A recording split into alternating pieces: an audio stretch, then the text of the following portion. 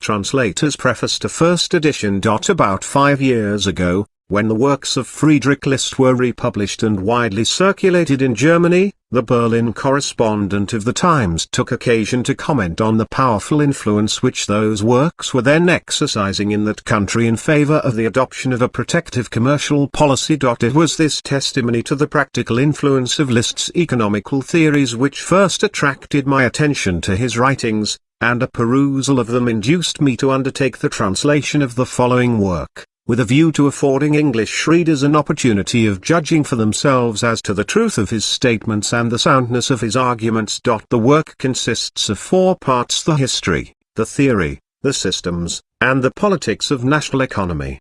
It is important to bear in mind that all were written before 1844, and the 4th part in particular treats of political circumstances and of commercial policies which have now for the most part ceased to exist. The Corn Laws, the Navigation Laws, and the generally protectionist tariff of Great Britain were then still unrepealed. The manufacturing industry of Germany was still in its infancy, and the comparatively moderate tariff of the German states still permitted England to supply them with the greater part of the manufactured goods which they required. At first sight, therefore, it would seem an anachronism to place before the reader of today a work having special relation to a state of things which existed 40 years ago.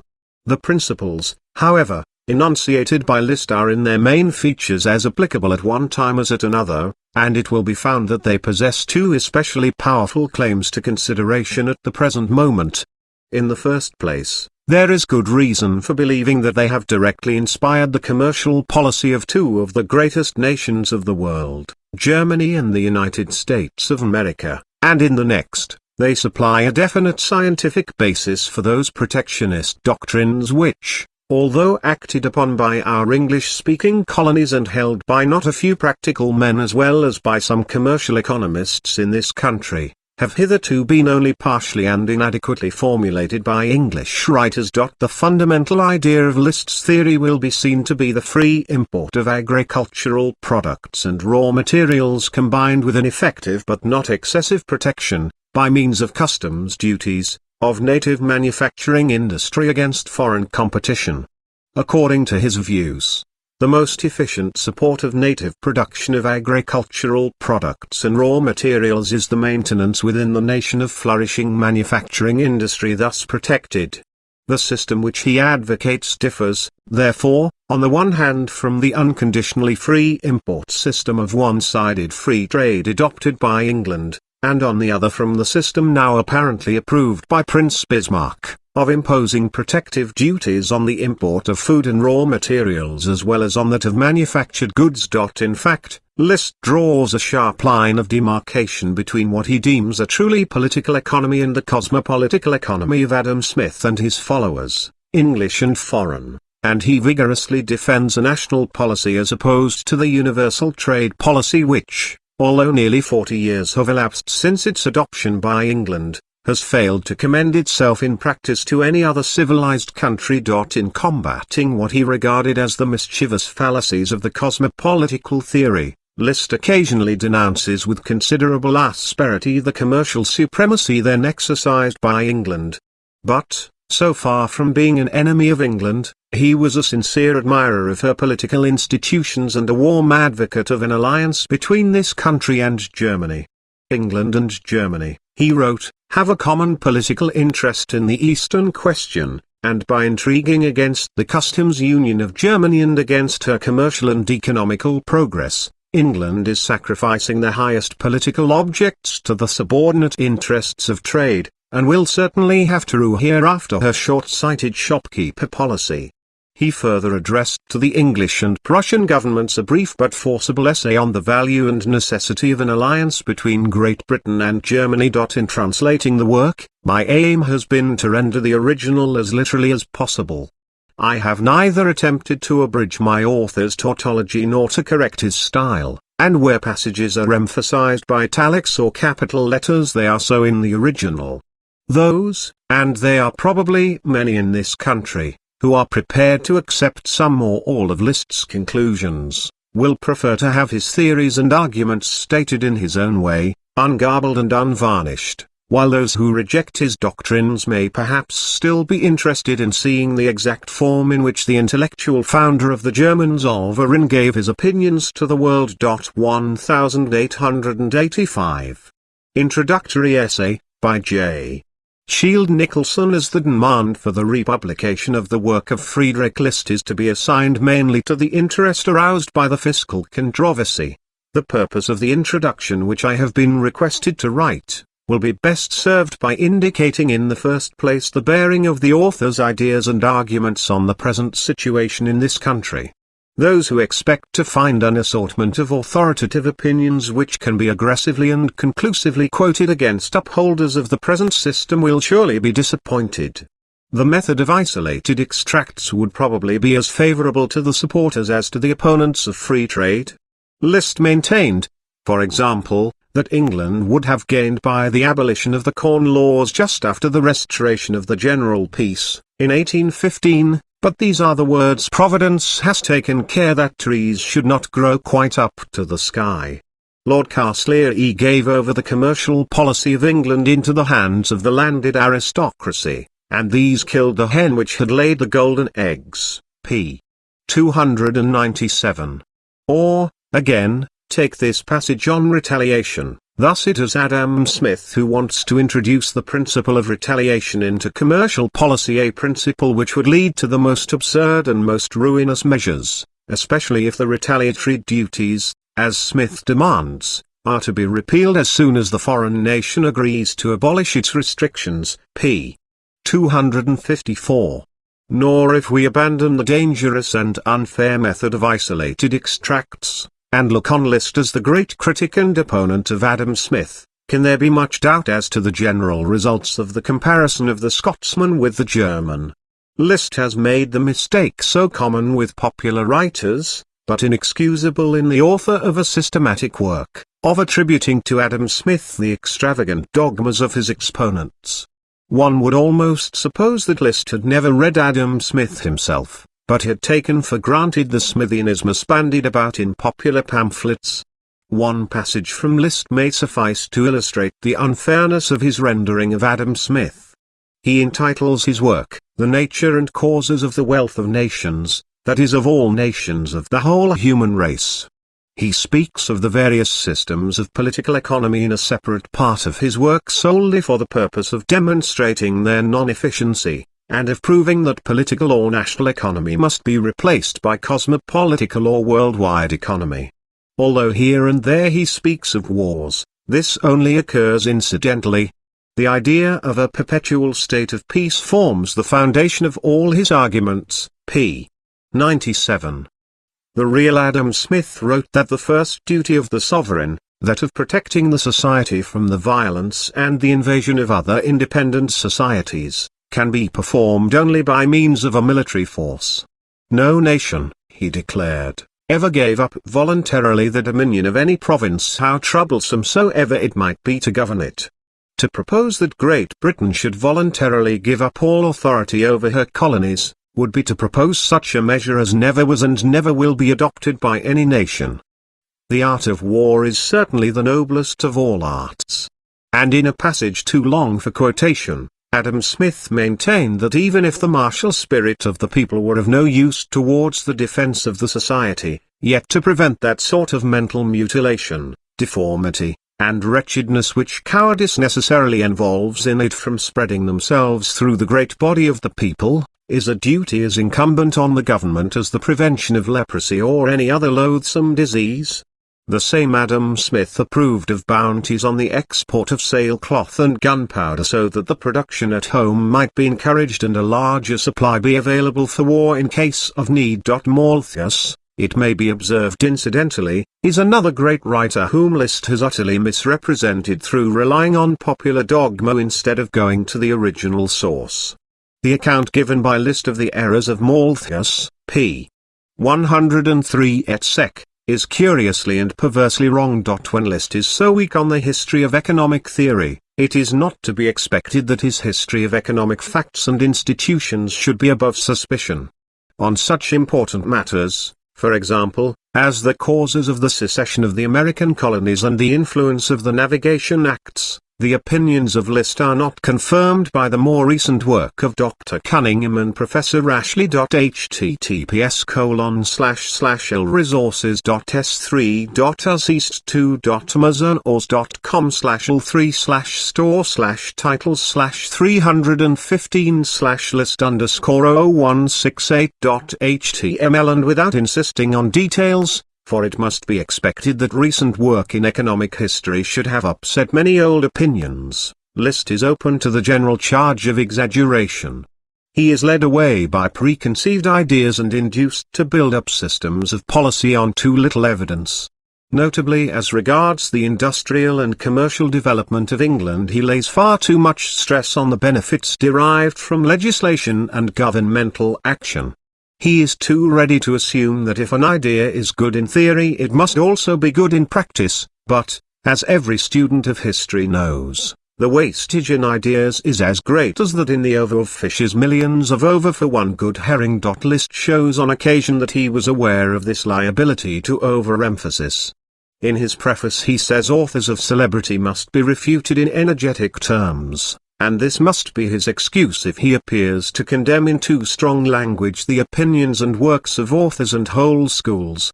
And in the body of the work he occasionally reminds the reader that the prosperity of nations depends on a multitude of causes besides the commercial policy of governments. After insisting, as usual with a good deal of exaggeration, on the advantages England derived from trial by jury, and the early abolition of the use of the Latin language in her law courts and state departments, and comparing the happy history of England with the unhappy history of her neighbours on the continent, List exclaims, but who can say how much of these happy results is attributable to the English national spirit and to the Constitution, how much to England's geographical position and circumstances in the past, or again, how much to chance, to destiny, to fortune. p. 42. List's habit of contradicting energetically is no doubt to be ascribed largely to the fact that he was engaged for the greater part of his life in political agitation. In this he resembled Cobden, who also excelled in exaggeration. The political agitator is like a person accustomed to shout to the deaf one idea at a time and as loud as possible, and even when a soft answer would be more suitable to the ears of the unafflicted he shouts still. If, then, List is open to these charges, wherein lie his merits? Why is List popularly regarded as the great critic of the free traders? In the first place, it may be allowed that the defects just noticed are not constructive but superficial. The energetic language, which is absurdly wrong as applied to Adam Smith, is often just as applied to those who have tried to make his arguments popular by leaving out the difficulties and the qualifications. Indeed, List himself constantly speaks of the school alternatively with Adam Smith, and his mistake consists in not knowing or remembering that the extreme popular dogmas on free trade are not countenanced by Adam Smith.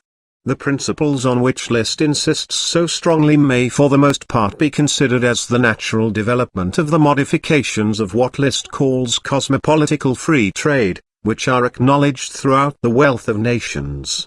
It is clear from the passages already cited that Adam Smith took it for granted that the world consisted of nations, and that national interests were not always harmonious. And if further proof were needed, it is furnished in his great chapter on colonial policy. He distinguishes between the advantages which Europe in general has derived from the planting of new colonies and the particular advantages derived by particular nations. What any one nation ought to expect from her colonies is an increase of revenue or an increase of military power. It is true he showed that the various nations have sacrificed an absolute advantage to gain a less relative advantage by the monopoly of their respective colonial trades, but, on the other hand, he formulated the most thorough scheme of imperial federation to convert the project of an empire into a reality. From the British standpoint, Adam Smith is indeed more nationalist than List himself, for whilst Adam Smith says the most visionary enthusiast would not propose the abandonment of the colonies, List, p. 216, see also p. 143, calmly assumes that Canada will secede as soon as she has reached the point of manufacturing power attained by the United States when they seceded, and that independent agricultural manufacturing commercial states will also arise in the countries of temperate climate in Australia in the course of time. But although Adam Smith himself always adopted the national standpoint, his followers of the school have in general assumed that what is best for all the nations as a whole must ipso facto be best for each individual nation, or that cosmopolitical and national interests always coincide. Against this extreme view List's central doctrine is directed, I would indicate, as the distinguishing characteristic of my system, nationality. On the nature of nationality, as the intermediate interest between those of individualism and of entire humanity, my whole structure is based. Preface, p. Xli. List's system is emphatically and explicitly the national system of political economy. Next in importance to his doctrine of nationality must be placed his position on immaterial capital and productive powers.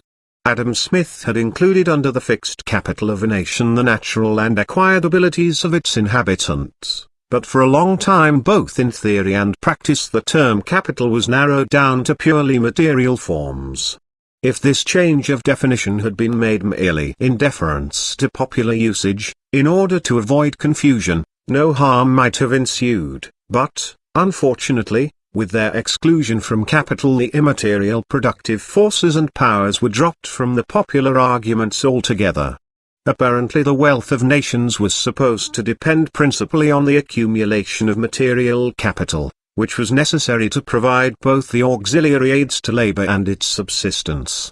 List did good service in showing that mere accumulation is of minor importance compared with the organization of the productive forces of society. The present state of the nations is the result of the accumulation of all discoveries, inventions, improvements, perfections, and exertions of all generations which have lived before us. They form the mental capital of the present human race, and every separate nation is productive only in the proportion in which it has known how to appropriate these attainments of former generations and to increase them by its own acquirements, in which the natural capabilities of its territory, its extent and geographical position, its population and political power, have been able to develop as completely and symmetrically as possible all sources of wealth within its boundaries, and to extend its moral, intellectual, commercial, and political influence over less advanced nations and especially over the affairs of the world. p. 113. Closely associated with these doctrines was the leading idea that from the national standpoint of productive power the cheapness of the moment might be far more than counterbalanced by the losses of the future measured by the loss of productive power. It follows that to buy at the time in the cheapest market and to sell in the dearest may not always be the wisest national policy. The distinction between present and future advantage from the national standpoint is fundamental throughout the whole work. As soon as it is clearly apprehended the principle must be admitted, at least in theory, and the difficulty is to discover in practice the cases that may be brought under the rule. To Mill it seemed that there was only one case in which, on mere principles of political economy, protecting duties can be defensible, that is, when they are imposed temporarily, especially in a young and rising nation, in hopes of naturalizing a foreign industry, in itself perfectly suitable to the circumstances of the country. This case so jejunely treated by Mill, though the bare admission has exposed him to the fierce attacks of extreme free traders, is taken by List as one simple example capable of much more extended application by analogy. List maintains that in the early years of the 19th century England had obtained the manufacturing and commercial supremacy of the world to such a degree that all the other nations were in danger of becoming mere providers of food and raw materials in return for her manufactures. To List it seemed that the continental nations, just as much as the United States of America, must adopt protection until they were strong enough to compete with England. p. 294. But List goes much farther. He seeks for a wide inductive generalization based on the experience of nations. In the chapter on the teachings of history, the conclusion is reached that nations must modify their systems according to the measure of their own progress. p. 93. In the first stage they must adopt free trade with the more advanced nations as a means of raising themselves from a state of barbarism and of making advances in agriculture. In the second stage they must resort to commercial restrictions to promote the growth of manufactures, fisheries, navigation, and foreign trade.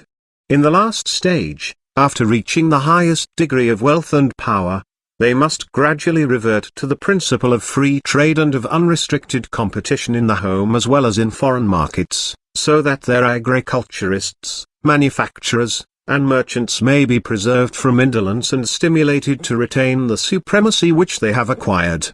Writing in 1841, he concludes the survey: in the first stage, we see Spain, Portugal, and the Kingdom of Naples; in the second, Germany and the United States of North America. France apparently stands close upon the boundary line of the last stage, but Great Britain alone at the present time has actually reached it. p. 93. This summary of historical tendencies is no doubt open to the usual charge of hasty and imperfect generalization, but it shows very clearly the attitude of Liszt towards protection.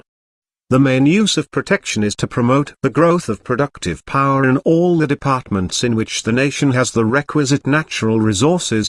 The attitude of Liszt towards protection is made still clearer in the following passages, which fairly represent a large part of his main argument. The power of producing wealth is therefore infinitely more important than wealth itself. It ensures not only the possession and the increase of what has been gained, but also the replacement of what has been lost. p.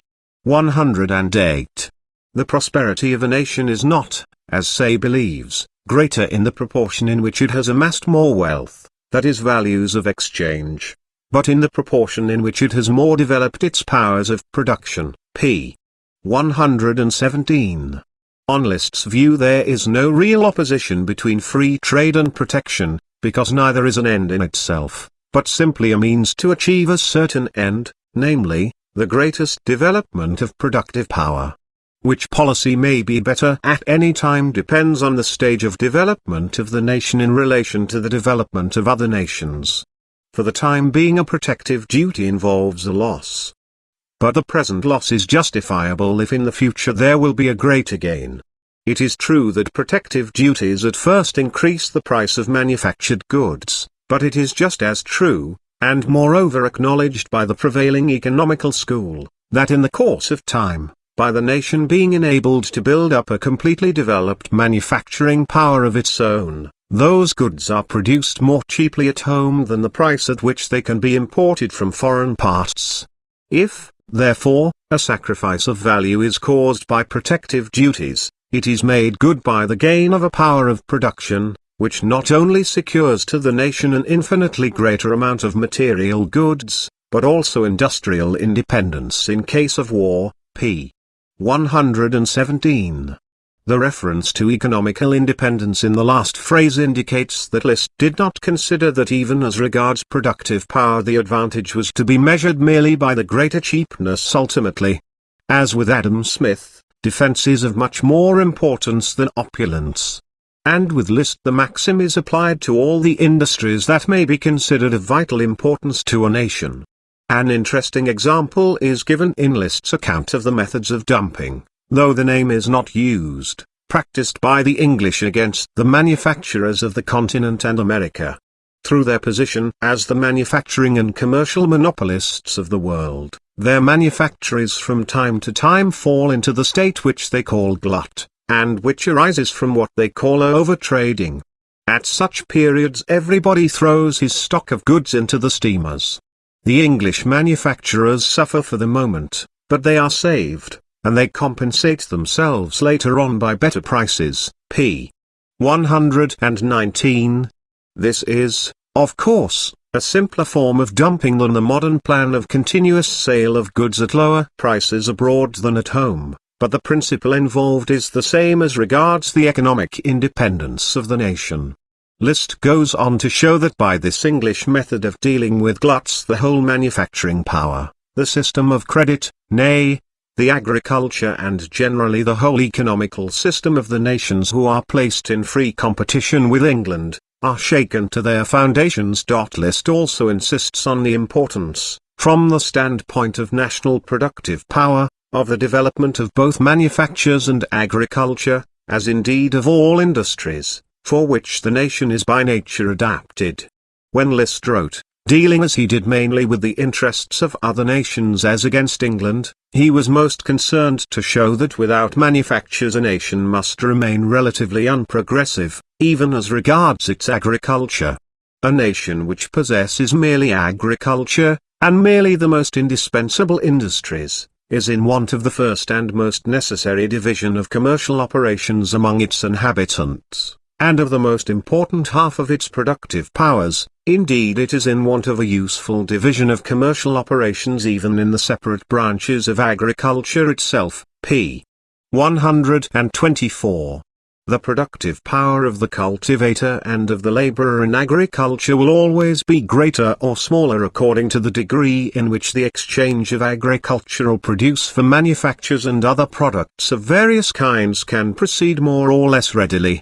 That in this respect the foreign trade of any nation which is but little advanced can prove in the highest degree beneficial, we have shown in another chapter by the example of England. But a nation which has already made considerable advances in civilization, in possession of capital, and in population, will find the development of a manufacturing power of its own infinitely more beneficial to its agriculture than the most flourishing foreign trade can be without such manufactures. p. 127. A number of reasons are assigned, but the final argument is especially because the reciprocal exchange between manufacturing power and agricultural power is so much greater, the closer the agriculturist and manufacturer are placed to one another, and the less they are liable to be interrupted in the exchange of their various products by accidents of all kinds. This is the argument which was developed in theory by Henry Sidgwick to show that ultimately the world at large might gain by the temporary protection of the constituent nations. And on the practical side it is this argument which is most popular in the British colonies. The colonies are protectionist because they wish to become complex industrial nations, and though it is the manufacturers who gain in the first place by protection, it is claimed that agriculture must also gain indirectly by the encouragement to various byproducts. Even as regards manufactures, the benefit of protection is limited by List to the educational or young industry stage of development. When nations have attained to their full powers, protection is apt to check progress and lead to decadence. The case of Venice is given as typical. p. 8. Unrestricted freedom of trade was beneficial to the Republic in the first years of her existence, but a protective policy was also beneficial when she had attained to a certain stage of power and wealth, and protection first became injurious to her when she had attained the commercial supremacy of the world, because the exclusion of competition led to indolence. Therefore, not the introduction of a protective policy, but perseverance in maintaining it after the reasons for its introduction had passed away, was really injurious to Venice. As regards protection to agriculture, curiously enough List confesses that he is in accord with the prevailing theory, that is, extreme free trade. p. 175. With regard to the interchange of raw products, the school is perfectly correct in supposing that the most extensive liberty of commerce is, under all circumstances, most advantageous to the individual as well as to the entire state. One can, indeed, augment this production by restrictions, but the advantage obtained thereby is merely apparent. We only thereby divert, as the school says, capital and labor into another and less useful channel. The argument is given at length and is on familiar lines. Nor is List's attitude towards free trade merely negative. It is not that protection should be abandoned when it becomes useless, and that free trade is the absence of useless restrictions, but positive virtue is ascribed to free trade as to other forms of freedom. List was an enthusiast for freedom. The real rise of the industry and the power of England dates only from the days of the actual foundation of England's national freedom, while the industry and power of Venice, of the Hanse towns, of the Spanish and Portuguese, decayed concurrently with their loss of freedom, p. 87. In this passage the reference is to freedom in the larger political sense, but in other places Liszt extols the positive virtue of free trade once a nation has attained its full maturity. Protective duties ought never to be so high as to strangle healthy competition. It may in general be assumed that where any technical industry cannot be established by means of an original protection of 40 to 60%, and cannot continue to maintain itself under a continued protection of 20 to 30%, the fundamental conditions of manufacturing power are lacking, p. 251. Thus even in the educative stage the duties are to be moderate, relatively to the methods of production, and later on they are to be abandoned altogether. In order to allow freedom of trade to operate naturally, the less advanced nations must first be raised by artificial measures to that stage of cultivation to which the English nation has been artificially elevated, p. 107. Liszt was also a great enthusiast for the political union of kindred states, as exemplified in the case of Germany and Italy, but he thought that the political union must always precede the commercial union of the separate states, p. 102. Although the cornerstone of Liszt's system is nationalism, his ultimate ideal is universal free trade. His difference with the laissez-faire school was that if under present conditions universal free trade were adopted, it would simply serve to subject the less advanced nations to the supremacy of the predominant manufacturing commercial and naval power, the England of his day, and in this way the development of the nations would be checked, and in the end the whole world would lose. The system of protection was the only means in his view of bringing other nations to the stage at which universal free trade would be possible and desirable. This brief survey of the leading ideas of Liszt's work confirms the suspicion, suggested by isolated extracts, that his arguments can only be brought to bear on the present controversy in this country by appealing to his fundamental ideas. Liszt, like every other great writer, was influenced very much by the conditions under which he wrote and the atmosphere in which he moved. The predominance of England in industry and commerce was in fact considerable.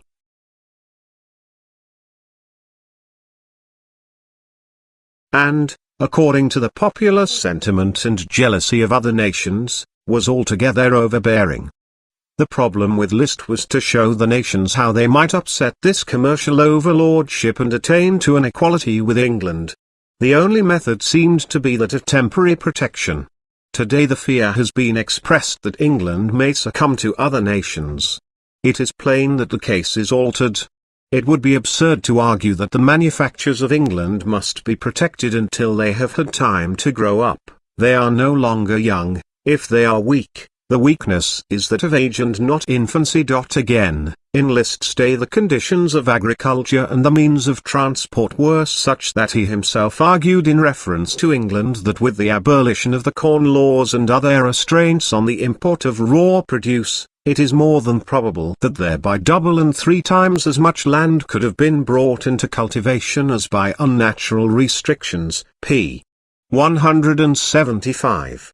The idea at the time seemed reasonable that in the main every country must rely on its own food supplies, that agriculture was naturally protected, that the cultivator could resort to other things, and that the growth of wealth through the increase of manufacturing power would increase the demand for these other things.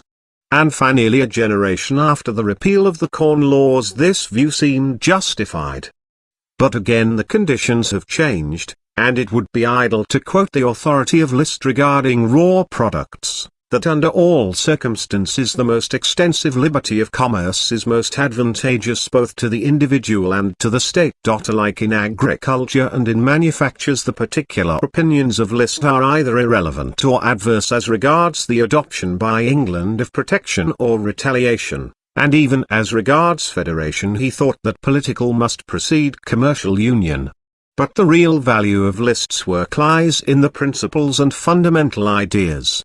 These ideas are always to be reckoned with. They suggest questions which the statesman must answer whatever the change in conditions. The questions which our statesmen have to answer, suggested by the ideas of Liszt, are such as these. will the productive powers of the nation suffice to maintain and increase its present prosperity? Are the great national industries threatened with no signs of decay, and if there is decay, where are substitutes to be looked for?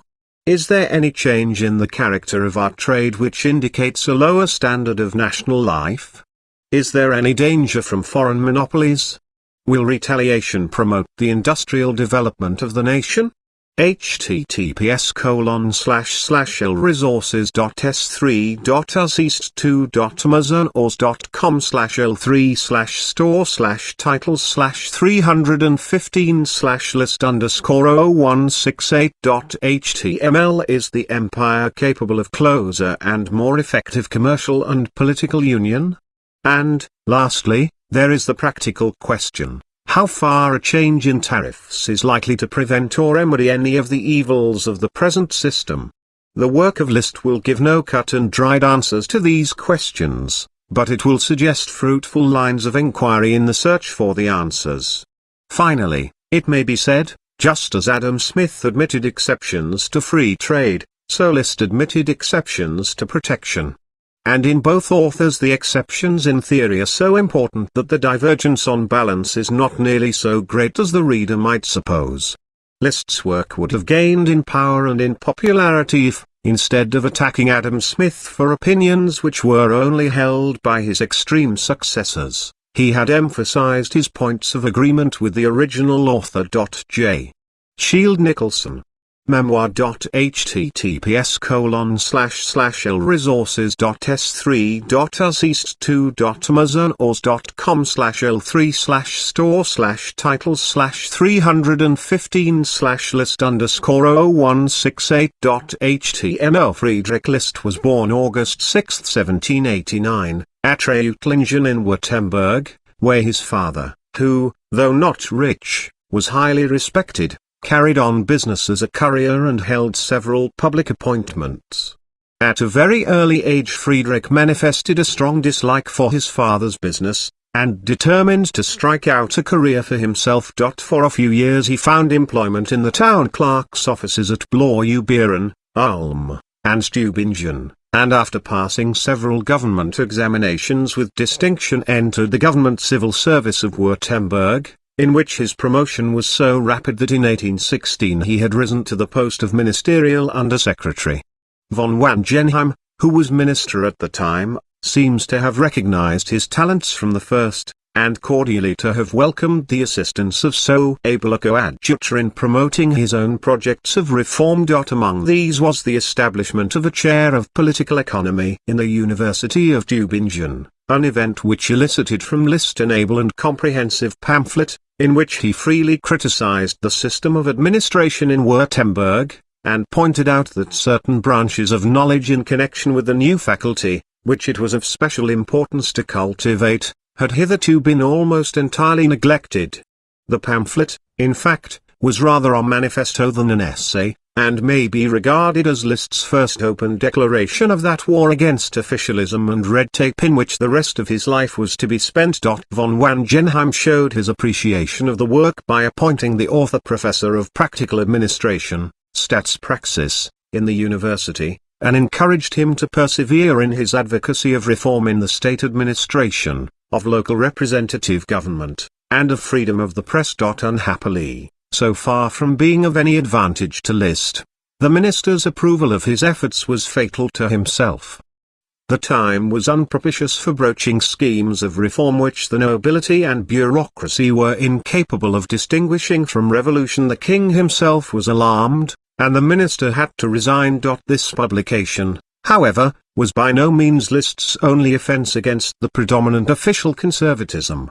At the close of the Napoleonic Wars in 1815, German diplomatists appear with one consent to have shut their eyes to the industrial interests of the people. The continental blockade, as long as it lasted, operated as a strongly protective system in favor of German home trade, particularly in the case of the minor states. But on the removal of the blockade, when the German ports were opened to foreign manufactures at low duties, the trade of the various German states with each other still remained restricted by a chain of internal custom houses along every frontier. This state of things naturally excited just and general discontent, and an association was formed for the abolition of these internal customs dues. Of this association, List accepted the presidency, a step which immediately brought down upon him the censure of the government and deprivation of his office. His fellow townsmen at Reutlingen testified their confidence in him by electing him their representative in the Württemberg National Legislative Assembly, but so unpardonable was the crime which he had committed against those in authority that his election was cancelled by ministerial veto. Nothing daunted, however, List still devoted all his energies to agitating for the abolition of these internal tariffs and for the commercial union of all the German states, from which he foresaw that the political union of Germany must ultimately follow. He not only advocated these objects in the press in the shape of letters, articles, and pamphlets, but travelled, at a time when travelling was both difficult and expensive, to Berlin, Munich, Vienna, and other German capitals, in order to make his views known to all the principal statesmen and leaders of commerce. His pilgrimage, however, produced but little practical result at the time. He found that the heads of the commercial houses, as usual, were timid, while ministers, as usual, were jealous of any unauthorized agitation for political objects. A little later, in 1822, he was again elected as deputy from his native town to the Representative Assembly of Württemberg. But a powerful petition, which he was chiefly instrumental in preparing, in favor of commercial union, and of other needful reforms, was resented so strongly by the king and his ministers, that List was not only expelled from the assembly, but condemned to 10 months' imprisonment in a fortress, with hard labor, and to pay the costs of the proceedings against him. To avoid the execution of this harsh sentence, he escaped to Strasbourg, but after a brief stay, he was ordered by the authorities to quit that city, at the instance of the Württemberg government. From Strasbourg he went to Baden, but only again to suffer the same indignity. From Baden he proceeded to Paris, where he was kindly welcomed by General Lafayette, who invited him to visit the United States. Instead, however, of at once accepting the invitation, his intense love of his native country urged him to return to Württemberg and appeal to the mercy of the king. His appeal was made to deaf ears. He was arrested and imprisoned in the state fortress of the Asburg, from which he was only released after several months' confinement, on condition of renouncing his nationality as a Württemberger and quitting the country at once. Once more he proceeded to Strasbourg, and once more his steps were dogged by the vindictive animosity of the King of Württemberg, at whose request he was ordered by the French government not to remain in French territory.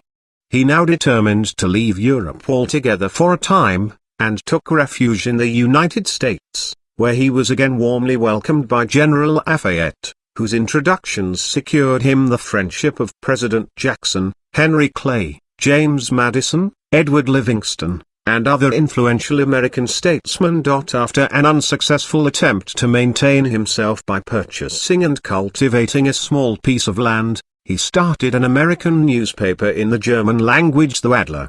The tariff disputes between Great Britain and the United States were at that time at their height, and List's friends urged him to write a series of popular articles on the subject in his journal.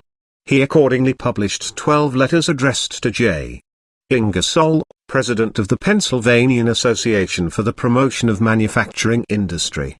In these he attacked the cosmopolitan system of free trade advocated by Adam Smith, and strongly urged the opposite policy, based on protection to native industry, pointing his moral by illustrations drawn from the existing economical condition of the United States. The association, which subsequently republished the letters under the title of Outlines of a New System of Political Economy, Philadelphia, 1827, passed a series of resolutions affirming that List, by his arguments, had laid the foundation of a new and sound system of political economy, thereby rendering a signal service to the United States, and requesting him to undertake 2 literary works, one a scientific exposition of his theory, and the other a more popular treatise for use in the public schools, the association binding itself to subscribe for 50 copies of each, and to recommend the legislatures of all the other states to do the same. The success of the Adler, coupled with the fortunate discovery by himself of a new and important coalfield in Pennsylvania, had now placed Liszt in a position of comparative pecuniary ease, but in spite of the ingratitude he had experienced at home from the king and the governing classes, his thoughts still turned to his native land. During 1828 and 1829 he warmly advocated, in a number of essays and articles, the formation of a national system of railways throughout Germany, and his desire to revisit Europe was heightened by his anxiety to promote his new scheme. President Jackson accordingly, to whom Liszt's views were familiar, sent him on a mission to Paris with a view to facilitating increased commercial intercourse between France and the United States, and subsequently in 1830 appointed him consul for the United States at Hamburg. But the old spirit, which 6 years before had met his proposals of political reform with imprisonment and exile, was not yet dead. In the eyes of the servile official German press, Liszt was still the hero of revolution, and the American minister, Van Buren, had to inform him with deep regret that the Senate of Hamburg refused to ratify his appointment. Forbidden to revisit his native Württemberg, he again retired to Paris, where the American representative, Rives, introduced him to a number of influential friends. At this time Belgium had just gained her independence, and a more favorable prospect seemed opened for realizing his plans both for a German national system of railways, and for increasing, through Belgium, the commercial intercourse between Germany and the United States. After a brief visit to America, he returned to Europe as United States consul at Leipzig, in which capacity he was able to urge his railway schemes on the government and people of Saxony, with such success that before long he had the satisfaction of witnessing the formation of powerful companies for the formation of several German lines.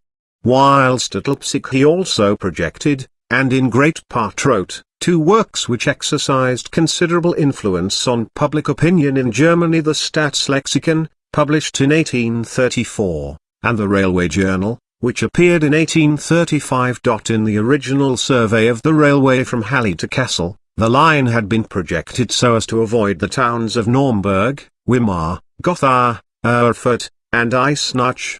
Liszt exposed the impolicy of this arrangement both on strategical and commercial grounds, and by articles in the press and personal remonstrances at some of the smaller German courts succeeded in securing for these towns the benefit of railway communication. For his exertions on this occasion he received the personal thanks of the Duke of Gotha, an honorary doctor's degree from the University of Jena, and highly gratifying assurances on all hands that he had saved the three duchies of Weimar, Gotha, and Meiningen from a fatal danger.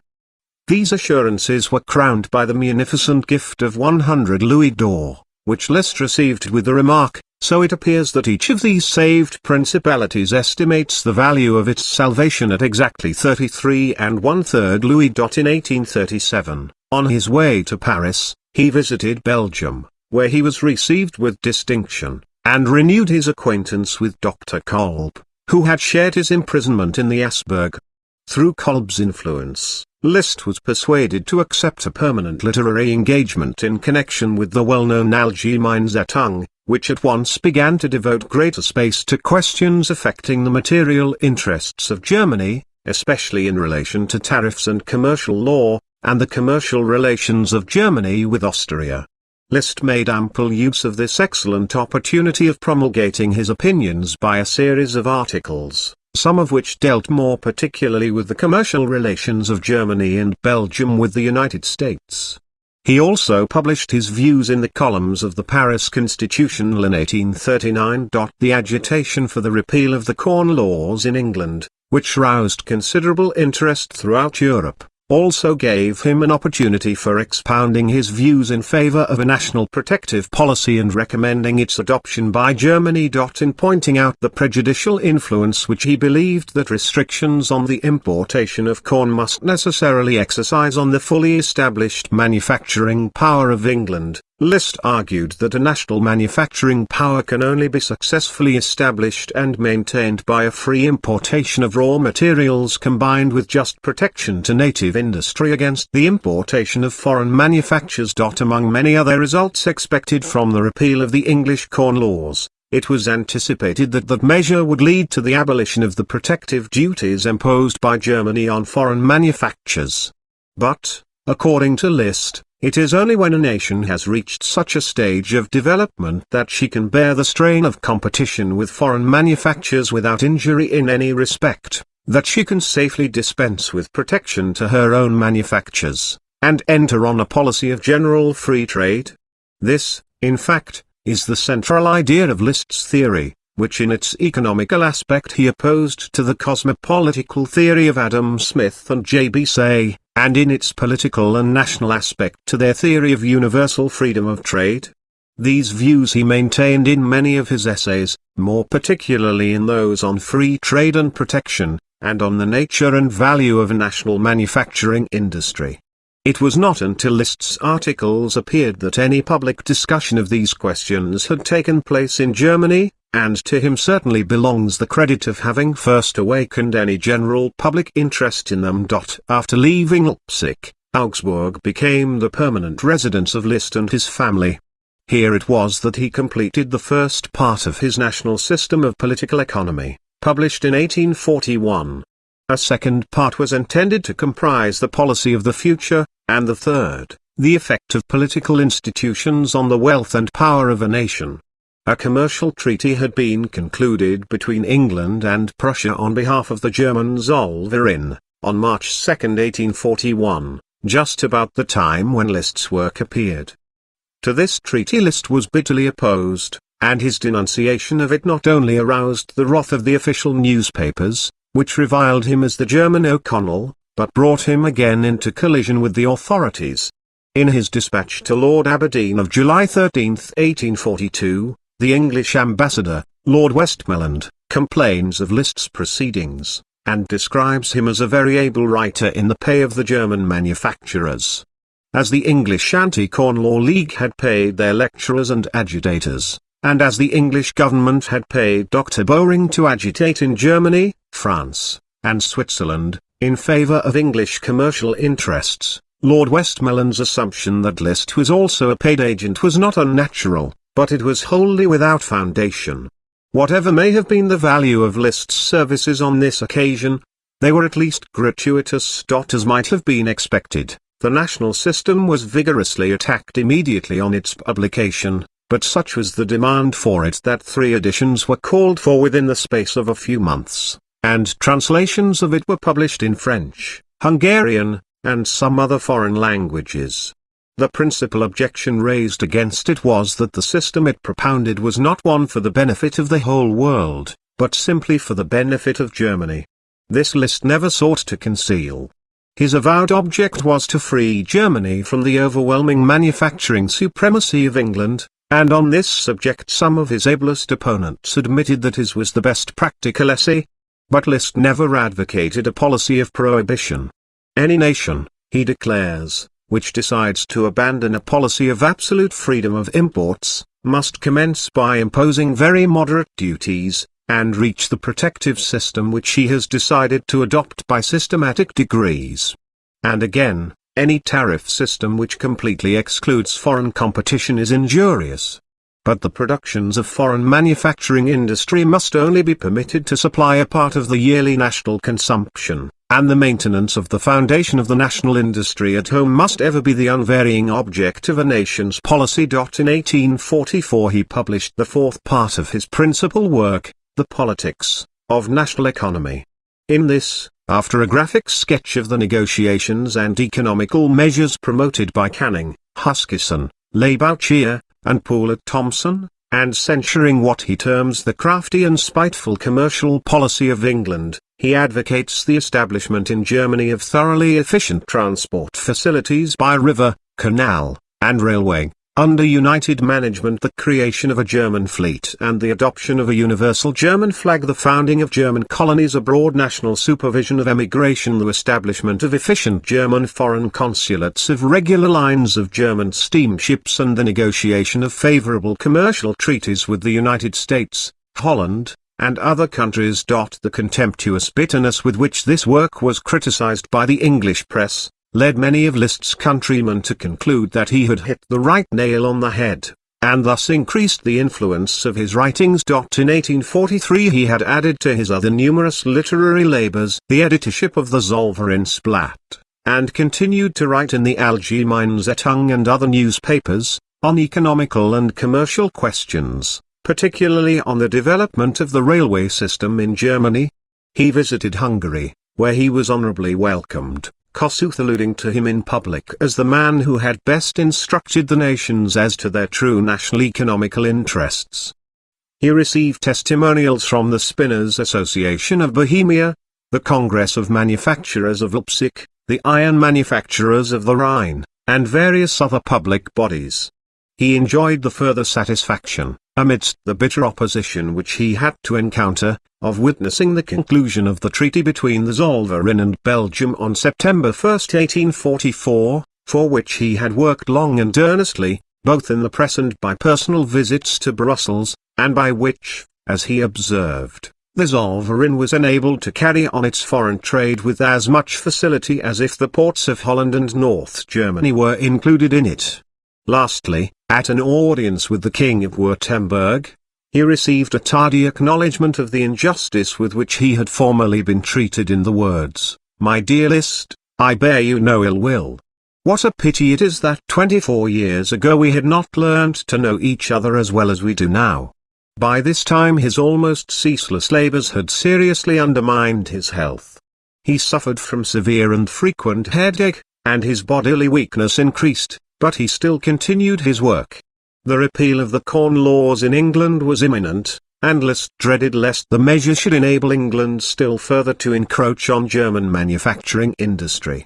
In spite of his failing health, he hastened to London in order that he might form a clear idea on the spot of the state of public opinion, and the probable effect of the impending change on the industrial interests of Germany.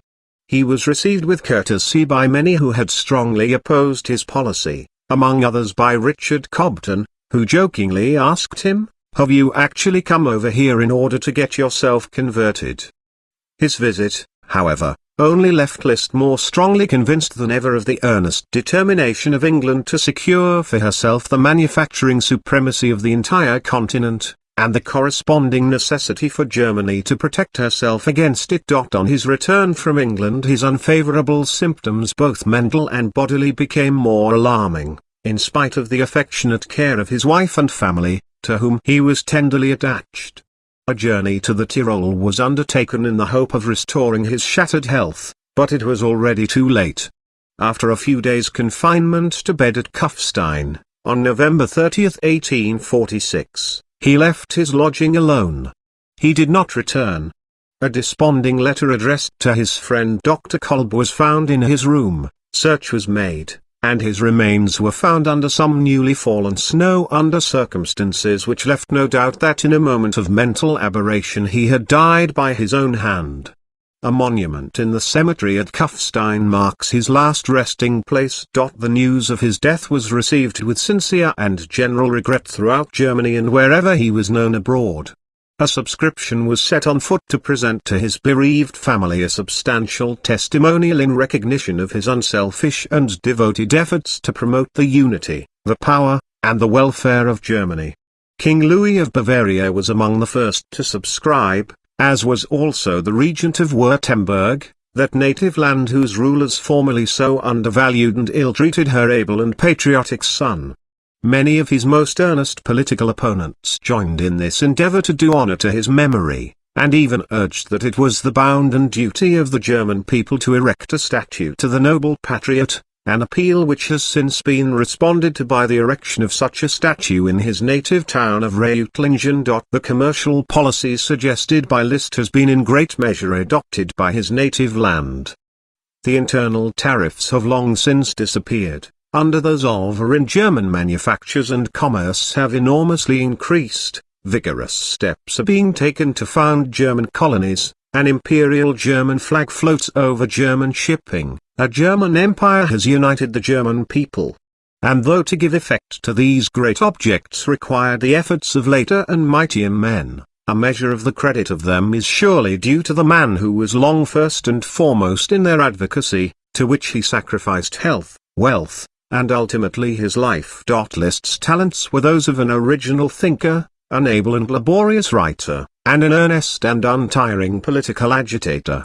For the latter career undoubtedly he was far more fitted by nature than for the service of the state. His was the thankless task of the political pioneer, the prophet who is not permitted to witness the full realization of his own predictions, and whose message of a brighter future for his country is disbelieved and resented by those who should have been foremost to help him to hasten its advent. Some extracts from the author's preface to the first edition. More than 33 years have elapsed since I first entertained doubts as to the truth of the prevailing theory of political economy, and endeavored to investigate, what appeared to me, its errors and their fundamental causes. My avocation, as professor, gave me the motive to undertake that task. The opposition which it was my fate to meet with forcibly impelled me to pursue it further. My German contemporaries will remember to what a lurb the well-being of Germany had sunk in 1818. I prepared myself by studying works on political economy. I made myself as fully acquainted as others with what had been thought and written on that subject. But I was not satisfied with teaching young men that science in its present form. I desired also to teach them by what economical policy the welfare, the culture, and the power of Germany might be promoted. The popular theory inculcated the principle of freedom of trade. That principle appeared to me to be accordant with common sense, and also to be proved by experience, when I considered the results of the abolition of the internal provincial tariffs in France, and of the union of the three kingdoms under one government in Great Britain. But the wonderfully favorable effects of Napoleon's continental system, and the destructive results of its abolition, were events too recent for me to overlook. They seemed to me to be directly contradictory of what I previously observed. And in endeavoring to ascertain on what that contradiction was founded, the idea struck me that the theory was quite true, but only so in case all nations would reciprocally follow the principles of free trade, just as those provinces had done. This led me to consider the nature of nationality. I perceived that the popular theory took no account of nations, but simply of the entire human race on the one hand, or of single individuals on the other. I saw clearly that free competition between two nations which are highly civilized can only be mutually beneficial in case both of them are in a nearly equal position of industrial development, and that any nation which owing to misfortunes is behind others in industry, commerce, and navigation, while she nevertheless possesses the mental and material means for developing those acquisitions, must first of all strengthen her own individual powers, in order to fit herself to enter into free competition with more advanced nations. In a word, I perceived the distinction between cosmopolitical and political economy. I felt that Germany must abolish her internal tariffs, and by the adoption of a common uniform commercial policy towards foreigners, strive to attain to the same degree of commercial and industrial development to which other nations have attained by means of their commercial policy. In 1819 all Germany teemed with schemes and projects for new political institutions. Rulers and subjects, nobles and plebeians, officers of state and men of learning, were all occupied with them. Germany was like an estate which had been ravaged by war, whose former owners on resuming possession of it are about to arrange it afresh. Some wanted to restore everything exactly as it had been, down to every petty detail, others to have everything on a new plan and with entirely modern implements, while some, who paid regard both to common sense and to experience, desired to follow a middle course, which might accommodate the claims of the past with the necessities of the present. Everywhere were contradiction and conflict of opinion, everywhere leagues and associations for the promotion of patriotic objects. The constitution of the Diet itself was new, framed in a hurry, and regarded by the most enlightened and thoughtful diplomatists as merely an embryo from which a more perfect state of things might be hoped for in the future. One of its articles, the 19th, expressly left the door open for the establishment of a national commercial system. This article appeared to me to provide a basis on which the future industrial and commercial prosperity of the German fatherland might rest.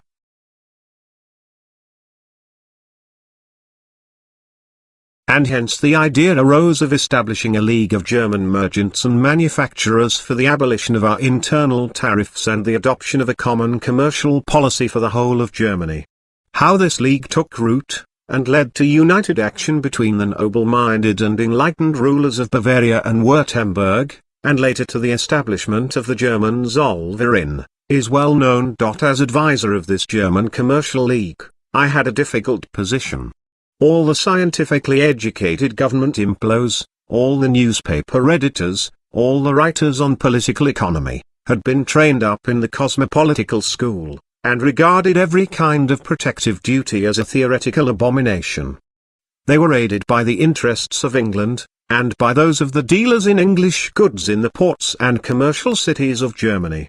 It is notorious what a powerful means of controlling public opinion abroad is possessed by the English ministry in their secret service money, and they are not accustomed to be niggardly where it can be useful to their commercial interests. An innumerable army of correspondents and leader writers, from Hamburg and Bremen, from Leipzig and Frankfurt, appeared in the field to condemn the unreasonable desires of the German manufacturers for a uniform protective duty, and to abuse their adviser in harsh and scornful terms, such as, that he was ignorant of the first principles of political economy as held by the most scientific authorities, or else had not brains enough to comprehend them. The work of these advocates of the interests of England was rendered all the easier by the fact that the popular theory and the opinions of German learned men were on their side. The contest was clearly being fought with unequal weapons.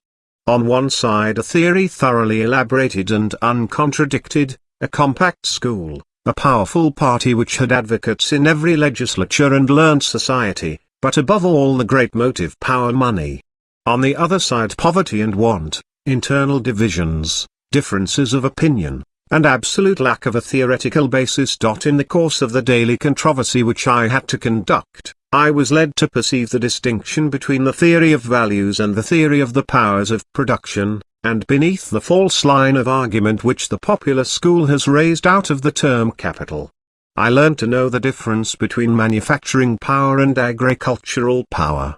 I hence discovered the basis of the fallacy of the arguments of the school, that it urges reasons which are only justly applicable to free trade in agricultural products, as grounds on which to justify free trade in manufactured goods. I began to learn to appreciate more thoroughly the principle of the division of labor, and to perceive how far it is applicable to the circumstances of entire nations. At a later period I traveled through Austria, North Germany, Hungary, Switzerland, France, and England, everywhere seeking instruction from observation of the actual condition of those countries as well as from written works. When afterwards I visited the United States, I cast all books aside. They would only have tended to mislead me. The best work on political economy which one can read in that modern land is Actual Life. There one may see wildernesses grow into rich and mighty states, and progress which requires centuries in Europe, goes on there before one's eyes, viz. That from the condition of the mere hunter to the rearing of cattle, from that to agriculture, and from the latter to manufactures and commerce. There one may see how rents increase by degrees from nothing to important revenues. There the simple peasant knows practically far better than the most acute savants of the old world how agriculture and rents can be improved. He endeavors to attract manufacturers and artificers to his vicinity. Nowhere so well as there can one learn the importance of means of transport, and their effect on the mental and material life of the people. That book of Actual Life, I have earnestly and diligently studied, and compared with the results of my previous studies, experience, and reflections. And the result has been, as I hope, the propounding of a system which, however defective it may as yet appear, is not founded on bottomless cosmopolitanism, but on the nature of things, on the lessons of history, and on the requirements of the nations. It offers the means of placing theory in accord with practice, and makes political economy comprehensible by every educated mind, by which previously, owing to its scholastic bombast, its contradictions, and its utterly false terminology, the sound sense of mankind had been bewildered. I would indicate, as the distinguishing characteristic of my system, nationality. On the nature of nationality, as the intermediate interest between those of individualism and of entire humanity, my whole structure is based. I hesitated for some time whether I should not term mine the natural system of political economy, but was dissuaded from so doing by the remark of a friend, that under the title superficial readers might suppose my book to be a mere revival of the physiocratic system. I have been accused by the popular school, of merely seeking to revive the so-called mercantile system. But those who read my book will see that I have adopted in my theory merely the valuable parts of that much decried system, whilst I have rejected what is false in it, that I have advocated those valuable parts on totally different grounds from those urged by the so-called mercantile school, namely, on the grounds of history and of nature. Also that I have refuted for the first time from those sources the arguments urged 1,000 times by the cosmopolitical school, and have exposed for the first time the false train of reasoning which it bases on a bottomless cosmopolitanism, on the use of terms of double meaning, and on illogical arguments. If I appear to condemn in too strong language the opinions and the works of individual authors or of entire schools, I have not done so from any personal arrogance. But as I hold that the views which I have controverted are injurious to the public welfare, it is necessary to contradict them energetically. And authors of celebrity do more harm by their errors than those of less repute, therefore they must be refuted in more energetic terms. To candid and thoughtful critics I would remark, as respects tautology and recapitulation, that everyone who has studied political economy knows how in that science all individual items are interwoven in manifold ways, and that it is far better to repeat the same thing 10 times over, than to leave one single point in obscurity. I have not followed the prevailing fashion of citing a multitude of quotations. But I may say that I have read 100-fold more writings than those from which I have quoted. In writing this preface I am humbly conscious that much fault may be found with my work, nay, that I myself might even now do much of it better. But my sole encouragement lies in the thought, that nevertheless much will be found in my book that is new and true, and also somewhat that may serve especially to benefit my German fatherland. First book, The History. Chapter 1. The Italians. At the revival of civilization in Europe, no country was in so favorable a position as Italy in respect to commerce and industry. Barbarism had not been able entirely to eradicate the culture and civilization of ancient Rome. A genial climate and a fertile soil, notwithstanding an unskillful system of cultivation, yielded abundant nourishment for a numerous population. The most necessary arts and industries remained as little destroyed as the municipal institutions of ancient Rome. Prosperous coast fisheries served everywhere as nurseries for seamen, and navigation along Italy's extensive seacoasts abundantly compensated her lack of internal means of transport. Her proximity to Greece, Asia Minor, and Egypt, and her maritime intercourse with them, secured for Italy special advantages in the trade with the East which had previously, though not extensively, been carried on through Russia with the countries of the North. By means of this commercial intercourse Italy necessarily acquired those branches of knowledge and those arts and manufactures which Greece had preserved from the civilization of ancient times. From the period of the emancipation of the Italian cities by Otto the Great, they gave evidence of what history has testified alike in earlier and later times, namely, that freedom and industry are inseparable companions, even although not unfrequently the one has come into existence before the other. If commerce and industry are flourishing anywhere, one may be certain that the freedom is nigh at hand. If anywhere freedom has unfolded her banner, it is as certain that sooner or later industry will there establish herself, for nothing is more natural than that when man has acquired material or mental wealth he should strive to obtain guarantees for the transmission of his acquisitions to his successors, or that when he has acquired freedom, he should devote all his energies to improve his physical and intellectual condition. For the first time since the downfall of the free states of antiquity was the spectacle again presented to the world by the cities of Italy of free and rich communities. Cities and territories reciprocally rose to a state of prosperity and received a powerful impulse in that direction from the Crusades. The transport of the Crusaders and their baggage and material of war not only benefited Italy's navigation, it afforded also inducements and opportunities for the conclusion of advantageous commercial relations with the East, for the introduction of new industries, inventions, and plants, and for acquaintance with new enjoyments. On the other hand, the oppressions of feudal lordship were weakened and diminished in manifold ways, owing to the same cause, tending to the greater freedom of the cities and of the cultivation of the soil. Next after Venice and Genoa, Florence became especially conspicuous for her manufactures and her monetary exchange business. Already, in the 12th and 13th centuries, her silk and woolen manufactures were very flourishing. The guilds of those trades took part in the government, and under their influence the republic was constituted. The woolen manufacture alone employed 200 manufactories, which produced annually 80,000 pieces of cloth, the raw material for which was imported from Spain.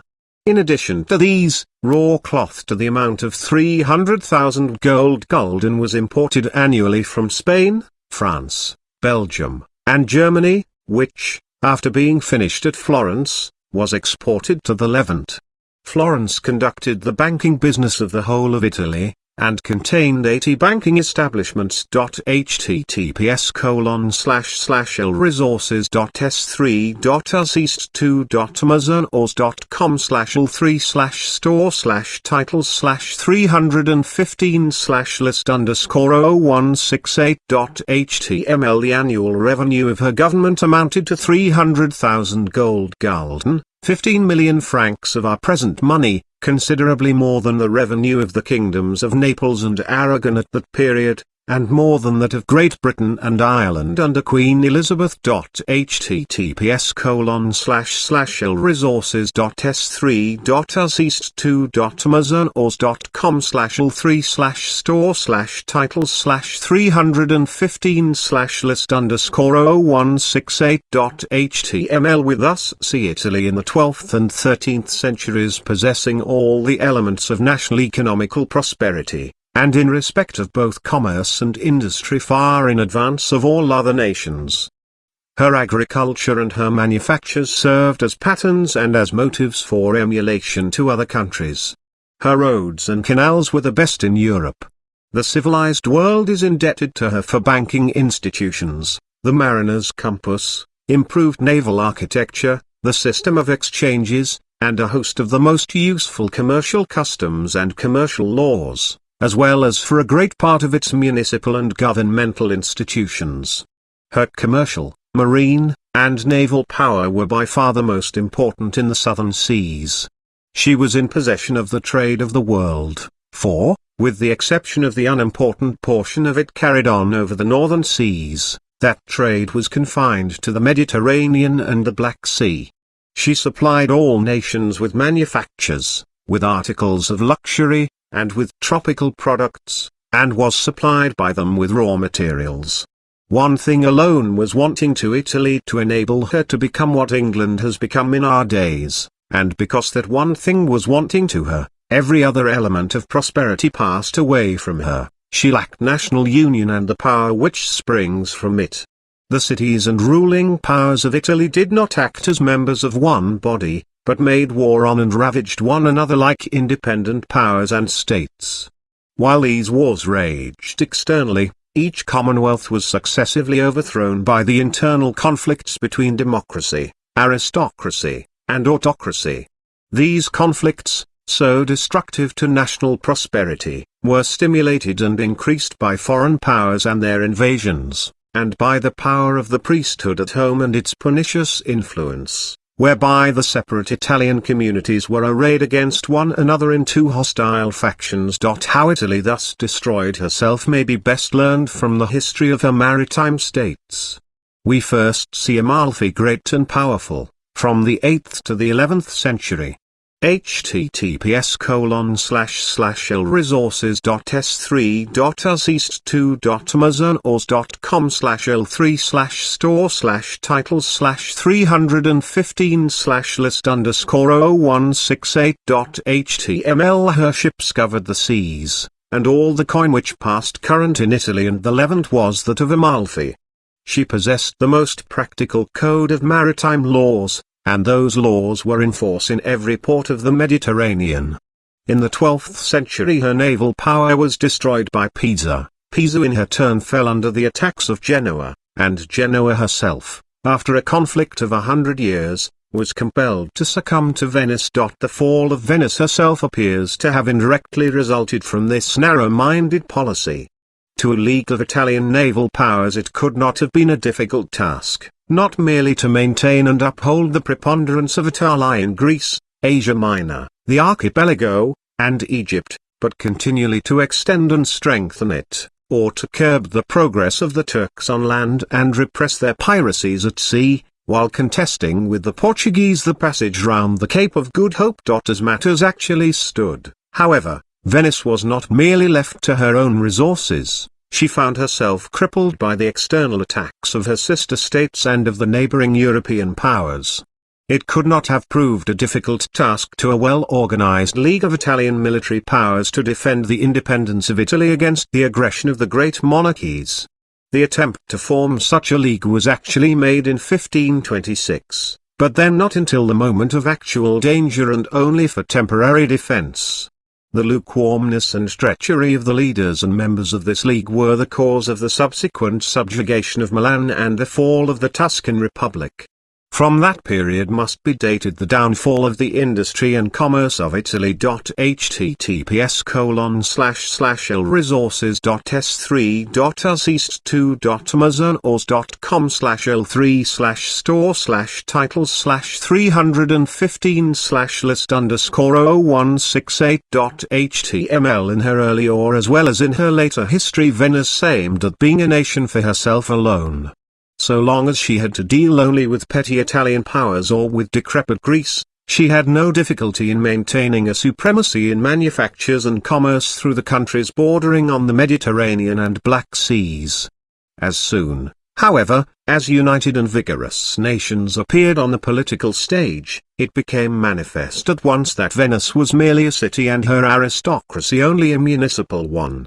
It is true that she had conquered several islands and even extensive provinces, but she ruled over them only as conquered territory, and hence, according to the testimony of all historians, each conquest increased her weakness instead of her power. At the same period the spirit within the republic by which she had grown great gradually died away. The power and prosperity of Venice, the work of a patriotic and heroic aristocracy which had sprung from an energetic and liberty-loving democracy, maintained itself and increased so long as the freedom of democratic energy lent its support, and that energy was guided by the patriotism, the wisdom, and the heroic spirit of the aristocracy.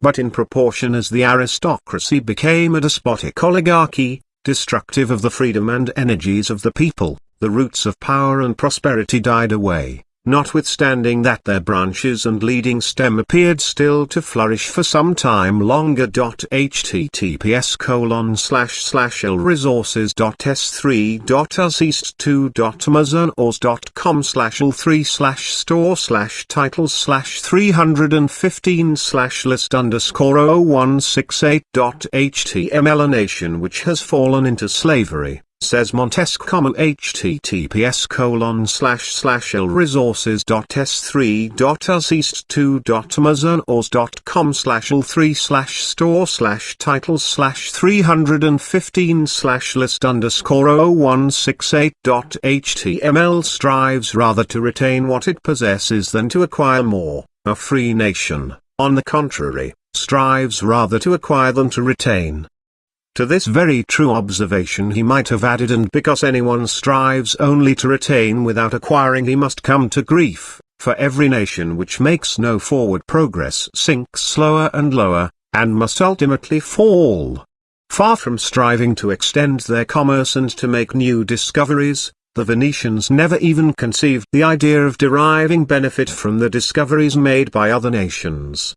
That they could be excluded from the trade with the East Indies by the discovery of the new commercial route thither, never occurred to them until they actually experienced it. What all the rest of the world perceived they would not believe, and when they began to find out the injurious results of the altered state of things, they strove to maintain the old commercial route instead of seeking to participate in the benefits of the new one. They endeavored to maintain by petty intrigues what could only be won by making wise use of the altered circumstances, by the spirit of enterprise and by hardihood. And when they at length had lost what they had possessed, and the wealth of the East and West Indies was poured into Cadiz and Lisbon instead of into their own ports, like simpletons or spendthrifts they turned their attention to alchemy. 10 https://lresources.s3.amazon.com/l3/store/titles/315/list_html in the times when the Republic grew and flourished. To be inscribed in the Golden Book was regarded as a reward for distinguished exertions in commerce, in industry, or in the civil or military service of the state. On that condition this honor was open to foreigners, for example, to the most distinguished of the silk manufacturers who had immigrated from Florence. 11 https://lresources.s3.amazon.com/l3/store/titles/315/list_ors/titles/368.html. But that book was closed when men began to regard places of honor and state salaries as the family inheritance of the patrician class. At a later period, when men recognized the necessity of giving new life to the impoverished and enfeebled aristocracy, the book was reopened. But the chief title to inscription in it was no longer, as in former times, to have rendered services to the state, but the possession of wealth and noble birth. At length the honor of being inscribed in the Golden Book was so little esteemed, that it remained open for a century with scarcely any additional names. If we inquire of history what were the causes of the downfall of this republic and of its commerce, she replies that they principally consisted in the folly, neglect, and cowardice of a worn-out aristocracy, and in the apathy of a people who had sunk into slavery.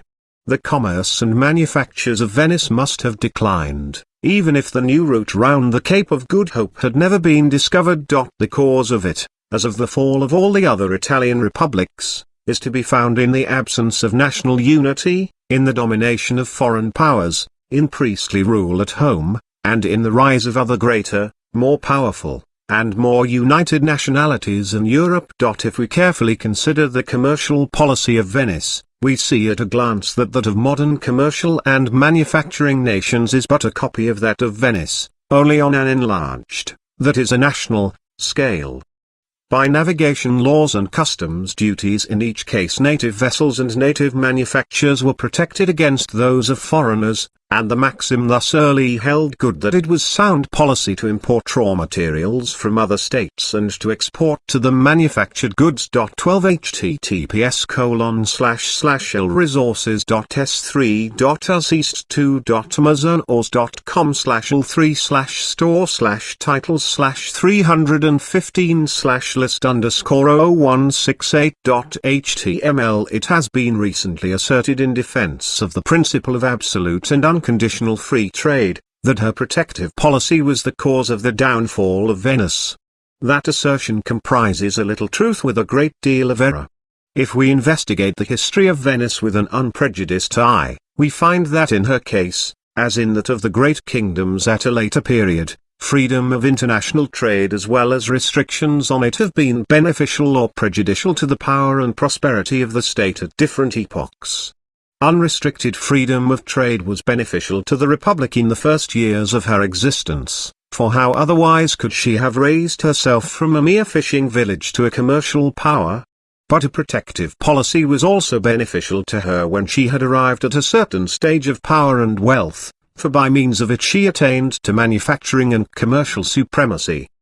Protection first became injurious to her when her manufacturing and commercial power had reached that supremacy, because by it all competition with other nations became absolutely excluded, and thus indolence was encouraged. Therefore, not the introduction of a protective policy, but perseverance in maintaining it after the reasons for its introduction had passed away, was really injurious to Venice. Hence the argument to which we have adverted has this great fault, that it takes no account of the rise of great nations under hereditary monarchy. Venice, although mistress of some provinces and islands, yet being all the time merely one Italian city, stood in competition, at the period of her rise to a manufacturing and commercial power, merely with other Italian cities, and her prohibitory commercial policy could benefit her so long only as whole nations with united power did not enter into competition with her. But as soon as that took place, she could only have maintained her supremacy by placing herself at the head of a united Italy and by embracing in her commercial system the whole Italian nation. No commercial policy was ever clever enough to maintain continuously the commercial supremacy of a single city over united nations. From the example of Venice, so far as it may be adduced against a protective commercial policy at the present time, neither more nor less can be inferred than this, that a single city or a small state cannot establish or maintain such a policy successfully in competition with great states and kingdoms. Also that any power which by means of a protective policy has attained a position of manufacturing and commercial supremacy, can, after she has attained it, revert with advantage to the policy of free trade. In the argument before adverted to, as in every other when international freedom of trade is the subject of discussion, we meet with a misconception which has been the parent of much error, occasioned by the misuse of the term freedom. Freedom of trade is spoken of in the same terms as religious freedom and municipal freedom. Hence the friends and advocates of freedom feel themselves especially bound to defend freedom in all its forms. And thus the term free trade has become popular without drawing the necessary distinction between freedom of internal trade within the state and freedom of trade between separate nations, notwithstanding that these two in their nature and operation are as distinct as the heaven is from the earth. For while restrictions on the internal trade of a state are compatible in only very few cases with the liberty of individual citizens, in the case of international trade the highest degree of individual liberty may consist with a high degree of protective policy. Indeed, it is even possible that the greatest freedom of international trade may result in national servitude, as we hope hereafter to show from the case of Poland. In respect to this Montesquieu says truly, commerce is never subjected to greater restrictions than in free nations, and never subjected to less ones than in those under despotic government. 13 https://lresources.s3.amazon.com/l3/store/titles/315/list_titles/368.html Chapter 2. The Hansards. The spirit of industry, commerce, and liberty having attained full influence in Italy, crossed the Alps, permeated Germany, and erected for itself a new throne on the shores of the northern seas, the Emperor Henry I, the father of the liberator of the Italian municipalities, promoted the founding of new cities and the enlargement of older ones which were already partly established on the sites of the ancient Roman colonies and partly in the imperial domains. Like the kings of France and England at a later period, he and his successors regarded the cities as the strongest counterpoise to the aristocracy, as the richest source of revenue to the state, as a new basis for national defense. By means of their commercial relations with the cities of Italy, their competition with Italian industry, and their free institutions, these cities soon attained to a high degree of prosperity and civilization. Life in common fellow citizenship created a spirit of progress in the arts and in manufacture, as well as zeal to achieve distinction by wealth and by enterprise, while, on the other hand, The acquisition of material wealth stimulated exertions to acquire culture and improvement in their political condition. Strong through the power of youthful freedom and of flourishing industry, but exposed to the attacks of robbers by land and sea, the maritime towns of northern Germany soon felt the necessity of a closer mutual union for protection and defense. With this object Hamburg and Lübeck formed a league in 1241, which before the close of that century embraced all the cities of any importance on the coasts of the Baltic and North Seas, or on the banks of the Oder, the Elbe, the Weser, and the Rhine, 85 in all. This confederation adopted the title of the Hansa, which in the Low German dialect signifies a league. Promptly comprehending what advantages the industry of individuals might derive from a union of their forces, the Hansa lost no time in developing and establishing a commercial policy which resulted in a degree of commercial prosperity previously unexampled. Perceiving that whatever power desires to create and maintain an extensive maritime commerce, must possess the means of defending it, they created a powerful navy, being further convinced that the naval power of any country is strong or weak in proportion to the extent of its mercantile marine and its sea fisheries. They enacted a law that Hanseatic goods should be conveyed only on board Hanseatic vessels, and established extensive sea fisheries. The English navigation laws were copied from those of the Hanseatic League, just as the latter were an imitation of those of Venice. 14 https://lresources.s3.us east2.amazon.os/l3/store/titles/315/list_0168.html. England in that respect only followed the example of those who were her forerunners in acquiring supremacy at sea. Yet the proposal to enact a Navigation Act in the time of the Long Parliament was then treated as a novel one. Adam Smith appears in his comment on this Act 15 https://lresources.s3.us east2.amazon.os/l3/store/titles/315/list_0168.html. Not to have known, or to have refrained from stating, that already for centuries before that time and on various occasions the attempt had been made to introduce similar restrictions. A proposal to that effect made by Parliament in 1461 was rejected by Henry VI, and a similar one made by James I. Rejected by Parliament. 16 https://lresources.s3.us east2.amazon.os/l3/store/titles/315/list_0168.html. Indeed, long before these two proposals, viz. in 1381, such restrictions had been actually imposed by Richard II, though they soon proved inoperative and passed into oblivion. The nation was evidently not then ripe for such legislation.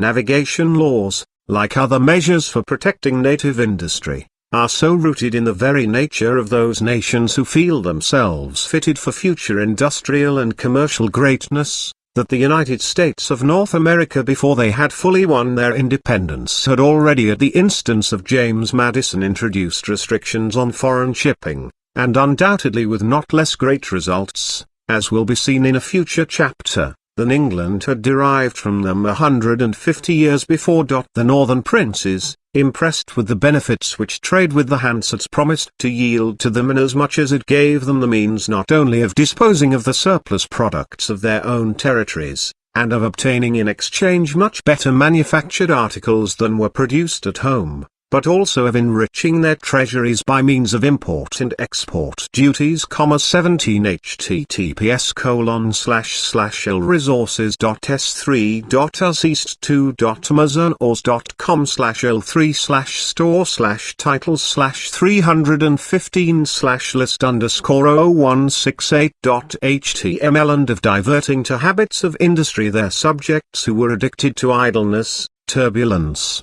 and riot, considered it as a piece of good fortune whenever the Hansards established factories on their territory, and endeavored to induce them to do so by granting them privileges and favors of every kind. The kings of England were conspicuous above all other sovereigns in this respect. The trade of England, says Hume, was formerly entirely in the hands of foreigners.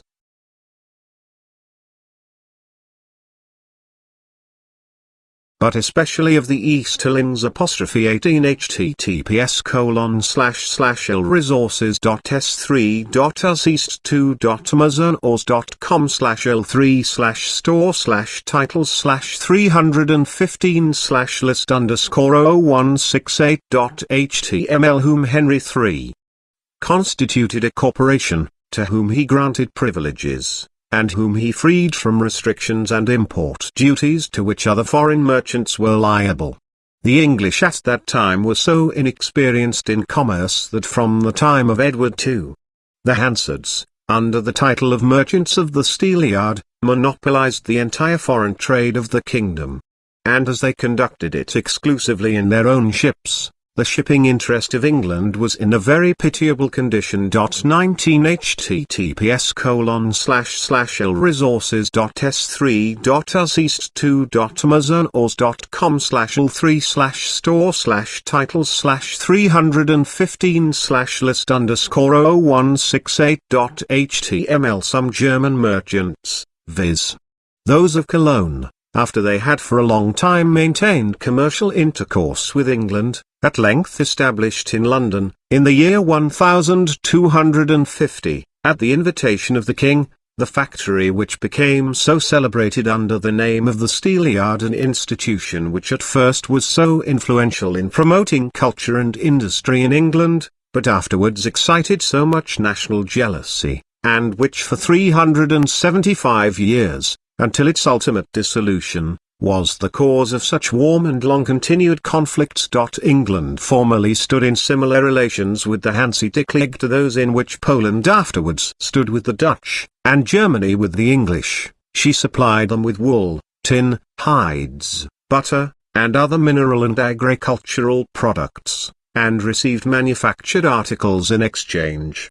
The Hansards conveyed the raw products which they obtained from England and the northern states to their establishment at Bruges, founded in 1252, and exchanged them for Belgian cloths and other manufactures, and for Oriental products and manufactures which came from Italy, which latter they carried back to all the countries bordering on the northern seas. A third factory of theirs, at Novgorod in Russia, established in 1272, supplied them with furs, flax, hemp, and other raw products in exchange for manufactures. A fourth factory, at Bergen in Norway, also founded in 1272, was occupied principally with fisheries and trade in grain oil and fish products. 20 https://lresources.s3.muzzon/l3/store/titles/315/list_0168.html. The experience of all nations in all times teaches us that nations, so long as they remain in a state of barbarism, derive enormous benefit from free and unrestricted trade, by which they can dispose of the products of the chase and those of their pastures, forests, and agriculture, in short, raw products of every kind, obtaining in exchange better clothing materials, machines, and utensils, as well as the precious metals, the great medium of exchange, and hence that at first they regard free trade with approval. But experience also shows that those very nations, the farther advances that they make for themselves in culture and in industry, regard such a system of trade with a less favorable eye, and that at last they come to regard it as injurious and as a hindrance to their further progress. Such was the case with the trade between England and the Hansards. A century had scarcely elapsed from the foundation of the factory of the Steelyard when Edward III conceived the opinion that a nation might do something more useful and beneficial than to export raw wool and import woolen cloth. He therefore endeavoured to attract Flemish weavers into England by granting them all kinds of privileges, and as soon as a considerable number of them had got to work, He issued a prohibition against wearing any articles made of foreign cloth. 21 https://lresources.s3.amazon.com/l3/store/titles/315/list_ls/0168.html. The wise measures of this king were seconded in the most marvelous manner by the foolish policy pursued by the rulers of other countries, a coincidence which has not unfrequently to be noted in commercial history. If the earlier rulers of Flanders and Brabant did everything in their power to raise their native industry to a flourishing condition, the later ones did everything that was calculated to make the commercial and manufacturing classes discontented and to incite them to emigration. 22 https://lresources.s3.amazon.com/l3/store/titles/315/list_ls/0168.html. In the year 1413 the English woolen industry had already made such progress that Hume could write respecting that period: great jealousy prevailed at this time against foreign merchants, and a number of restrictions were imposed on their trade, as, for instance, that they were required to lay out in the purchase of goods produced in England the whole value which they realized from articles which they imported into it. 23 https://lresources.s3.amazon.com/l3/store/titles/315/list_ls/titles/368.html. Under Edward IV, this jealousy of foreign traders rose to such a pitch that the importation of foreign cloth, and of many other articles, was absolutely prohibited. 24 https://lresources.s3.amazon.com/l3/store/titles/315/list_ls/titles/368.html. Notwithstanding that the king was afterwards compelled by the Hansards to remove this prohibition, and to reinstate them in their ancient privileges, the English woolen manufacture appears to have been greatly promoted by it, as is noted by Hume in treating of the reign of Henry VII, who came to the throne half a century later than Edward IV. The progress made in industry and the arts imposed limits, in a much more effective way than the rigor of laws could do, to the pernicious habit of the nobility of maintaining a great number of servants. Instead of vying with one another in the number and valor of their retainers, the nobility were animated by another kind of rivalry more in accordance with the spirit of civilization, inasmuch as they now sought to excel one another in the beauty of their houses, the elegance of their equipages, and the costliness of their furniture. As the people could no longer loiter about in pernicious idleness, in the service of their chieftains and patrons, they became compelled, by learning some kind of handiwork, to make themselves useful to the community. Laws were again enacted to prevent the export of the precious metals, both coined and uncoined, but as these were well known to be inoperative, the obligation was again imposed on foreign merchants to lay out the whole proceeds of goods imported by them, in articles of English manufacture. 25 https://lresources.s3.amazon.com/l3/store/titles/315/list_ls/titles/368.html. In the time of Henry VIII, the prices of all articles of food had considerably risen, owing to the great number of foreign manufacturers in London, a sure sign of the great benefit which the home agricultural industry derived from the development of home manufacturing industry. The king, however, totally misjudging the causes and the operation of this phenomenon, gave ear to the unjust complaints of the English against the foreign manufacturers, whom the former perceived to have always excelled themselves in skill, industry, and frugality. An order of the Privy Council decreed the expulsion of 15,000 Belgian artificers, because they had made all provisions dearer, and had exposed the nation to the risk of a famine. In order to strike at the root of this evil, laws were enacted to limit personal expenditure, to regulate the style of dress, the prices of provisions, and the rate of wages. This policy naturally was warmly approved by the Hansards, who acted towards this king in the same spirit of goodwill which they had previously displayed towards all those former kings of England whose policy had favoured their interests, and which in our days the English display towards the kings of Portugal. They placed their ships of war at his disposition. During this king's whole reign the trade of the Hansards with England was very active. They possessed both ships and capital, and knew, not less cleverly than the English do in our days, how to acquire influence over peoples and governments who did not thoroughly understand their own interests. Only their arguments rested on quite a different basis from those of the trade monopolists of our day. The Hansards based their claim to supply all countries with manufactures on actual treaties and on immemorial possession of the trade, whilst the English in our day base a similar claim on a mere theory, which has for its author one of their own custom house officials.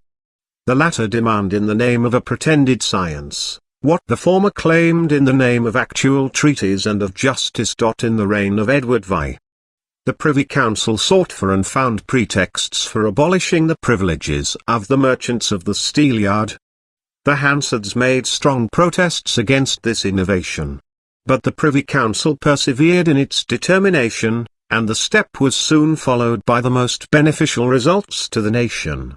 The English merchants possessed great advantages over the foreign ones, on account of their position as dwellers in the country, in the purchase of cloths, wool, and other articles, advantages which up to that time they had not so clearly perceived as to induce them to venture into competition with such a wealthy company. But from the time when all foreign merchants were subjected to the same commercial restrictions, the English were stimulated to enterprise, and the spirit of enterprise was diffused over the whole kingdom. 26 https://l-resources.s3.amazon/all3/store/titles/315/list_titles/368.html. After the Hansards had continued for some years to be entirely excluded from a market which they had for 3 centuries previously possessed as exclusively as England in our days possesses the markets of Germany and the United States, they were reinstated by Queen Mary in all their ancient privileges owing to representations made by the German Emperor. 27 https://l-resources.s3.amazon/all3/store-titles/315/list_titles/368.html. But their joy was this time of short duration. Being earnestly desirous not merely of maintaining these privileges, but of increasing them, they made strong complaints at the beginning of the reign of Elizabeth of the treatment to which they had been subjected under Edward VI and Mary. Elizabeth prudently replied that she had no power to alter anything, but she would willingly protect them still in the possession of those privileges and immunities which they then possessed. This reply, however, did not satisfy them at all. Some time afterwards their trade was further suspended, to the great advantage of the English merchants, who now had an opportunity of showing of what they were capable. They gained control over the entire export trade of their own country, and their efforts were crowned with complete success. They divided themselves into staplers and merchant adventurers, the former carrying on business in some one place, the latter seeking their fortune in foreign cities and states with cloth and other English manufactures. This excited the jealousy of the Hansards so greatly, that they left no means untried to draw down on the English traders the ill opinion of other nations. At length, on August 1597, they gained an imperial edict, by which all trade within the German Empire was forbidden to English merchants.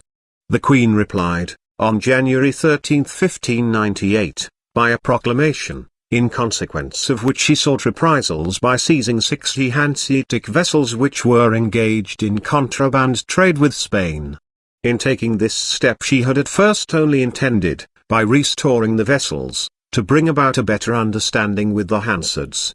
But when she was informed that a general Hanseatic assembly was being held in the city of Lubeck in order to concert measures for harassing the export trade of England, She caused all these vessels with their cargoes to be confiscated, and then released 2 of them, which she sent to Lubeck with the message that she felt the greatest contempt for the Hanseatic League and all their proceedings and measures. 28 https://lresources.s3.amazon.com/l3/store/titles/315/list_0168.html. Thus Elizabeth acted towards these merchants, who had lent their ships to her father and to so many English kings to fight their battles, who had been courted by all the potentates of Europe, who had treated the kings of Denmark and Sweden as their vassals for centuries, and invited them into their territories and expelled them as they pleased,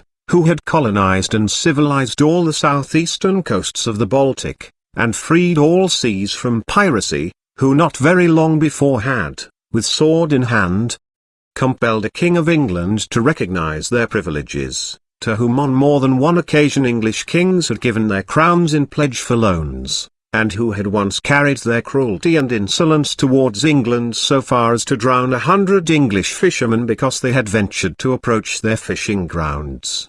The Hansards, indeed, still possessed sufficient power to have avenged this conduct of the Queen of England, but their ancient courage, their mighty spirit of enterprise, the power inspired by freedom and by cooperation, had passed from them. They dwindled gradually into powerlessness until at length, in 1630, their league was formally dissolved, after they had supplicated every court in Europe for import privileges, and had everywhere been repulsed with scorn. Many external causes, besides the internal ones which we have to mention hereafter, contributed to their fall. Denmark and Sweden sought to avenge themselves for the position of dependence in which they had been so long held by the League, and placed all possible obstructions in the way of its commerce. The Tsars of Russia had conferred privileges on an English company. The Order of Teutonic Knights, who had for centuries been the allies as well as, originally, the children of the League, declined and was dissolved. The Dutch and the English drove them out of all markets, and supplanted them in every court. Finally, the discovery of the route to the East Indies by the Cape of Good Hope, operated most seriously to their disadvantage. These leaguers, who during the period of their might and prosperity had scarcely deemed an alliance with the German Empire as worthy of consideration, now in their time of need betook themselves to the German Reichstag and represented to that body that the English exported annually 200,000 pieces of cloth, of which a great proportion went to Germany, and that the only means whereby the League could regain its ancient privileges in England, was to prohibit the import of English cloth into Germany. According to Anderson, a decree of the Reichstag to that effect was seriously contemplated, if not actually drawn up, but that author asserts that Gilpin, the English ambassador to the Reichstag, contrived to prevent its being passed. 150 years after the formal dissolution of the Hanseatic League, so completely had all memory of its former greatness disappeared in the Hanseatic cities that Justice Moser asserts, in some passage in his works, that when he visited those cities, and narrated to their merchants the power and greatness which their predecessors had enjoyed, they would scarcely believe him. Hamburg, formerly the terror of pirates in every sea, and renowned throughout Christendom for the services which she had rendered to civilization in suppressing sea robbers, had sunk so low that she had to purchase safety for her vessels by paying an annual tribute to the pirates of Algiers. Afterwards, when the dominion of the seas had passed into the hands of the Dutch, another policy became prevalent in reference to piracy. When the Hanseatic League were supreme at sea, the pirate was considered as the enemy of the civilized world, and extirpated wherever that was possible. The Dutch, on the contrary, regarded the corsairs of Barbary as useful partisans, by whose means the marine commerce of other nations could be destroyed in times of peace, to the advantage of the Dutch. Anderson avails himself of the quotation of an observation of De Witt in favor of this policy to make the laconic comment, "Facist et ab host docere," a piece of advice which, in spite of its brevity, his countrymen comprehended and followed so well that the English, to the disgrace of Christianity, tolerated even until our days the abominable doings of the sea robbers on the North African coasts, until the French performed the great service to civilization of extirpating them. 29 https://lresources.s3.amazon.com/l3/store/titles/315/list_0168.html. The commerce of these Hanseatic cities was not a national one. It was neither based on the equal preponderance and perfect development of internal powers of production, nor sustained by adequate political power. The bonds which held together the members of the League were two lacks, the striving among them for predominant power and for separate interests, or, as the Swiss or the Americans would say, the cantonal spirit. The spirit of separate state right was too predominant, and superseded Hanseatic patriotism, which alone could have caused the general commonweal of the League to be considered before the private interests of individual cities. Hence arose jealousies, and not unfrequently treachery. Thus Cologne turned to her own private advantage the hostility of England towards the League, and Hamburg sought to utilize for her own advantage a quarrel which arose between Denmark and Eleutherius. The Hanseatic cities did not base their commerce on the production and consumption, the agriculture or the manufactures, of the land to which their merchants belonged.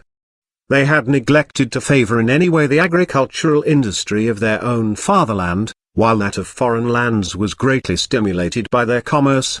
They found it more convenient to purchase manufactured goods in Belgium, than to establish manufactories in their own country. They encouraged and promoted the agriculture of Poland, the sheep farming of England, the iron industry of Sweden, and the manufactures of Belgium. They acted for centuries on the maxim which the theoretical economists of our day commend to all nations for adoption: they bought only in the cheapest market. But when the nations from whom they bought, and those to whom they sold, excluded them from their markets, neither their own native agriculture nor their own manufacturing industry was sufficiently developed to furnish employment for their surplus commercial capital. It consequently flowed over into Holland and England, and thus went to increase the industry, the wealth, and the power of their enemies, a striking proof that mere private industry when left to follow its own course does not always promote the prosperity and the power of nations. In their exclusive efforts to gain material wealth, these cities had utterly neglected the promotion of their political interests. During the period of their power, they appeared no longer to belong at all to the German Empire.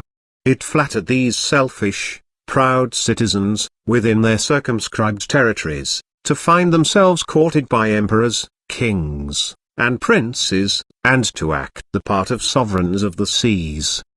How easy would it have been for them during the period of their maritime supremacy, in combination with the cities of North Germany, to have founded a powerful lower house as a counterpoise to the aristocracy of the empire, and by means of the imperial power to have thus brought about national unity, to have united under one nationality the whole sea coast from Dunkirk to Riga, and by these means to have won and maintained for the German nation supremacy in manufactures, commerce, and maritime power.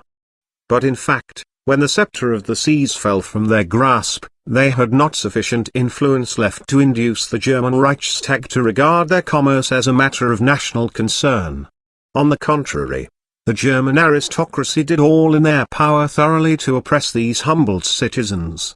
Their inland cities fell gradually under the absolute dominion of the various princes, and hence their maritime ones were deprived of their inland connections. All these faults had been avoided by England. Her merchant shipping and her foreign commerce rested on the solid basis of her native agriculture and native industry. Her internal trade developed itself in just proportion to her foreign trade, and individual freedom grew up without prejudice to national unity or to national power. In her case the interests of the crown, the aristocracy, and the people became consolidated and united in the happiest manner. If these historical facts are duly considered, can anyone possibly maintain that the English could ever have so widely extended their manufacturing power, acquired such an immeasurably great commerce, or attained such overwhelming naval power, save by means of the commercial policy which they adopted and pursued? No. The assertion that the English have attained to their present commercial eminence and power, not by means of their commercial policy, but in spite of it, appears to us to be one of the greatest falsehoods promulgated in the present century. Had the English left everything to itself, laissez-faire et laissez-aller, as the popular economical school recommends, the merchants of the Steelyard would be still carrying on their trade in London, the Belgians would be still manufacturing cloth for the English, England would have still continued to be the sheep farm of the Hansards, just as Portugal became the vineyard of England, and has remained so till our days, owing to the stratagem of a cunning diplomatist. Indeed, it is more than probable that without her commercial policy England would never have attained to such a large measure of municipal and individual freedom as she now possesses, for such freedom is the daughter of industry and of wealth. In view of such historical considerations, how has it happened that Adam Smith has never attempted to follow the history of the industrial and commercial rivalry between the Hanseatic League and England from its origin until its close? Yet some passages in his work show clearly that he was not unacquainted with the causes of the fall of the League and its results. A merchant, he says, is not necessarily the citizen of any particular country. It is in a great measure indifferent to him from what place he carries on his trade, and a very trifling disgust will make him remove his capital, and together with it all the industry which it supports, from one country to another. No part of it can be said to belong to any particular country till it has been spread, as it were, over the face of that country, either in buildings or in the lasting improvement of lands. No vestige now remains of the great wealth said to have been possessed by the greater part of the Hanse towns except in the obscure histories of the 13th and 14th centuries. It is even uncertain where some of them were situated, or to what towns in Europe the Latin names given to some of them belonged. 30 https://l-resources.s3.amazon/all3/store/titles/315/list_/titles/368.html. How strange that Adam Smith, having such a clear insight into the secondary causes of the downfall of the Hanseatic League, did not feel himself compelled to examine into its primary causes. For this purpose it would not have been at all necessary to have ascertained the sites where the fallen cities had stood, or to which cities belonged the Latin names in the obscure chronicles. He need not even have consulted those chronicles at all. His own countrymen, Anderson, Macpherson, King, and Hume, could have afforded him the necessary explanation. How, therefore, and for what reason could such a profound inquirer permit himself to abstain from an investigation at once so interesting and so fruitful in results? We can see no other reason than this, that it would have led to conclusions which would have tended but little to support his principle of absolute free trade. He would infallibly have been confronted with the fact that after free commercial intercourse with the Hansards had raised English agriculture from a state of barbarism, the protective commercial policy adopted by the English nation at the expense of the Hansards, the Belgians, and the Dutch helped England to attain to manufacturing supremacy, and that from the latter, aided by her navigation acts, arose her commercial supremacy. These facts, it would appear, Adam Smith was not willing to know or to acknowledge, for indeed they belong to the category of those inconvenient facts of which J.B. Say observes that they would have proved very adverse to his system.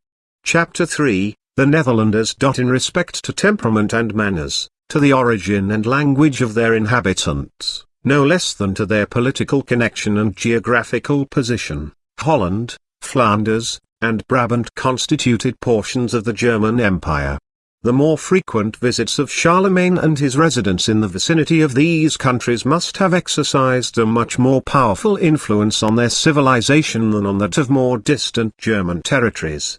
Furthermore, Flanders and Brabant were specially favored by nature as respects agriculture and manufactures, as Holland was as respects cattle farming and commerce. Nowhere in Germany was internal trade so powerfully aided by extensive and excellent sea and river navigation as in these maritime states. The beneficial effects of these means of water transport on the improvement of agriculture and on the growth of the towns must in these countries, even at an early period, have led to the removal of impediments which hindered their progress and to the construction of artificial canals. The prosperity of Flanders was especially promoted by the circumstance that her ruling counts recognized the value of public security, of good roads, manufactures, and flourishing cities before all other German potentates. Favored by the nature of their territory, they devoted themselves with zeal to the extirpation of the robber knights and of wild beasts. Active commercial intercourse between the cities and the country, the extension of cattle farming, especially of sheep, and of the culture of flax and hemp, naturally followed, and wherever the raw material is abundantly produced, and security of property and of intercourse is maintained, labor and skill for working up that material will soon be found. Meanwhile the Counts of Flanders did not wait until chance should furnish them with woolen weavers, for history informs us that they imported such artificers from foreign countries. Supported by the reciprocal trade of the Hanseatic League and of Holland, Flanders soon rose by her woolen manufactures to be the central point of the commerce of the north, just as Venice by her industry and her shipping had become the center of the commerce of the south. The merchant shipping, and reciprocal trade of the Hanseatic League and the Dutch, together with the manufacturing trade of Flanders, constituted one great whole, a real national industry. A policy of commercial restriction could not in their case be deemed necessary, because as yet no competition had arisen against the manufacturing supremacy of Flanders. That under such circumstances manufacturing industry thrives best under free trade, the Counts of Flanders understood without having read Adam Smith. Quite in the spirit of the present popular theory, Count Robert III, when the King of England requested him to exclude the Scotch from the Flemish markets, replied, "Flanders has always considered herself a free market for all nations, and it does not consist with her interests to depart from that principle." After Flanders had continued for centuries to be the chief manufacturing country, and Bruges the chief market, of northern Europe, their manufactures and commerce passed over to the neighboring province of Brabant, because the Counts of Flanders would not continue to grant them those concessions to which in the period of their great prosperity they had laid claim. Antwerp then became the principal seat of commerce, and Louvain the chief manufacturing city of northern Europe. In consequence of this change of circumstances, the agriculture of Brabant soon rose to a high state of prosperity. The change in early times from payment of imposts in kind to their payment in money, and, above all, the imitation of the feudal system, also tended especially to its advantage. In the meantime the Dutch, who appeared more and more upon the scene, with united power, as rivals to the Hanseatic League, laid the foundation of their future power at sea. Nature had conferred benefits on this small nation both by her frowns and smiles. Their perpetual contests with the inroads of the sea necessarily developed in them a spirit of enterprise, industry, and thrift, while the land which they had reclaimed and protected by such indescribable exertions must have seemed to them a property to which too much care could not be devoted. Restricted by nature herself to the pursuits of navigation, of fisheries, and the production of meat, cheese, and butter, the Dutch were compelled to supply their requirements of grain, timber, fuel, and clothing materials by their marine carrying trade, their exports of dairy produce, and their fisheries. Those were the principal causes why the Hansards were at a later period gradually excluded by the Dutch from the trade with the northeastern countries.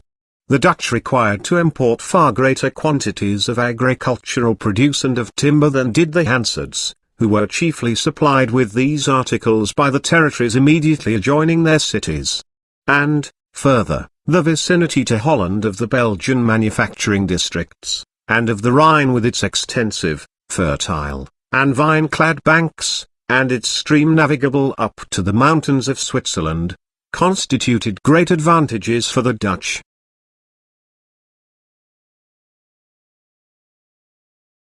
It may be considered as an axiom that the commerce and prosperity of countries on the sea coast is dependent on the greater or less magnitude of the river territories with which they have communication by water. 31 https://lresources.s3.amazon.com/l3/store/titles/315/list_titles/368.html. If we look at the map of Italy, we shall find in the great extent and fertility of the valley of the Po the natural reason why the commerce of Venice so greatly surpassed that of Genoa or of Pisa. The trade of Holland has its chief sources in the territories watered by the Rhine and its tributary streams, and in the same proportion as these territories were much richer and more fertile than those watered by the Elbe and the Weser must the commerce of Holland exceed that of the Hanse towns. To the advantages above named was added another fortunate incident: the invention by Peter Bockels of the best mode of salting herrings. The best mode of catching and of bockling these fish, the latter term derived from the inventor, remained for a long period a secret known only to the Dutch, by which they knew how to prepare their herrings with a peculiar excellence surpassing those of all other persons engaged in sea fishery, and secured for themselves a preference in the markets as well as better prices. 32 https://lresources.s3.amazon.com/l3/store/titles/315/list_titles/368.html. Anderson alleges that after the lapse of centuries from the date of these inventions in Holland, the English and Scotch fishermen, notwithstanding their enjoyment of a considerable bounty on export, could not find purchasers for their herrings in foreign markets, even at much lower prices, in competition with the Dutch. If we bear in mind how great was the consumption of sea fish in all countries before the Reformation, we can well give credit to the fact that at a time when the Hanseatic shipping trade had already begun to decline, the Dutch found occasion for building 2,000 new vessels annually. From the period when all the Belgian and Batavian provinces were united under the dominion of the House of Burgundy, these countries partly acquired the great benefit of national unity, a circumstance which must not be left out of sight in connection with Holland's success in maritime trade and competition with the cities of northern Germany.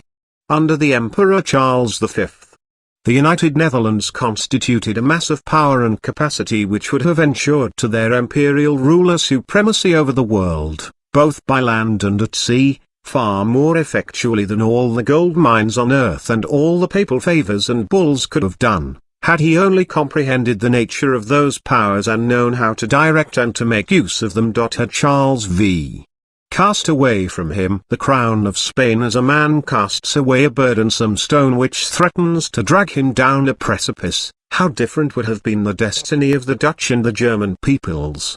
As ruler of the United Netherlands, as Emperor of Germany, and as head of the Reformation, Charles possessed all the requisite means, both material and intellectual, for establishing the mightiest industrial and commercial empire, the greatest military and naval power which had ever existed, a maritime power which would have united under one flag all the shipping from Dunkirk as far as Riga. The conception of but one idea, the exercise of but one man's will, were all that were needed to have raised Germany to the position of the wealthiest and mightiest empire in the world, to have extended her manufacturing and commercial supremacy over every quarter of the globe, and probably to have maintained it thus for many centuries. Charles V and his morose son followed the exactly opposite policy. Placing themselves at the head of the fanatical party, they made it their chief object to Hispanicize the Netherlands. The result of that policy is matter of history. The northern Dutch provinces, strong by means of the element over which they were supreme, conquered their independence. In the southern provinces industry, the arts, and commerce, perished under the hand of the executioner, save only where they managed to escape that fate by emigrating to other countries. Amsterdam became the central point of the world's commerce instead of Antwerp.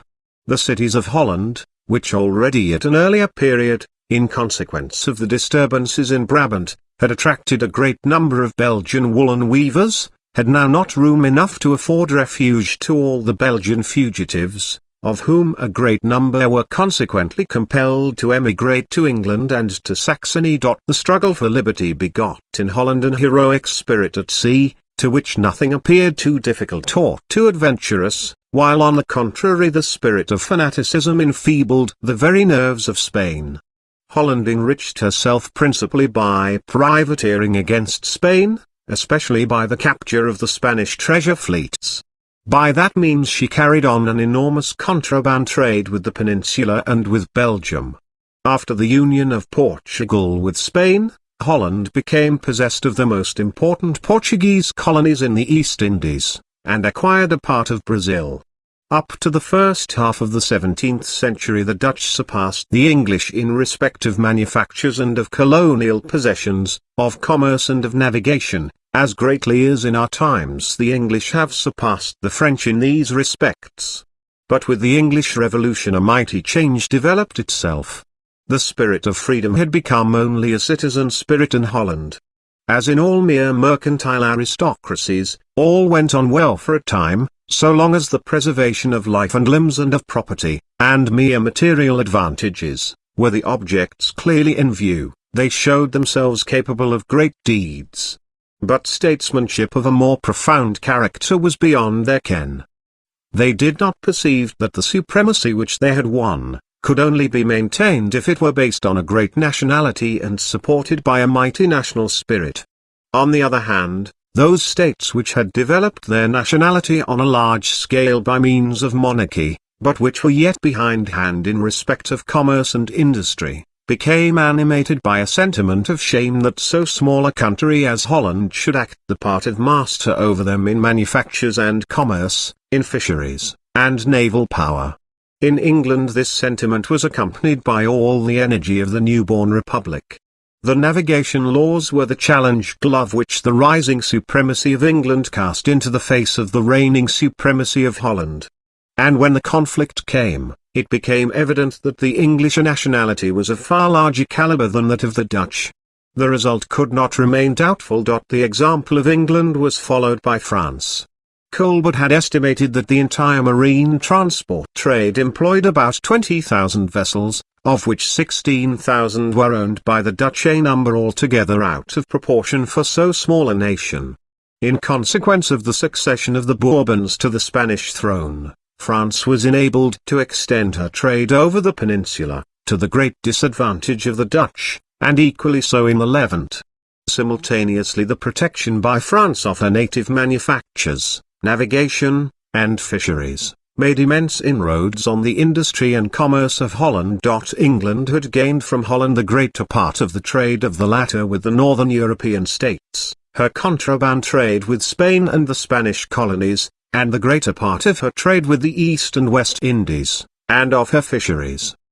But the most serious blow was inflicted on her by the Methuen Treaty of 1703.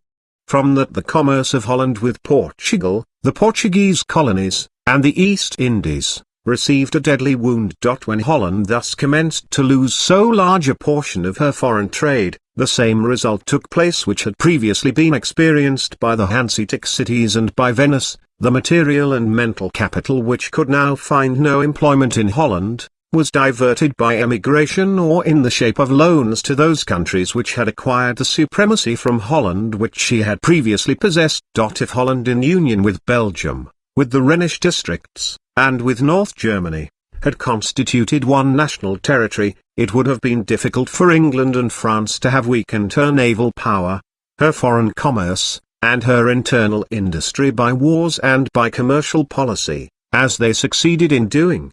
A nation such as that would have been, could have placed in competition with the commercial systems of other nations a commercial system of her own. And if owing to the development of the manufactures of those other nations her industry suffered some injury, her own internal resources, aided by founding colonies abroad, would have abundantly made good that loss. Holland suffered decline because she, a mere strip of sea coast, inhabited by a small population of German fishermen, sailors, merchants, and dairy farmers, endeavored to constitute herself a national power, while she considered and acted towards the inland territory at her back, of which she properly formed a part, as a foreign land. The example of Holland, like that of Belgium, of the Hanseatic cities, and of the Italian republics, teaches us that mere private industry does not suffice to maintain the commerce, industry, and wealth of entire states and nations, if the public circumstances under which it is carried on are unfavorable to it, and further, that the greater part of the productive powers of individuals are derived from the political constitution of the government and from the power of the nation. The agricultural industry of Belgium became flourishing again under Austrian rule. When united to France, her manufacturing industry rose again to its ancient immense extent. Holland by herself was never in a position to establish and maintain an independent commercial system of her own in competition with great nations.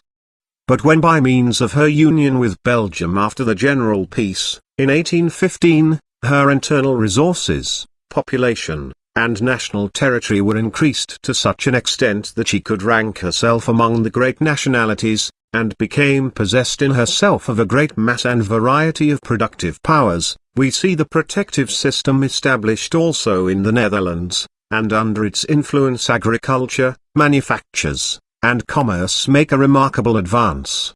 This union has now been again dissolved, owing to causes which lie outside the scope and purpose of our present work, and thus the protective system in Holland has been deprived of the basis on which it rested, while in Belgium it is still maintained. Holland is now maintained by her colonies and by her transport trade with Germany.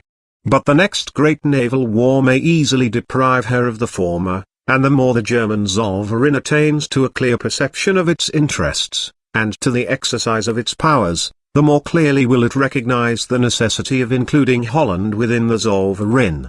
Chapter 4, The English. In our account of the Hanseatic League we have shown how in England agriculture and sheep farming have been promoted by foreign trade, how at a subsequent period, through the immigration of foreign artificers, fleeing from persecution in their native land, and also owing to the fostering measures adopted by the British government, the English woolen manufacturing industry had gradually attained to a flourishing condition, and how, as a direct consequence of that progress in manufacturing industry, as well as of the wise and energetic measures adopted by Queen Elizabeth, all the foreign trade which formerly had been monopolized by foreigners had been successfully diverted into the hands of the merchants at home. Before we continue our exposition of the development of English national economy from the point where we left off in Chapter 2, we venture here to make a few remarks as to the origin of British industry. The source and origin of England's industrial and commercial greatness must be traced mainly to the breeding of sheep and to the woolen manufacture. Before the first appearance of the Hansards on British soil, the agriculture of England was unskilful and her sheep farming of little importance. There was a scarcity of winter fodder for the cattle, consequently a large proportion had to be slaughtered in autumn, and hence both stock and manure are alike deficient. Just as in all uncultivated territories as formerly in Germany, and in the uncleared districts of America up to the present time, hog breeding furnished the principal supply of meat, and that for obvious reasons.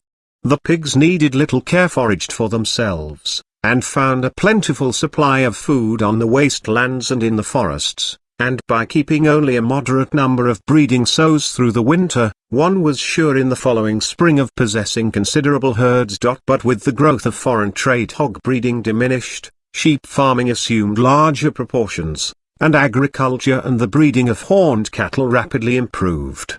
Hume, in his History of England, 33 https://lresources.s3.amazon/all3/store/titles/315/list_0168.html gives a very interesting account of the condition of English agriculture at the beginning of the 14th century. In the year 1327 Lord Spencer counted upon 63 estates in his possession, 28,000 sheep, 1,000 oxen, 1,200 cows, 560 horses, and 2,000 hogs, giving a proportion of 450 sheep, 35 head of cattle, 9 horses, and 32 hogs to each estate. From this statement we may perceive how greatly, even in these early days, the number of sheep in England exceeded that of all the other domestic animals put together.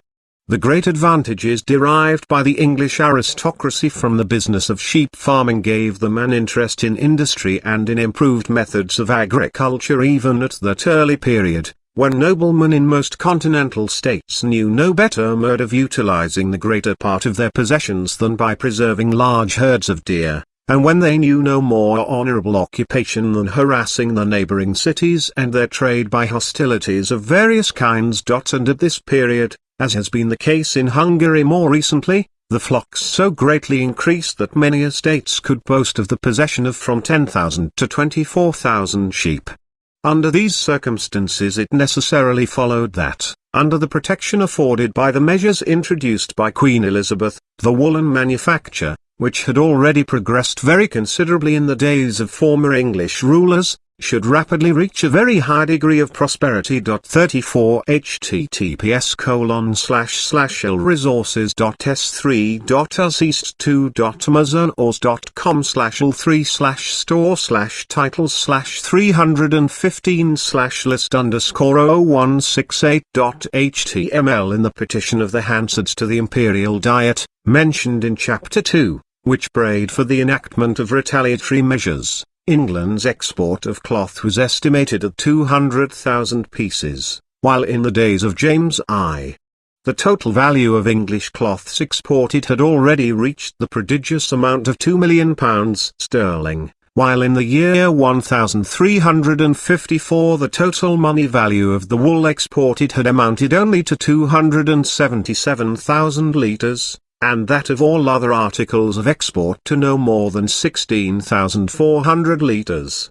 Down to the reign of the last named monarch the great bulk of the cloth manufactured in England used to be exported to Belgium in the rough state and was the dyed and dressed, but owing to the measures of protection and encouragement introduced under James I and Charles I, the art of dressing cloth in England attained so high a pitch of perfection that thenceforward the importation of the finer descriptions of cloth nearly ceased, while only dyed and finely dressed cloths were exported. In order fully to appreciate the importance of these results of the English commercial policy, it must be here observed that, prior to the great development of the linen, cotton, silk, and iron manufactures in recent times, the manufacture of cloth constituted by far the largest proportion of the medium of exchange in the trade with all European nations, particularly with the northern kingdoms, as well as in the commercial intercourse with the Levant and the East and West Indies.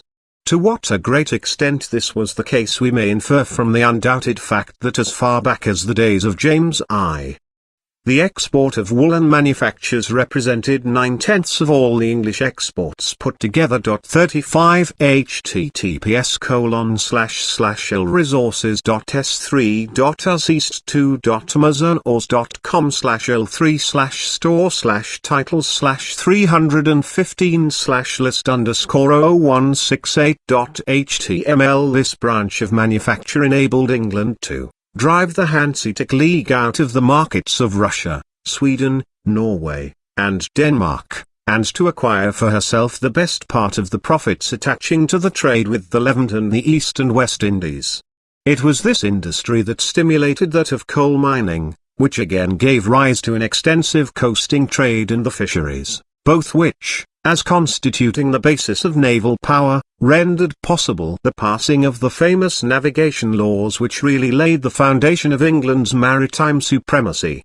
It was round the woolen industry of England that all other branches of manufacture grew up as round a common parent stem, and it thus constitutes the foundation of England's greatness in industry, commerce, and naval power. At the same time the other branches of English manufacture were in no way neglected. Already under the reign of Elizabeth the importation of metal and leather goods, and of a great many other manufactured articles, had been prohibited, while the immigration of German miners and metal workers was encouraged. Formerly ships had been bought of the Hansards or were ordered to be built in the Baltic ports.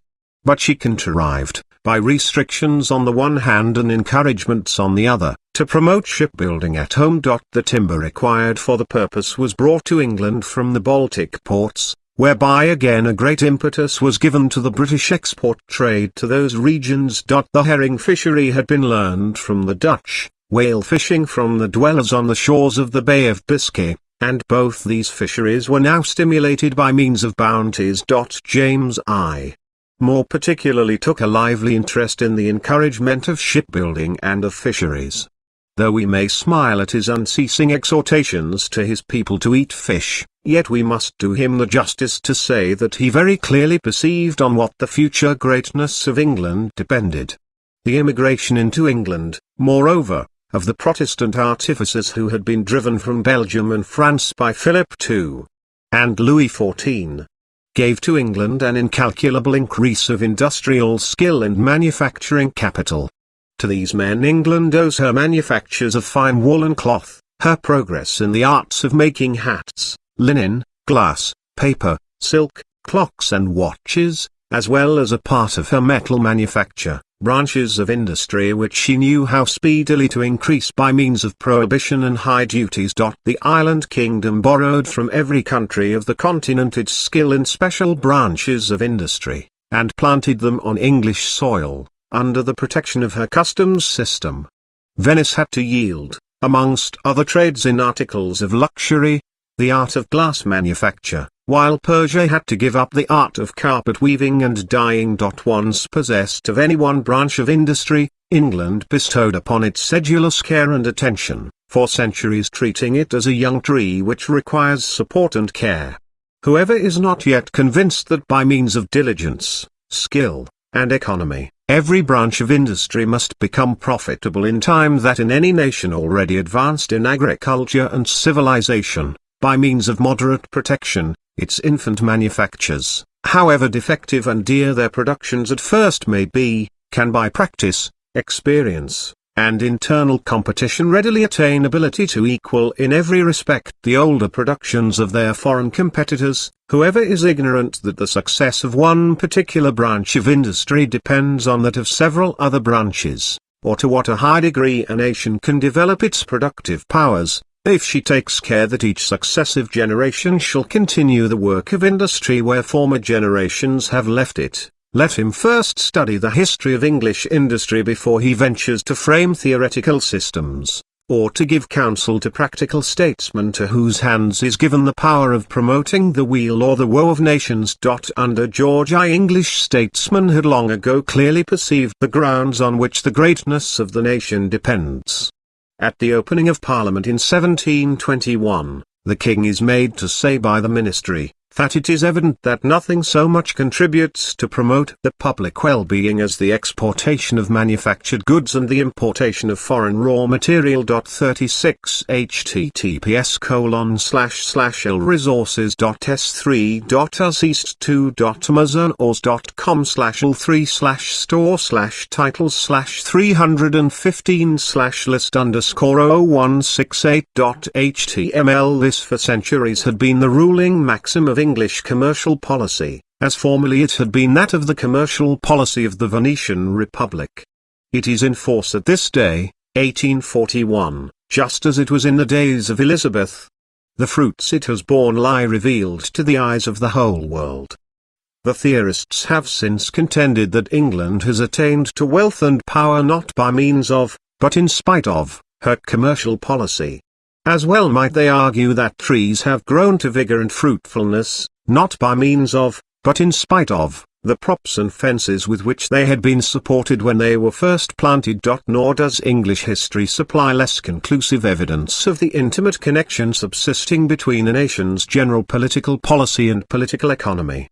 Clearly the rise and growth of manufactures in England, with the increase of population resulting from it, tended to create an active demand for salt fish and for coals, which led to a great increase of the mercantile marine devoted to fisheries and the coasting trade.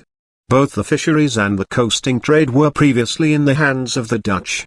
Stimulated by high customs duties and by bounties, the English now directed their own energies to the fishery trade, and by the navigation laws they secured chiefly to British sailors not only the transport of sea-borne coal, but the whole of the carrying trade by sea. The consequent increase in England's mercantile marine led to a proportionate augmentation of her naval power, which enabled the English to bid defiance to the Dutch fleet. Shortly after the passing of the navigation laws, a naval war broke out between England and Holland, whereby the trade of the Dutch with countries beyond the English Channel suffered almost total suspension, while their shipping in the North Sea and the Baltic was almost annihilated by English privateers. Hume estimates the number of Dutch vessels which thus fell into the hands of English cruisers at 1,600, while Davenant, in his report on the public revenue, assures us that in the course of the 20 years next following the passing of the English navigation laws, the English shipping trade had increased to double its previous extent. 37 https://lresources.s3.amazon.com/l3/store/titles/315/list_titles/368.html. Amongst the more important results of the navigation laws, the following deserve special mention. Viz. Middle. 1. The expansion of the English trade with all the northern kingdoms, with Germany and Belgium, export of manufactures and import of raw material, from which, according to Anderson's account, up to the year 1603 the English had been almost entirely shut out by the Dutch. Middle. 2. An immense extension of the contraband trade with Spain and Portugal, and their West Indian colonies. Middle. 3. A great increase of England's herring and whale fisheries, which the Dutch had previously almost entirely monopolized. Middle. 4. The conquest of the most important English colony in the West Indies, Jamaica, in 1655, and with that, the command of the West Indian sugar trade. Middle. 5. The conclusion of the Methuen Treaty, 1703. With Portugal, of which we have fully treated in the chapters devoted to Spain and Portugal in this work. By the operation of this treaty the Dutch and the Germans were entirely excluded from the important trade with Portugal and her colonies. Portugal sank into complete political dependence upon England, while England acquired the means, through the gold and silver earned in her trade with Portugal, of extending enormously her own commercial intercourse with China and the East Indies, and thereby subsequently of laying the foundation for her great Indian Empire, and dispossessing the Dutch from their most important trading stations. The two results last enumerated stand in intimate connection one with the other. And the skill is especially noteworthy with which England contrived to make these two countries, Portugal and India, the instruments of her own future greatness. Spain and Portugal had in the main little to dispose of besides the precious metals, while the requirements of the East, with the exception of cloths, consisted chiefly of the precious metals. So far everything suited most admirably. But the East had principally only cotton and silk manufactures to offer in exchange, and that did not fit in with the principle of the English ministry before referred to, namely, to export manufactured articles and import raw materials. How, then, did they act under the circumstances? Did they rest content with the profits accruing from the trade in cloths with Portugal and in cotton and silk manufactures with India? By no means. The English ministers saw farther than that. Had they sanctioned the free importation into England of Indian cotton and silk goods, the English cotton and silk manufactories must of necessity soon come to a stand. India had not only the advantage of cheaper labor and raw material, but also the experience, the skill, and the practice of centuries. The effect of these advantages could not fail to tell under a system of free competition. But England was unwilling to found settlements in Asia in order to become subservient to Asia in manufacturing industry. She strove for commercial supremacy, and felt that of two countries maintaining free trade between one another, that one would be supreme which sold manufactured goods, while that one would be subservient which could only sell agricultural produce. In her North American colonies England had already acted on those principles in disallowing the manufacture in those colonies of even a single horseshoe nail, and, still more, that no horseshoe nails made there should be imported into England. How could it be expected of her that she would give up her own market for manufactures, the basis of her future greatness, to a people so numerous, so thrifty, so experienced and perfect in the old systems of manufacture as the Hindus.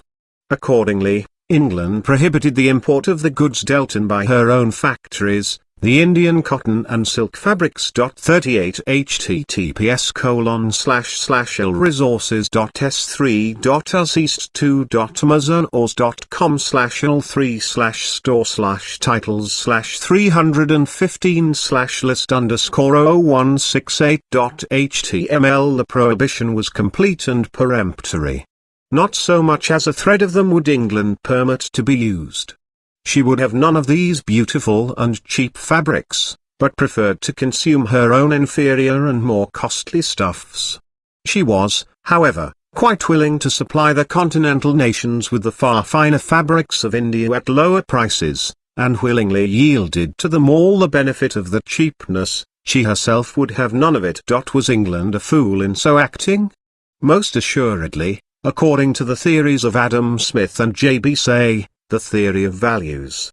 For, according to them, England should have bought what she required where she could buy them cheapest and best. It was an act of folly to manufacture for herself goods at a greater cost than she could buy them at elsewhere, and at the same time give away that advantage to the continent. The case is quite the contrary, according to our theory, which we term the theory of the powers of production, and which the English ministry, without having examined the foundation on which it rests, yet practically adopted when enforcing their maxim of importing produce and exporting fabrics. The English ministers cared not for the acquisition of low-priced and perishable articles of manufacture, but for that of a more costly but enduring manufacturing power. They have attained their object in a brilliant degree. At this day England produces £70 million worth of cotton and silk goods, and supplies all Europe, the entire world, India itself included, with British manufactures. Her home production exceeds by 50 or 100 times the value of her former trade in Indian manufactured goods. What would it have profited her had she been buying for a century the cheap goods of Indian manufacture? And what have they gained who purchased those goods so cheaply of her? The English have gained power, incalculable power, while the others have gained the reverse of power. That in the face of results like these, historically attested upon unimpeachable evidence, Adam Smith should have expressed so warped a judgment upon the navigation laws, can only be accounted for upon the same principle on which we shall in another chapter explain this celebrated author's fallacious conclusions respecting commercial restrictions. These facts stood in the way of his pet notion of unrestricted free trade.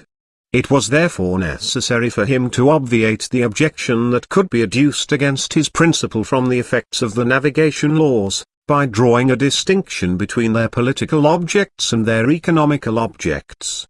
He maintained that, although the navigation laws had been politically necessary and beneficial, yet that they were economically prejudicial and injurious. How little this distinction can be justified by the nature of things or by experience.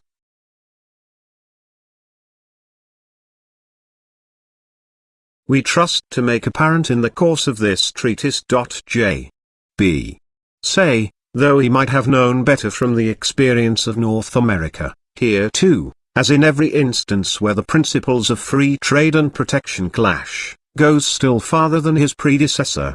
Say reckons up what the cost of a sailor to the French nation is, owing to the fishery bounties, in order to show how wasteful and unremunerative these bounties are. The subject of restrictions upon navigation constitutes a formidable stumbling block in the path of the advocates of unrestricted free trade, which they are only too glad to pass over in silence, especially if they are members of the mercantile community in seaport towns. The truth of the matter is this: restrictions on navigation are governed by the same law as restrictions upon any other kind of trade. Freedom of navigation and the carrying trade conducted by foreigners are serviceable and welcome to communities in the early stages of their civilization, so long as their agriculture and manufactures still remain undeveloped. Owing to want of capital and of experienced seamen, they are willing to abandon navigation and foreign trade to other nations. Later on, however, When they have developed their producing power to a certain point and acquired skill in shipbuilding and navigation, then they will desire to extend their foreign trade, to carry it on in their own ships, and become a naval power themselves. Gradually their own mercantile marine grows to such a degree that they feel themselves in a position to exclude the foreigner and to conduct their trade to the most distant places by means of their own vessels. Then the time has come when, by means of restrictions on navigation, a nation can successfully exclude the more wealthy, more experienced, and more powerful foreigner from participation in the profits of that business.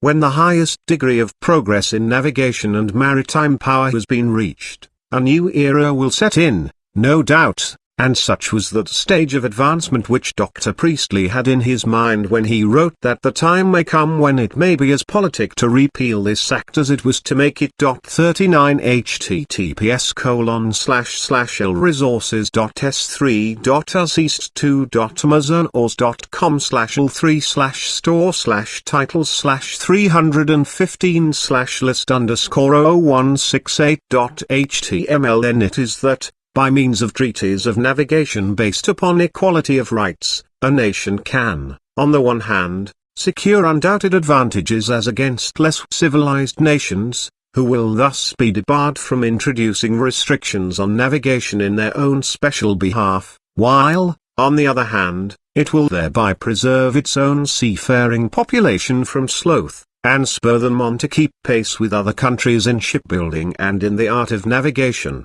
While engaged in her struggle for supremacy, Venice was doubtless greatly indebted to her policy of restrictions on navigation, but as soon as she had acquired supremacy in trade, manufactures, and navigation, it was folly to retain them. For owing to them she was left behind in the race, both as respects shipbuilding, navigation, and seamanship of her sailors, with other maritime and commercial nations which were advancing in her footsteps. Thus England by her policy increased her naval power, and by means of her naval power enlarged the range of her manufacturing and commercial powers, and again, by the latter, there accrued to her fresh accessions of maritime strength and of colonial possessions. Adam Smith, when he maintains that the navigation laws have not been beneficial to England in commercial respects, admits that, in any case, these laws have increased her power. And power is more important than wealth. That is indeed the fact. Power is more important than wealth. And why? Simply because national power is a dynamic force by which new productive resources are opened out, and because the forces of production are the tree on which wealth grows, and because the tree which bears the fruit is of greater value than the fruit itself. Power is of more importance than wealth because a nation, by means of power, is enabled not only to open up new productive sources, but to maintain itself in possession of former and of recently acquired wealth, and because the reverse of power, namely, feebleness, leads to the relinquishment of all that we possess, not of acquired wealth alone, but of our powers of production, of our civilization, of our freedom, nay, even of our national independence, into the hands of those who surpass us in might, as is abundantly attested by the history of the Italian republics, of the Hanseatic League, of the Belgians, the Dutch, the Spaniards, and the Portuguese. But how came it that, unmindful of this law of alternating action and reaction between political power, the forces of production and wealth, Adam Smith could venture to contend that the Methuen Treaty and the Act of Navigation had not been beneficial to England from a commercial point of view?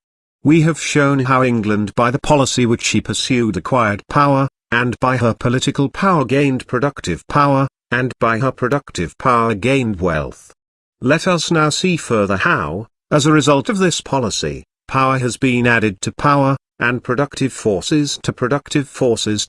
England has got into her possession the keys of every sea, and placed a sentry over every nation, over the Germans, Heligoland, over the French, Guernsey and Jersey, over the inhabitants of North America, Nova Scotia and the Bermudas, over Central America, the island of Jamaica, over all countries bordering on the Mediterranean, Gibraltar, Malta, and the Ionian Islands.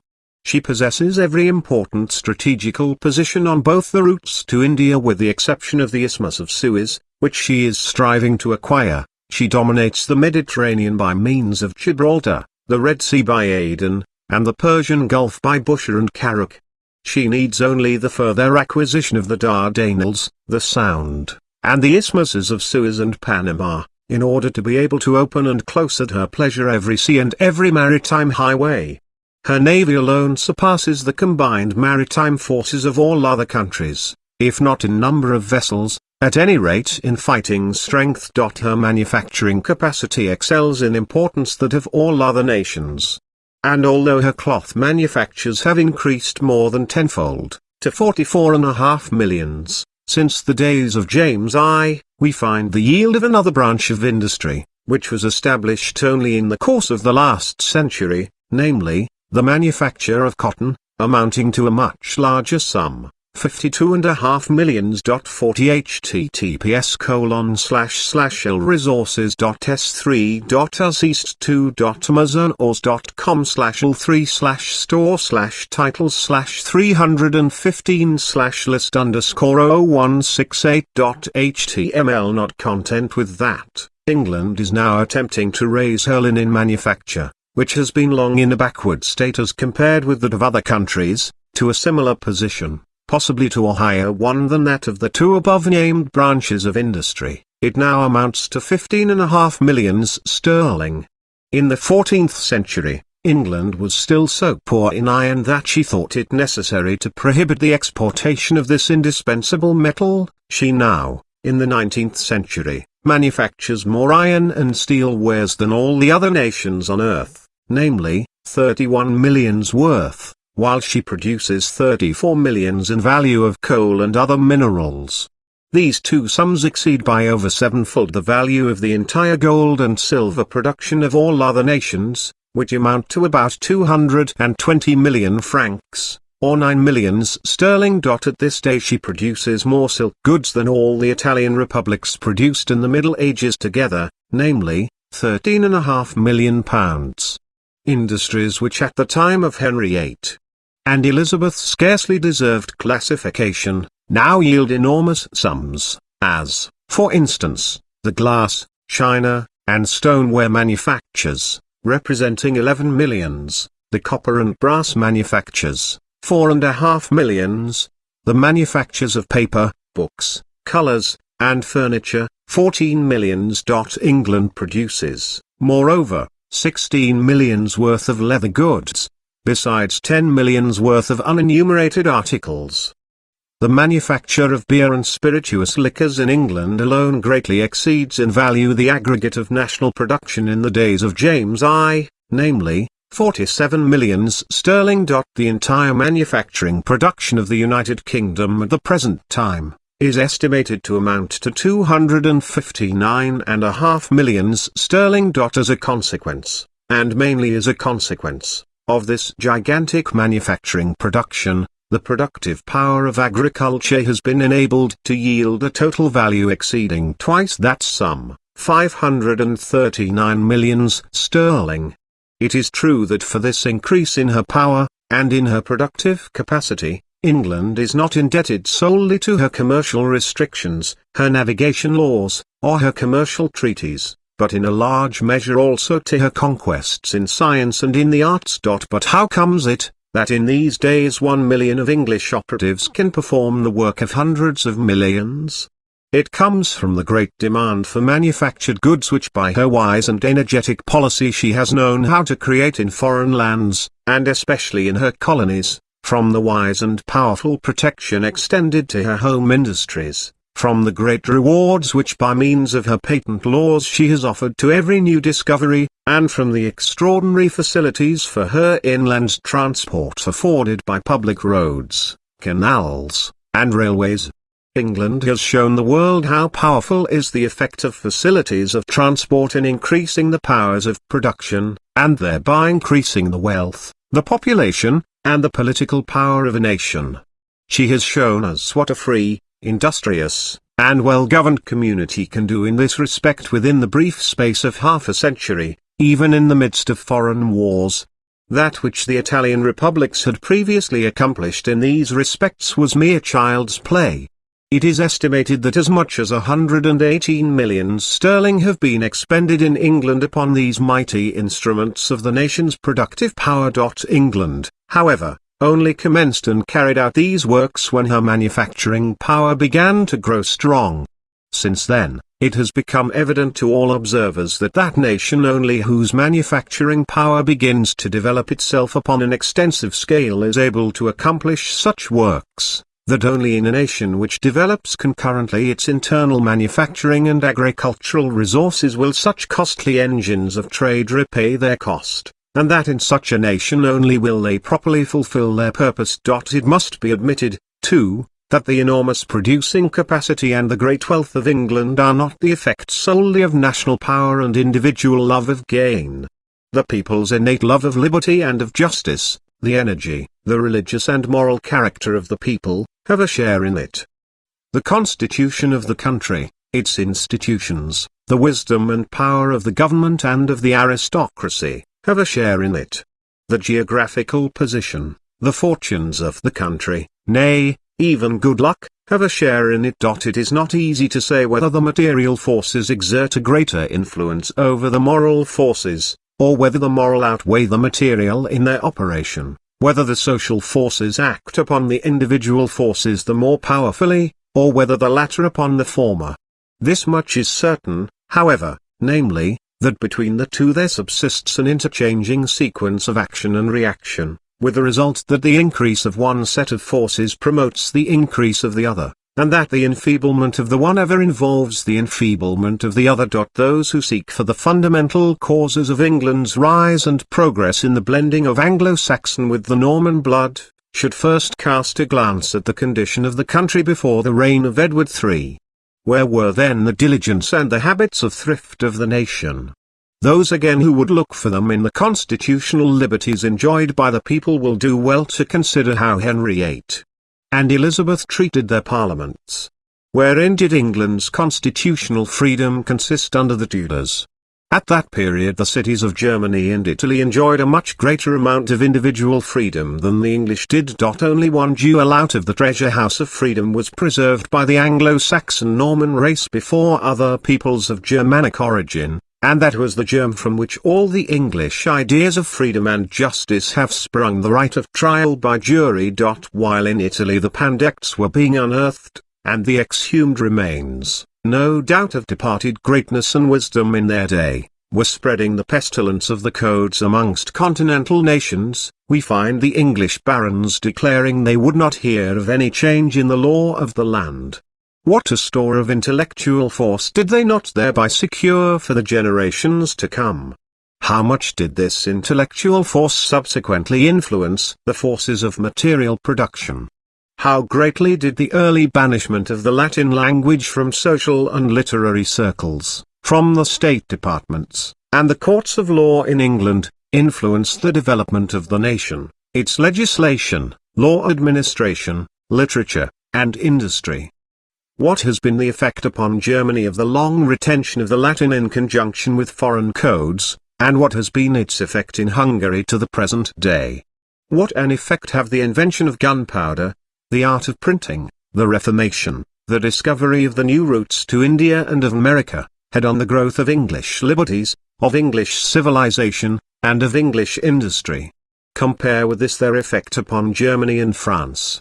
In Germany discord in the empire, in the provinces, even within the walls of cities, miserable controversies, barbarism in literature, in the administration of the state and of the law, civil war, persecutions, expatriation, foreign invasion, depopulation, desolation, the ruin of cities, the decay of industry, agriculture, and trade, of freedom and civic institutions, supremacy of the great nobles, decay of the imperial power, and of nationality, severance of the fairest provinces from the empire. In France, subjugation of the cities and of the nobles in the interest of despotism, alliance with the priesthood against intellectual freedom, but at the same time national unity and power, conquest with its gain and its curse, but, as against that, downfall of freedom and of industry. In England the rise of cities, progress in agriculture, commerce, and manufactures, subjection of the aristocracy to the law of the land, and hence a preponderating participation by the nobility in the work of legislation, in the administration of the state and of the law, as also in the advantages of industry, development of resources at home, and of political power abroad, internal peace, influence over all less advanced communities, limitation of the powers of the crown, but gain by the crown in royal revenues, in splendor and stability. Altogether, a higher degree of well-being, civilization, and freedom at home, and preponderating might abroad. But who can say how much of these happy results is attributable to the English national spirit and to the Constitution, how much to England's geographical position and circumstances in the past, or again, how much to chance, to destiny, to fortune? Let Charles V. and Henry VIII change places, and, in consequence of a villainous divorce trial, it is conceivable, the reader will understand why we say conceivable, that Germany and the Netherlands might have become what England and Spain have become. Place in the position of Elizabeth, a weak woman allying herself to a Philip II, and how would it have fared with the power, the civilization, and the liberties of Great Britain? If the force of national character will alone account for everything in this mighty revolution, must not then the greatest share of its beneficial results have accrued to the nation from which it sprang, namely, to Germany? Instead of that, it is just the German nation which reaped nothing save trouble and weakness from this movement in the direction of progress. In no European kingdom is the institution of an aristocracy more judiciously designed than in England for securing to the nobility, in their relation to the crown and the commonalty, individual independence, dignity, and stability, to give them a parliamentary training and position, to direct their energies to patriotic and national aims, to induce them to attract to their own body the elite of the commonalty, to include in their ranks every commoner who earns distinction, whether by mental gifts, exceptional wealth, or great achievements, and, on the other hand, to cast back again amongst the commons the surplus progeny of aristocratic descent, thus leading to the amalgamation of the nobility and the commonalty in future generations. By this process the nobility is ever receiving from the commons fresh accessions of civic and patriotic energy, of science, learning, intellectual and material resources, while it is ever restoring to the people a portion of the culture and of the spirit of independence peculiarly its own, leaving its own children to trust to their own resources, and supplying the commonalty with incentives to renewed exertion. In the case of the English lord, however large may be the number of his descendants, only one can hold the title at a time. The other members of the family are commoners, who gain a livelihood either in one of the learned professions, or in the civil service, in commerce, industry, or agriculture. The story goes that some time ago one of the first dukes in England conceived the idea of inviting all the blood relations of his house to a banquet, but he was fain to abandon the design because their name was legion, notwithstanding that the family pedigree had not reached farther back than for a few centuries. It would require a whole volume to show the effect of this institution upon the spirit of enterprise, the colonization, the might and the liberties, and especially upon the forces of production of this nation. 41 https://lresources.s3.amazon/ors.com/l3/store/titles/315/list_html. The geographical position of England, too, has exercised an immense influence upon the independent development of the nation. England in its relation to the continent of Europe has ever been a world by itself, and was always exempt from the effects of the rivalries, the prejudices, the selfishness, the passions, and the disasters of her continental neighbours. To this isolated condition she is mainly indebted for the independent and unalloyed growth of her political constitution, for the undisturbed consummation of the Reformation, and for the secularization of ecclesiastical property which has proved so beneficial to her industries. To the same cause she is also indebted for that continuous peace, which, with the exception of the period of the Civil War, she has enjoyed for a series of centuries, and which enabled her to dispense with standing armies, while facilitating the early introduction of a consistent customs system. By reason of her insular position, England not only enjoyed immunity from territorial wars, but she also derived immense advantages for her manufacturing supremacy from the continental wars. Land wars and devastations of territory inflict manifold injury upon the manufactures at the seat of hostilities, directly, by interfering with the farmer's work and destroying the crops, which deprives the tiller of the soil of the means wherewithal to purchase manufactured goods, and to produce raw material and food for the manufacturer, indirectly, by often destroying the manufactories, or at any rate ruining them, because hostilities interfere with the importation of raw material and with the exportation of goods, and because it becomes a difficult matter to procure capital and labor just at the very time when the masters have to bear extraordinary imposts and heavy taxation, and lastly, the injurious effects continue to operate even after the cessation of the war, because both capital and individual effort are ever attracted towards agricultural work and diverted from manufactures, precisely in that proportion in which the war may have injured the farmers and their crops, and thereby opened up a more directly profitable field for the employment of capital and of labor than the manufacturing industries would then afford. While in Germany this condition of things recurred twice in every 100 years, and caused German manufactures to retrograde, those of England made uninterrupted progress. English manufacturers, as opposed to their continental competitors, enjoyed a double and treble advantage whenever England, by fitting out fleets and armies, by subsidies, or by both these means combined, proceeded to take an active part in foreign wars. We cannot agree with the defenders of unproductive expenditure, namely, of that incurred by wars and the maintenance of large armies, nor with those who insist upon the positively beneficial character of a public debt, but neither do we believe that the dominant school are in the right when they contend that all consumption which is not directly reproductive, for instance, that of war, is absolutely injurious without qualification. The equipment of armies, wars, and the debts contracted for these purposes, may, as the example of England teaches, under certain circumstances, very greatly conduce to the increase of the productive powers of a nation. Strictly speaking, material wealth may have been consumed unproductively, but this consumption may, nevertheless, stimulate manufacturers to extraordinary exertions, and lead to new discoveries and improvements, especially to an increase of productive powers.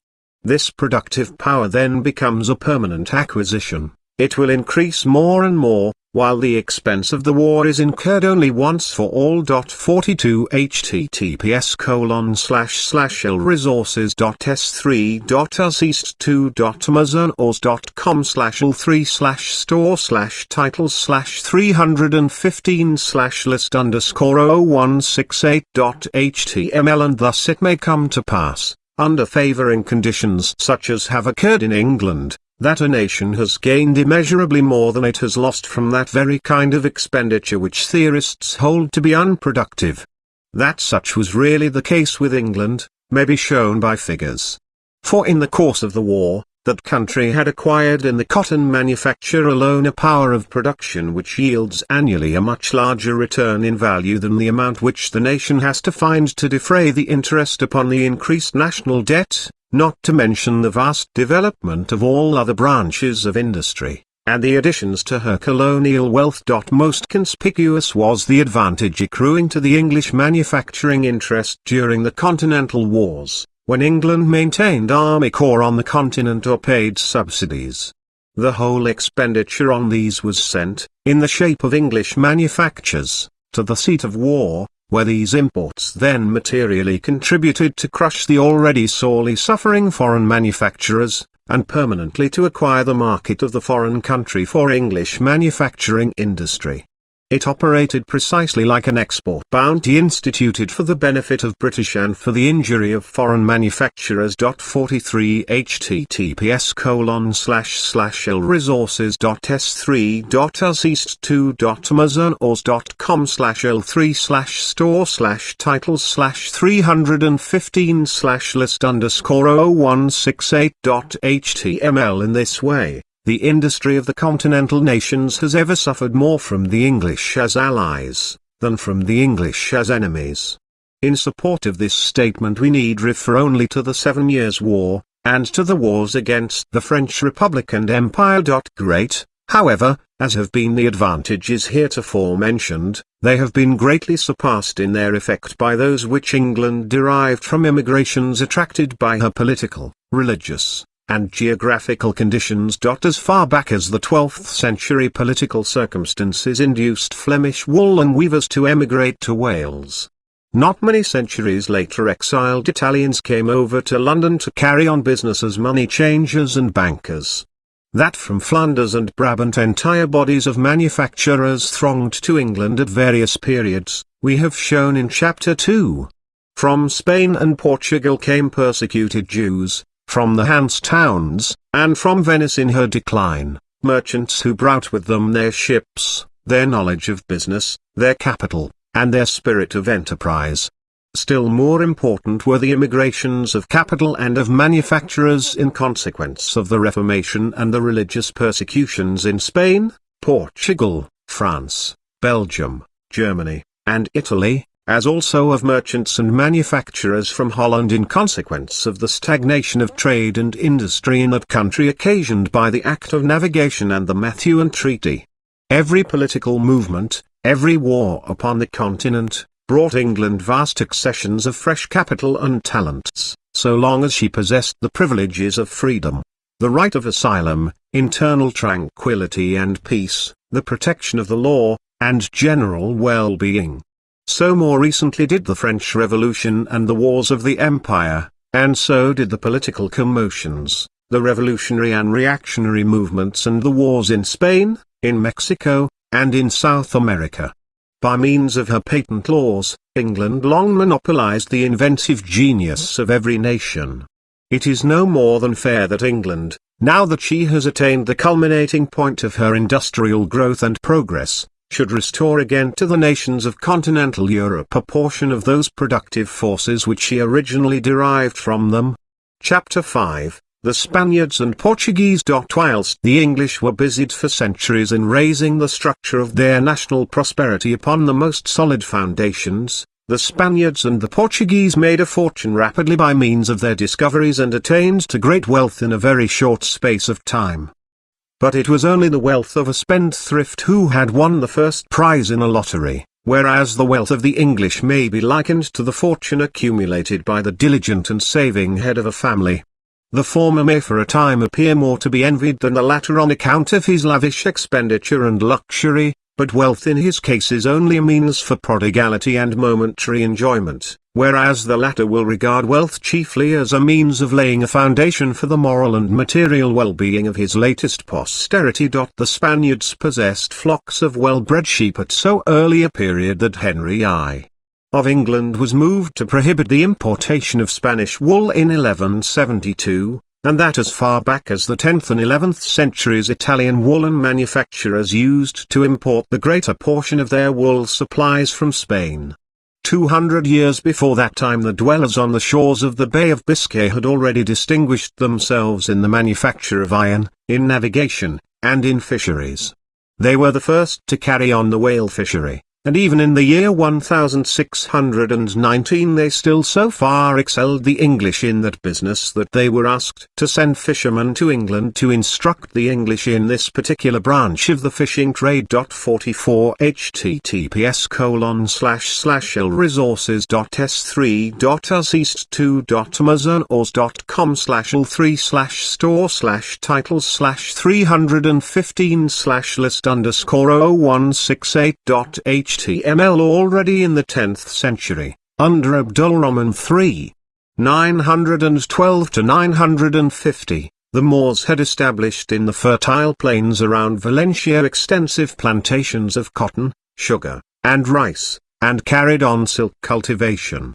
Cordova, Seville, and Granada contained at the time of the Moors important cotton and silk manufactories. 45 https://lresources.s3.amazon/store/titles/315/list_store/titles/368.html Valencia, Segovia, Toledo, and several other cities in Castile were celebrated for their woolen manufactures. Seville alone at an early period of history contained as many as 16,000 looms, while the woolen manufactories of Segovia in the year 1552 were employing 13,000 operatives. Other branches of industry, notably the manufacture of arms and of paper, had become developed on a similar scale. In Colbert's day the French were still in the habit of procuring supplies of cloth from Spain. 46 https://lresources.s3.amazon/l3/store/titles/315/list_store/list_under_0168.html The Spanish seaport towns were the seat of an extensive trade and of important fisheries. And up to the time of Philip II, Spain possessed a most powerful navy. In a word, Spain possessed all the elements of greatness and prosperity, when bigotry, in alliance with despotism, set to work to stifle the high spirit of the nation. The first commencement of this work of darkness was the expulsion of the Jews, and its crowning act the expulsion of the Moors, whereby 2 millions of the most industrious and well-to-do inhabitants were driven out of Spain with their capital. While the Inquisition was thus occupied and driving native industry into exile, it at the same time effectually prevented foreign manufacturers from settling down in the country. The discovery of America and of the route round the Cape only increased the wealth of both kingdoms after a specious and ephemeral fashion indeed. By these events a death blow was first given to their national industry and to their power. For then, instead of exchanging the produce of the East and West Indies against home manufactures, as the Dutch and the English subsequently did, the Spaniards and Portuguese purchased manufactured goods from foreign nations with the gold and the silver which they had wrung from their colonies.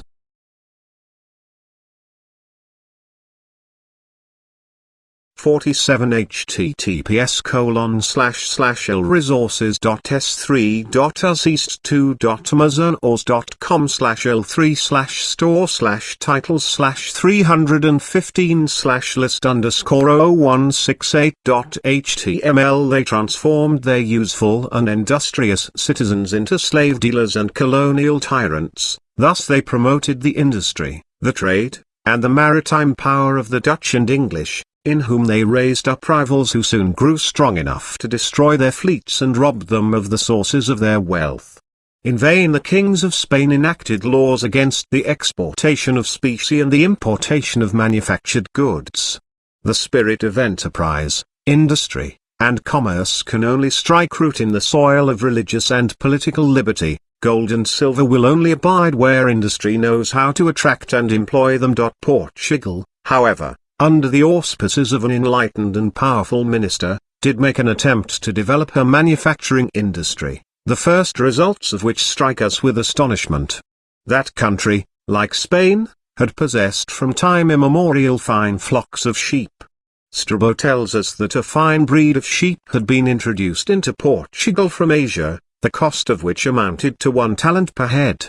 When the Count of Ercera became minister in 1681, he conceived the design of establishing cloth manufactories, and of thus working up the native raw material in order to supply the mother country and the colonies with home manufactured goods. With that view cloth workers were invited from England, and so speedily did the native cloth manufactories flourish in consequence of the protection secured to them, that 3 years later, in 1684, it became practicable to prohibit the importation of foreign cloths. From that period Portugal supplied herself and her colonies with native goods manufactured of homegrown raw material, and prospered exceedingly in so doing for a period of 19 years, as attested by the evidence of English writers themselves. 48 https://lresources.s3.amazon.com/l3/store/titles/315/list_titles/368.html. It is true that even in those days the English gave proof of that ability which at subsequent times they have managed to bring to perfection. In order to evade the tariff restrictions of Portugal, they manufactured woolen fabrics, which slightly differed from cloth though serving the same purpose, and imported these into Portugal under the designation of woolen serges and woolen druggets.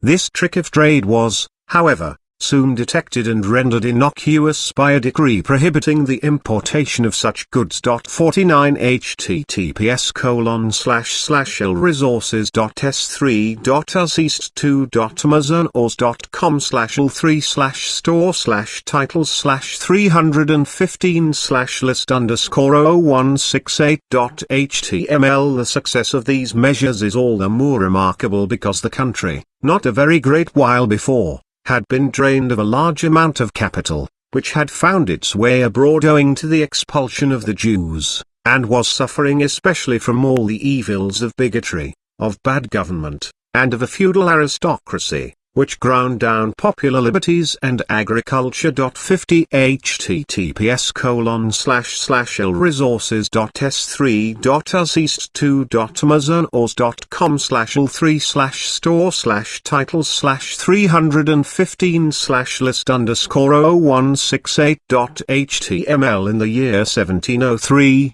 after the death of Count Irasira, however, the famous British ambassador Paul Methuen succeeded in persuading the Portuguese government that Portugal would be immensely benefited if England were to permit the importation of Portuguese wines at a duty 1/3 less than the duty levied upon wines of other countries, in consideration of Portugal admitting English cloths at the same rate of import duty, viz. 23%. Which had been charged upon such goods prior to the year 1684.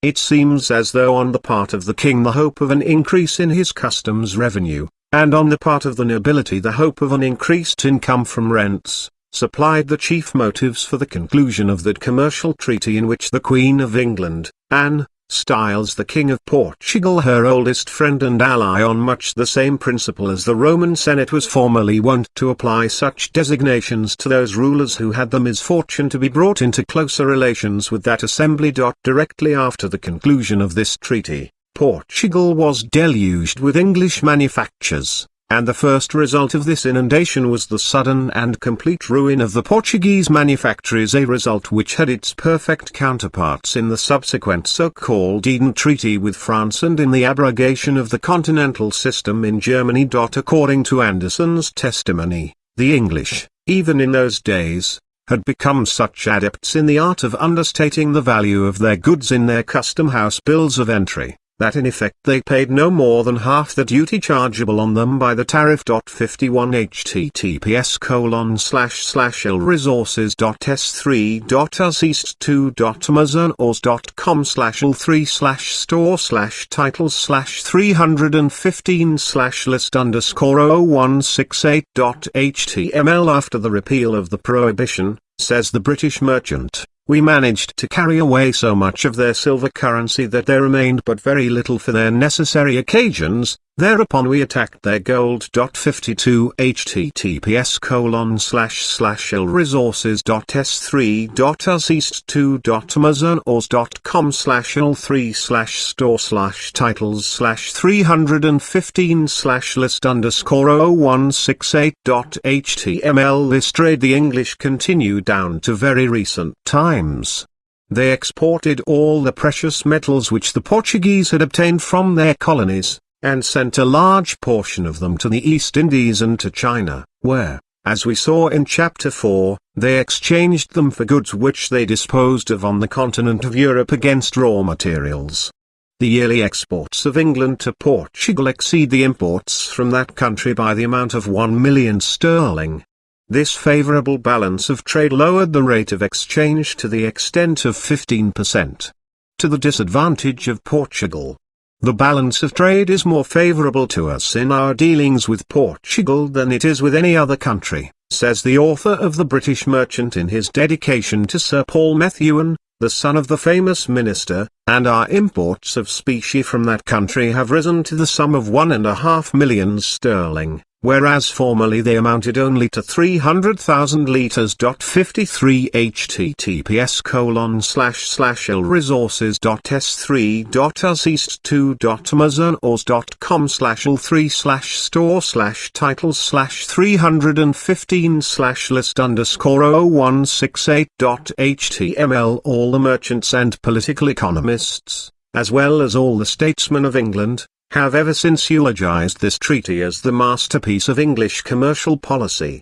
Anderson himself, who had a clear insight enough into all matters affecting English commercial policy, and who in his way always treats of them with great candor, calls it an extremely fair and advantageous treaty, nor could he forbear the naive exclamation, "May it endure for ever and ever!" 54 https://lresources.s3.amazon.com/l3/store/titles/315/list_0168.html. For Adam Smith alone it was reserved to set up a theory directly opposed to this unanimous verdict, and to maintain that the Methuen Treaty had in no respect proved a special boon to British commerce.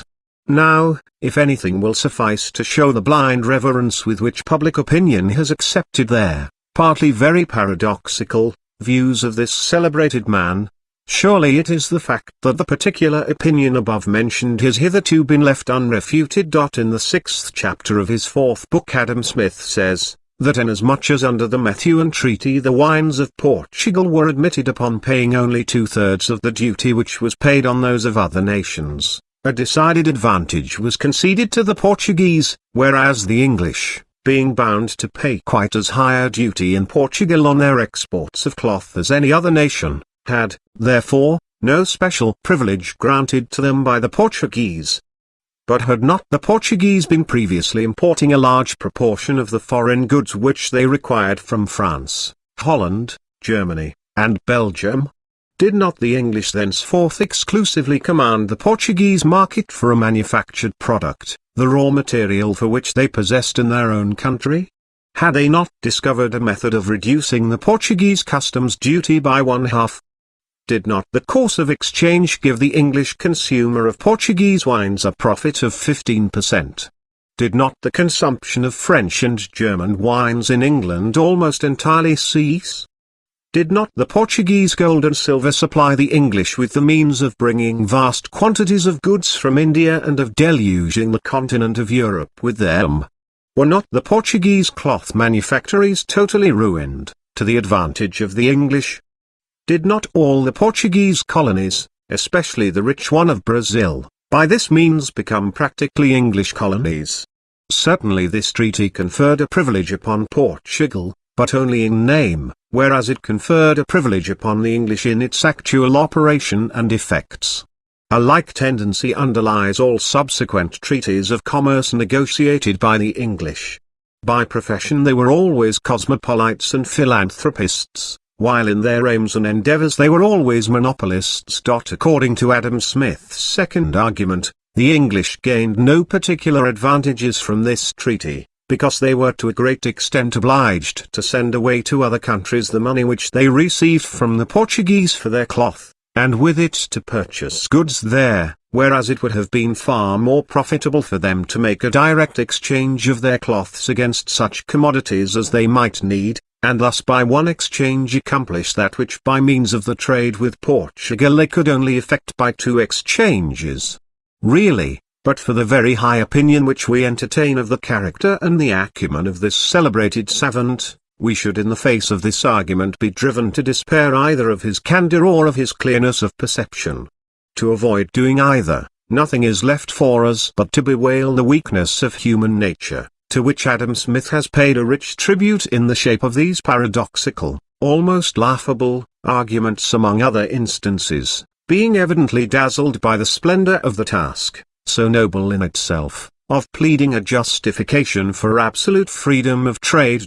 In the argument just named there is no more sound sense or logic than in the proposition that a baker, because he sells bread to his customers for money, and with that money buys flour from the miller, does an unprofitable trade, because if he had exchanged his bread directly for flour, he would have effected his purpose by a single act of exchange instead of by two such acts. It needs surely no great amount of sagacity to answer such an allegation by hinting that the miller might possibly not want so much bread as the baker could supply him with, that the miller might perhaps understand and undertake baking himself, and that, therefore, the baker's business could not go on at all without these two acts of exchange. Such in effect were the commercial conditions of Portugal and England at the date of the treaty. Portugal received gold and silver from South America in exchange for manufactured goods which she then exported to those regions, but too indolent or too shiftless to manufacture these goods herself, she bought them of the English in exchange for the precious metals.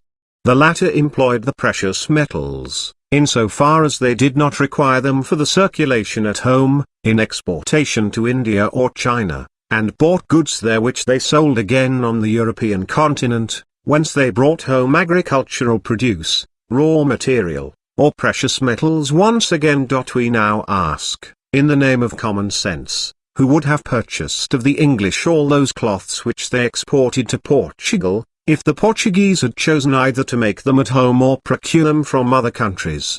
The English could not in that case have sold them to Portugal, and to other nations they were already selling as much as those nations would take.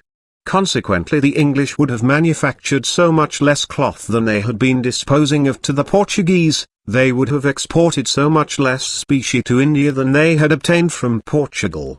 They would have brought to Europe and sold on the continent just that much less of East Indian merchandise, and consequently would have taken home with them that much less of raw material. Quite as untenable is Adam Smith's third argument that, if a Portuguese money had not flowed in upon them, the English might have supplied their requirements of this article in other ways. Portugal, he conceived, must in any case have exported her superfluous store of precious metals, and these would have reached England through some other channel.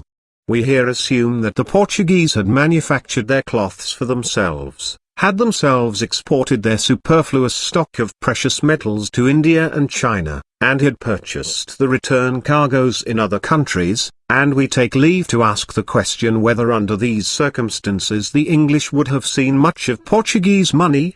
It would have been just the same if Portugal had concluded a Methuen treaty with Holland or France. In both these cases, no doubt, some little of the money would have gone over to England, but only so much as she could have acquired by the sale of her or wool. In short, but for the Methuen treaty, the manufactures, the trade, and the shipping of the English could never have reached such a degree of expansion as they have attained to. But whatever be the estimate formed of the effects of the Methuen treaty as respects England, this much at least appears to be made out, that, in respect to Portugal, they have in no way been such as to tempt other nations to deliver over their home markets for manufactured goods to English competition, for the sake of facilitating the exportation of agricultural produce. Agriculture and trade, commerce and navigation, instead of improving from the intercourse with England, went on sinking lower and lower in Portugal.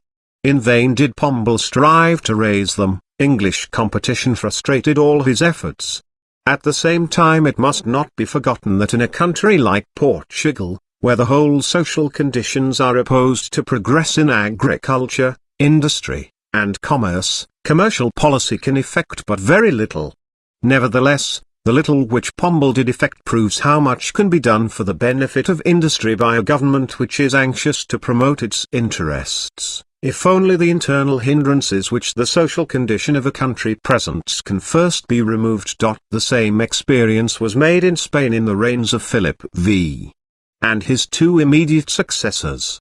Inadequate as was the protection extended to home industries under the Bourbons, and great as was the lack of energy in fully enforcing the customs laws, Yet the remarkable animation which pervaded every branch of industry and every district of the country as the result of transplanting the commercial policy of Colbert from France to Spain was unmistakable. 55 https://l-resources.s3.amazon.com/l3/store/titles/315/list_0168.html. The statements of use Darets and Alloa 56 https://l-resources.s3.amazon.com/l3/store/titles/315/list_0168.html in regard to these results under the then prevailing circumstances are astonishing.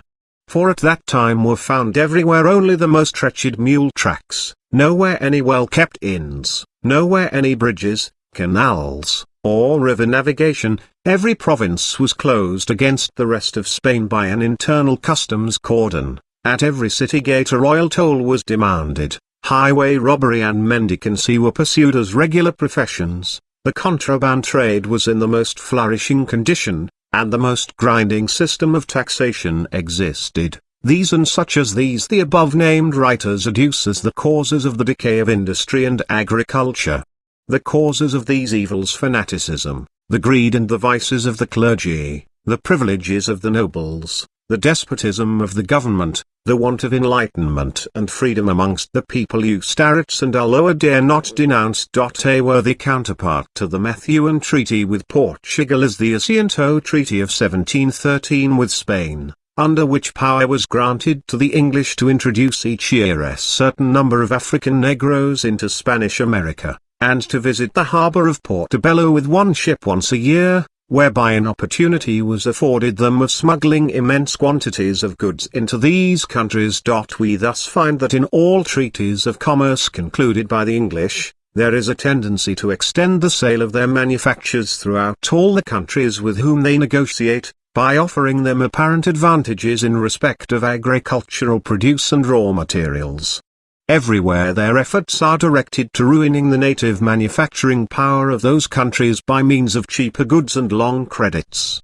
If they cannot obtain low tariffs, then they devote their exertions to defrauding the custom houses, and to organizing a wholesale system of contraband trade.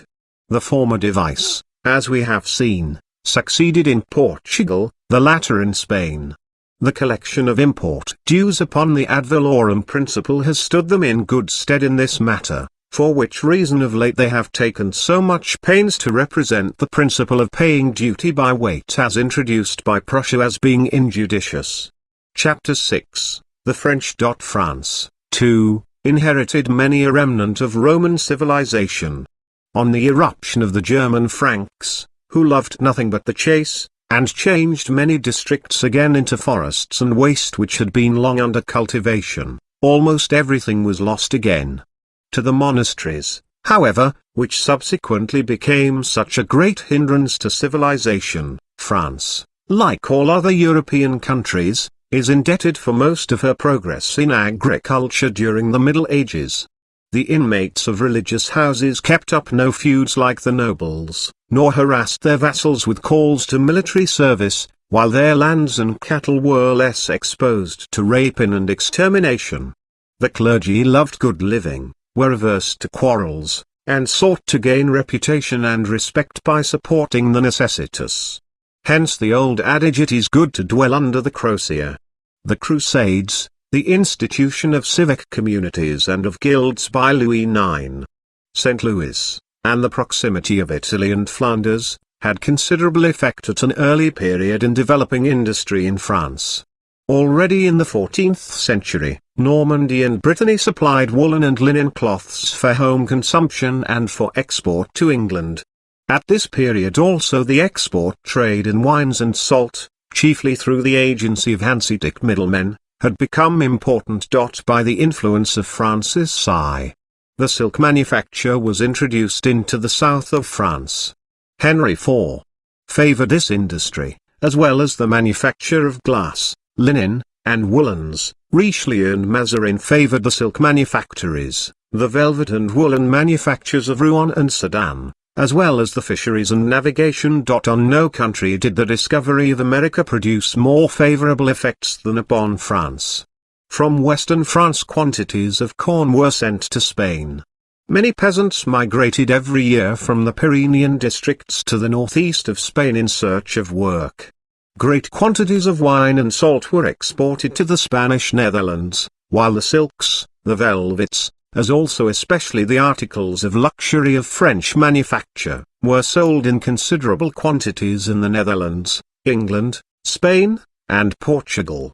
Owing to this cause a great deal of Spanish gold and silver got into circulation in France at an early period. But the palmy days of French industry first commenced with Colbert. At the time of Mazarin's death, neither manufacturing industry, commerce, navigation, nor the fisheries had attained to importance, while the financial condition of the country was at its worst. Colbert had the courage to grapple single-handed with an undertaking which England could only bring to a successful issue by the persevering efforts of 3 centuries, and at the cost of 2 revolutions.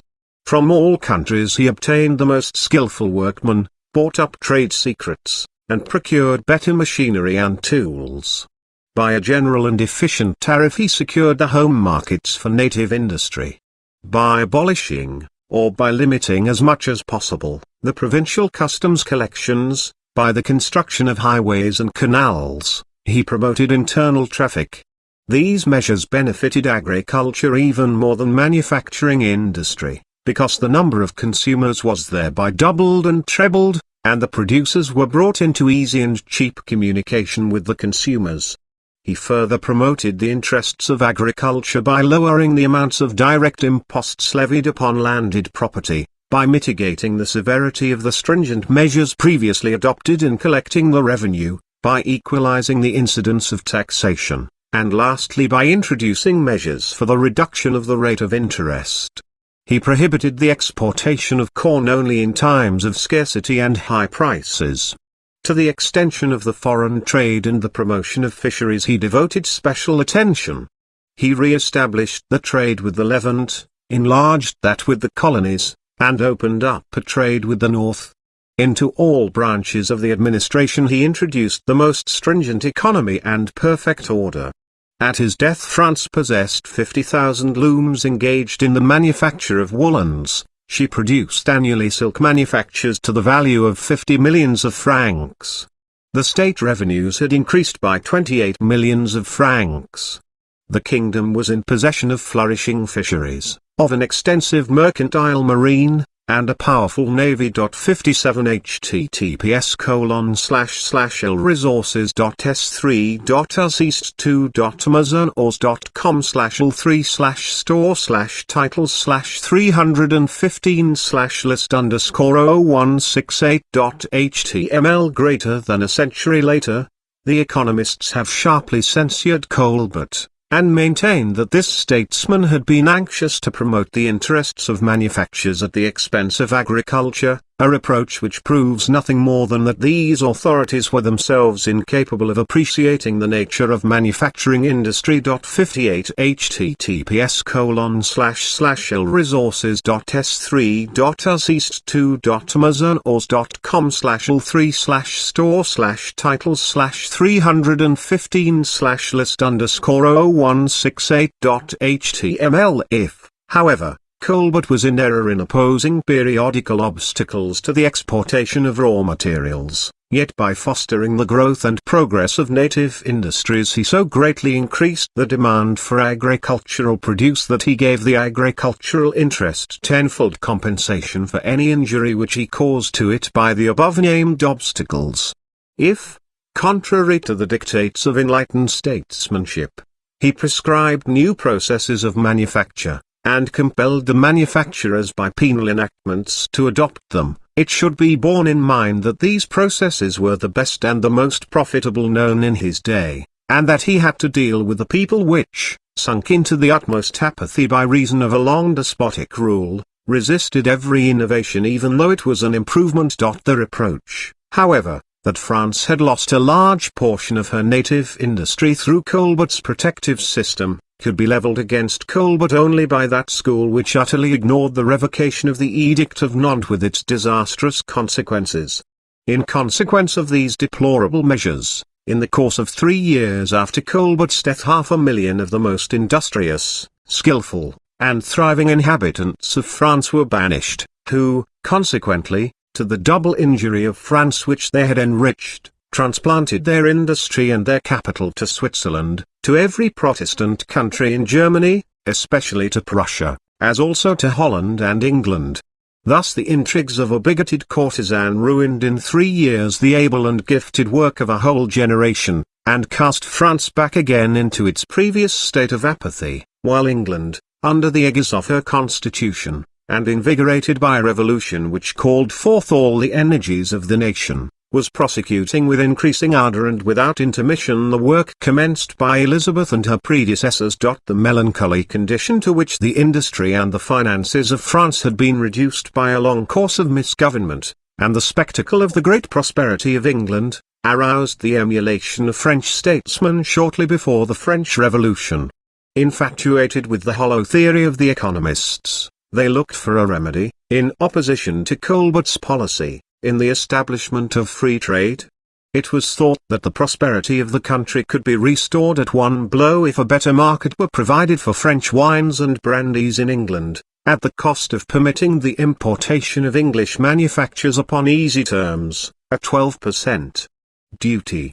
England, delighted at the proposal, willingly granted to the French a second edition of the Methuen Treaty, in the shape of the so-called Eden Treaty of 1786, a copy which was soon followed by results not less ruinous than those produced by the Portuguese original. The English, accustomed to the strong wines of the peninsula, did not increase their consumption to the extent which had been expected, whilst the French perceived with horror that all they had to offer the English were simply fashions and fancy articles, the total value of which was insignificant, whereas the English manufacturers, in all articles of prime necessity, the total amount of which was enormous, could greatly surpass the French manufacturers in cheapness of prices, as well as in quality of their goods, and in granting of credit.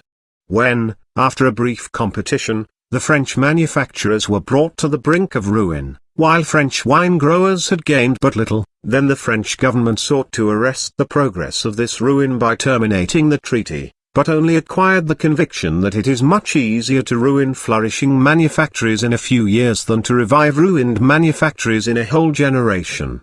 English competition had engendered a taste for English goods in France, the consequence of which was an extensive and long-continued contraband trade which it was difficult to suppress.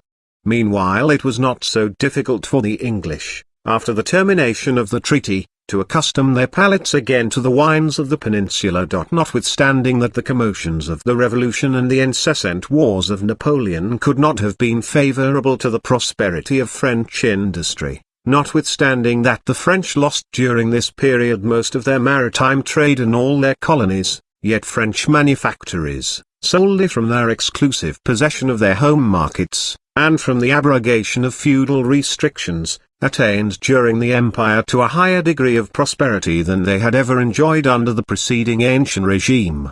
The same effects were noticeable in Germany and in all countries over which the continental blockade extended. Napoleon said in his trenchant style, that under the existing circumstances of the world any state which adopted the principle of free trade must come to the ground.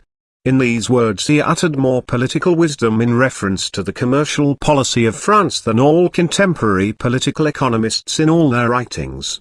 We cannot but wonder at the sagacity with which this great genius, without any previous study of the systems of political economy, comprehended the nature and importance of manufacturing power. Well was it for him and for France that he had not studied these systems. Formerly, said Napoleon, there was but one description of property, the possession of land, but a new property has now risen up, namely, industry. Napoleon saw, and in this way clearly enunciated, what contemporary economists did not see, or did not clearly enunciate, namely, that a nation which combines in itself the power of manufactures with that of agriculture is an immeasurably more perfect and more wealthy nation than a purely agricultural one. what Napoleon did to found and promote the industrial education of France, to improve the country's credit, to introduce and set going new inventions and improved processes, and to perfect the means of internal communication in France, it is not necessary to dwell upon in detail, for these things are still too well remembered. But what, perhaps, does call for special notice in this connection, is the biased and unfair judgment passed upon this enlightened and powerful ruler by contemporary theorists. With the fall of Napoleon, English competition, which had been till then restricted to a contraband trade, recovered its footing on the continents of Europe and America. Now for the first time the English were heard to condemn protection and to eulogize Adam Smith's doctrine of free trade, a doctrine which heretofore those practical islanders considered as suited only to an ideal state of utopian perfection. But an impartial, critical observer might easily discern the entire absence of mere sentimental motives of philanthropy in this conversion, for only when increased facilities for the exportation of English goods to the continents of Europe and America were in question were cosmopolitan arguments resorted to, but so soon as the question turned upon the free importation of corn, or whether foreign goods might be allowed to compete at all with British manufactures in the English market, in that case quite different principles were appealed to. 59 https://l-resources.s3.amazon/all3/store/titles/315/list_/titles/368.html. Unhappily, it was said, the long continuance in England of a policy contrary to natural principles had created an artificial state of things, which could not be interfered with suddenly without incurring the risk of dangerous and mischievous consequences. It was not to be attempted without the greatest caution and prudence. It was England's misfortune, not her fault. All the more gratifying ought it to be for the nations of the European and American continents,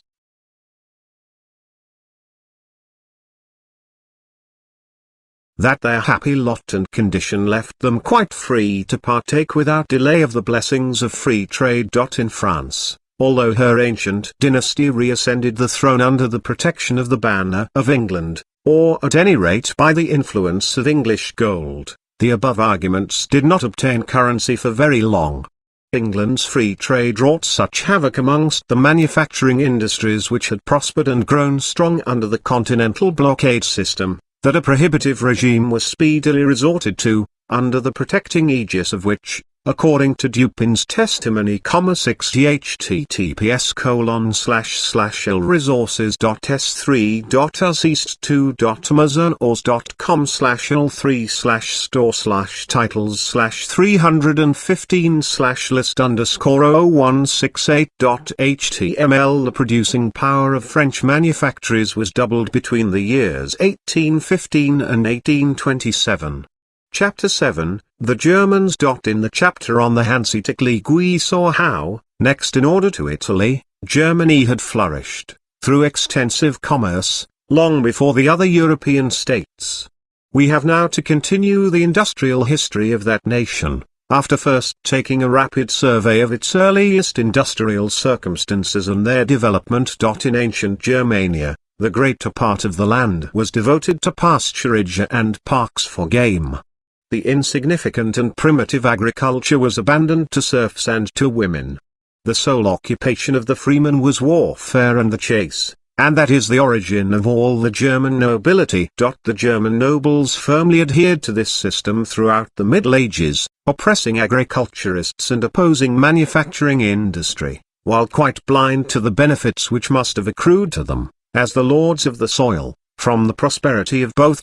Indeed, so deeply rooted has the passion for their hereditary favorite occupation ever continued with the German nobles, that even in our days, long after they have been enriched by the plowshare and the shuttle, they still dream in legislative assemblies about the preservation of game and the game laws, as though the wolf and the sheep, the bear and the bee, could dwell in peace side by side, as though landed property could be devoted at one and the same time to gardening, timber growing, and scientific farming, and to the preservation of wild boars, deer, and hares. German husbandry long remained in a barbarous condition.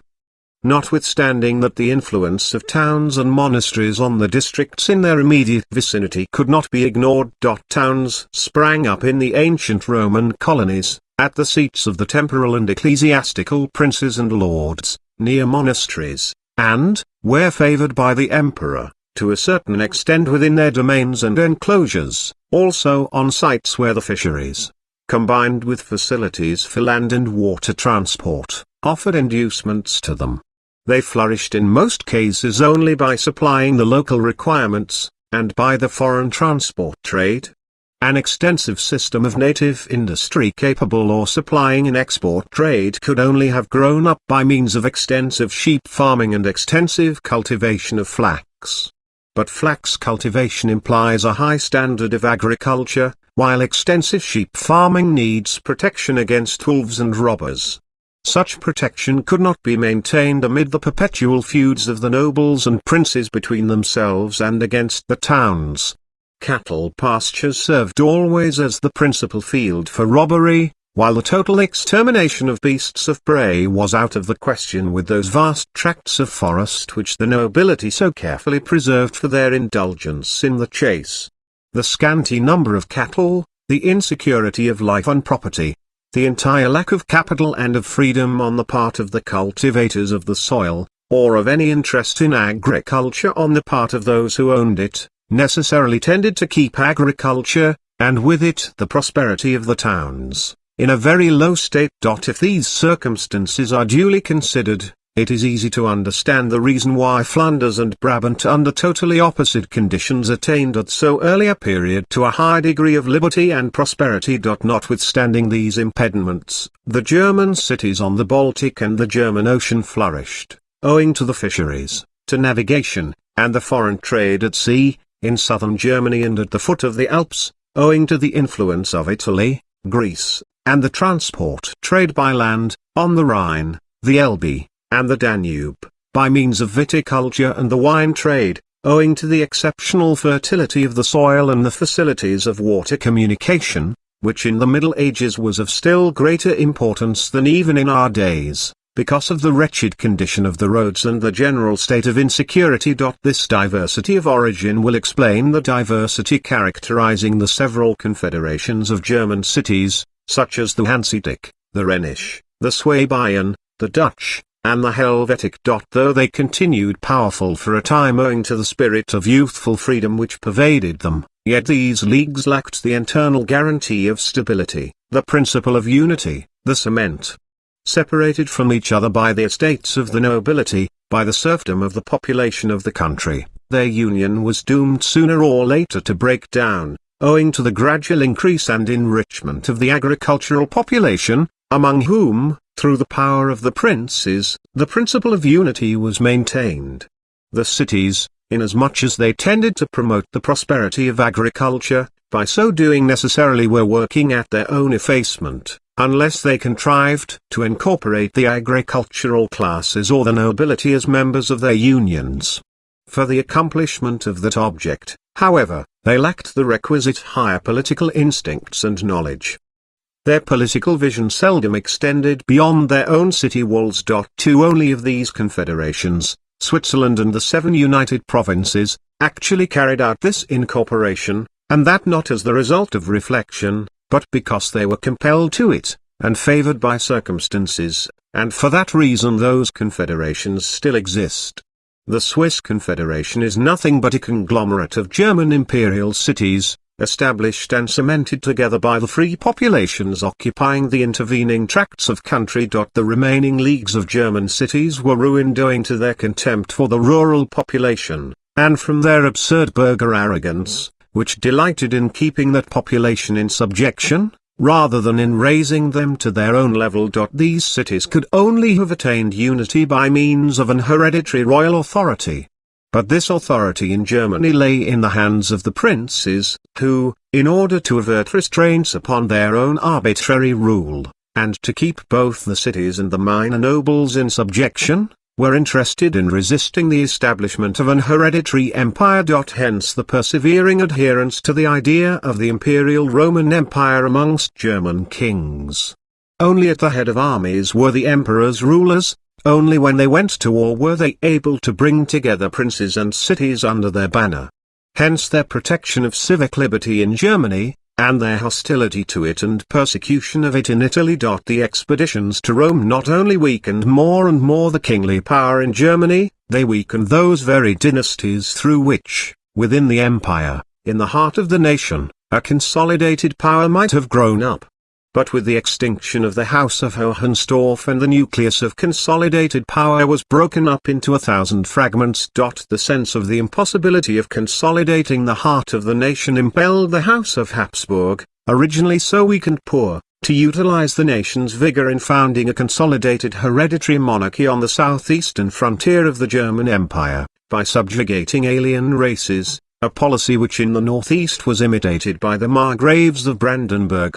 Thus in the southeast and northeast there arose hereditary sovereignties founded upon the dominion over alien races, while in the two western corners of the land two republics grew into existence which continually separated themselves more and more from the parent nation, and within, in the nation's heart, disintegration, impotence, and dissolution continually progressed. The misfortunes of the German nation were completed by the inventions of gunpowder and of the art of printing, the revival of the Roman law, the Reformation, and lastly the discovery of America and of the new route to India. The intellectual, social, and economic revolution which we have described produced divisions and disruption between the constituent members of the empire, disunion between the princes, disunion between the cities, disunion even between the various guilds of individual cities, and between neighbors of every rank. The energies of the nation were now diverted from the pursuit of industry, agriculture, trade, and navigation, from the acquisition of colonies, the amelioration of internal institutions, in fact from every kind of substantial improvement. The people contended about dogmas and the heritage of the Church. At the same time came the decline of the Hanseatic League and of Venice, and with it the decline of Germany's wholesale trade, and of the power and liberties of the German cities both in the north and in the south. Then came the 30 Years' War with its devastations of all territories and cities. Holland and Switzerland seceded, while the fairest provinces of the empire were conquered by France.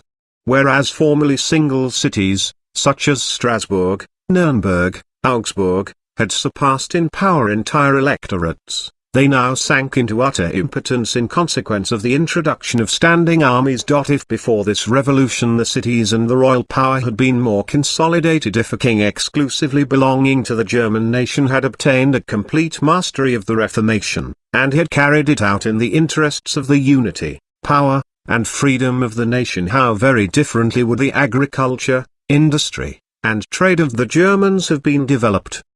By the side of considerations such as these, how pitiable and unpractical seems that theory of political economy which would have us refer the material welfare of nations solely to the production of individuals, wholly losing sight of the fact that the producing power of all individuals is to a great extent determined by the social and political circumstances of the nation.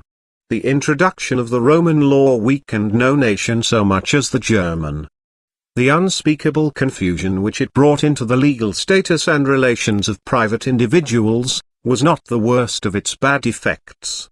More mischievous was it by far, in that it created a caste of learned men and jurists differing from the people in spirit and language, which treated the people as a class unlearned in the law, as minors, which denied the authority of all sound human understanding, which everywhere set up secrecy in the room of publicity, which, living in the most abject dependence and living upon arbitrary power, everywhere advocated it and defended its interests, everywhere gnawed at the roots of liberty.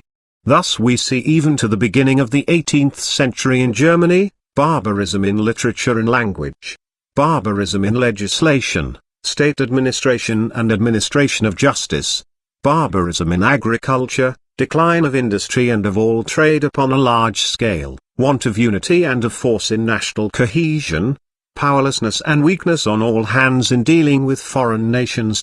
One thing only the Germans had preserved, that was their aboriginal character, their love of industry, order, thrift, and moderation, their perseverance and endurance in research and in business, their honest striving after improvement, and a considerable natural measure of morality, prudence, and circumspection. This character both the rulers and the ruled had in common. After the almost total decay of nationality and the restoration of tranquility, people began in some individual isolated circles to introduce order, improvement, and progress.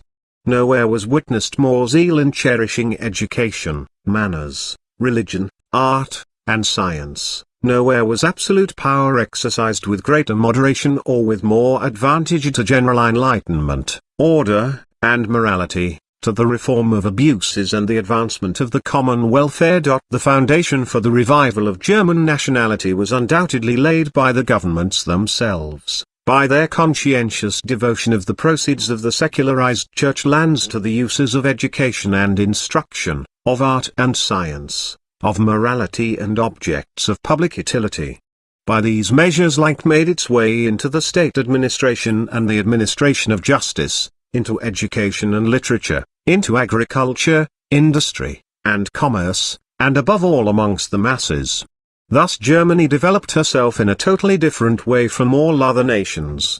Elsewhere high mental culture rather grew out of the evolution of the material powers of production, whilst in Germany the growth of material powers of production was the outcome chiefly of an antecedent intellectual development.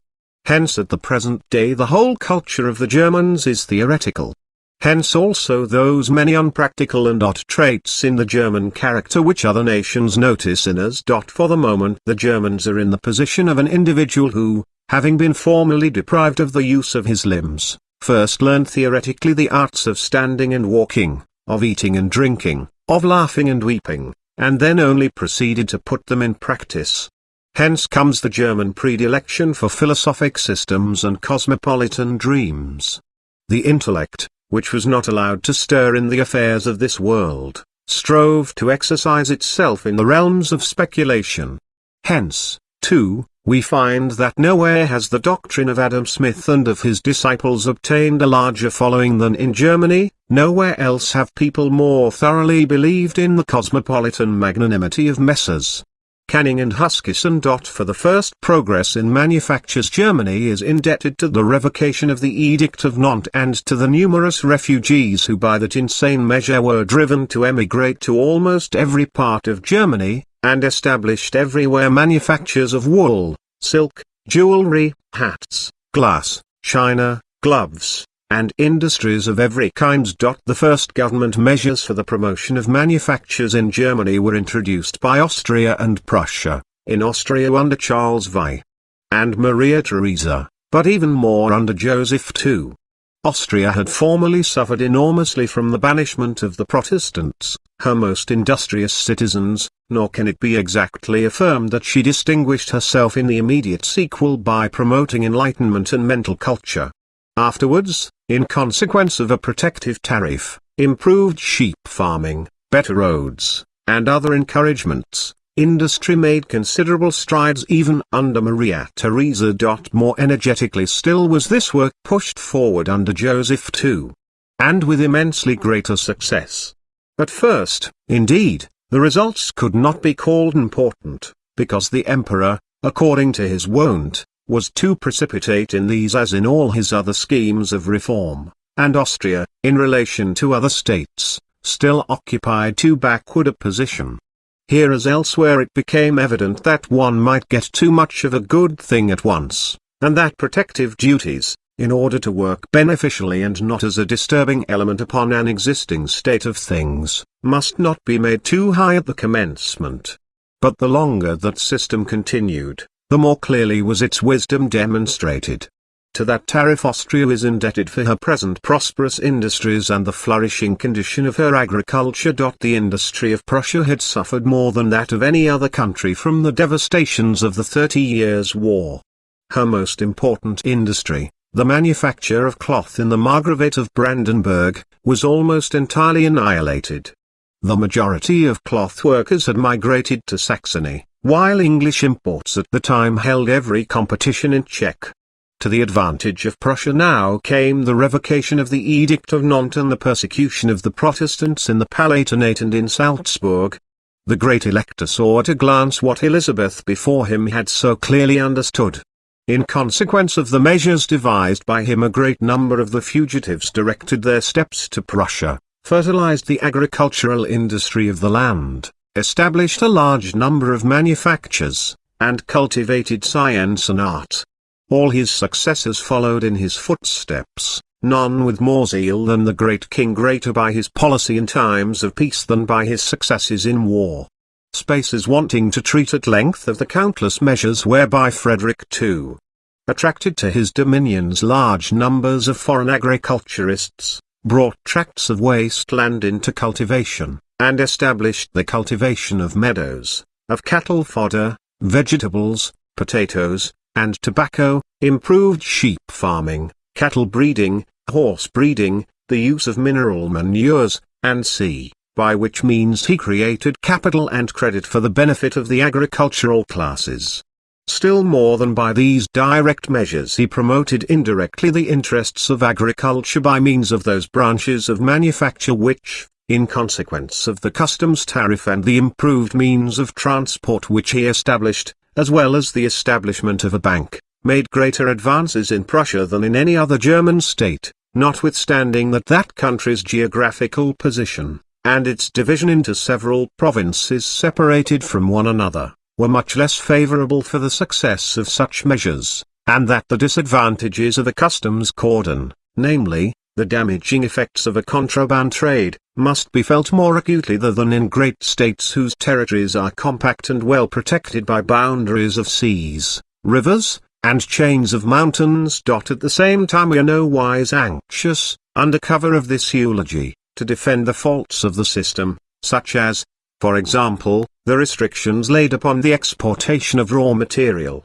Still, that in despite of these faults the national industry was considerably advanced by it, no enlightened and impartial historian would venture to dispute. To every unprejudiced mind, unclouded by false theories, it must be clear that Prussia gained her title to rank amongst the European powers not so much by her conquests as by her wise policy in promoting the interests of agriculture, industry, and trade, and by her progress in literature and science. And all this was the work of one great genius alone. And yet the crown was not yet supported by the energy of free institutions, but simply by an administrative system, well ordered and conscientious, but unquestionably trammelled by the dead mechanical routine of a hierarchical bureaucracy. Meanwhile all the rest of Germany had for centuries been under the influence of free trade, that is to say, the whole world was free to export manufactured products into Germany, while no one consented to admit German manufactured goods into other countries. This rule had its exceptions, but only a few. It cannot, however, be asserted that the predictions and the promises of the school about the great benefits of free trade have been verified by the experience of this country, for everywhere the movement was rather retrograde than progressive. Cities like Augsburg, Nuremberg, Mayence, Cologne, and numbered no more than a third or a fourth part of their former population, and wars were often wished for merely for the sake of getting rid of a valueless surplus of produce. The wars came in the train of the French Revolution, and with them English subsidies together with increased English competition. Hence a new downward tendency in manufactures coupled with an increase in agricultural prosperity, which, however, was only apparent and transitory. Next followed Napoleon's continental blockade, an event which marked an era in the history of both German and French industry, notwithstanding that Mons. J. B. Say, Adam Smith's most famous pupil, denounced it as a calamity.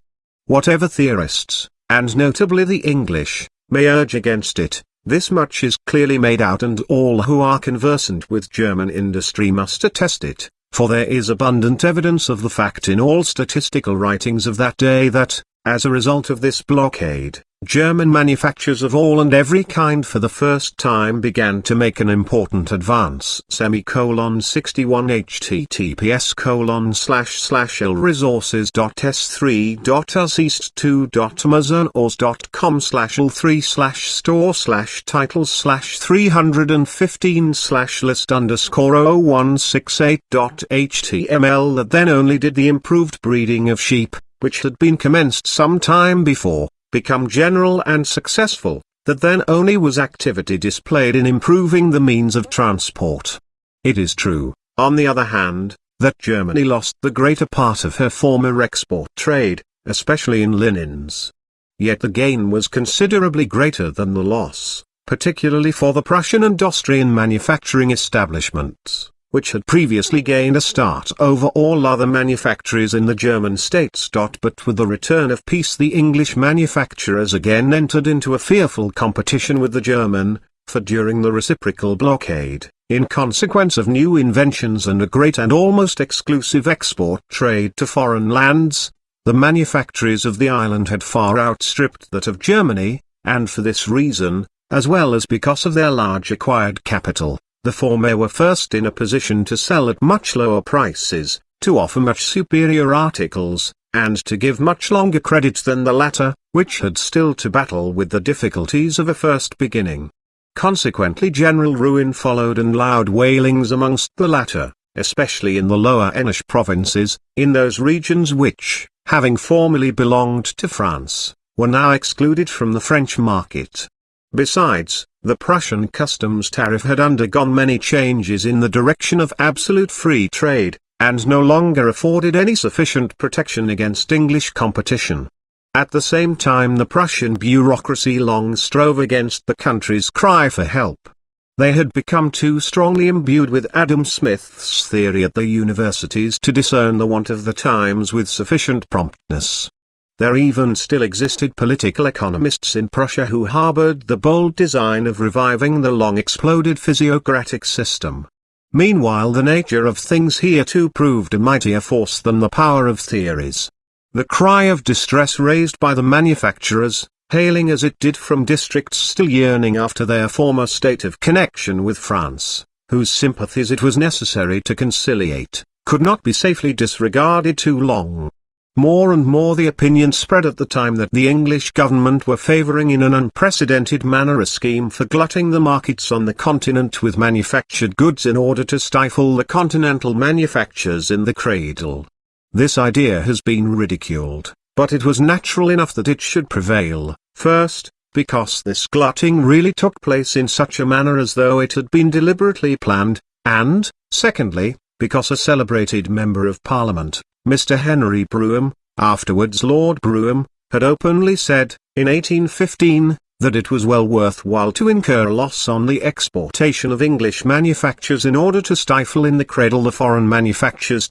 62 https://lresources.s3.amazon.com/l3/store/titles/315/list_titles/368.html. This idea of this lord, since so renowned as a philanthropist, cosmopolist, and liberal, was repeated 10 years later almost in the same words by Mr. Hume, a member of Parliament not less distinguished for liberalism, when he expressed a wish that continental manufactures might be nipped in the bud. At length the prayer of the Prussian manufacturers found a hearing late enough, indeed, as must be admitted when one considers how painful it is to be wrestling with death year after year, but at last their cry was heard to real good purpose. The Prussian customs tariff of 1818 answered, for the time in which it was established, all the requirements of Prussian industry, without in any way overdoing the principle of protection or unduly interfering with the country's beneficial intercourse with foreign countries. Its scale of duties was much lower than those of the English and French customs systems, and necessarily so, for in this case there was no question of a gradual transition from a prohibitive to a protective system, but of a change from free trade, so called, to a protective system. Another great advantage of this tariff, considered as a whole, was that the duties were mostly levied according to the weight of goods and not according to their value. By this means not only were smuggling and too low valuations obviated, but also the great object was gained, that articles of general consumption, which every country can most easily manufacture for itself, and the manufacture of which, because of their great total money value, is the most important of any for the country, were burdened with the highest import duty, while the protective duty fell lower and lower in proportion to the fineness and costliness of the goods, also as the difficulty of making such articles at home increased, and also as both the inducements and the facilities for smuggling increased. But this mode of charging the duty upon the weight would of course, for very obvious reasons, affect the trade with the neighboring German states much more injuriously than the trade with foreign nations. The second-rate and smaller German states had now to bear, in addition to their exclusion from the Austrian, French, and English markets, almost total exclusion from that of Prussia, which hit them all the harder, since many of them were either totally or in great part hemmed in by Prussian provinces. Just in proportion as these measures pacified the Prussian manufacturers, was the loudness of the outcry against them on the part of the manufacturers of the other German states.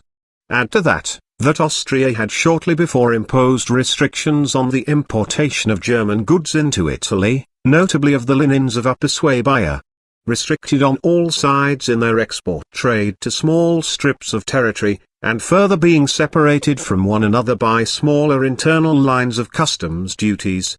The manufacturers of these countries were well nigh in despair. It was this state of urgent necessity which led to the formation of that private union of 5,000 to 6,000 German manufacturers and merchants, which was founded in the year 1819 at the Spring Fair held in Frankfurt on the Main, with the object of abolishing all the separate tariffs of the various German states, and on the other hand of establishing a common trade and custom house system for the whole of Germany. This union was formally organized. Its articles of association were submitted to the Diet, and to all the rulers and governments of the German states for approval. In every German town a local correspondent was appointed, each German state had its provincial correspondent. All the members and correspondents bound themselves to promote the objects of the Union to the best of their ability. The city of Nuremberg was selected as the headquarters of the Union, and authorized to appoint a central committee, which should direct the business of the Union, under the advice of an assessor, for which office the author of this book was selected. In a weekly journal of the Union, bearing the title of Organ des Deutschen Handels und Fabrikantenstands, 63 https://lresources.s3.amazon/all3/store/titles/315/list_list_titles/368.html. The transactions and measures of the Central Committee were made known, and ideas, proposals, treatises, and statistical papers relating to the objects of the Union were published. Each year at the Spring Fair in Frankfurt a general meeting of the Union was held, at which the Central Committee gave an account of its stewardship. After this Union had presented a petition to the German Diet showing the need and expediency of the measures proposed by their organization, the Central Committee at Nuremberg commenced operations. Deputations were sent to every German court, and finally one to the Congress of Plenipotentiaries held at Vienna in 1820. At this Congress so much at least was gained, that several of the second-class and smaller German states agreed to hold a separate Congress on the subject at Darmstadt. The effect of the deliberations of this last-named Congress was, first, to bring about a union between Württemberg and Bavaria, secondly, a union of some of the German states and Prussia, then a union between the Middle German states, lastly, and chiefly in consequence of the exertions of Friedrich von Cotter to fuse the above-named three unions into a general customs confederation, so that at this present time, with the exception of Austria, the two Mecklenburgs, Hanover, and the Hanse towns, the whole of Germany is associated in a single customs union, which has abolished the separate customs lines amongst its members. and has established a uniform tariff in common against the foreigner, the revenue derived from which is distributed pro rata amongst the several states according to their populations. The tariff of this union is substantially the same as that established by Prussia in 1818, that is to say, it is a moderate protectionist tariff. In consequence of this unification of customs, the industry, trade, and agriculture of the German states forming the Union have already made enormous strides.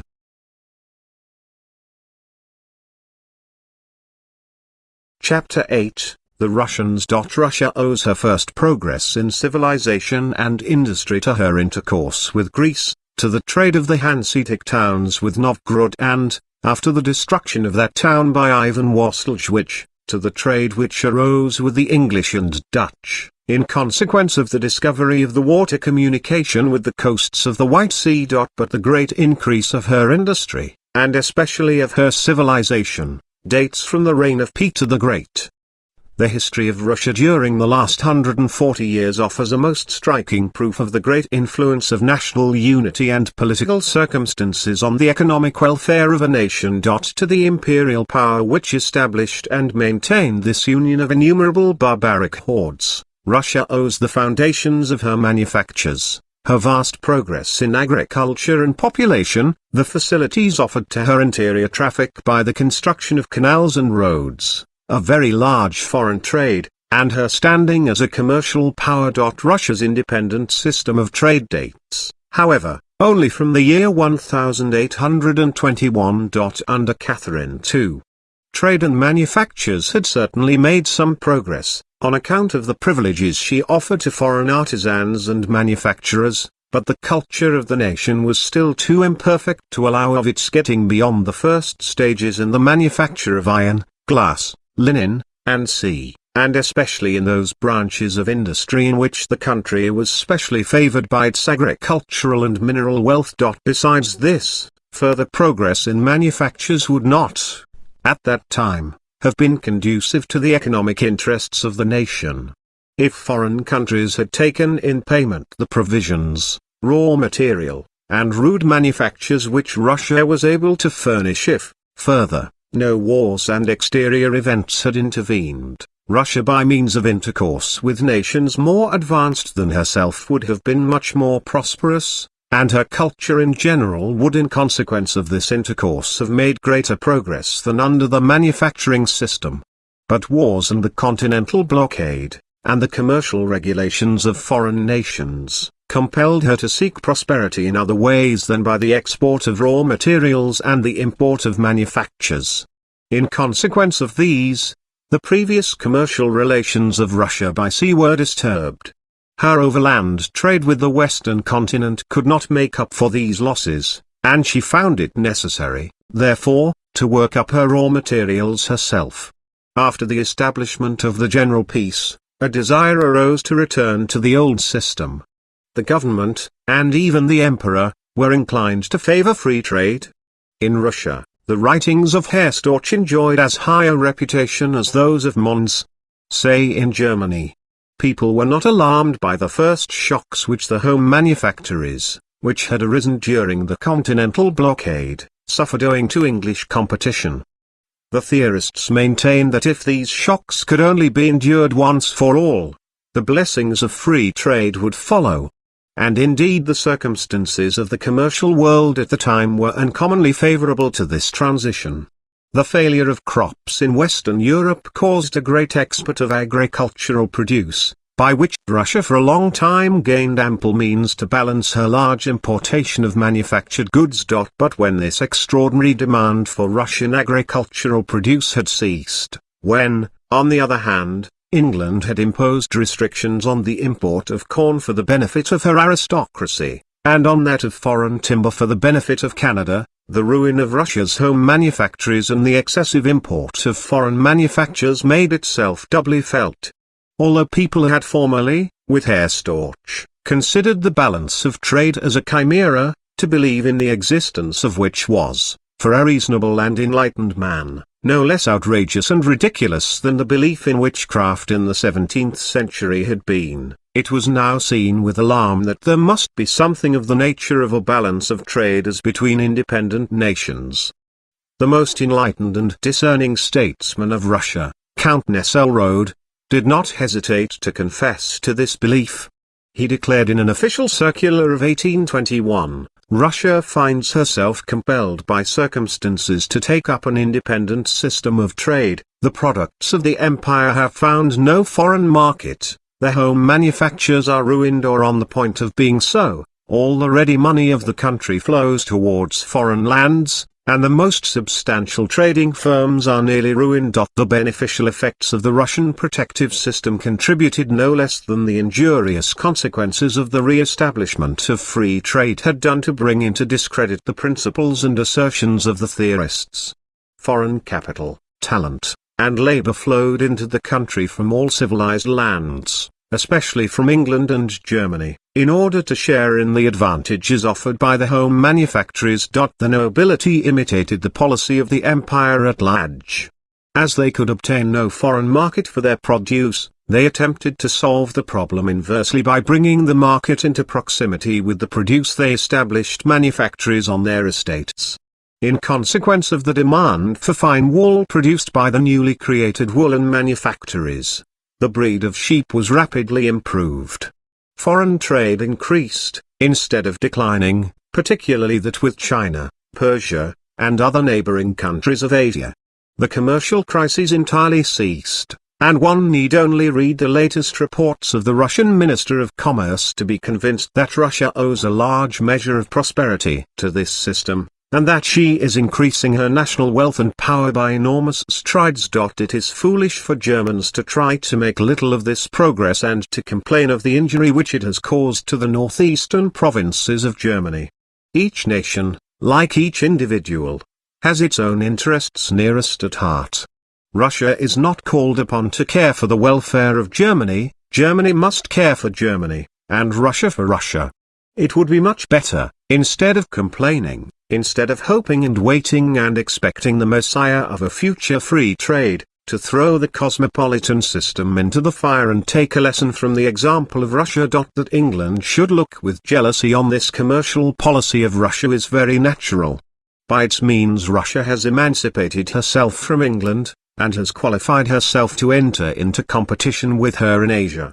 Even if England manufactures more cheaply, this advantage will in the trade with Central Asia be outweighed by the proximity of the Russian Empire and by its political influence. Although Russia may still be, in comparison with Europe, but a slightly civilized country, yet, as compared with Asia, she is a civilized one. Meantime, it cannot be denied that the want of civilization and political institutions will greatly hinder Russia in her further industrial and commercial progress, especially if the imperial government does not succeed in harmonizing her political conditions with the requirements of industry, by the introduction of efficient municipal and provincial constitutions, by the gradual limitation and final abolition of serfdom, by the formation of an educated middle class and a free peasant class, and by the completion of means of internal transport and of communication with Central Asia.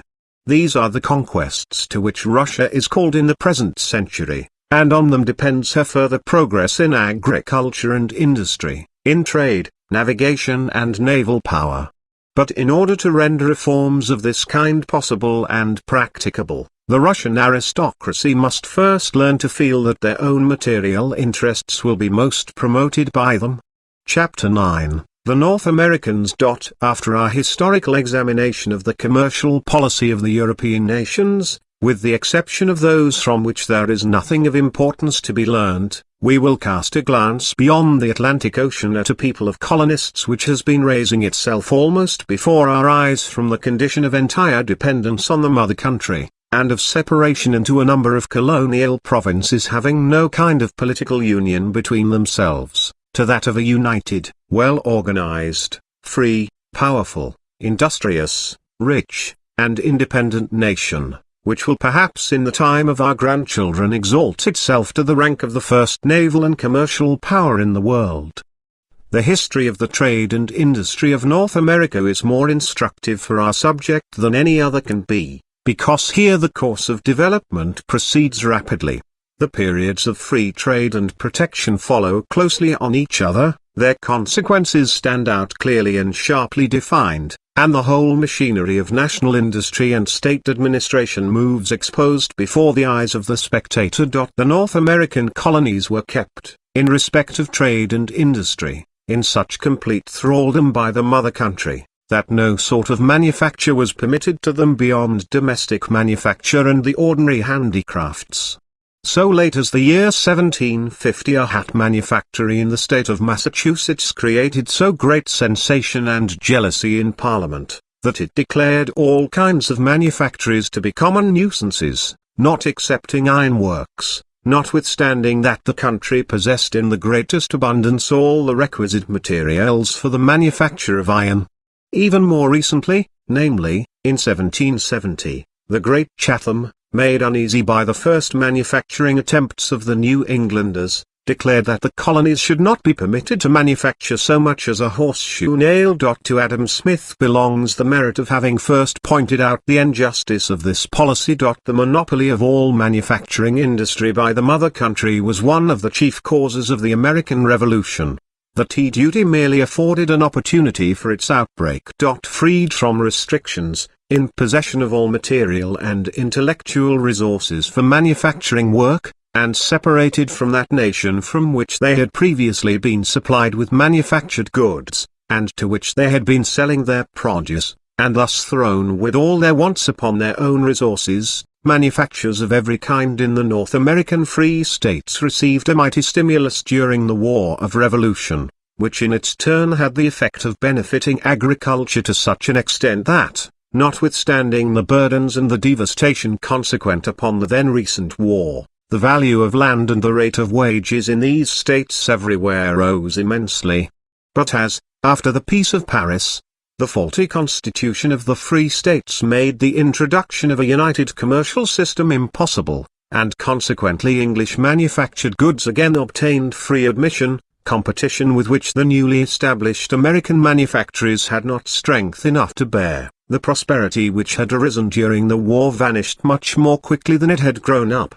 An orator in Congress said afterwards of this crisis, "We did buy, according to the advice of modern theorists, where we could buy cheapest, and our markets were flooded with foreign goods, English goods sold cheaper in our seaport towns than in Liverpool or London.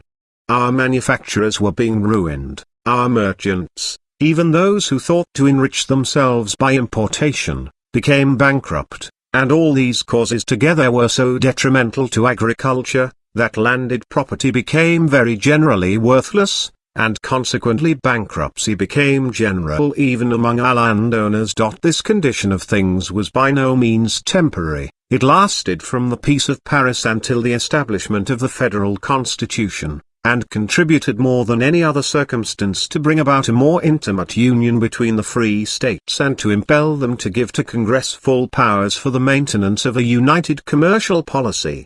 Congress was inundated with petitions from all the states, New York and South Carolina not excepted, in favor of protective measures for internal industry, and Washington, on the day of his inauguration, wore a suit of home-manufactured cloth, in order, said a contemporary New York journal, in the simple and impressive manner so peculiar to this great man, to give to all his successors in office and to all future legislators a memorable lesson upon the way in which the welfare of this country is to be promoted.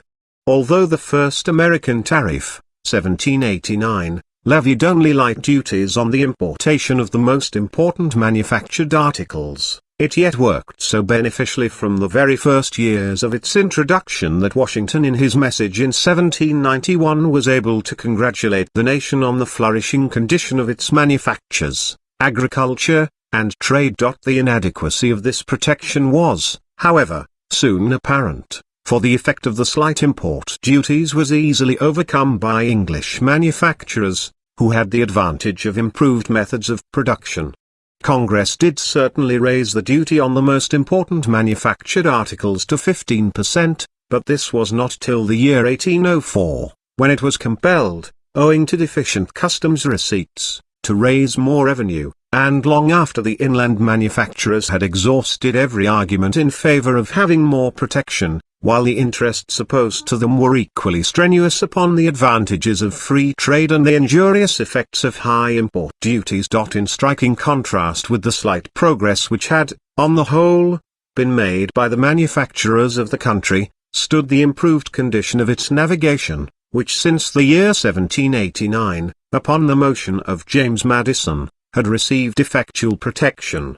From a tonnage of 200,000 in 1789 their mercantile marine had increased in 1801 to more than 1,000,000 tons. Under the protection of the tariff of 1804, the manufacturing interest of the United States could just barely maintain itself against the English manufactories, which were continually being improved, and had attained a colossal magnitude, and it would doubtless have had to succumb entirely to English competition, had it not been for the help of the embargo and declaration of war of 1812. In consequence of these events, just as at the time of the War of Independence, the American manufactories received such an extraordinary impetus that they not only sufficed for the home demand, but soon began to export as well. According to a report of the Committee on Trade and Manufactures to Congress in 1815, 100,000 hands were employed in the woolen and cotton manufactures alone, whose yearly production amounted to the value of more than $60 million. As in the days of the War of Independence, and as a necessary consequence of the increase in manufacturing power, there occurred a rapid rise in all prices, not only of produce and in wages, but also of landed property, and hence universal prosperity amongst landowners, laborers, and all engaged in internal trade. After the Peace of Ghent, Congress, warned by the experience of 1786, decreed that for the first year the previous duties should be doubled, and during this period the country continued to prosper. Coerced, however, by powerful private interests which were opposed to those of the manufacturers, and persuaded by the arguments of theorists, it resolved in the year 1816 to make a considerable reduction in the import duties, whereupon the same effects of external competition reappeared which had been experienced from 1786 to 1789, viz. Ruin of manufactories, unsaleability of produce, fall in the value of property, and general calamity among landowners. After the country had for a second time enjoyed in wartime the blessings of peace, it suffered, for a second time, greater evils through peace than the most devastating war could have brought upon it. It was only in the year 1824, after the effects of the English Corn Laws had been made manifest to the full extent of their unwise tendency, thus compelling the agricultural interest of the central, northern, and western states to make common cause with the manufacturing interest, that a somewhat higher tariff was passed in Congress, which, however, as Mr. Huskisson immediately brought forward counteracting measures with the view of paralyzing the effects of this tariff on English competition, soon proved insufficient, and had to be supplemented by the tariff of 1828. Carried through Congress after a violent struggle. Recently published Official Statistics 64 https://lresources.s3.amazon.com/l3/store/titles/315/list_/titles/368.html of Massachusetts give a tolerable idea of the start taken by the manufacturers of the United States, especially in the central and northern states of the Union, in consequence of the protective system, and in spite of the subsequent modification of the tariff of 1828. In the year 1837, there were in this state, Massachusetts, 282 cotton mills and 565,031 spindles in operation, employing 4,997 male and 14,757 female hands. 37,275,917 pounds of cotton were worked up, and 126 million yards of textile fabrics manufactured, of the value of $13,056,659. Produced by a capital of $14,369,719. In the woolen manufacture there were 192 mills, 501 machines, and 3,612 male and 3,485 female operatives employed, who worked up 10,858,988 pounds of wool,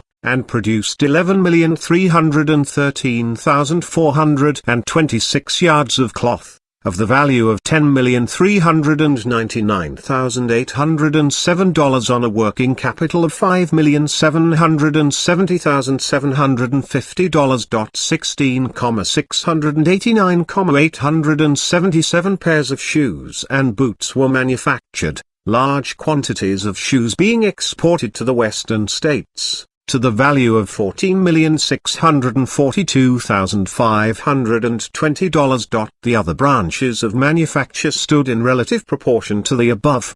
The combined value of the manufactures of the state, deducting shipbuilding, amounted to over $86 million, with a working capital of about $60 million. The number of operatives, men, was 117,352. And the total number of inhabitants of the state, in 1837, was 701,331. Misery, brutality, and crime are unknown among the manufacturing population here. On the contrary, among the numerous male and female factory workers the strictest morality, cleanliness, and neatness in dress exist. Libraries are established to furnish them with useful and instructive books. The work is not exhausting, the food nourishing and good. Most of the women save a dowry for themselves. 65 https://l3.rs.com/l3/store/titles/315/list_0168.html. This last is evidently the effect of the cheap prices of the common necessaries of life, light taxation, and an equitable customs tariff. Let England repeal the restrictions on the import of agricultural produce, decrease the existing taxes on consumption by 1/2 or 2/3, cover the loss by an income tax, and her factory workers will be put into the same position. No nation has been so misconstrued and so misjudged as respects its future destiny and its national economy as the United States of North America, by theorists as well as by practical men. Adam Smith and J.B. Say had laid it down that the United States were, like Poland, destined for agriculture. This comparison was not very flattering for the union of some dozen of new, aspiring, youthful republics, and the prospect thus held out to them for the future not very encouraging. The above-mentioned theorists had demonstrated that nature herself had singled out the people of the United States exclusively for agriculture, so long as the richest arable land was to be had in their country for a mere trifle. Great was the commendation which had been bestowed upon them for so willingly acquiescing in nature's ordinances, and thus supplying theorists with a beautiful example of the splendid working of the principle of free trade. The school, however, soon had to experience the mortification of losing this cogent proof of the correctness and applicability of their theories in practice, and had to endure the spectacle of the United States seeking their nation's welfare in a direction exactly opposed to that of absolute freedom of trade. As this youthful nation had previously been the very apple of the eye of the schoolman, so she now became the object of the heaviest condemnation on the part of the theorists of every nation in Europe. It was said to be a proof of the slight progress of the New World in political knowledge, that while the European nations were striving with the most honest zeal to render universal free trade possible, while England and France especially were actually engaged in endeavoring to make important advances towards this great philanthropic object, the United States of North America were seeking to promote their national prosperity by a return to that long-exploded mercantile system which had been clearly refuted by theory. A country like the United States, in which such measureless tracts of fruitful land still remained uncultivated and where wages ruled so high, could not utilize its material wealth and increase of population to better purpose than in agriculture, and when this should have reached complete development, then manufactures would arise in the natural course of events without artificial forcing. But by an artificial development of manufactures the United States would injure not only the countries which had long before enjoyed civilization, but themselves most of all. With the Americans, however, sound common sense, and the instinct of what was necessary for the nation, were more potent than a belief in theoretical propositions. The arguments of the theorists were thoroughly investigated, and strong doubts entertained of the infallibility of a doctrine which its own disciples were not willing to put in practice. To the argument concerning the still uncultivated tracts of fruitful land, it was answered that tracts of such land in the populous, well-cultivated states of the Union which were ripe for manufacturing industry, were as rare as in Great Britain, that the surplus population of those states would have to migrate at great expense to the West, in order to bring tracts of land of that description into cultivation, thus not only annually causing the Eastern states large losses in material and intellectual resources, but also, inasmuch as such immigration would transform customers into competitors, the value of landed property and agricultural produce would thereby be lessened. It could not be to the advantage of the Union that all waste land belonging to it should be cultivated up to the Pacific Ocean before either the population, the civilization, or the military power of the old states had been fully developed. On the contrary, the cultivation of distant virgin lands could confer no benefit on the Eastern states unless they themselves devoted their attention to manufacturing, and could exchange their manufactures against the produce of the West. People went still further. Was not England, it was asked, in much the same position? Had not England also under her dominion vast tracts of fertile land still uncultivated in Canada, in Australia, and in other quarters of the world? Was it not almost as easy for England to transplant her surplus population to those countries as for the North Americans to transplant theirs from the shores of the Atlantic to the banks of the Missouri? If so, what occasion had England not only continuously to protect her home manufactures, but to strive to extend them more and more? The argument of the school, that with a high rate of wages in agriculture, manufactures could not succeed by the natural course of things, but only by being forced like hothouse plants, was found to be partially well-founded. That is to say, it was applicable only to those manufactured goods which, being small in bulk and weight as compared to their value, are produced principally by hand labor, but was not applicable to goods the price of which is less influenced by the rate of wages, and as to which the disadvantage of higher wages can be neutralized by the use of machinery, by water power as yet unused, by cheap raw materials and food, by abundance of cheap fuel and building materials, by light taxation and increased efficiency of labor. Besides, the Americans had long ago learnt from experience that agriculture cannot rise to a high state of prosperity unless the exchange of agricultural produce for manufactures is guaranteed for all future time,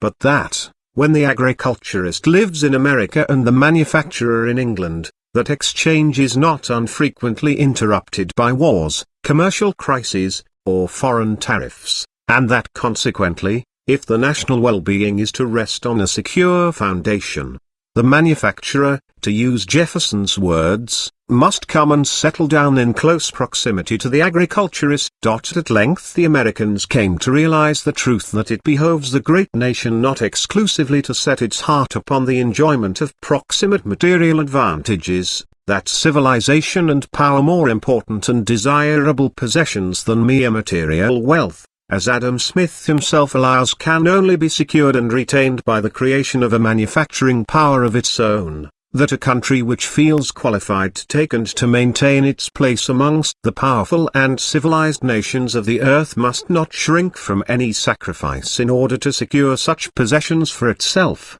and that at that time the Atlantic states were clearly the region marked out for such possessions. It was on the shores of the Atlantic that European settlers and European civilization first set a firm foot. Here, at the first, were populous, wealthy, and civilized states created. Here was the cradle and seat of their sea fisheries, coasting trade, and naval power. Here their independence was won and their union founded. Through these states on the coast the foreign trade of the Union is carried on, through them it is connected with the civilized world, through them it acquires the surplus population, material, capital, and mental powers of Europe. Upon the civilization, power, and wealth of these seaboard states depend the future civilization, power, wealth, and independence of the whole nation and its future influence over less civilized communities.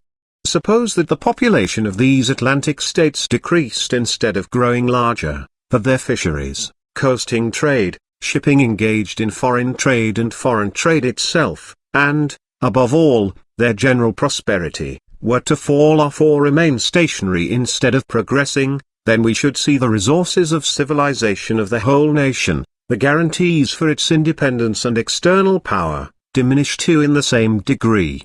It is even conceivable that, were the whole territory of the United States laid under cultivation from sea to sea, covered with agricultural states, and densely populated in the interior, the nation itself might nevertheless be left in a low grade as respects civilization, independence, foreign power, and foreign trade.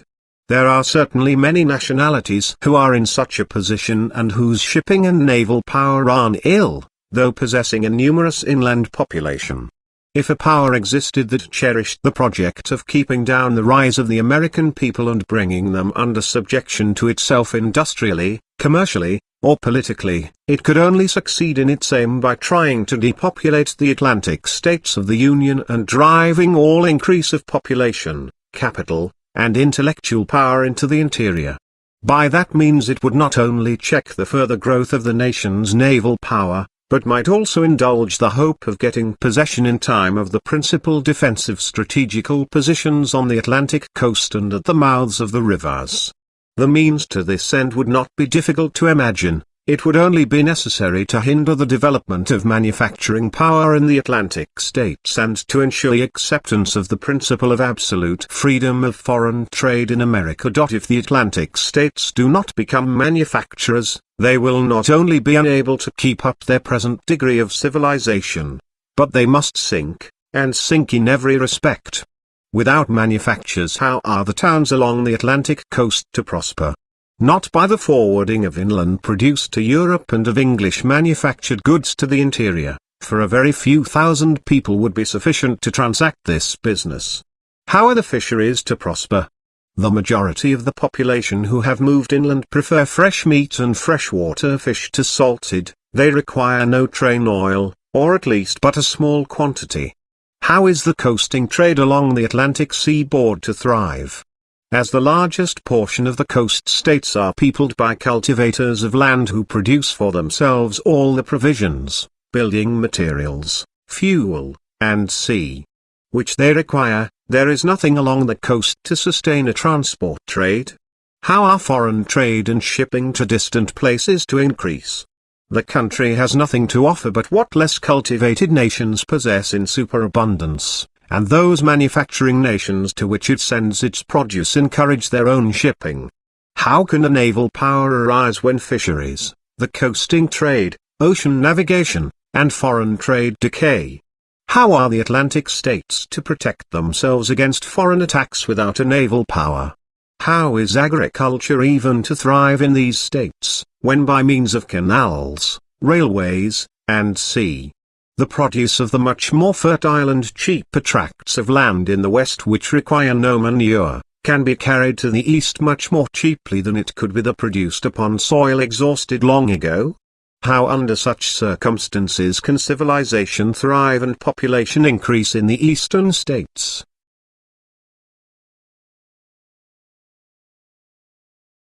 When it is clear that under free trade with England all increase of population and of agricultural capital must flow to the west.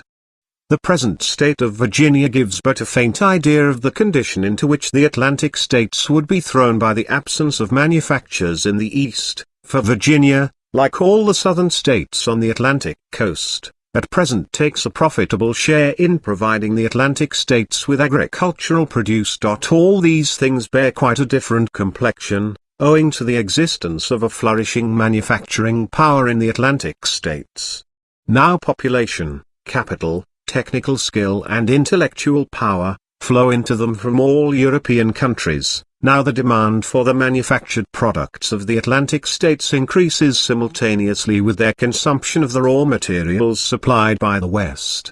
Now the population of these states, their wealth, and the number and extent of their towns increase in equal proportion with the cultivation of the Western Virgin Lands. Now, on account of the larger population, and the consequently increased demand for meat, butter, cheese, milk, garden produce, oleaginous seeds, fruit, and sea, their own agriculture is increasing. Now the sea fisheries are flourishing in consequence of the larger demand for salted fish and train oil. Now quantities of provisions, building materials, coal, and sea are being conveyed along the coast to furnish the wants of the manufacturing population. Now the manufacturing population produce a large quantity of commodities for export to all the nations of the earth, from whence result profitable return freights. Now the nation's naval power increases by means of the coasting trade, the fisheries, and navigation to distant lands, and with it the guarantee of national independence and influence over other nations, particularly over those of South America. Now science and art, civilization and literature, are improving in the eastern states, whence they are being diffused amongst the western states. These were the circumstances which induced the United States to lay restrictions upon the importation of foreign manufactured goods, and to protect their native manufactures. With what amount of success this has been done, we have shown in the preceding pages. That without such a policy a manufacturing power could never have been maintained successfully in the Atlantic states, we may learn from their own experience and from the industrial history of other nations. The frequently recurring commercial crises in America have been very often attributed to these restrictions on importation of foreign goods, but without reasonable grounds. The earlier as well as the later experience of North America shows, on the contrary, that such crises have never been more frequent and destructive than when commercial intercourse with England was least subject to restrictions. Commercial crises amongst agricultural nations, who procure their supplies of manufactured goods from foreign markets, arise from the disproportion between imports and exports. Manufacturing nations richer in capital than agricultural states, and ever anxious to increase the quantity of their exports, deliver their goods on credit and encourage consumption. In fact, they make advances upon the coming harvest. But if the harvest turn out so poor that its value falls greatly below that of the goods previously consumed, or if the harvest proves so rich that the supply of produce meets with no adequate demand and falls in price, while at the same time the markets still continue to be overstocked with foreign goods, then a commercial crisis will occur by reason of the disproportion existing between the means of payment and the quantity of goods previously consumed, as also by reason of the disproportion between supply and demand in the markets for produce and manufactured goods.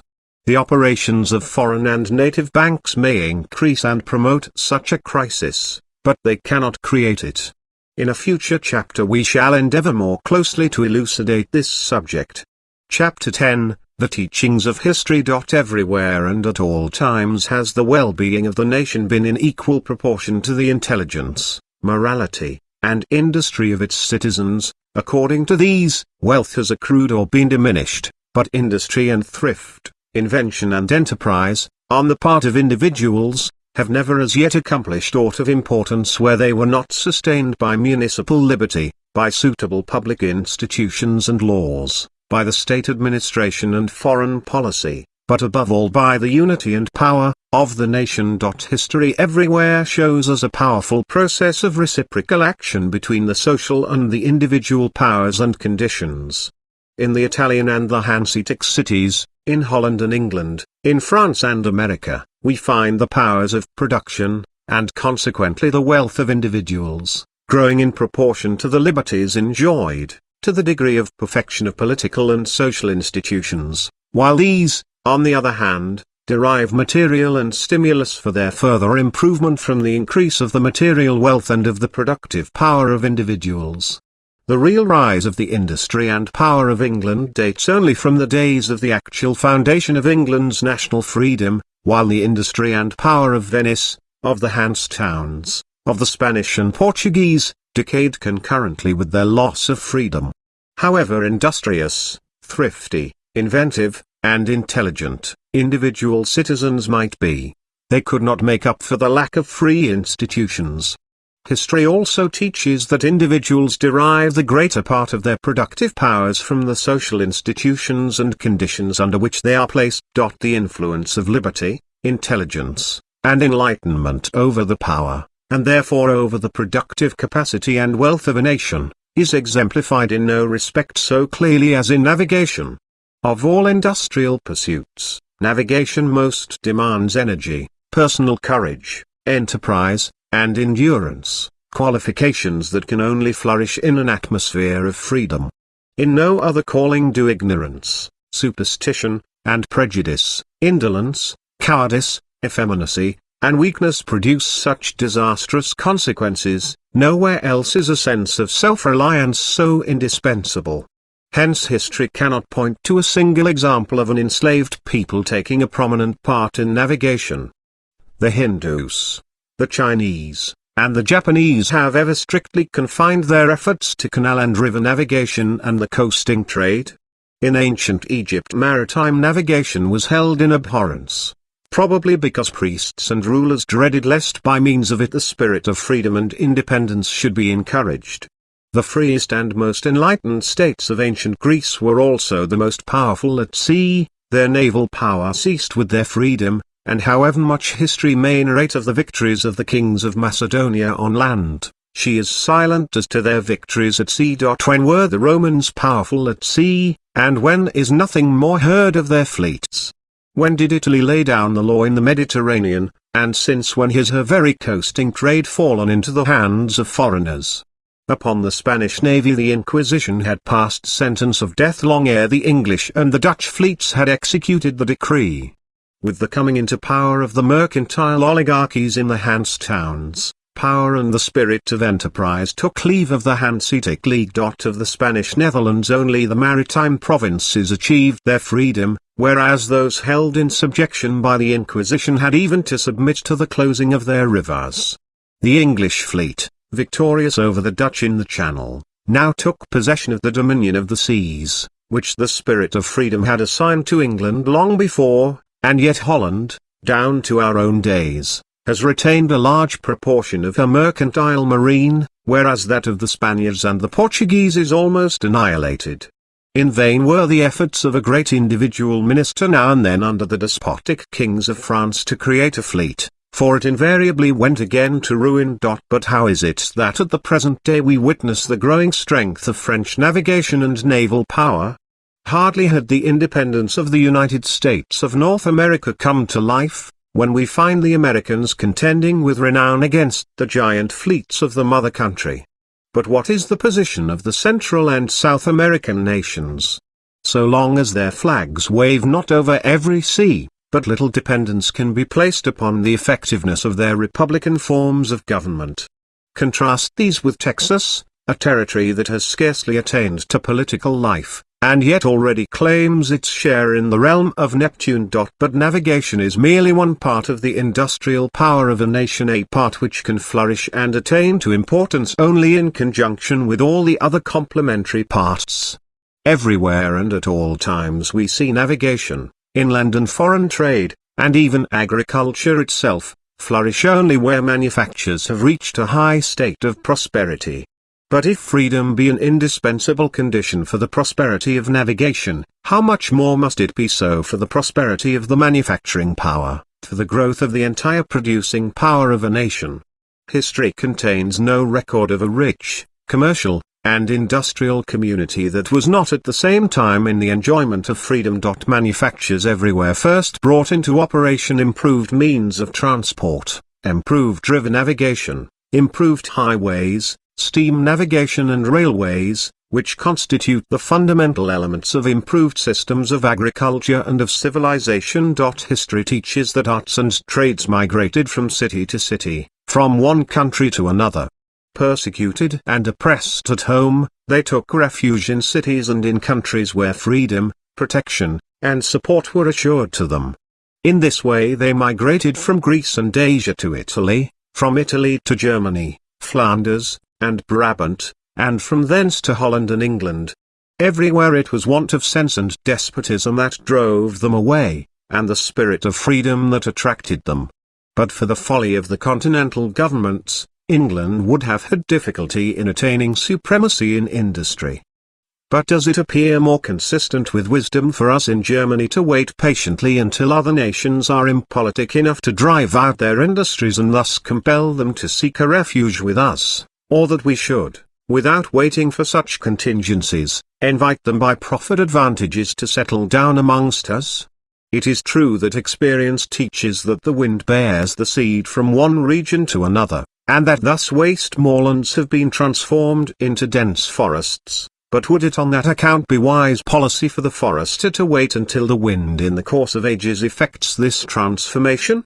Is it unwise on his part if by sowing and planting he seeks to attain the same object within a few decades? History tells us that whole nations have successfully accomplished that which we see the forester do.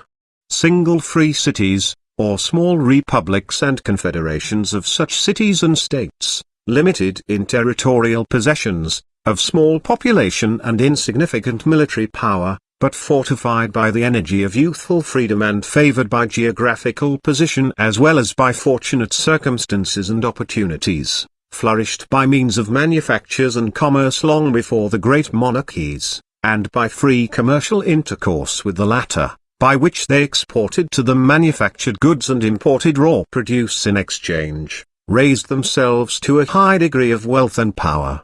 Thus did Venice, the Hanse towns, the Belgians and the Dutch. Nor was this system of free trade less profitable at first to the great monarchies themselves, with whom these smaller communities had commercial intercourse. For, having regard to the wealth of their natural resources and to their undeveloped social condition, the free importation of foreign manufactured goods and the exportation of native produce presented the surest and most effectual means of developing their own powers of production, of instilling habits of industry into their subjects who were addicted to idleness and turbulence, of inducing their landowners and nobles to feel an interest in industry, of arousing the dormant spirit of enterprise amongst their merchants, and especially of raising their own civilization, industry, and power. These effects were learned generally by Great Britain from the trade and manufacturing industry of the Italians, the Hanseatic, the Belgians, and the Dutch. But having attained to a certain grade of development by means of free trade, the great monarchies perceived that the highest degree of civilization, power, and wealth can only be attained by a combination of manufactures and commerce with agriculture. They perceived that their newly established native manufactures could never hope to succeed in free competition with the old and long-established manufactures of foreigners, that their native fisheries and native mercantile marine, the foundations of their naval power, could never make successful progress without special privileges, and that the spirit of enterprise of their native merchants would always be kept down by the overwhelming reserves of capital, the greater experience and sagacity of the foreigners. Hence they sought, by a system of restrictions, privileges, and encouragements, to transplant onto their native soil the wealth, the talents, and the spirit of enterprise of the foreigners. This policy was pursued with greater or lesser, with speedier or more tardy success, just in proportion as the measures adopted were more or less judiciously adapted to the object in view, and applied and pursued with more or less energy and perseverance. England, above all other nations, has adopted this policy. Often interrupted in its execution from the want of intelligence and self-restraint on the part of her rulers, or owing to internal commotions and foreign wars, it first assumed the character of a settled and practically efficient policy under Edward VI, Elizabeth, and the Revolutionary period. For how could the measures of Edward III work satisfactorily when it was not till under Henry VI that the law permitted the carriage of corn from one English county to another, or the shipment of it to foreign parts, when still under Henry VII and Henry VIII.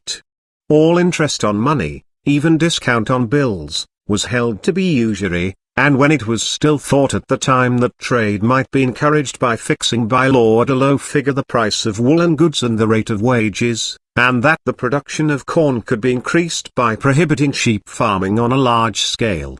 And how much sooner would England's woolen manufactures and maritime trade have reached a high standard of prosperity had not Henry VIII regarded a rise in the prices of corn as an evil, had he, instead of driving foreign workmen by wholesale from the kingdom, sought like his predecessors to augment their number by encouraging their immigration, and had not Henry VII refused his sanction to the Act of Navigation as proposed by Parliament. In France we see native manufactures, free internal intercourse, foreign trade, fisheries, navigation, and naval power, in a word, all the attributes of a great, mighty, and rich nation, which it had cost England the persevering efforts of centuries to acquire, called into existence by a great genius within the space of a few years, as it were by a magician's wand, and afterwards all of them yet more speedily annihilated by the iron hand of fanaticism and despotism. We see the principle of free trade contending in vain under unfavorable conditions against restriction powerfully enforced. The Hanseatic League is ruined, while Holland sinks under the blows of England and France. That a restrictive commercial policy can be operative for good only so far as it is supported by the progressive civilization and free institutions of a nation, we learn from the decay of Venice, Spain, and Portugal, from the relapse of France in consequence of the revocation of the Edict of Nantes, and from the history of England, in which country liberty kept pace at all times with the advance of industry, trade, and national wealth.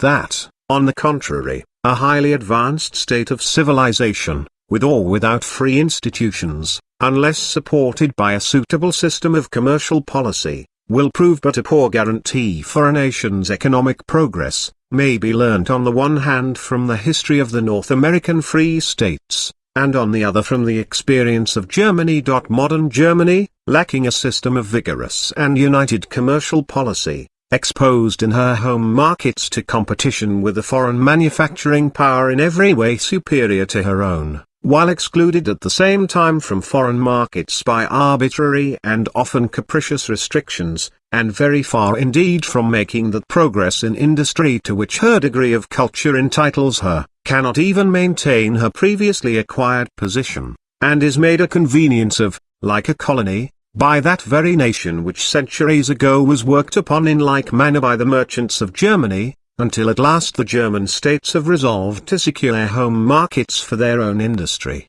by the adoption of a united vigorous system of commercial policy. The North American Free States, who, more than any other nation before them, are in a position to benefit by freedom of trade, and influenced even from the very cradle of their independence by the doctrines of the cosmopolitan school, are striving more than any other nation to act on that principle.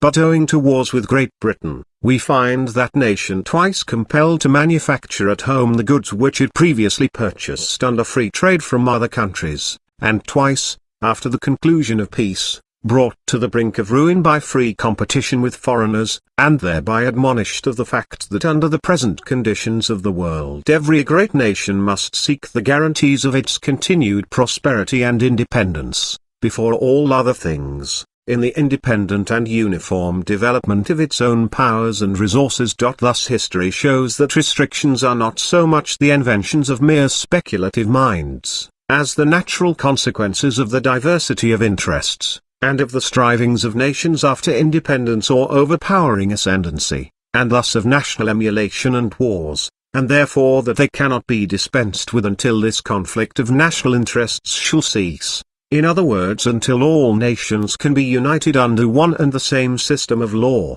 Thus the question as to whether, and how, the various nations can be brought into one united federation, and how the decisions of law can be invoked in the place of military force to determine the differences which arise between independent nations, has to be solved concurrently with the question how universal free trade can be established in the place of separate national commercial systems. The attempts which have been made by single nations to introduce freedom of trade in face of a nation which is predominant in industry, wealth, and power, no less than distinguished for an exclusive tariff system as Portugal did in 1703, France in 1786, North America in 1786 and 1816, Russia from 1815 till 1821, and as Germany has done for centuries, go to show us that in this way the prosperity of individual nations is sacrificed, without benefit to mankind in general, solely for the enrichment of the predominant manufacturing and commercial nation. Switzerland, as we hope to show in the sequel, constitutes an exception, which proves just as much as it proves little for or against one or the other system. Colbert appears to us not to have been the inventor of that system which the Italians have named after him, for, as we have seen, it was fully elaborated by the English long before his time. Colbert only put in practice what France, if she wished to fulfill her destinies, was bound to carry out sooner or later. If Colbert is to be blamed at all, it can only be charged against him that he attempted to put into force under a despotic government a system which could subsist only after a fundamental reform of the political conditions. But against this reproach to Colbert's memory it may very well be argued that, had his system been continued by wise princes and sagacious ministers, it would in all probability have removed by means of reforms all those hindrances which stood in the way of progress in manufactures, agriculture, and trade, as well as of national freedom, and France would then have undergone no revolution, but rather, impelled along the path of development by the reciprocating influences of industry and freedom, she might for the last century and a half have been successfully competing with England in manufactures, in the promotion of her internal trade, in foreign commerce, and in colonization, as well as in her fisheries, her navigation, and her naval power. Finally, history teaches us how nations which have been endowed by nature with all resources which are requisite for the attainment of the highest grade of wealth and power, may and must without on that account forfeiting the end in view modify their systems according to the measure of their own progress, in the first stage, adopting free trade with more advanced nations as a means of raising themselves from a state of barbarism, and of making advances in agriculture, in the second stage, promoting the growth of manufactures, fisheries, navigation, and foreign trade by means of commercial restrictions, and in the last stage, after reaching the highest degree of wealth and power, by gradually reverting to the principle of free trade and of unrestricted competition in the home as well as in foreign markets, that so their agriculturists, manufacturers, and merchants may be preserved from indolence, and stimulated to retain the supremacy which they have acquired. In the first stage, we see Spain, Portugal, and the Kingdom of Naples; in the second, Germany and the United States of North America. France apparently stands close upon the boundary line of the last stage, but Great Britain alone at the present time has actually reached it. Second Book. The Theory, Chapter 11, Political and Cosmopolitical Economy. Before Quesnay and the French economists there existed only a practice of political economy which was exercised by the state officials, administrators, and authors who wrote about matters of administration, occupied themselves exclusively with the agriculture, manufactures, commerce, and navigation of those countries to which they belonged, without analyzing the causes of wealth, or taking at all into consideration the interests of the whole human race. Quesnay, from whom the idea of universal free trade originated, was the first who extended his investigations to the whole human race, without taking into consideration the idea of the nation. He calls his work Physiocratie, ou du gouvernement le plus avantageux au genre humain, his demands being that we must imagine that the merchants of all nations formed one commercial republic. Quesnay undoubtedly speaks of cosmopolitical economy, that is of that science which teaches how the entire human race may attain prosperity, in opposition to political economy, or that science which limits its teaching to the inquiry how a given nation can obtain, under the existing conditions of the world, prosperity, civilization, and power, by means of agriculture, industry, and commerce.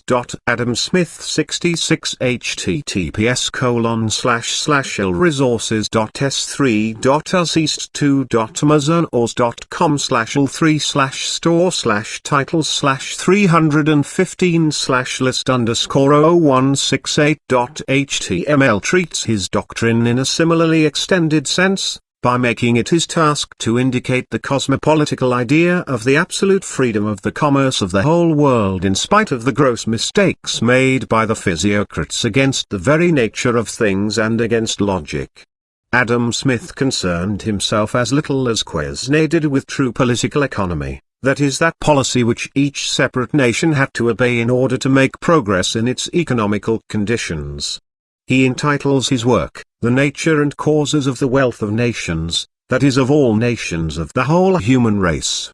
He speaks of the various systems of political economy in a separate part of his work solely for the purpose of demonstrating their non-efficiency, and of proving that political or national economy must be replaced by cosmopolitical or worldwide economy. Although here and there he speaks of wars, this only occurs incidentally. The idea of a perpetual state of peace forms the foundation of all his arguments. Moreover, according to the explicit remarks of his biographer, Dugald Stewart, his investigations from the commencement are based upon the principle that most of the state regulations for the promotion of public prosperity are unnecessary, and a nation, in order to be transformed from the lowest state of barbarism into a state of the highest possible prosperity, needs nothing but bearable taxation, fair administration of justice, and peace. Adam Smith naturally understood under the word peace the perpetual universal peace of the Abbey Street. Pierre J. B. Say openly demands that we should imagine the existence of a universal republic in order to comprehend the idea of general free trade. This writer, whose efforts were mainly restricted to the formation of a system out of the materials which Adam Smith had brought to light, says explicitly in the 6th volume, p. 288, of his Economie Politique Pratique, "We may take into our consideration the economical interests of the family with the father at its head. The principles and observations referring thereto will constitute private economy. Those principles, however, which have reference to the interests of whole nations, whether in themselves or in relation to other nations, form public economy, l'économie publique. Political economy, lastly, relates to the interests of all nations, to human society in general. It must be remarked here, that in the first place, Say recognizes the existence of a national economy or political economy, under the name economie publique, but that he nowhere treats of the latter in his works. Secondly, that he attributes the name political economy to a doctrine which is evidently of cosmopolitical nature, and that in this doctrine he invariably merely speaks of an economy which has for its sole object the interests of the whole human society, without regard to the separate interests of distinct nations. This substitution of terms might be passed over if, say, after having explained what he calls political economy, which, however, is nothing else but cosmopolitical or worldwide economy, or economy of the whole human race, had acquainted us with the principles of the doctrine which he calls economie publique, which however is, properly speaking, nothing else but the economy of given nations, or true political economy. In defining and developing this doctrine he could scarcely forbear to proceed from the idea and the nature of the nation, and to show what material modifications the economy of the whole human race must undergo by the fact that at present that race is still separated into distinct nationalities, each held together by common powers and interests, and distinct from other societies of the same kind which in the exercise of their natural liberty are opposed to one another. However, by giving his cosmopolitical economy the name political, he dispenses with this explanation, effects by means of a transposition of terms also a transposition of meaning, and thereby masks a series of the gravest theoretical errors. All later writers have participated in this error. Sismondi also calls political economy explicitly la science qui se charge du bonheur de l'espèce humaine. Adam Smith and his followers teach us from this mainly nothing more than what Quesnay and his followers had taught us already, for the article of the Revue Méthodique treating of the physiocratic school states, in almost the same words, the well-being of the individual is dependent altogether on the well-being of the whole human race. The first of the North American advocates of free trade, as understood by Adam Smith, Thomas Cooper, president of Columbia College, denies even the existence of nationality. He calls the nation a grammatical invention, created only to save periphrases, a non-entity, which has no actual existence save in the heads of politicians.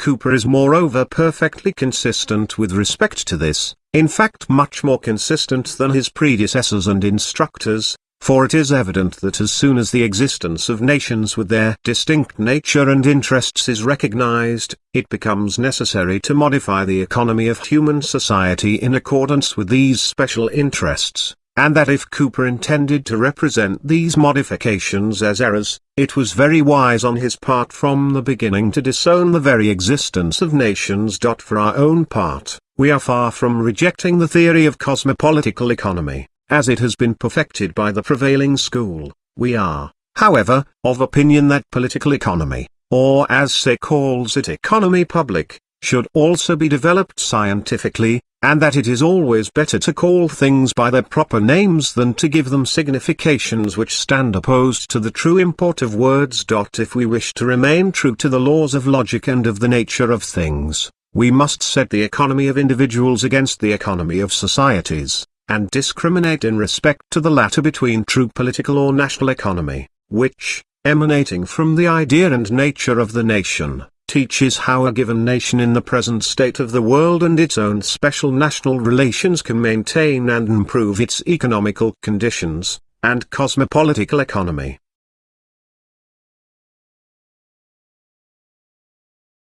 which originates in the assumption that all nations of the earth form but one society living in a perpetual state of peace. If, as the prevailing school requires, we assume a universal union or confederation of all nations as the guarantee for an everlasting peace, the principle of international free trade seems to be perfectly justified.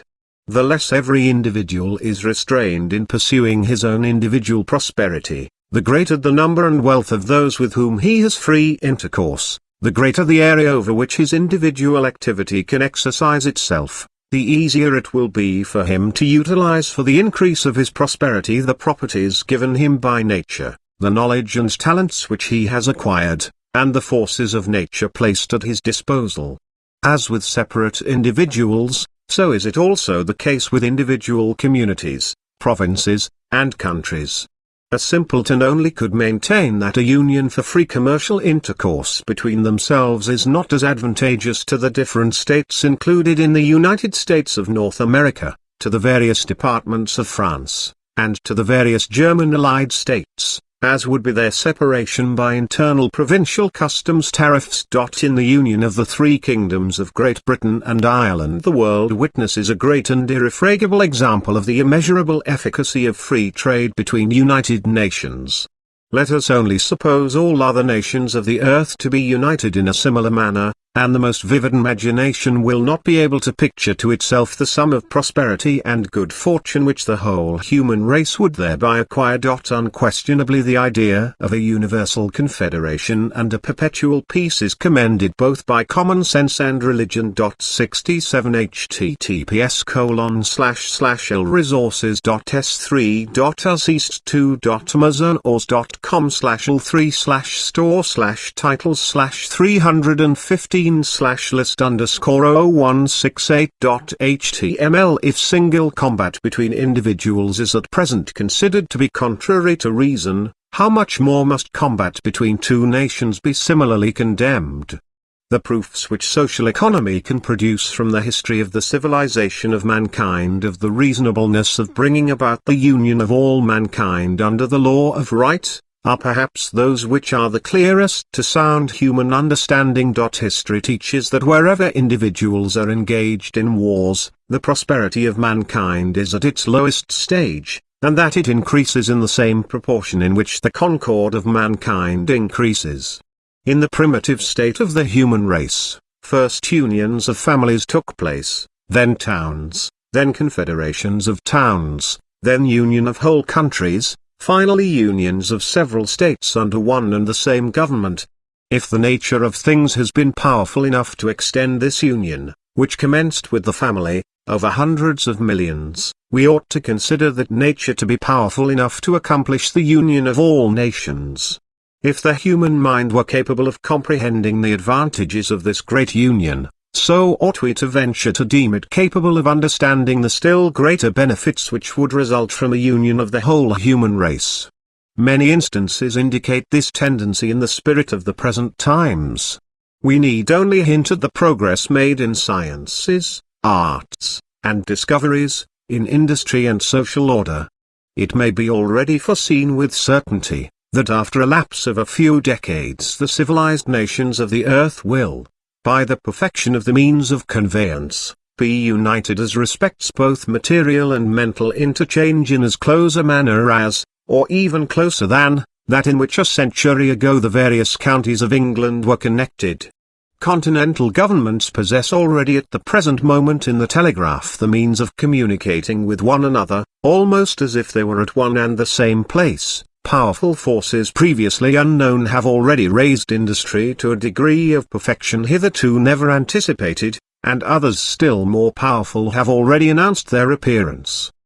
But the more that industry advances, and proportionately extends over the countries of the earth, the smaller will be the possibility of wars. Two nations equally well developed in industry could mutually inflict on one another more injury in 1 week than they would be able to make good in a whole generation. But hence it follows that the same new forces which have hitherto served particularly for production will not withhold their services from destruction, and will principally favor the side of defense, and especially the European continental nations, while they threaten the insular state with the loss of those advantages which have been gained by her insular position for her defense. In the congresses of the great European powers Europe possesses already the embryo of a future Congress of Nations. The endeavors to settle differences by protocol are clearly already prevailing over those which obtain justice by force of arms. A clearer insight into the nature of wealth and industry has led the wiser heads of all civilized nations to the conviction that both the civilization of barbarous and semi-barbarous nations, and of those whose culture is retrograding, as well as the formation of colonies, offer to civilized nations a field for the development of their productive powers which promises them much richer and safer fruits than mutual hostilities by wars or restrictions on trade.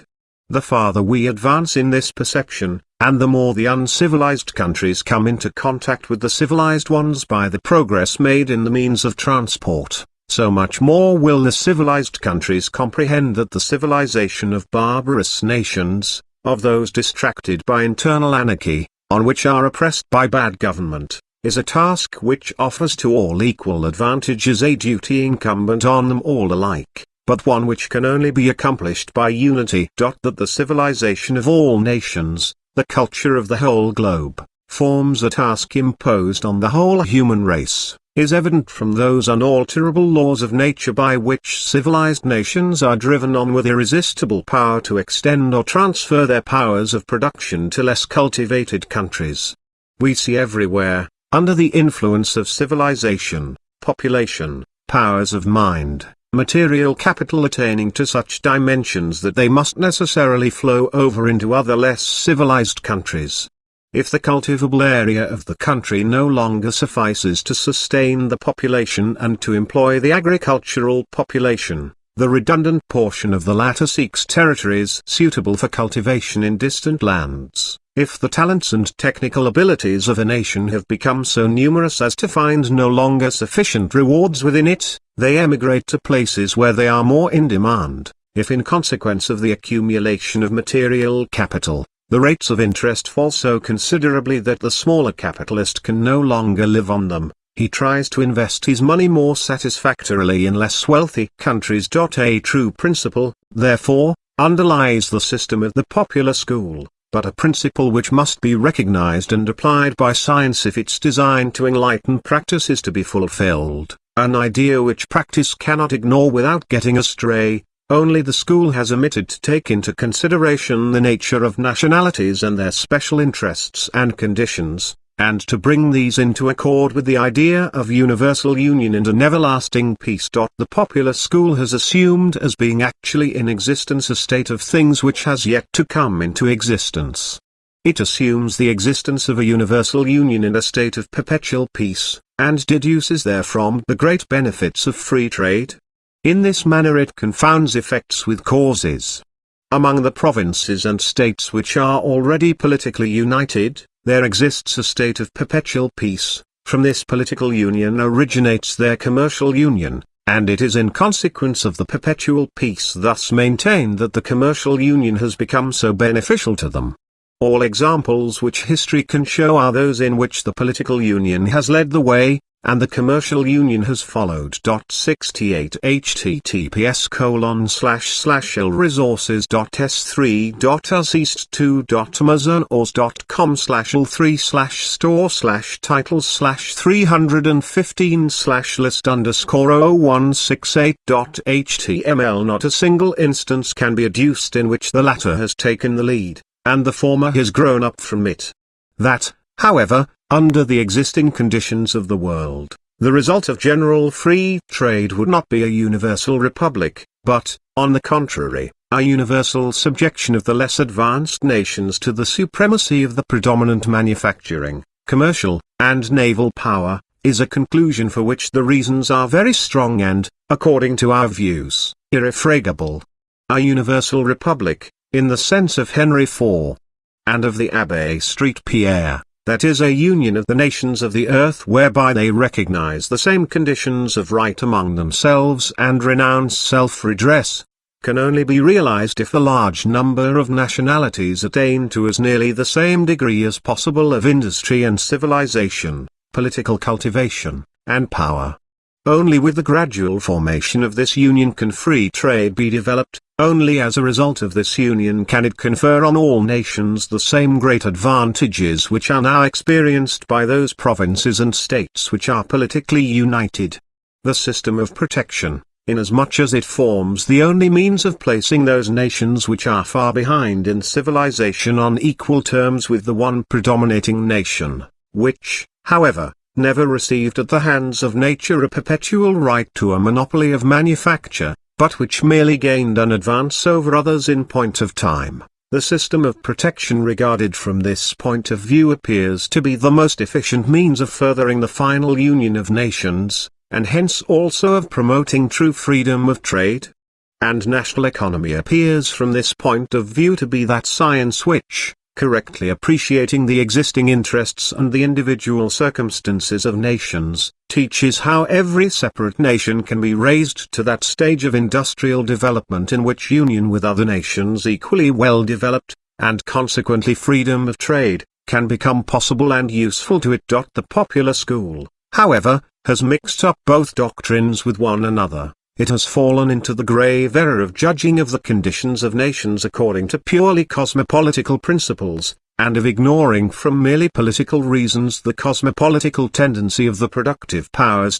Only by ignoring the cosmopolitical tendency of the productive powers could Malthus be led into the error of desiring to restrict the increase of population, or Chalmers and Trans maintain more recently the strange idea that augmentation of capital and unrestricted production are evils the restriction of which the welfare of the community imperatively demands, or Sismondi declare that manufactures are things injurious to the community. Their theory in this case resembles Saturn, who devours his own children, the same theory which allows that from the increase of population, of capital and machinery, division of labor takes place, and explains from this the welfare of society, finally considers these forces as monsters which threaten the prosperity of nations, because it merely regards the present conditions of individual nations, and does not take into consideration the conditions of the whole globe and the future progress of mankind. It is not true that population increases in a larger proportion than production of the means of subsistence. It is at least foolish to assume such disproportion, or to attempt to prove it by artificial calculations or sophistical arguments, so long as on the globe a mass of natural forces still lies inert by means of which 10 times or perhaps 100 times more people than are now living can be sustained. It is mere narrow-mindedness to consider the present extent of the productive forces as the test of how many persons could be supported on a given area of land. The savage, the hunter, and the fisherman, according to his own calculation, would not find room enough for 1 million persons, the shepherd not for 10 millions, the raw agriculturist not for 100 millions on the whole globe, and yet 200 millions are living at present in Europe alone. The culture of the potato and of food-yielding plants, and the more recent improvements made in agriculture generally, have increased tenfold the productive powers of the human race for the creation of the means of subsistence. In the Middle Ages the yield of wheat of an acre of land in England was fourfold, today it is 10 to 20-fold, and in addition to that 5 times more land is cultivated. In many European countries, the soil of which possesses the same natural fertility as that of England, the yield at present does not exceed fourfold. Who will venture to set further limits to the discoveries, inventions, and improvements of the human race? Agricultural chemistry is still in its infancy. Who can tell that tomorrow, by means of a new invention or discovery, the produce of the soil may not be increased 5 or 10-fold? We already possess, in the artesian well, the means of converting unfertile wastes into rich cornfields, and what unknown forces may not yet be hidden in the interior of the earth. Let us merely suppose that through a new discovery we were enabled to produce heat everywhere very cheaply, and without the aid of the fuels at present known. What spaces of land could thus be utilized for cultivation, and in what an incalculable degree would the yield of a given area of land be increased? If Malthus' doctrine appears to us in its tendency narrow-minded, it is also in the methods by which it could act an unnatural one, which destroys morality and power, and is simply horrible. It seeks to destroy a desire which nature uses as the most active means for inciting men to exert body and mind, and to awaken and support their nobler feelings, a desire to which humanity for the greater part owes its progress. It would elevate the most heartless egotism to the position of a law. It requires us to close our hearts against the starving man, because if we hand him food and drink, another might starve in his place in 30 years' time. It substitutes cold calculation for sympathy. This doctrine tends to convert the hearts of men into stones. But what could be finally expected of a nation whose citizens should carry stones instead of hearts in their bosoms? What else than the total destruction of all morality, and with it of all productive forces, and therefore of all the wealth, civilization, and power of the nation? If in a nation the population increases more than the production of the means of subsistence, if capital accumulates at length to such an extent as no longer to find investment, if machinery throws a number of operatives out of work and manufactured goods accumulate to a large excess, this merely proves that nature will not allow industry, civilization, wealth, and power to fall exclusively to the lot of a single nation, or that a large portion of the globe suitable for cultivation should be merely inhabited by wild animals, and that the largest portion of the human race should remain sunk in savagery, ignorance, and poverty. We have shown into what errors the school has fallen by judging the productive forces of the human race from a political point of view. We have now also to point out the mistakes which it has committed by regarding the separate interests of nations from a cosmopolitical point of view. If a confederation of all nations existed in reality, as is the case with the separate states constituting the Union of North America, the excess of population, talents, skilled abilities, and material capital would flow over from England to the continental states, in a similar manner to that in which it travels from the eastern states of the American Union to the western, provided that in the continental states the same security for persons and property, the same constitution and general laws prevailed, and that the English government was made subject to the united will of the Universal Confederation. Under these suppositions there would be no better way of raising all these countries to the same stage of wealth and cultivation as England than free trade. This is the argument of the school. But how would it tally with the actual operation of free trade under the existing conditions of the world? The Britons as an independent and separate nation would henceforth take their national interest as the sole guide of their policy.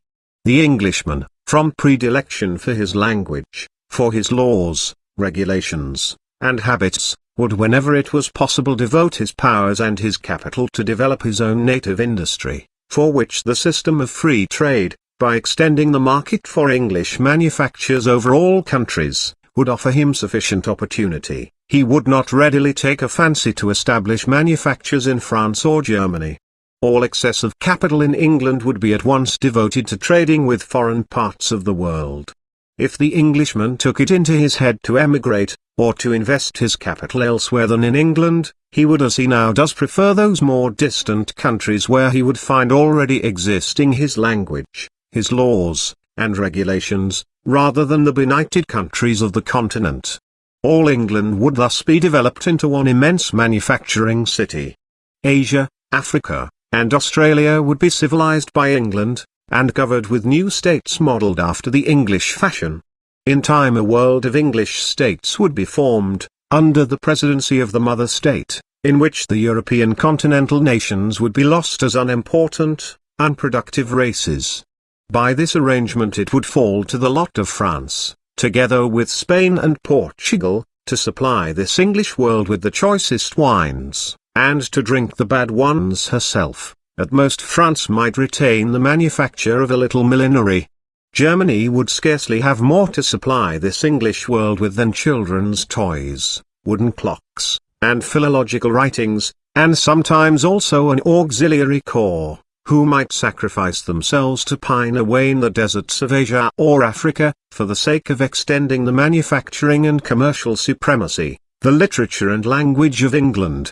It would not require many centuries before people in this English world would think and speak of the Germans and French in the same tone as we speak at present of the Asiatic nations. True political science, however, regards such a result of universal free trade as a very unnatural one. It will argue that had universal free trade been introduced at the time of the Hanseatic League, the German nationality instead of the English would have secured an advance in commerce and manufacture over all other countries. It would be most unjust, even on cosmopolitical grounds, now to resign to the English all the wealth and power of the earth, merely because by them the political system of commerce was first established and the cosmopolitical principle for the most part ignored.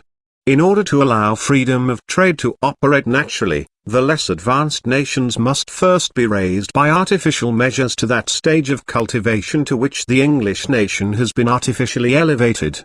In order that, through that cosmopolitical tendency of the powers of production to which we have alluded, the more distant parts of the world may not be benefited and enriched before the neighboring European countries, those nations which feel themselves to be capable, owing to their moral, intellectual, social, and political circumstances, of developing a manufacturing power of their own must adopt the system of protection as the most effectual means for this purpose. The effects of this system for the purpose in view are of two kinds. In the first place, by gradually excluding foreign manufactured articles from our markets, a surplus would be occasioned in foreign nations, of workmen, talents, and capital, which must seek employment abroad, and secondly, by the premium which our system of protection would offer to the immigration into our country of workmen, talents, and capital, that excess of productive power would be induced to find employment with us, instead of emigrating to distant parts of the world and to colonies. Political science refers to history, and inquires whether England has not in former times drawn from Germany, Italy, Holland, France, Spain, and Portugal by these means a mass of productive power. She asks, why does the cosmopolitical school, when it pretends to weigh in the balance the advantages and the disadvantages of the system of protection, utterly ignore this great and remarkable instance of the results of that system? Chapter 12. The Theory of the Powers of Production and the Theory of Values.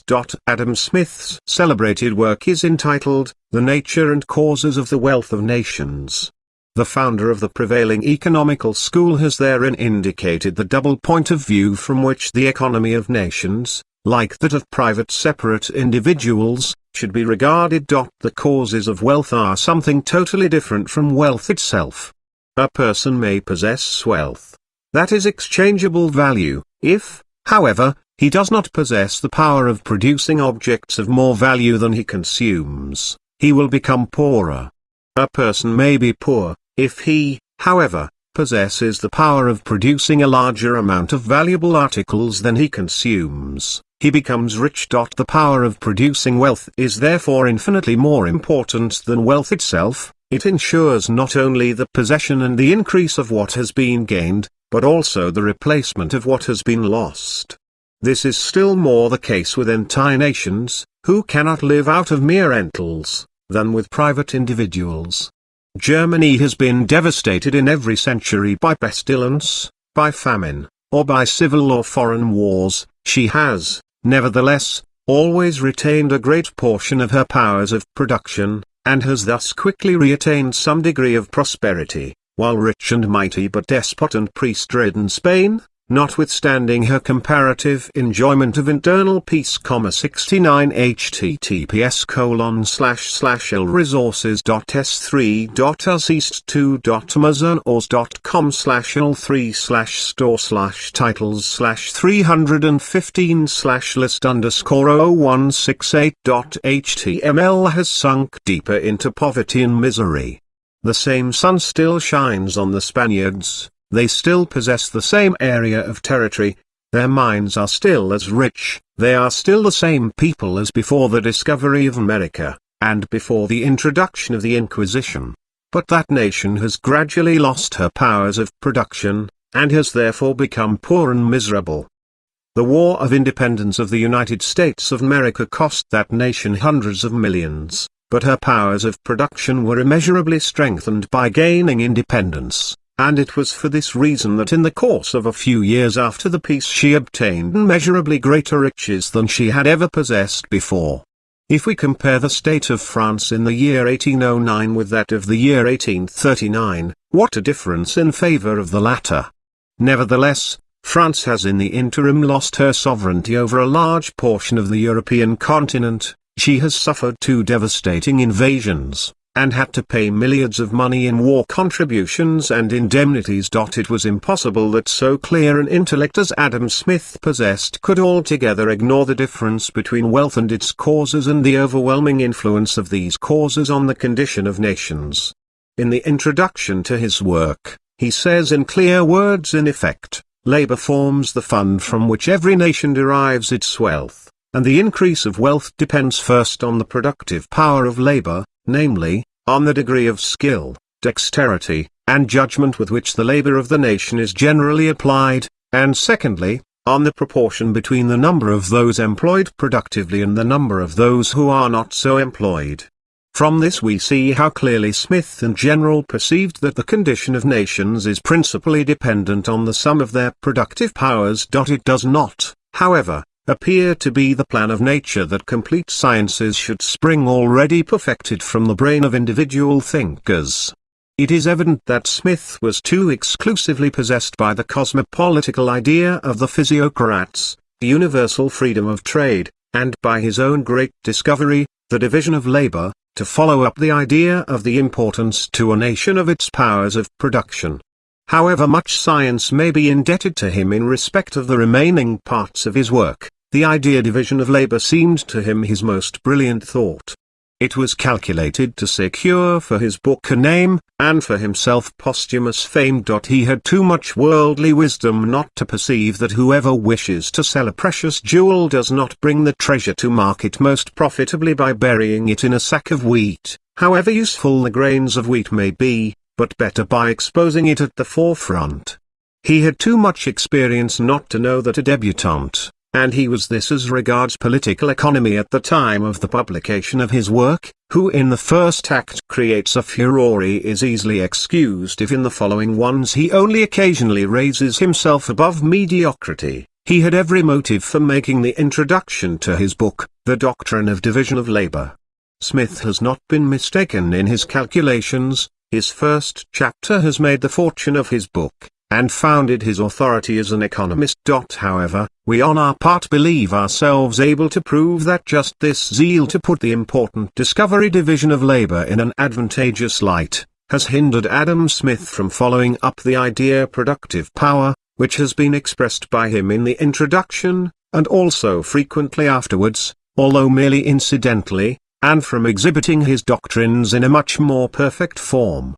By the great value which he attached to his idea division of labor, he has evidently been misled into representing labor itself as the fund of all the wealth of nations, although he himself clearly perceives and also states that the productiveness of labor principally depends on the degree of skill and judgment with which the labor is performed.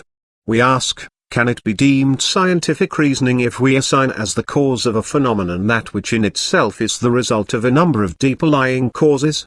It cannot be doubted that all wealth is obtained by means of mental and bodily exertions, labor, but yet from that circumstance no reason is indicated from which useful conclusions may be drawn, for history teaches that whole nations have, in spite of the exertions and of the thrift of their citizens, fallen into poverty and misery. Whoever desires to know and investigate how one nation from a state of poverty and barbarism has attained to one of wealth and prosperity, and how another has fallen from a condition of wealth and well-being into one of poverty and misery, has always, after receiving the information that labor is the cause of wealth and idleness the cause of poverty, a remark which King Solomon made long before Adam Smith, to put the further question, what are the causes of labor, and what the causes of idleness? It would be more correct to describe the limbs of men, the head, hands, and feet, as the causes of wealth. We should thus at least approach far nearer to the truth, and the question then presents itself, what is it that induces these heads, arms, and hands to produce, and calls into activity these exertions? What else can it be than the spirit which animates the individuals, the social order which renders their energy fruitful, and the powers of nature which they are in a position to make use of? The more a man perceives that he must provide for the future, the more his intelligence and feelings incite him to secure the future of his nearest connections, and to promote their well-being, the more he has been from his youth accustomed to forethought and activity, the more his nobler feelings have been developed, and body and mind cultivated the finer examples that he has witnessed from his youth, the more opportunities he has had for utilizing his mental and bodily powers for the improvement of his condition, also the less he has been restrained in his legitimate activity, the more successful his past endeavors have been, and the more their fruits have been secured to him, the more he has been able to obtain public recognition and esteem by orderly conduct and activity, and the less his mind suffers from prejudices, superstition, false notions, and ignorance, so much the more will he exert his mind and limbs for the object of production, so much the more will he be able to accomplish, and so much the better will he make use of the fruits of his labor. However, most depends in all these respects on the conditions of the society in which the individual has been brought up, and turns upon this, whether science and arts flourish, and public institutions and laws tend to promote religious character, morality and intelligence, security for person and for property, freedom and justice, whether in the nation all the factors of material prosperity, agriculture, manufactures, and trade, have been equally and harmoniously cultivated, whether the power of the nation is strong enough to secure to its individual citizens progress in wealth and education from generation to generation, and to enable them not merely to utilize the natural powers of their own country to their fullest extent,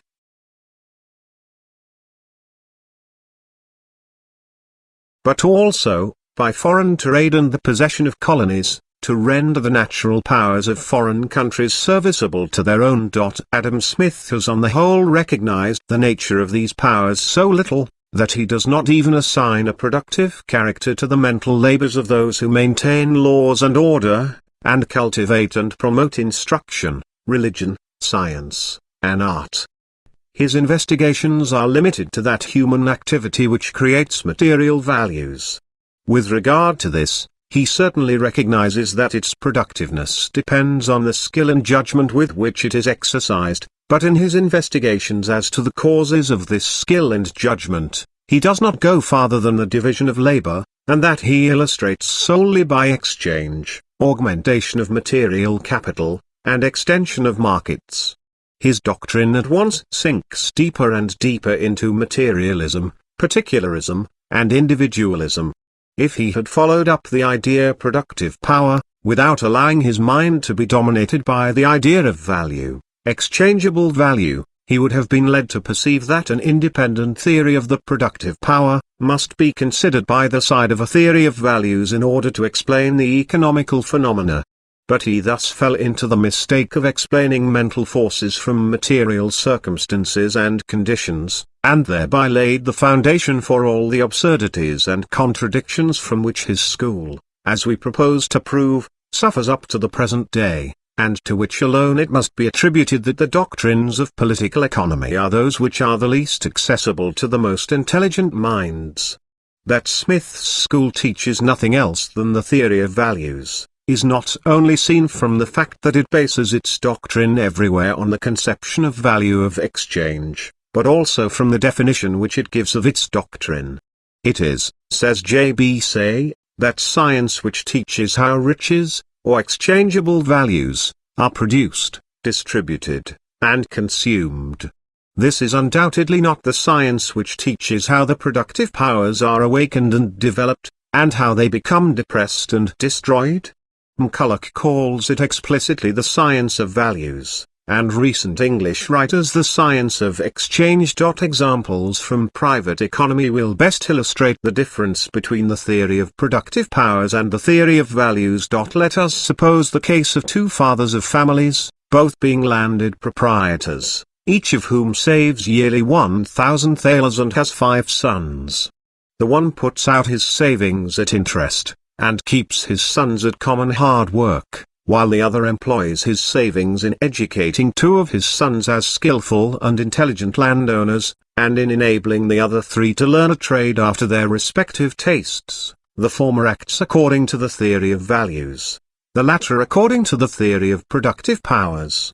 The first at his death may prove much richer than the second in mere exchangeable value, but it is quite otherwise as respects productive powers.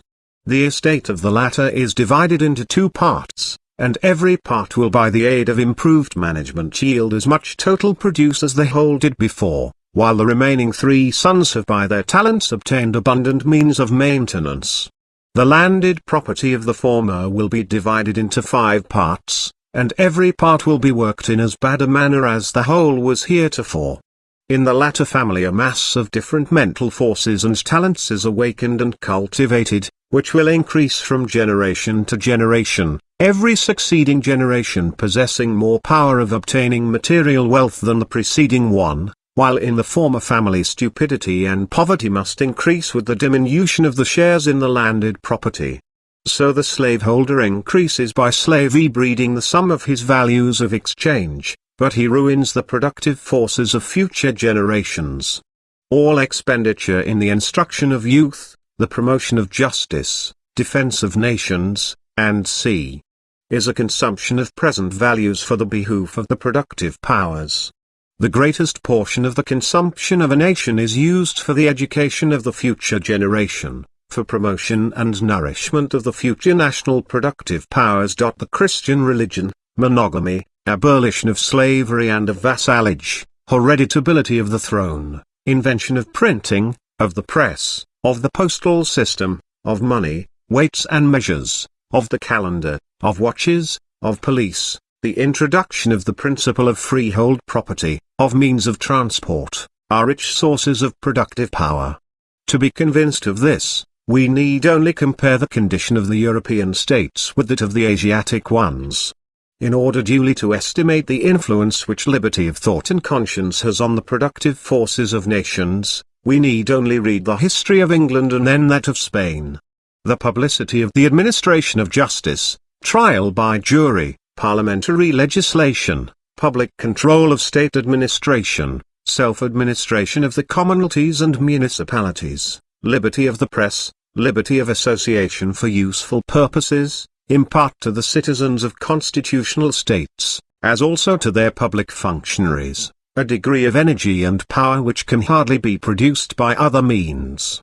We can scarcely conceive of any law or any public legal decision which would not exercise a greater or smaller influence on the increase or decrease of the productive power of the nation. 70 https://l3.azist2.amazon.com/l3/store/titles/315/list_0168.html. If we consider merely bodily labor as the cause of wealth, how can we then explain why modern nations are incomparably richer, more populous, more powerful, and prosperous than the nations of ancient times?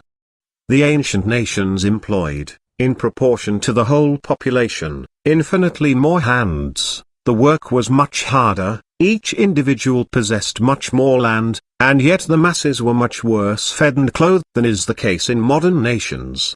In order to explain these phenomena, we must refer to the progress which has been made in the course of the last 1,000 years in sciences and arts, domestic and public regulations, cultivation of the mind and capabilities of production. The present state of the nations is the result of the accumulation of all discoveries, inventions, improvements, perfections, and exertions of all generations which have lived before us. They form the mental capital of the present human race, and every separate nation is productive only in the proportion in which it has known how to appropriate these attainments of former generations and to increase them by its own acquirements, in which the natural capabilities of its territory, its extent and geographical position, its population and political power, have been able to develop as completely and symmetrically as possible all sources of wealth within its boundaries, and to extend its moral, intellectual, commercial, and political influence over less advanced nations and especially over the affairs of the world. The popular school of economists would have us believe that politics and political power cannot be taken into consideration in political economy. So far as it makes only values and exchange the subjects of its investigations, this may be correct. We can define the ideas of value and capital, profit, wages, and rent, we can resolve them into their elements, and speculate on what may influence their rising or falling, and see, without thereby taking into account the political circumstances of the nation. Clearly, however, these matters appertain as much to private economy as to the economy of whole nations.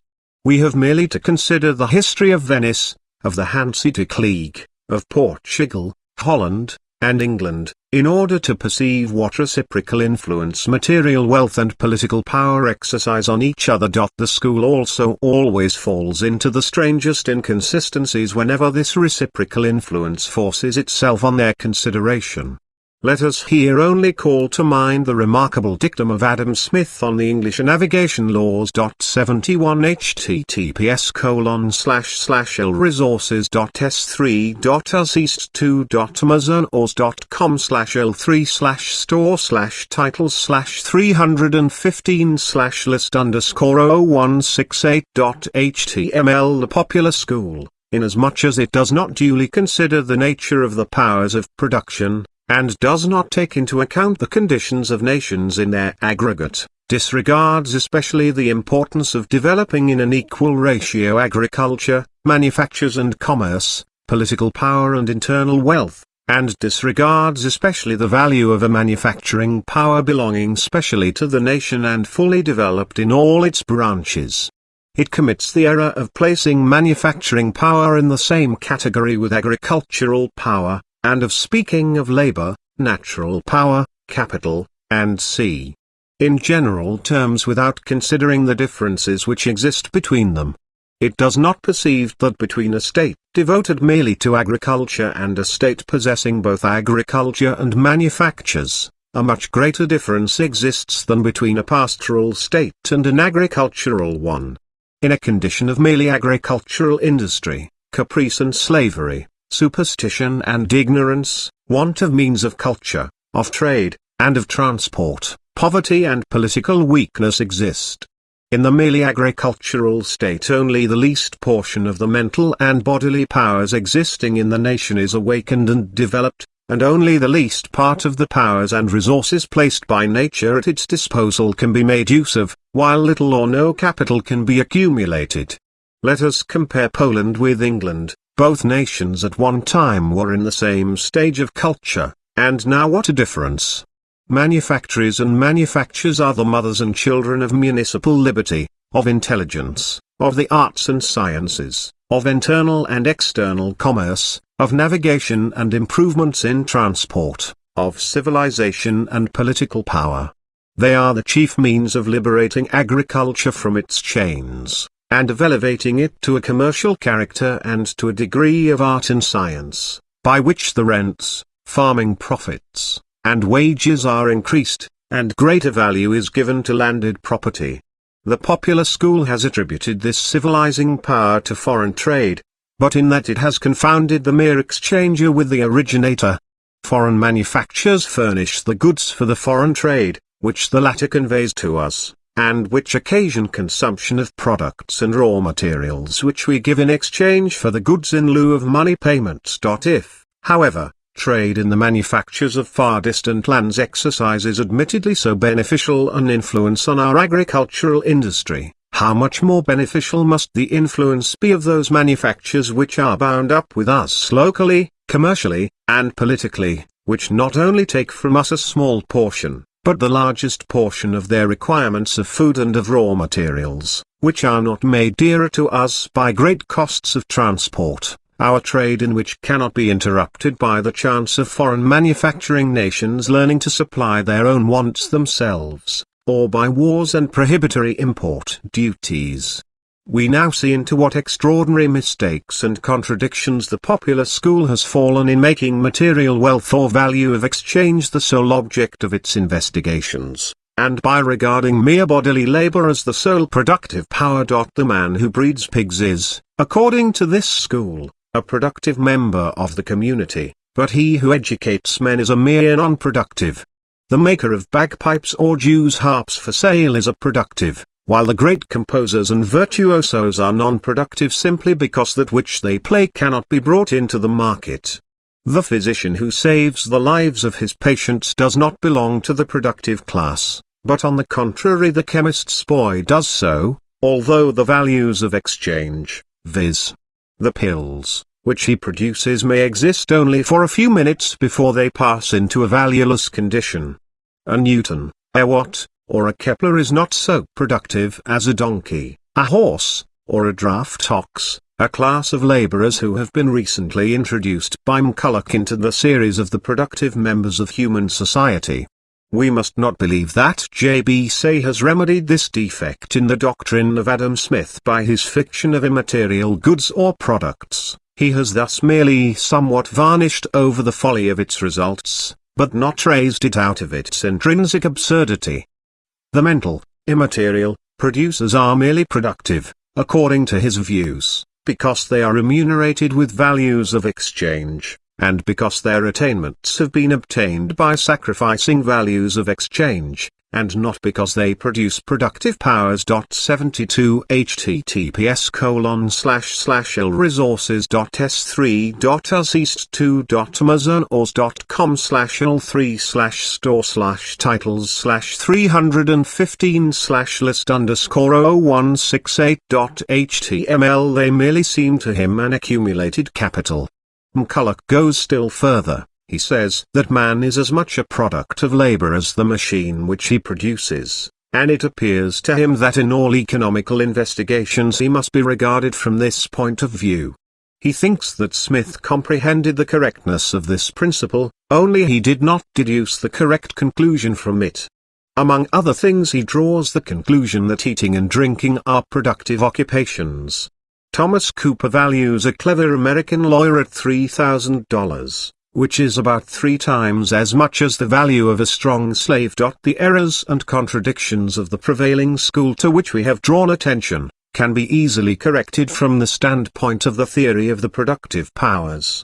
Certainly those who fatten pigs or prepare pills are productive, but the instructors of youths and of adults, virtuosos, musicians, physicians, judges, and administrators, are productive in a much higher degree. The former produce values of exchange, and the latter productive powers, some by enabling the future generation to become producers, others by furthering the morality and religious character of the present generation, a third by ennobling and raising the powers of the human mind, a fourth by preserving the productive powers of his patients, a fifth by rendering human rights and justice secure, a sixth by constituting and protecting public security, a seventh by his art and by the enjoyment which it occasions fitting men the better to produce values of exchange. In the doctrine of mere values, these producers of the productive powers can of course only be taken into consideration so far as their services are rewarded by values of exchange, and this manner of regarding their services may in some instances have its practical use, as for example in the doctrine of public taxes, inasmuch as these have to be satisfied by values of exchange. But whenever our consideration is given to the nation, as a whole and in its international relations, it is utterly insufficient, and leads to a series of narrow-minded and false views. The prosperity of a nation is not, as say believes, greater in the proportion in which it has amassed more wealth, that is values of exchange, but in the proportion in which it has more developed its powers of production. Although laws and public institutions do not produce immediate values, they nevertheless produce productive powers, and Say is mistaken if he maintains that nations have been enabled to become wealthy under all forms of government, and that by means of laws no wealth can be created. The foreign trade of a nation must not be estimated in the way in which individual merchants judge it, solely and only according to the theory of values, that is by regarding merely the gain at any particular moment of some material advantage. The nation is bound to keep steadily in view all these conditions on which its present and future existence, prosperity, and power depend. The nation must sacrifice and give up a measure of material property in order to gain culture, skill, and powers of united production. It must sacrifice some present advantages in order to ensure to itself future ones.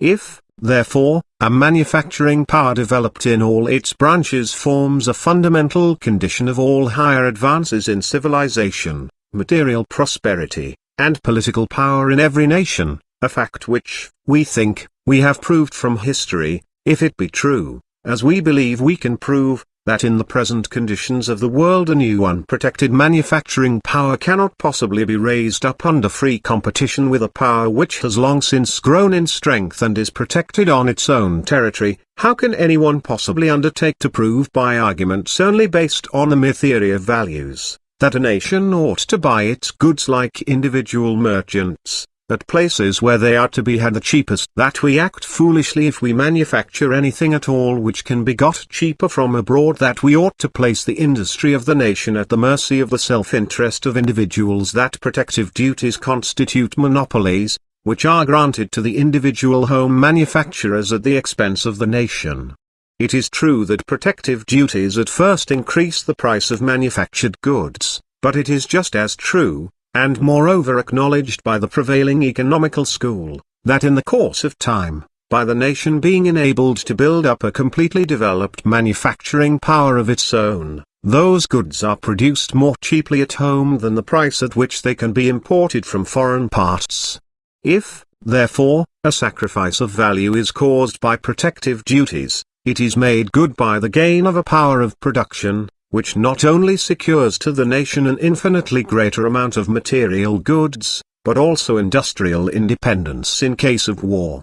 Through industrial independence and the internal prosperity derived from it, the nation obtains the means for successfully carrying on foreign trade and for extending its mercantile marine. It increases its civilization, perfects its institutions internally, and strengthens its external power.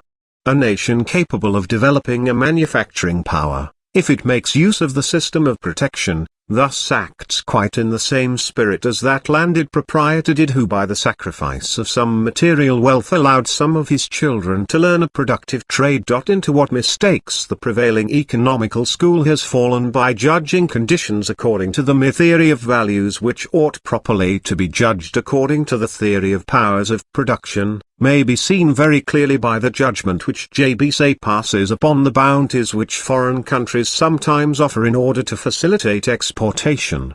He maintains that these are presents made to our nation.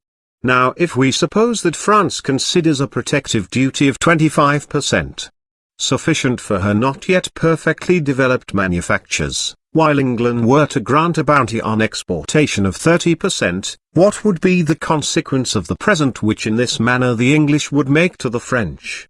The French consumers would obtain for a few years the manufactured articles which they needed much cheaper than hitherto, but the French manufactories would be ruined, and millions of men be reduced to beggary or obliged to emigrate, or to devote themselves to agriculture for employment. Under the most favorable circumstances, the present consumers and customers of the French agriculturists would be converted into competitors with the latter, agricultural production would be increased, and the consumption lowered. The necessary consequence would be diminution in value of the products, decline in the value of property, national poverty and national weakness in France. The English present in mere value would be dearly paid for in loss of power. It would seem like the present which the Sultan is wont to make to his pashas by sending them valuable silken cords. Since the time when the Trojans were presented by the Greeks with a wooden horse, the acceptance of presents from other nations has become for the nation which receives them a very questionable transaction.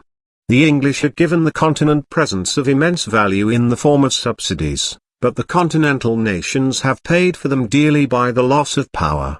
These subsidies acted like a bounty on exportation in favor of the English, and were detrimental to the German manufactories. 73 https://l-resources.s3.amazon.com/l3/store/titles/315/list_stores/html. If England bound herself today to supply the Germans gratuitously for years with all they required in manufactured articles, we could not recommend them to accept such an offer.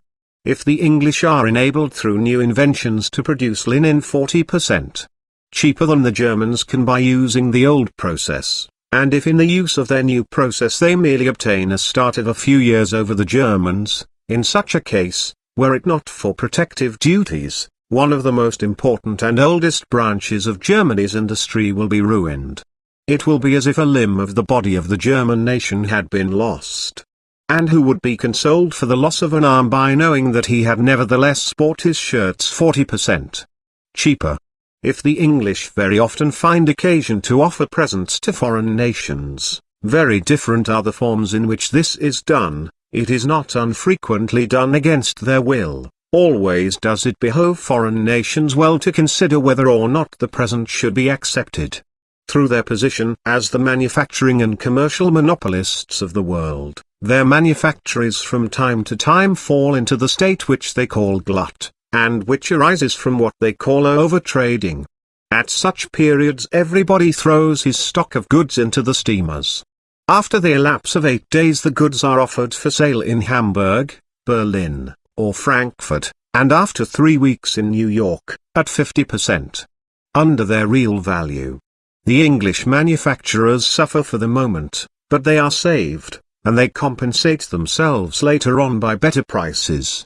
The German and American manufacturers receive the blows which were deserved by the English. They are ruined.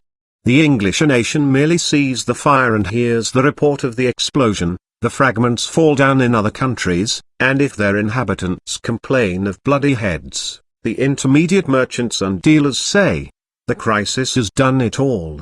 If we consider how often by such crisis the whole manufacturing power, the system of credit, nay the agriculture, and generally the whole economical system of the nations who are placed in free competition with England, are shaken to their foundations, and that these nations have afterwards notwithstanding richly to recompense the English manufacturers by higher prices, ought we not then to become very sceptical as to the propriety of the commercial conditions of nations being regulated according to the mere theory of values and according to cosmopolitical principles? The prevailing economical school has never deemed it expedient to elucidate the causes and effects of such commercial crises. The great statesmen of all modern nations, almost without exception, have comprehended the great influence of manufactures and manufactories on the wealth, civilization, and power of nations, and the necessity of protecting them. Edward III comprehended this like Elizabeth, Frederick the Great like Joseph II, Washington like Napoleon.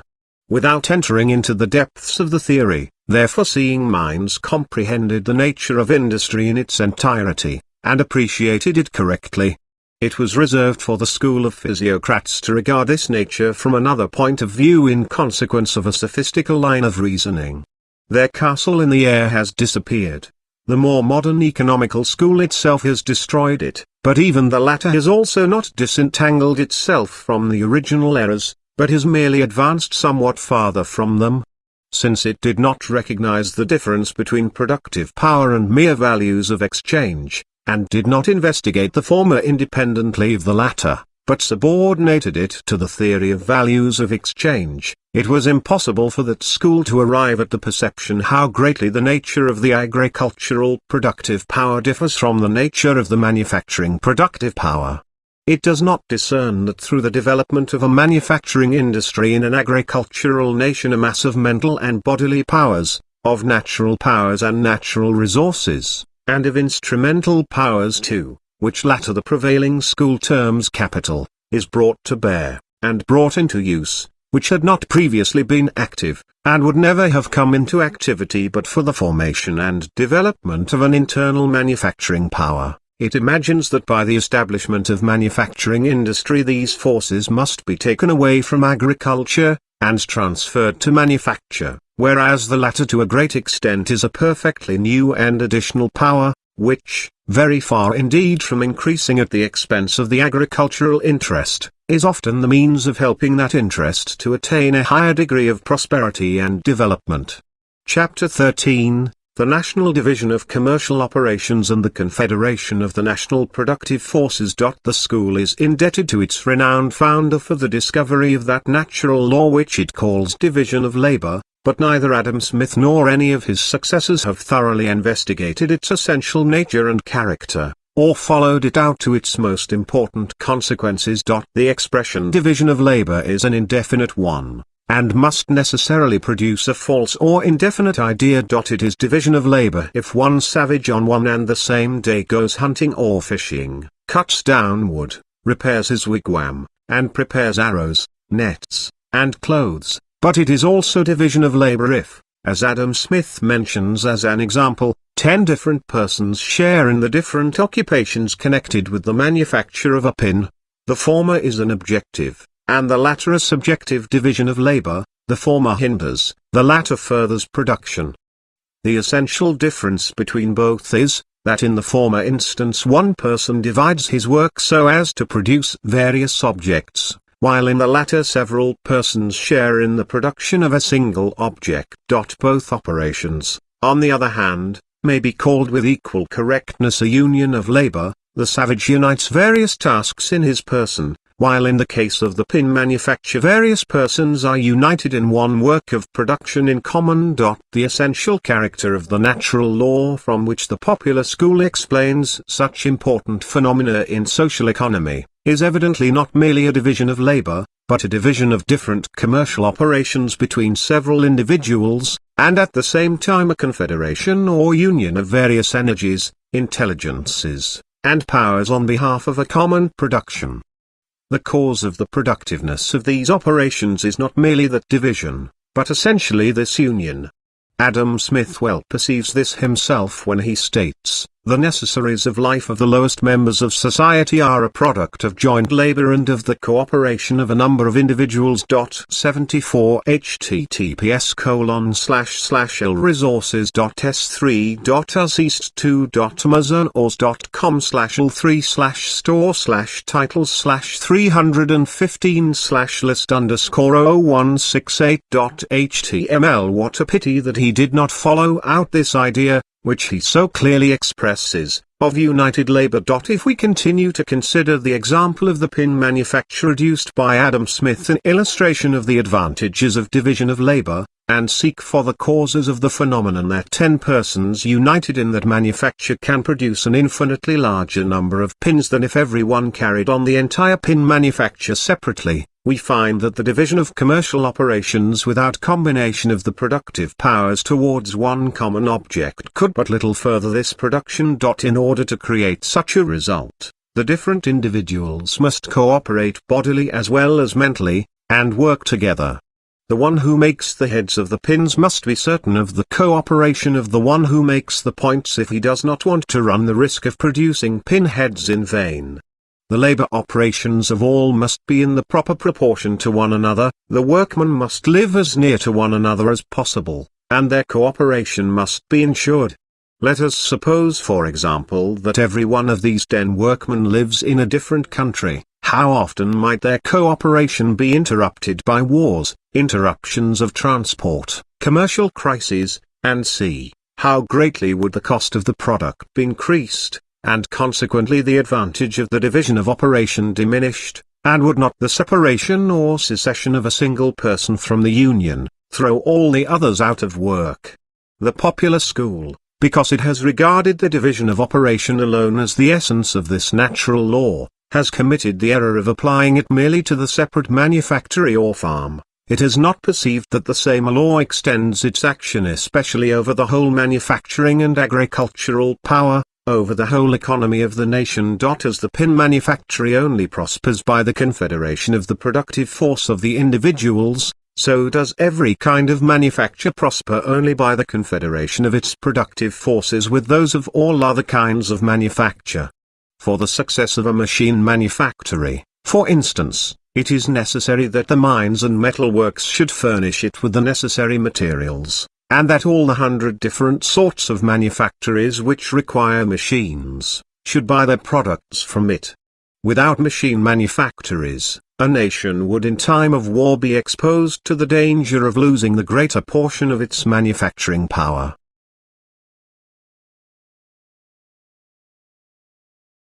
In like manner the entire manufacturing industry of a state in connection with its agricultural interest, and the latter in connection with the former, will prosper the more the nearer they are placed to one another, and the less they are interrupted in their mutual exchanges with one another.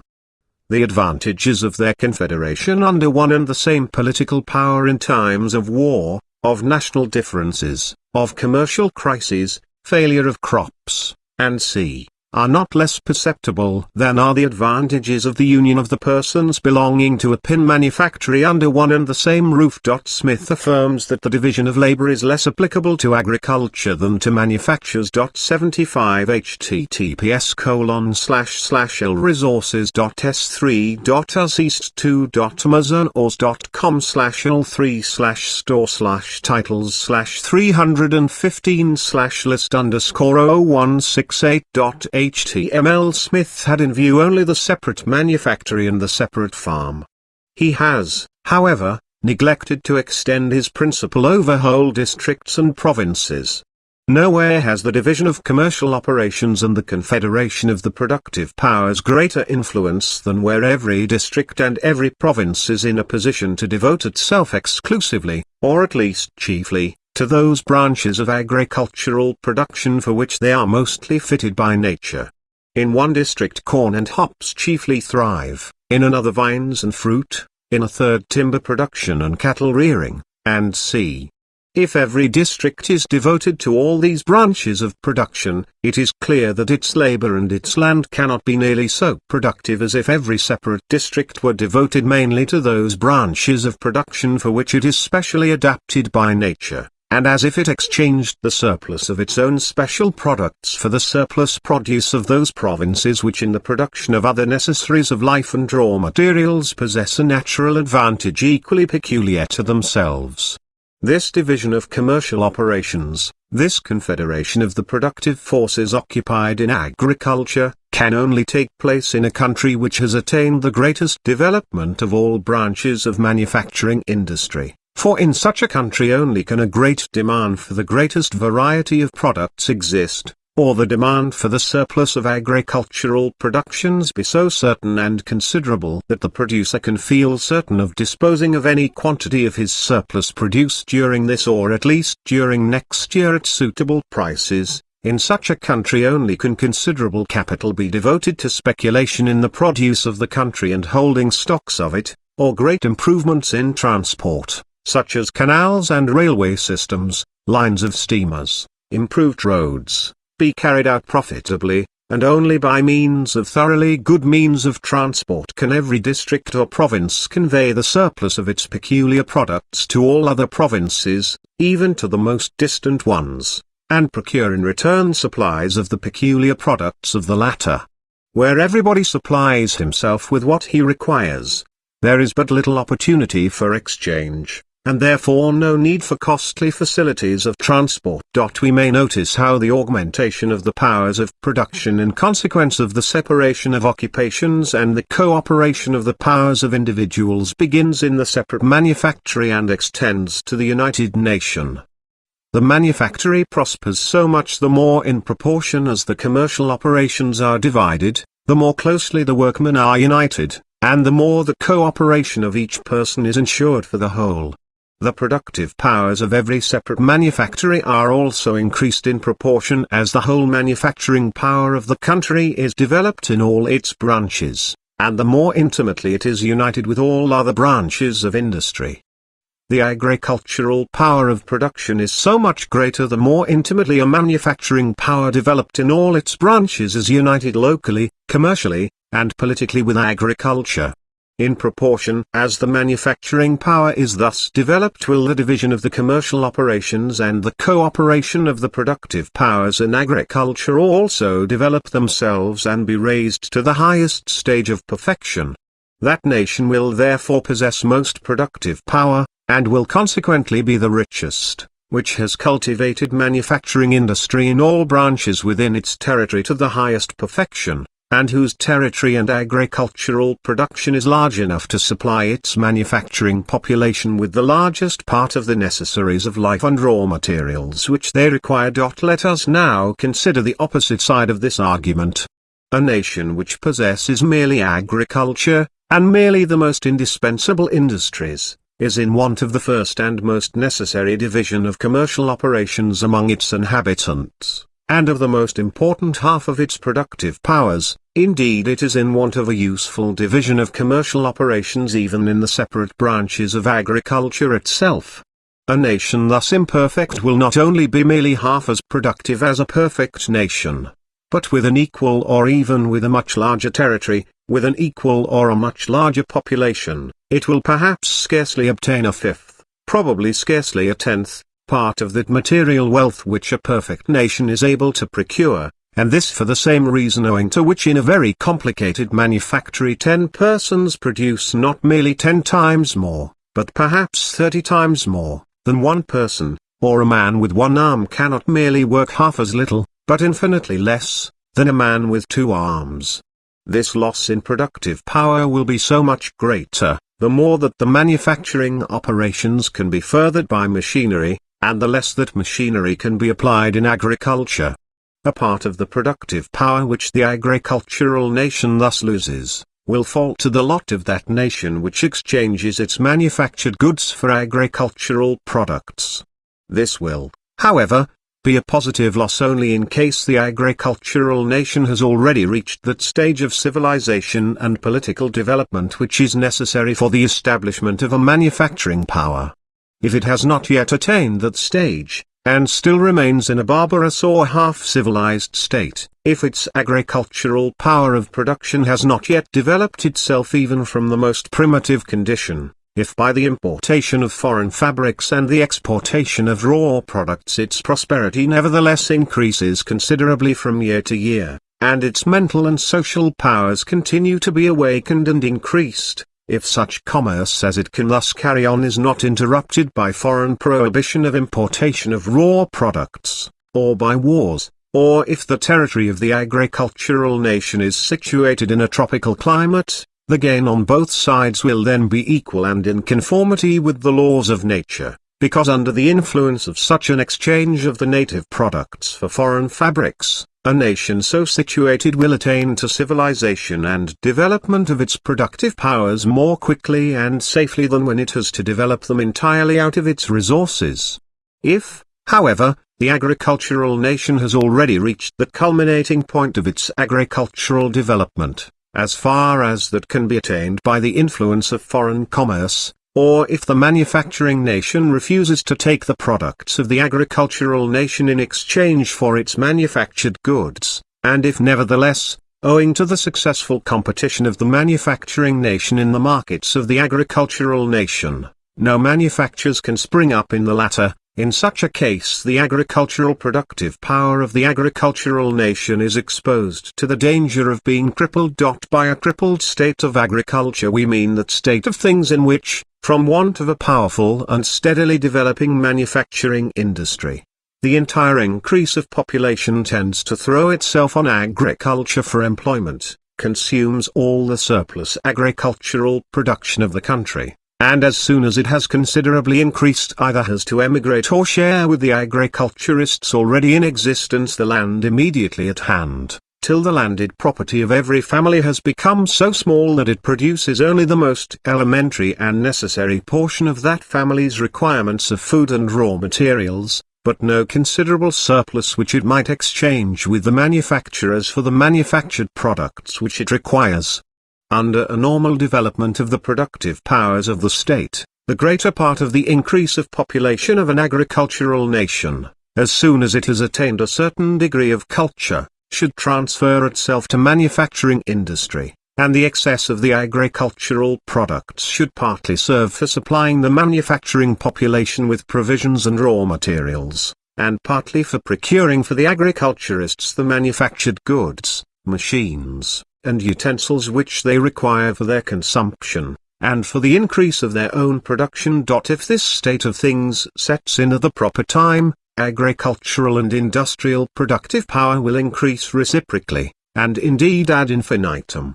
The demand for agricultural products on the part of the industrial population will be so great, that no greater number of laborers will be diverted to agriculture, nor any greater division of the existing land be made, than is necessary to obtain the greatest possible surplus produce from it.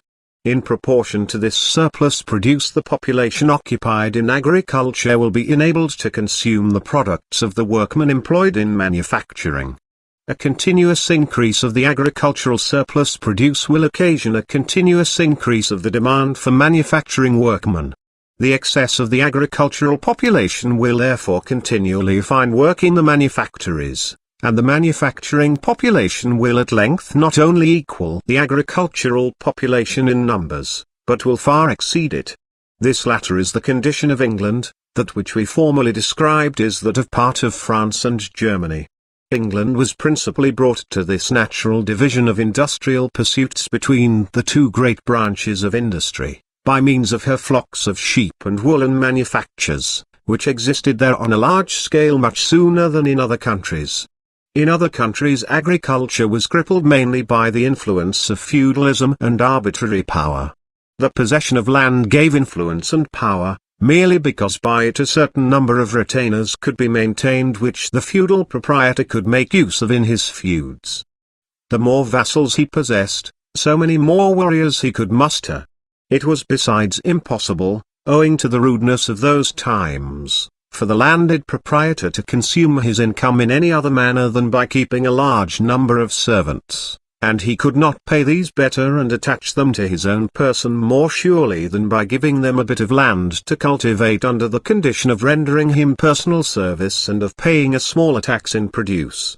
Thus the foundation for excessive division of the soil was laid in an artificial manner, and if in the present day the government seeks by artificial means to alter that system, in so doing it is merely restoring the original state of things. In order to restrain the continued depreciation of the agricultural power of a nation, and gradually to apply a remedy to that evil in so far as it is the result of previous institutions, no better means exists, apart from the promotion of emigration, than to establish an internal manufacturing power, by which the increase of population may be gradually drawn over to the latter, and a greater demand created for agricultural produce, by which consequently the cultivation of larger estates may be rendered more profitable, and the cultivator induced and encouraged to gain from his land the greatest possible amount of surplus produce. The productive power of the cultivator and of the laborer in agriculture will always be greater or smaller according to the degree in which the exchange of agricultural produce for manufactures and other products of various kinds can proceed more or less readily. That in this respect the foreign trade of any nation which is but little advanced can prove in the highest degree beneficial, we have shown in another chapter by the example of England. But a nation which has already made considerable advances in civilization, in possession of capital, and in population, will find the development of a manufacturing power of its own infinitely more beneficial to its agriculture than the most flourishing foreign trade can be without such manufactures, because it thereby secures itself against all fluctuations to which it may be exposed by war, by foreign restrictions on trade, and by commercial crises, because it thereby saves the greatest part of the costs of transport and commercial charges incurred in exporting its own products and in importing manufactured articles, because it derives the greatest advantages from the improvements in transport which are called into existence by its own manufacturing industry, while from the same cause a mass of personal and natural powers hitherto unemployed will be developed, and especially because the reciprocal exchange between manufacturing power and agricultural power is so much greater, the closer the agriculturist and manufacturer are placed to one another, and the less they are liable to be interrupted in the exchange of their various products by accidents of all kinds. In my letters to Mr. Charles J. Ingersoll, President of the Society for Promoting Arts and Industries in Philadelphia, of the year 1828, entitled, Outlines of a New System of Political Economy, I tried to explain the advantages of a union of the manufacturing power with agriculture in one and the same country, and under one and the same political power, in the following manner. Supposing you did not understand the art of grinding corn, which has certainly been a great art in its time, supposing further that the art of baking bread had remained unknown to you, as, according to Anderson, the real art of salting herrings was still unknown to the English in the 17th century, supposing, therefore, that you had to send your corn to England to be ground into flour and baked into bread, how large a quantity of your corn would not the English retain as pay for the grinding and baking, how much of it would the carters, seamen, and merchants consume, who would have to be employed in exporting the corn and importing the bread, and how much would come back into the hands of those who cultivated the corn. There is no doubt that by such a process the foreign trade would receive a considerable impetus, but it is very doubtful whether this intercourse would be specially advantageous to the welfare and independence of the nation. Consider only in case of a war breaking out between your country, the United States, and Great Britain, what would be the situation of those who produced corn for the English mills and bakehouses, and on the other hand the situation of those who had become accustomed to the taste of the English bread. Just as, however, the economical prosperity of the corn cultivating interest requires that the corn millers should live in its vicinity, so also does the prosperity of the farmer especially require that the manufacturer should live close to him, so also does the prosperity of a flat and open country require that a prosperous and industrial town should exist in its center. And so does the prosperity of the whole agriculture of a country require that its own manufacturing power should be developed in the highest possible degree. Let us compare the condition of agriculture in the vicinity of a populous town with its condition when carried on in distant provinces. In the latter case the farmer can only cultivate for sale those products which can bear a long transport, and which cannot be supplied at cheaper prices and in better quality from districts lying nearer to those who purchase them. A larger portion of his profits will be absorbed by the costs of transport. He will find it difficult to procure capital which he may employ usefully on his farm. From want of better examples and means of education he will not readily be led to avail himself of new processes, of better implements, and of new methods of cultivation. The laborer himself, from want of good example, of stimulus to exertion, and to emulation in the exercise of his productive powers, will only develop those powers inefficiently, and will indulge himself in loitering about and in idleness. On the other hand, in the proximity of the town, the farmer is in a position to use every patch of land for those crops which best suit the character of the soil. He will produce the greatest variety of things to the best advantage.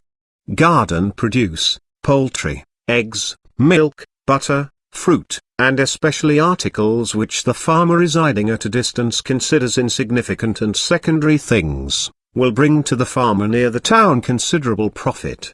While the distant farmer has to depend mainly on the mere breeding of cattle, the other will make much better profits from fattening them, and will thereby be led to perfect his cultivation of root crops and fodder.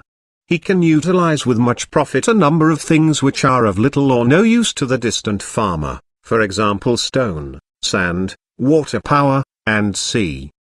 The most numerous and best machines and implements as well as all means for his instruction, are close at hand. It will be easy for him to accumulate the capital necessary for the improvement of his farm. landed proprietors and workmen, by the means of recreation which the town affords, the emulation which it excites among them, and the facility of making profits, will be incited to exert all their mental and bodily powers for the improvement of their condition. And precisely the same difference exists between a nation which unites agriculture and manufactures on its own territory, and a nation which can only exchange its own agricultural products for foreign manufactured goods. The whole social state of a nation will be chiefly determined by the principle of the variety and division of occupations and the co-operation of its productive powers. What the pin is in the pin manufactory, that the national well-being is to the large society which we term the nation. The most important division of occupations in the nation is that between the mental and material ones. Both are mutually dependent on one another. The more the mental producers succeed in promoting morality, religion, enlightenment, increase of knowledge, extension of liberty and of perfection of political institutions, security of persons and property within the state, and the independence and power of the nation externally, so much greater will be the production of material wealth. On the other hand, the more goods that the material producers produce, the more will mental production be capable of being promoted. The most important division of occupations, and the most important co-operation of productive powers in material production, is that of agriculture and manufacture. Both depend mutually upon one another, as we have shown. As in the pin manufactory, so also in the nation does the productiveness of every individual of every separate branch of production and finally of the whole nation depend on the exertions of all individuals standing in proper relation to one another. We call this relation the balance or the harmony of the productive powers. It is possible for a nation to possess too many philosophers, and literati, and too few skilled artisans, merchants, and seamen. This is the consequence of highly advanced and learned culture which is not supported by a highly advanced manufacturing power and by an extensive internal and external trade. It is as if in a pin manufactory far more pin heads were manufactured than pin points. The surplus pin heads in such a nation are a mass of useless books, subtle theoretical systems, and learned controversies, through which the mind of the nation is more obscured than cultivated, and is withdrawn from useful occupations. Consequently its productive powers are retarded in their progress almost as much as if it possessed too many priests and too few instructors of youth, too many soldiers and too few politicians, too many administrators and too few judges and defenders of justice and right. A nation which only carries on agriculture, is an individual who in his material production lacks one arm. Commerce is merely the medium of exchange between the agricultural and the manufacturing power, and between their separate branches. A nation which exchanges agricultural products for foreign manufactured goods is an individual with one arm, which is supported by a foreign arm. This support may be useful to it, but not so useful as if it possessed two arms itself, and this because its activity is dependent on the caprice of the foreigner. In possession of a manufacturing power of its own, it can produce as much provisions and raw materials as the home manufacturers can consume, but if dependent upon foreign manufacturers, it can merely produce as much surplus as foreign nations do not care to produce for themselves, and which they are obliged to buy from another country. As between the different districts of one and the same country, so does the division of labor and the cooperation of the productive powers operate between the various nations of the earth. The former is conducted by internal or national, the latter by international commerce. The international cooperation of productive powers is, however, a very imperfect one, inasmuch as it may be frequently interrupted by wars, political regulations, commercial crises, and c. Although it is the most important in one sense, inasmuch as by it the various nations of the earth are connected with one another, it is nevertheless the least important with regard to the prosperity of any separate nation which is already far advanced in civilization. This is admitted by writers of the popular school, who declare that the home market of a nation is without comparison more important than its foreign market. It follows from this, that it is the interest of every great nation to make the national confederation of its productive powers the main object of its exertions, and to consider their international confederation as second in importance to it. Both international and national division of labor are chiefly determined by climate and by nature herself. We cannot produce in every country tea as in China, spices as in Java, cotton as in Louisiana, or corn, wool, fruit, and manufactured goods as in the countries of the temperate zone. It would be folly for a nation to attempt to supply itself by means of national division of labor, that is by home production, with articles for the production of which it is not favored by nature, and which it can procure better and cheaper by means of international division of labor, that is through foreign commerce.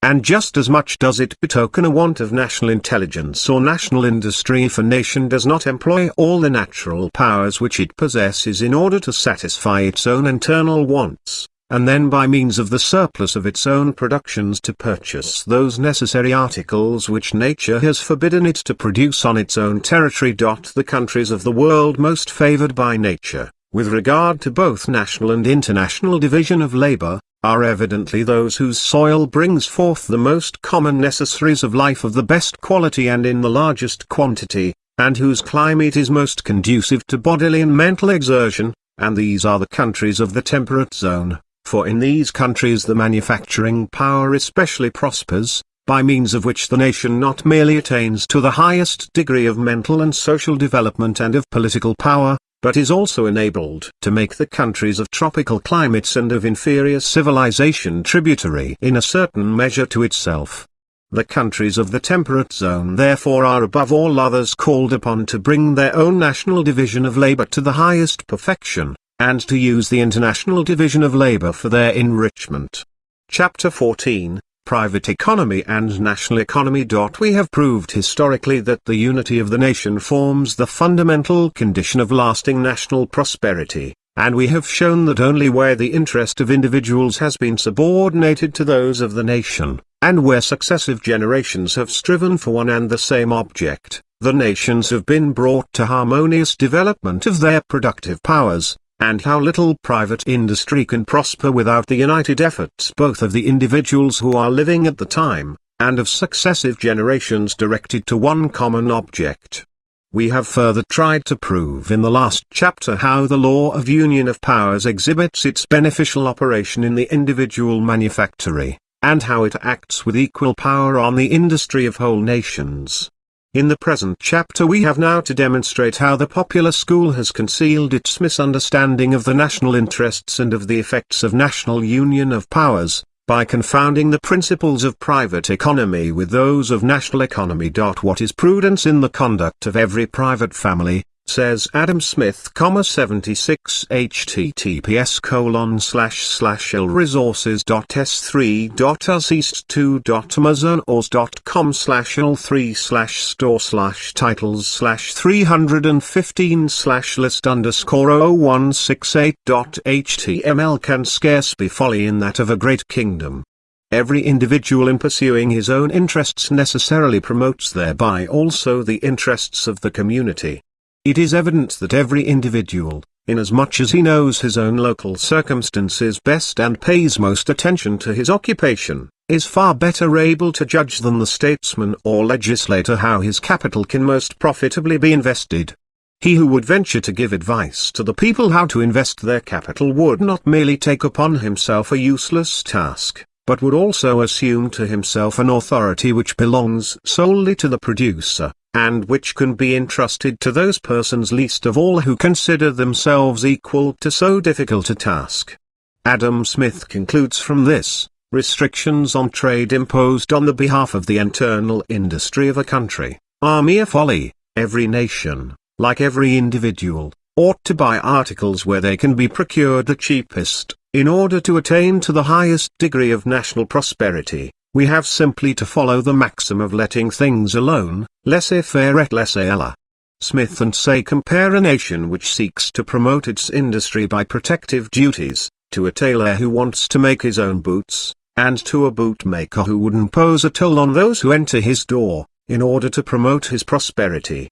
As in all errors of the popular school, So also in this one does Thomas Cooper go to extremes in his book 77 https://lresources.s3.amazon.com/l3/store/titles/315/list_titles/368.html, which is directed against the American system of protection. Political economy, he alleges, is almost synonymous with the private economy of all individuals. Politics are no essential ingredient of political economy. It is folly to suppose that the community is something quite different from the individuals of whom it is composed. Every individual knows best how to invest his labor and his capital.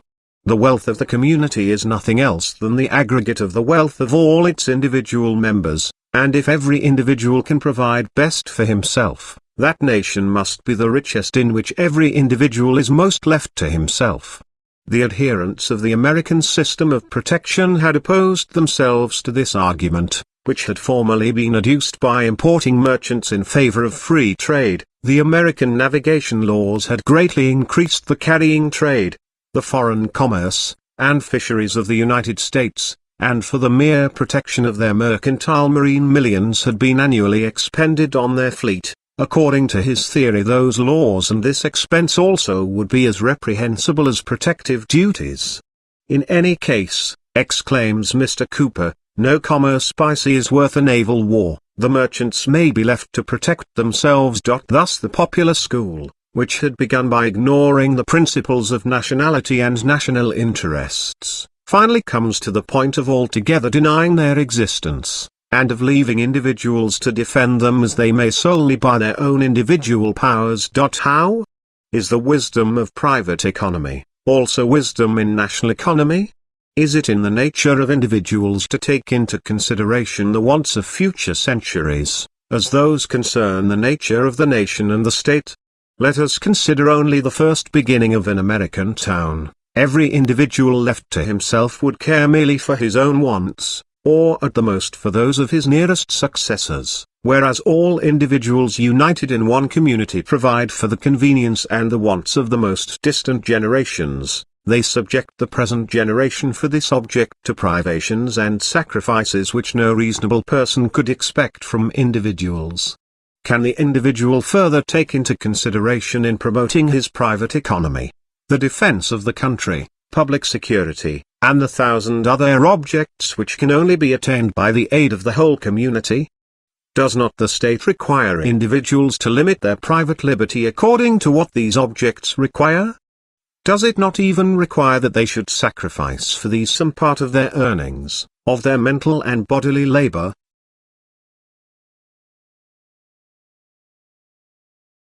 Nay, even their own life? We must first root out, as Cooper does, the very ideas of state and nation before this opinion can be entertained.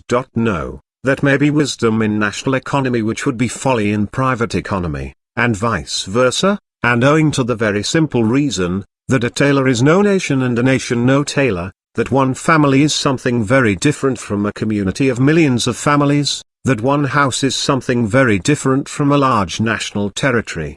Nor does the individual merely by understanding his own interests best, and by striving to further them, if left to his own devices, always further the interests of the community. We ask those who occupy the benches of justice, whether they do not frequently have to send individuals to the treadmill on account of their excessive inventive power, and of their all too great industry.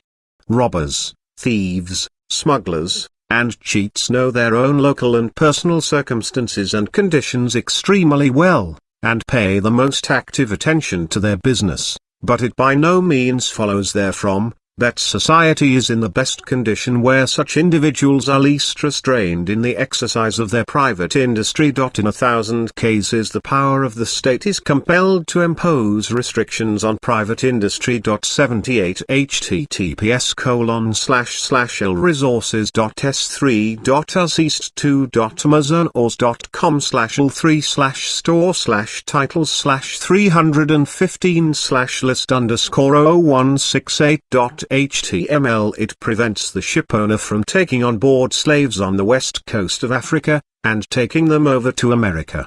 It imposes regulations as to the building of steamers and the rules of navigation at sea, in order that passengers and sailors may not be sacrificed to the avarice and caprice of the captains. In England certain rules have recently been enacted with regard to shipbuilding, because an infernal union between assurance companies and shipowners has been brought to light, whereby yearly thousands of human lives and millions in value were sacrificed to the avarice of a few persons. In North America millers are bound under a penalty to pack into each cask not less than 198 pounds of good flour, and for all market goods market inspectors are appointed, although in no other country is individual liberty more highly prized. Everywhere does the state consider it to be its duty to guard the public against danger and loss, as in the sale of necessaries of life, so also in the sale of medicines, and c. But the cases which we have mentioned, the school will reply, concern unlawful damages to property and to the person, not the honorable exchange of useful objects, not the harmless and useful industry of private individuals. To impose restrictions on these latter the state has no right whatever. Of course not, so long as they remain harmless and useful. That which, however, is harmless and useful in itself, in general commerce with the world, can become dangerous and injurious in national internal commerce, and vice versa. In time of peace, and considered from a cosmopolitan point of view, privateering is an injurious profession. In time of war, governments favor it. The deliberate killing of a human being is a crime in time of peace, in war it becomes a duty. Trading in gunpowder, lead, and arms in time of peace is allowed. But whoever provides the enemy with them in time of war, is punished as a traitor. For similar reasons the state is not merely justified in imposing, but bound to impose, certain regulations and restrictions on commerce, which is in itself harmless, for the best interests of the nation.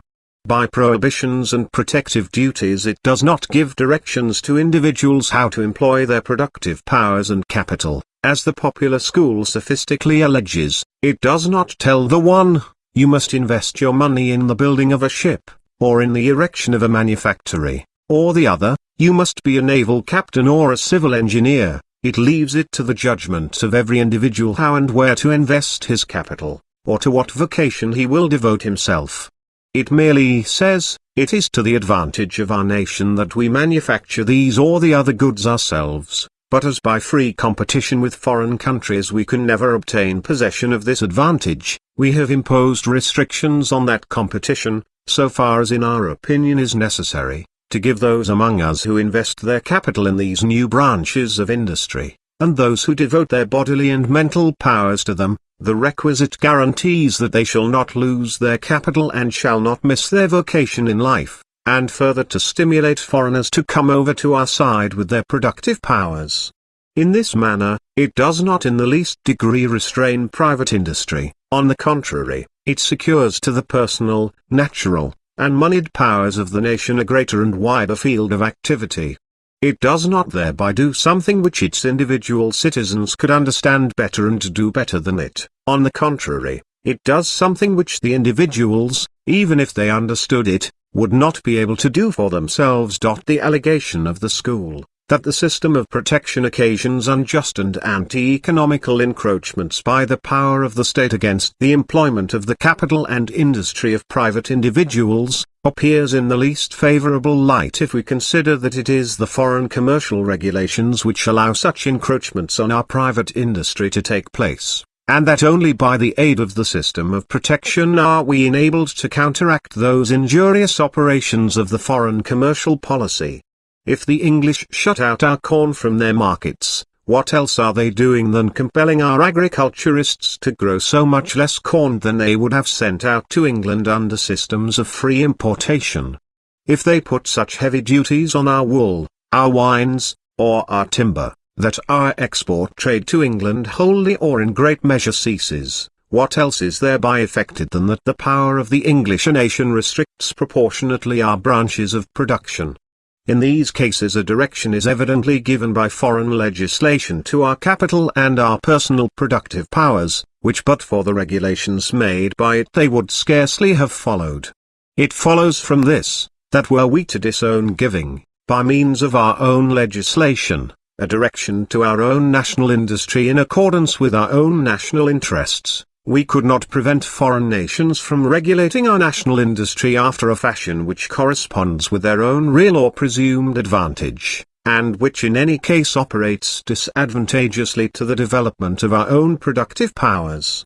But can it possibly be wiser on our part, and more to the advantage of those who nationally belong to us, for us to allow our private industry to be regulated by a foreign national legislature, in accordance with foreign national interests, rather than regulate it by means of our own legislature and in accordance with our own interests? Does the German or American agriculturist feel himself less restricted if he has to study every year the English Acts of Parliament, in order to ascertain whether that body deems it advantageous to encourage or to impose restrictions on his production of corn or wool, than if his own legislature imposes certain restrictions on him in respect of foreign manufactured goods, but at the same time ensures him a market for all his products, of which he can never again be deprived by foreign legislation? If the school maintains that protective duties secure to the home manufacturers a monopoly to the disadvantage of the home consumers, in so doing it makes use of a weak argument. For as every individual in the nation is free to share in the profits of the home market which is thus secured to native industry, this is in no respect a private monopoly, but a privilege, secured to all those who belong to our nation, as against those who nationally belong to foreign nations, and which is the more righteous and just inasmuch as those who nationally belong to foreign nations possess themselves the very same monopoly, and those who belong to us are merely thereby put on the same footing with them. It is neither a privilege to the exclusive advantage of the producers, nor to the exclusive disadvantage of the consumers, for if the producers at first obtain higher prices, they run great risks, and have to contend against those considerable losses and sacrifices which are always connected with all beginnings in manufacturing industry. But the consumers have ample security that these extraordinary profits shall not reach unreasonable limits, or become perpetual, by means of the competition at home which follows later on, and which, as a rule, always lowers prices further than the level at which they had steadily ranged under the free competition of the foreigner. If the agriculturists, who are the most important consumers to the manufacturers, must also pay higher prices, this disadvantage will be amply repaid to them by increased demands for agricultural products, and by increased prices obtained for the latter. It is a further sophism, arrived at by confounding the theory of mere values with that of the powers of production, when the popular school infers from the doctrine, that the wealth of the nation is merely the aggregate of the wealth of all individuals in it, and that the private interest of every individual is better able than all state regulations to incite to production and accumulation of wealth, the conclusion that the national industry would prosper best if only every individual were left undisturbed in the occupation of accumulating wealth. That doctrine can be conceded without the conclusion resulting from it at which the school desires thus to arrive. For the point in question is not, as we have shown in a previous chapter, that of immediately increasing by commercial restrictions the amount of the values of exchange in the nation, but of increasing the amount of its productive powers. But that the aggregate of the productive powers of the nation is not synonymous with the aggregate of the productive powers of all individuals, each considered separately, that the total amount of these powers depends chiefly on social and political conditions, but especially on the degree in which the nation has rendered effectual the division of labor and the confederation of the powers of production within itself. We believe we have sufficiently demonstrated in the preceding chapters. This system everywhere takes into its consideration only individuals who are in free unrestrained intercourse among themselves, and who are contented if we leave everyone to pursue his own private interests according to his own private natural inclination. This is evidently not a system of national economy, but a system of the private economy of the human race, as that would constitute itself were there no interference on the part of any government, were there no wars, no hostile foreign tariff restrictions. Nowhere do the advocates of that system care to point out by what means those nations which are now prosperous have raised themselves to that stage of power and prosperity which we see them maintain, and from what causes others have lost that degree of prosperity and power which they formerly maintained. We can only learn from it how in private industry, natural ability, labor and capital, are combined in order to bring into exchange valuable products, and in what manner these latter are distributed among the human race and consumed by it. But what means are to be adopted in order to bring the natural powers belonging to any individual nation into activity and value, to raise a poor and weak nation to prosperity and power, cannot be gathered from it, because the school, totally ignoring politics, ignores the special conditions of the nation, and concerns itself merely about the prosperity of the whole human race. Wherever international commerce is in question, the native individual is throughout simply pitted against the foreign individual. Examples from the private dealings of separate merchants are throughout the only ones adduced. Goods are spoken of in general terms, without considering whether the question is one of raw products or of manufactured articles, in order to prove that it is equally for the benefit of the nation whether its exports and imports consist of money, of raw materials, or of manufactured goods, and whether or not they balance one another. If we, for example, terrified at the commercial crises which prevail in the United States of North America like native epidemics, consult this theory as to the means of averting or diminishing them, it leaves us utterly without comfort or instruction. Nay, it is indeed impossible for us to investigate these phenomena scientifically, because, under the penalty of being taken for muddleheads and ignoramuses, we must not even utter the term balance of trade, while this term is, notwithstanding, made use of in all legislative assemblies, in all bureaus of administration, on every exchange. For the sake of the welfare of humanity, the belief is inculcated on us that exports always balance themselves spontaneously by imports, notwithstanding that we read in public accounts how the Bank of England comes to the assistance of the nature of things, notwithstanding that corn laws exist, which make it somewhat difficult for the agriculturist of those countries which deal with England to pay with his own produce for the manufactured goods which he consumes. The school recognizes no distinction between nations which have attained a higher degree of economical development, and those which occupy a lower stage. Everywhere it seeks to exclude the action of the power of the state. Everywhere, according to it, will the individual be so much better able to produce, the less the power of the state concerns itself for him. In fact, according to this doctrine, savage nations ought to be the most productive and wealthy of the earth, for nowhere is the individual left more to himself than in the savage state. Nowhere is the action of the power of the state less perceptible. Statistics and history, however, teach, on the contrary, that the necessity for the intervention of legislative power and administration is everywhere more apparent, the further the economy of the nation is developed. As individual liberty is in general a good thing so long only as it does not run counter to the interests of society, so is it reasonable to hold that private industry can only lay claim to unrestricted action so long as the latter consists with the well-being of the nation. But whenever the enterprise and activity of individuals does not suffice for this purpose, or in any case where these might become injurious to the nation, there does private industry rightly require support from the whole power of the nation. There ought it for the sake of its own interests to submit to legal restrictions. If the school represents the free competition of all producers as the most effectual means for promoting the prosperity of the human race, it is quite right from the point of view which it assumes. On the hypothesis of a universal union, every restriction on the honest exchange of goods between various countries seems unreasonable and injurious. But so long as other nations subordinate the interests of the human race as a whole to their national interests, it is folly to speak of free competition among the individuals of various nations.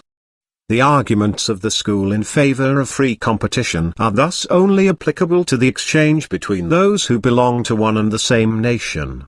Every great nation, therefore, must endeavor to form an aggregate within itself, which will enter into commercial intercourse with other similar aggregates so far only as that intercourse is suitable to the interests of its own special community.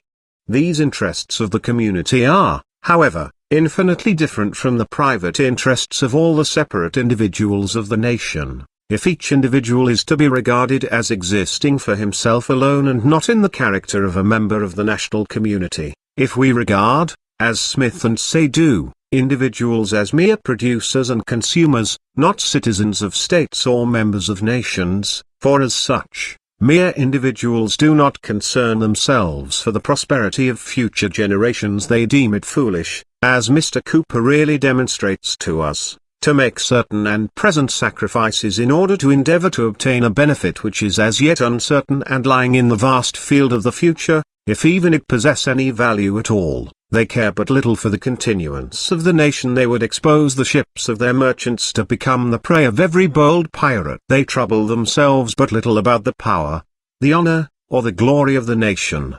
At the most they can persuade themselves to make some material sacrifices for the education of their children, and to give them the opportunity of learning a trade, provided always that after the lapse of a few years the learners are placed in a position to earn their own bread. Indeed, according to the prevailing theory, so analogous is national economy to private economy that J.B. Say, where, exceptionally, he allows that internal industry may be protected by the state, makes it a condition of so doing, that every probability must exist that after the lapse of a few years it will attain independence, just as a shoemaker's apprentice is allowed only a few years' time in order to perfect himself so far in his trade as to do without parental assistance. Chapter 15, Nationality and the Economy of the Nation. The system of the school suffers, as we have already shown in the preceding chapters, from three main defects. Firstly, from boundless cosmopolitanism, which neither recognizes the principle of nationality, nor takes into consideration the satisfaction of its interests. Secondly, from a dead materialism, which everywhere regards chiefly the mere exchangeable value of things without taking into consideration the mental and political, the present and the future interests, and the productive powers of the nation. Thirdly, from a disorganizing particularism and individualism, which, ignoring the nature and character of social labor and the operation of the union of powers in their higher consequences, considers private industry only as it would develop itself under a state of free interchange with society, that is with the whole human race, were that race not divided into separate national societies. Between each individual and entire humanity, however, stands the nation, with its special language and literature, with its peculiar origin and history, with its special manners and customs, laws and institutions, with the claims of all these for existence, independence, perfection, and continuance for the future, and with its separate territory, a society which, united by 1,000 ties of mind and of interests, combines itself into one independent whole, which recognizes the law of right for and within itself, and in its united character is still opposed to other societies of a similar kind in their national liberty, and consequently can only under the existing conditions of the world maintain self-existence and independence by its own power and resources. As the individual chiefly obtains by means of the nation and in the nation mental culture, power of production, security, and prosperity, so is the civilization of the human race only conceivable and possible by means of the civilization and development of the individual nations. Meanwhile, however, an infinite difference exists in the condition and circumstances of the various nations. We observe among them giants and dwarfs, well-formed bodies and cripples, civilized, half-civilized, and barbarous nations, but in all of them, as in the individual human being, exists the impulse of self-preservation, the striving for improvement which is implanted by nature.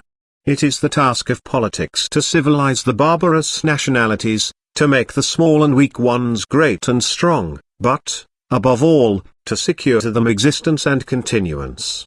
It is the task of national economy to accomplish the economical development of the nation, and to prepare it for admission into the universal society of the future. A nation in its normal state possesses one common language and literature, A territory endowed with manifold natural resources, extensive, and with convenient frontiers and a numerous population.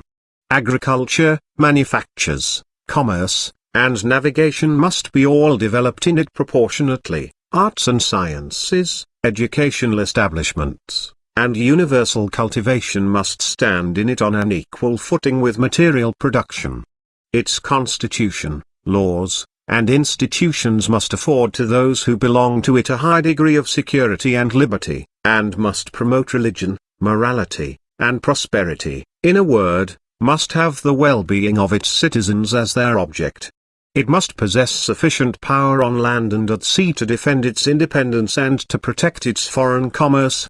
It will possess the power of beneficially affecting the civilization of less advanced nations, and by means of its own surplus population and of their mental and material capital to found colonies and beget new nations. A large population, and an extensive territory endowed with manifold national resources, are essential requirements of the normal nationality. They are the fundamental conditions of mental cultivation as well as of material development and political power. A nation restricted in the number of its population and in territory, especially if it has a separate language, can only possess a crippled literature, crippled institutions for promoting art and science. A small state can never bring to complete perfection within its territory the various branches of production. In it all protection becomes mere private monopoly. Only through alliances with more powerful nations, by partly sacrificing the advantages of nationality, and by excessive energy, can it maintain with difficulty its independence. A nation which possesses no coasts, mercantile marine, or naval power, or has not under its dominion and control the mouths of its rivers, is in its foreign commerce dependent on other countries. It can neither establish colonies of its own nor form new nations. All surplus population, mental and material means, which flows from such a nation to uncultivated countries, is lost to its own literature, civilization and industry, and goes to the benefit of other nationalities. A nation not bounded by seas and chains of mountains lies open to the attacks of foreign nations, and can only by great sacrifices, and in any case only very imperfectly, establish and maintain a separate tariff system of its own. Territorial deficiencies of the nation can be remedied either by means of hereditary succession, as in the case of England and Scotland, or by purchase, as in the case of Florida and Louisiana, or by conquests, as in the case of Great Britain and Ireland. In modern times a fourth means has been adopted, which leads to this object in a manner much more in accordance with justice and with the prosperity of nations than conquest, and which is not so dependent on accidents as hereditary succession, namely, the union of the interests of various states by means of free conventions. By its Zollverein, the German nation first obtained one of the most important attributes of its nationality. But this measure cannot be considered complete so long as it does not extend over the whole coast, from the mouth of the Rhine to the frontier of Poland, including Holland and Denmark. A natural consequence of this union must be the admission of both these countries into the German Bund, and consequently into the German nationality, whereby the latter will at once obtain what it is now in need of, namely, fisheries and naval power, maritime commerce and colonies.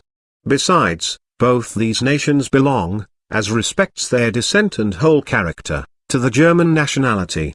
The burden of debt with which they are oppressed is merely a consequence of their unnatural endeavors to maintain themselves as independent nationalities, and it is in the nature of things that this evil should rise to a point when it will become intolerable to those two nations themselves, and when incorporation with a larger nationality must seem desirable and necessary to them. Belgium can only remedy by means of confederation with a neighboring larger nation her needs which are inseparable from her restricted territory and population.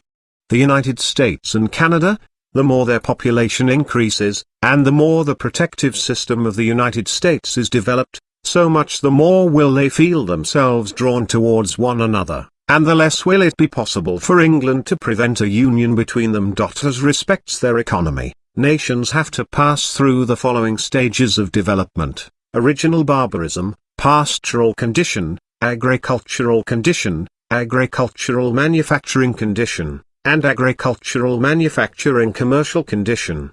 The industrial history of nations, and of none more clearly than that of England, proves that the transition from the savage state to the pastoral one, from the pastoral to the agricultural, and from agriculture to the first beginnings in manufacture and navigation, is effected most speedily and advantageously by means of free commerce with further advanced towns and countries, but that a perfectly developed manufacturing industry, an important mercantile marine, and foreign trade on a really large scale, can only be attained by means of the interposition of the power of the state. The less any nation's agriculture has been perfected, and the more its foreign trade is in want of opportunities of exchanging the excess of native agricultural products and raw materials for foreign manufactured goods, the deeper that the nation is still sunk in barbarism and fitted only for an absolute monarchical form of government and legislation, the more will free trade,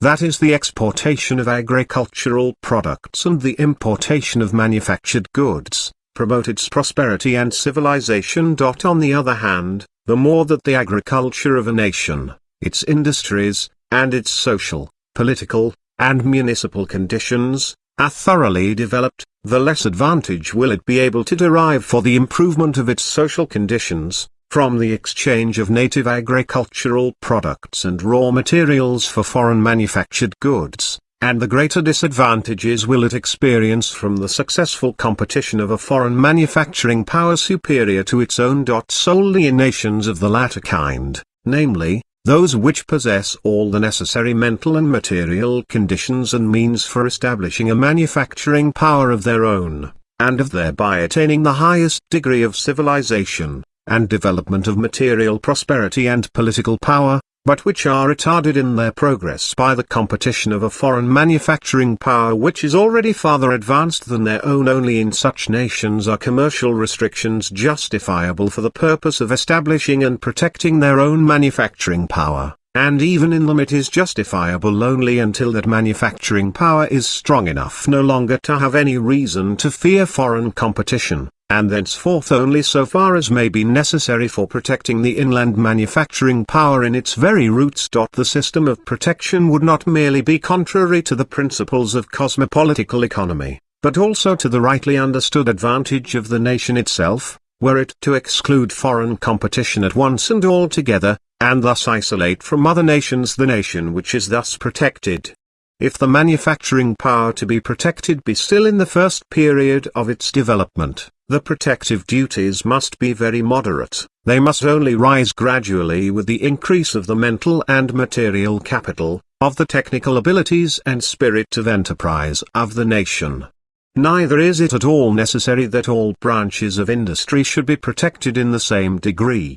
Only the most important branches require special protection, for the working of which much outlay of capital in building and management, much machinery, and therefore much technical knowledge, skill, and experience, and many workmen are required, and whose products belong to the category of the first necessaries of life, and consequently are of the greatest importance as regards their total value as well as regards national independence, as, for example, cotton, woolen and linen manufactories, and c. If these main branches are suitably protected and developed, all other less important branches of manufacture will rise up around them under a less degree of protection.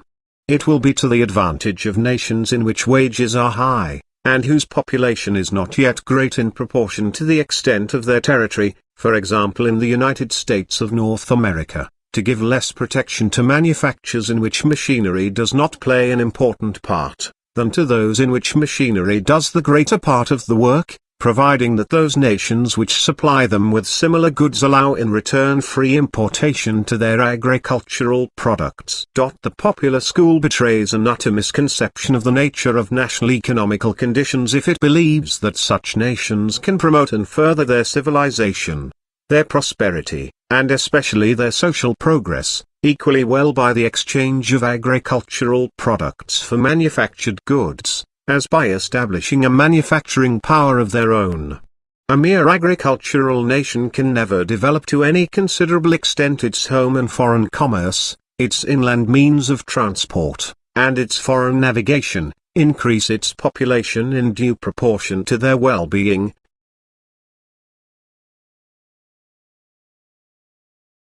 or make notable progress in its moral, intellectual, social, and political development, it will never acquire important political power, or be placed in a position to influence the cultivation and progress of less advanced nations and to form colonies of its own.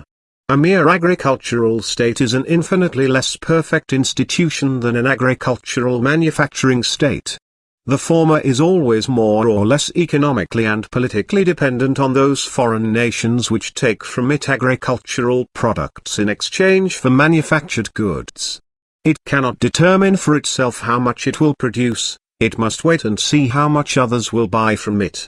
These latter, on the contrary, the agricultural manufacturing states, produce for themselves large quantities of raw materials and provisions, and supply merely the deficiency by importation from the purely agricultural nations.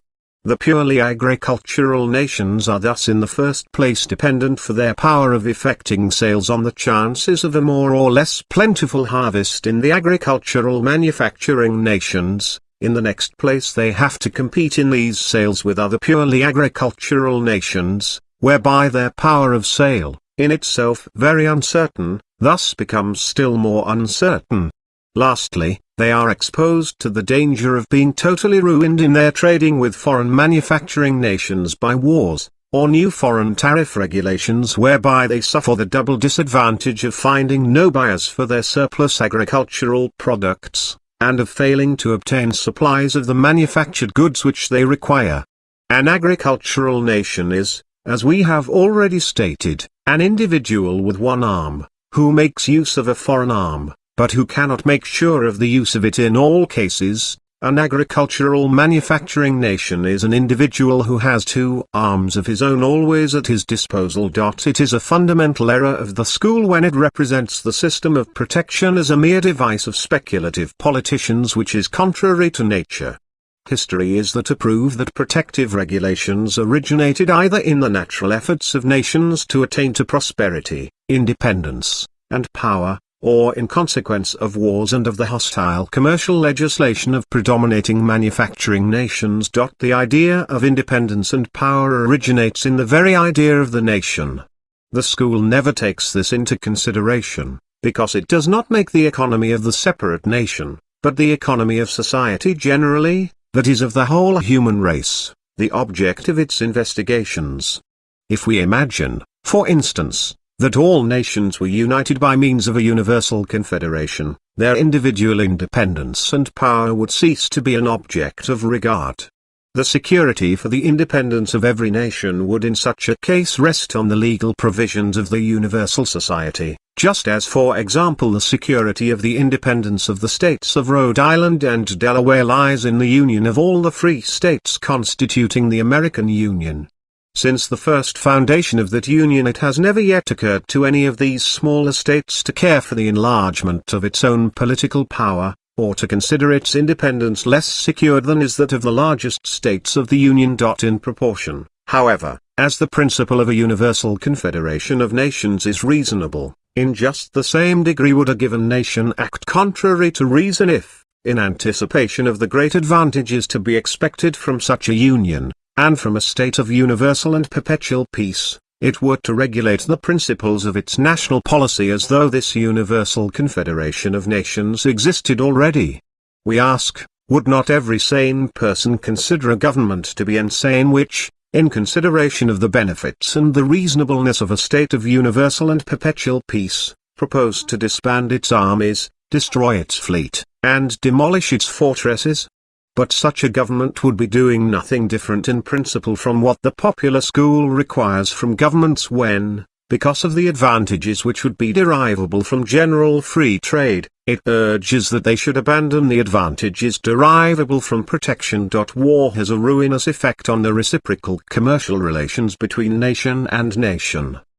The agriculturist living in one country is by it forcibly separated from the manufacturer living in another country. While, however, the manufacturer, especially if he belongs to a nation powerful at sea, and carrying on extensive commerce, readily finds compensation from the agriculturists of his own country, or from those of other accessible agricultural countries.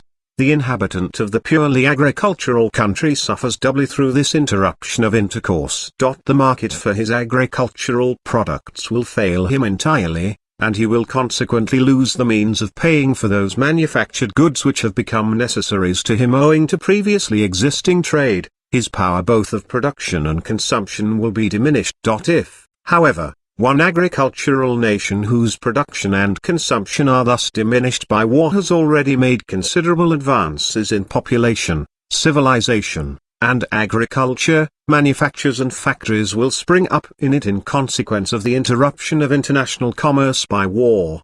War acts on it like a prohibitive tariff system.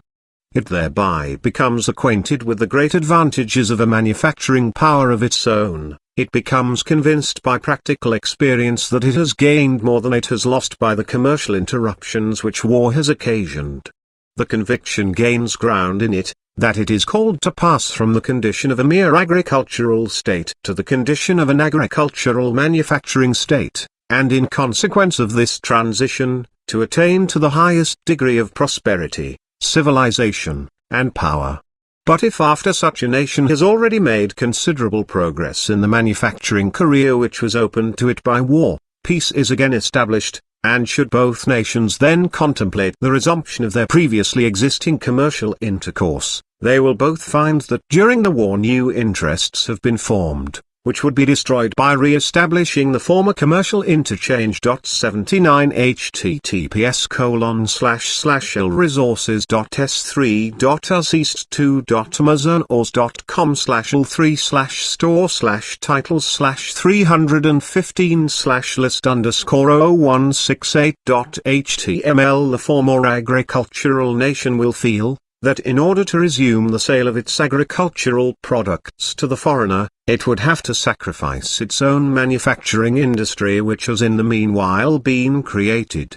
The manufacturing nation will feel that a portion of its home agricultural production, which has been formed during the war, would again be destroyed by free importation. Both, therefore, try to protect these interests by means of imposing duties on imports.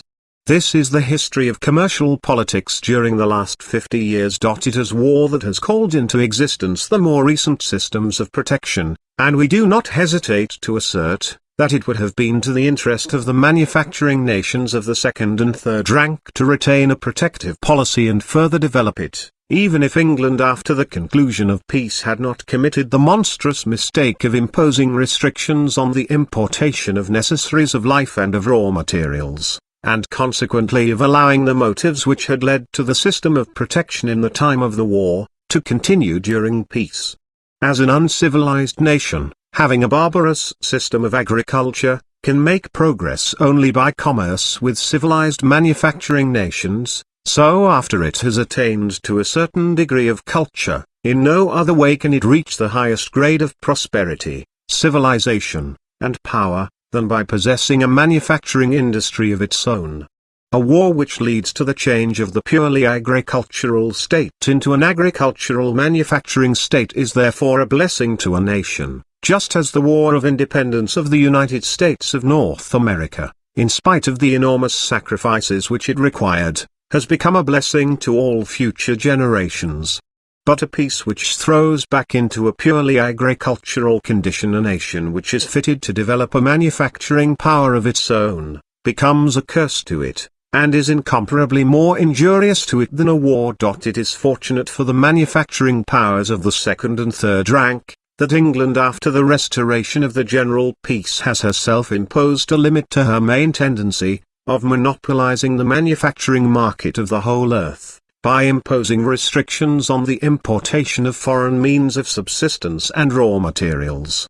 Certainly the English agriculturists, who had enjoyed a monopoly of supplying the English market with products during the war, would of course have painfully felt the foreign competition, but that only at first. At a later period, as we will show more particularly elsewhere, these losses would have been made up to them tenfold by the fact that England had obtained a monopoly of manufacturing for the whole world. but it would have been still more injudicious if the manufacturing nations of the second and third rank, after their own manufacturing power had just been called into existence, in consequence of wars lasting for 25 years, and after, in consequence of 25 years' exclusion of their agricultural products from the English market, that power has been strengthened so far that possibly it only required another 10 or 15 years of strict protection in order to sustain successfully free competition with English manufactures if, we say, these nations, after having endured the sacrifices of half a century, were to give up the immense advantages of possessing a manufacturing power of their own, and were to descend once more from the high state of culture, prosperity, and independence, which is peculiar to agricultural manufacturing countries, to the low position of dependent agricultural nations, merely because it now pleases the English nation to perceive its error and the closely impending advances of the continental nations which enter into competition with it. Supposing also that the manufacturing interest of England should obtain sufficient influence to force the House of Lords, which chiefly consists of large landed proprietors, and the House of Commons, composed mostly of country squires, to make concessions in respect of the importation of agricultural products, who would guarantee that after a lapse of a few years a new Tory ministry would not under different circumstances again pass a new Corn Law?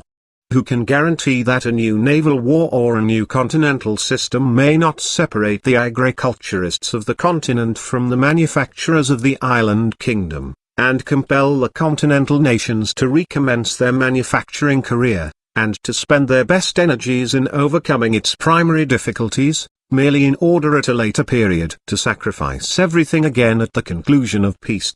In this manner the school would condemn the continental nations for ever to be rolling the stone of Sisyphus, for ever to erect manufactories in time of war in order to allow them to fall to ruin in time of peace. To results so absurd as these the school could never have arrived had it not, in spite of the name which it gives to the science which it professes, completely excluded politics from that science, had it not completely ignored the very existence of nationality, and left entirely out of consideration the effects of war on the commercial intercourse between separate nations. How utterly different is the relation of the agriculturist to the manufacturer if both live in one and the same country, and are consequently really connected with one another by perpetual peace. Under those circumstances, every extension or improvement of an already existing manufactory increases the demand for agricultural products. This demand is no uncertain one. It is not dependent on foreign commercial regulations or foreign commercial fluctuations, on foreign political commotions or wars, on foreign inventions and improvements, or on foreign harvests. The native agriculturist has not to share it with other nations. It is certain to him every year. However the crops of other nations may turn out, whatever misunderstandings may spring up in the political world, he can depend on the sale of his own produce, and on obtaining the manufactured goods which he needs at suitable and regular prices.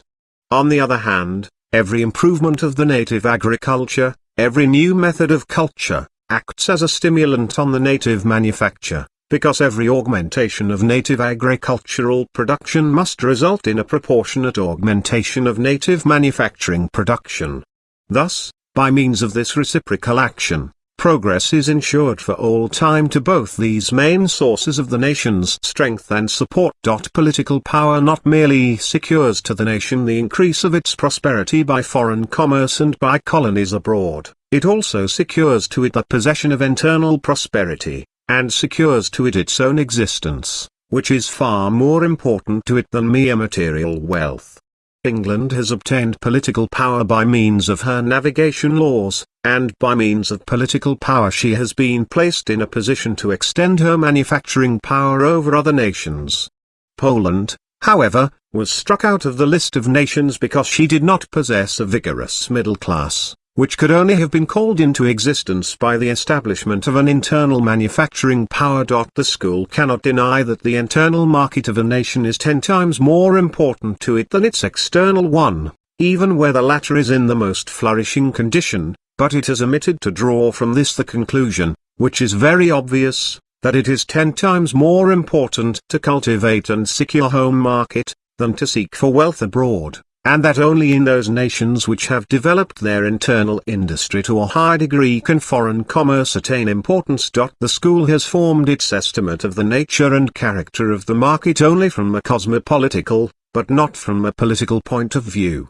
Most of the maritime countries of the European continent are situated in the natural market district of the manufacturers of London, Liverpool, or Manchester. Only very few of the inland manufacturers of other nations can, under free trade, maintain in their own seaports the same prices as the English manufacturers.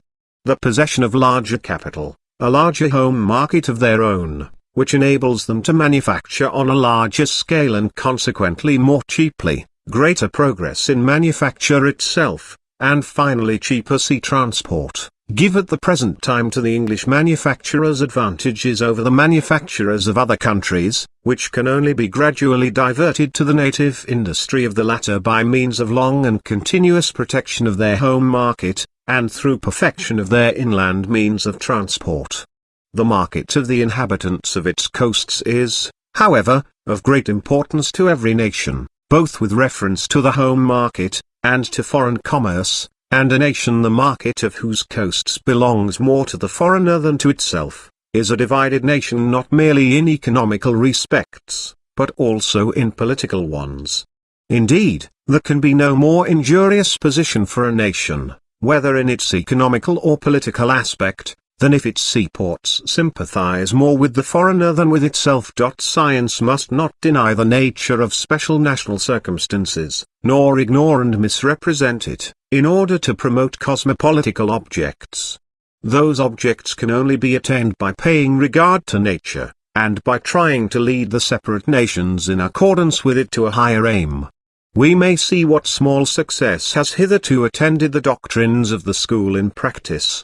This is not so much the fault of practical statesmen, by whom the character of the national circumstances has been comprehended tolerably correctly, as the fault of the theories themselves, the practice of which, inasmuch as they are opposed to all experience, must necessarily have those theories prevented nations, like those of South America, from introducing the protectionist system, which is contrary to the requirements of their national circumstances?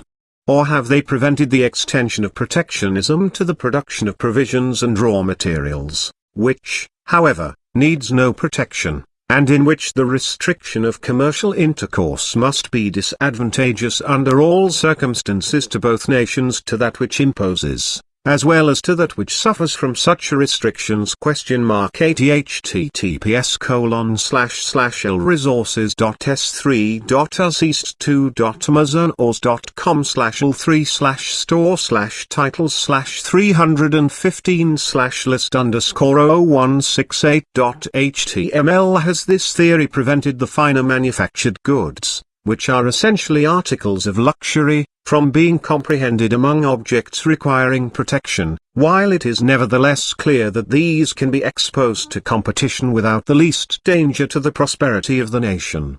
No. The theory has till now not effected any thorough reform, and further will never effect any, so long as it stands opposed to the very nature of things. But it can and must effect great reforms as soon as it consents to base itself on that nature.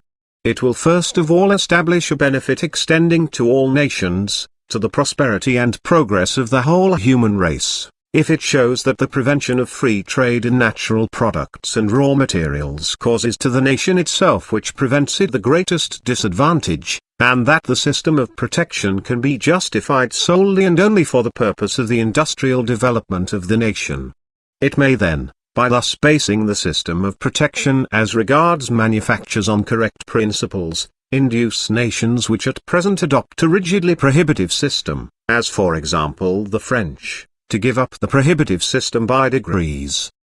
The manufacturers will not oppose such a change as soon as they become convinced that the theorists, very far from planning the ruin of existing manufactures, consider their preservation and their further development as the basis of every sensible commercial policy. If the theory will teach the Germans that they can further their manufacturing power advantageously only by protective duties previously fixed, and on a gradually increasing scale at first, but afterwards gradually diminishing, and that under all circumstances partial but carefully limited foreign competition is really beneficial to their own manufacturing progress. It will render far better service in the end to the cause of free trade than if it simply helps to strangle German industry. The theory must not expect from the United States of North America that they are to sacrifice to free competition from the foreigner those manufactures in which they are protected by cheap raw materials and provisions, and by machine power.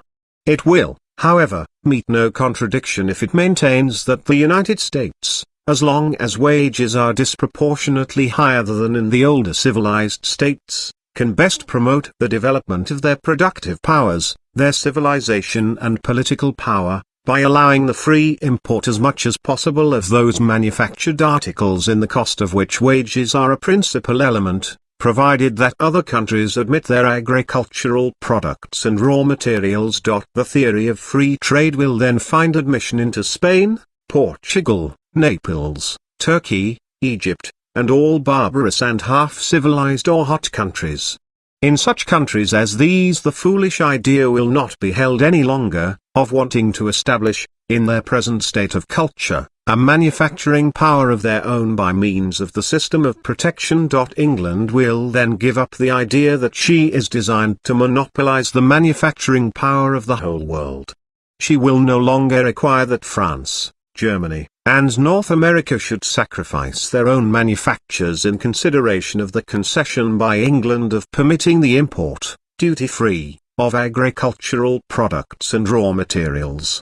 She will recognize the legitimacy of protective systems in those nations, although she will herself more and more favor free trade, the theory having taught her that a nation which has already attained manufacturing supremacy, can only protect its own manufacturers and merchants against retrogression and indolence, by the free importation of means of subsistence and raw materials, and by the competition of foreign manufactured goods. England will then follow a practice totally opposed to her present commercial policy. Instead of lecturing, as hitherto, other nations to adopt free trade, whilst herself maintaining the strictest prohibitory system, she will herself permit competition without regard to the foreign systems of protection.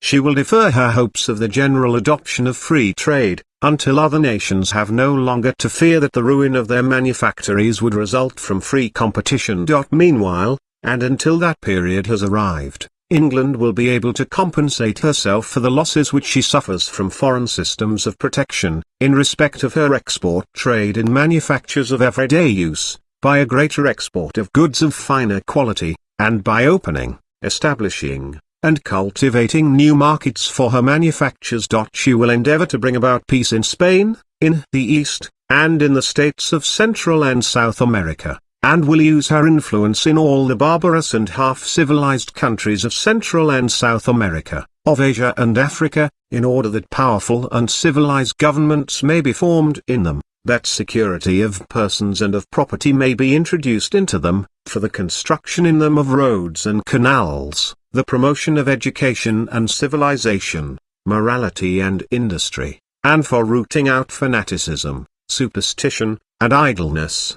If concurrently with these endeavors she abolishes her restrictions on the importation of provisions and raw materials, she will increase her exports of manufactures immensely, and much more successfully than by continually speculating on the ruin of the continental manufactories. If, however, these operations of civilization on the part of England are to be successful as respects barbarous and half-civilized nations, she must not act in an exclusive manner, she must not endeavor by special commercial privileges, such as, for instance, she has managed to procure in Brazil, to monopolize these markets, and to shut out other nations from them.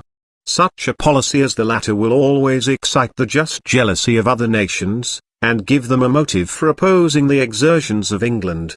It is evident that this selfish policy is the cause why the influence of the civilized powers on the civilization of such countries as we have specified has been hitherto so unimportant.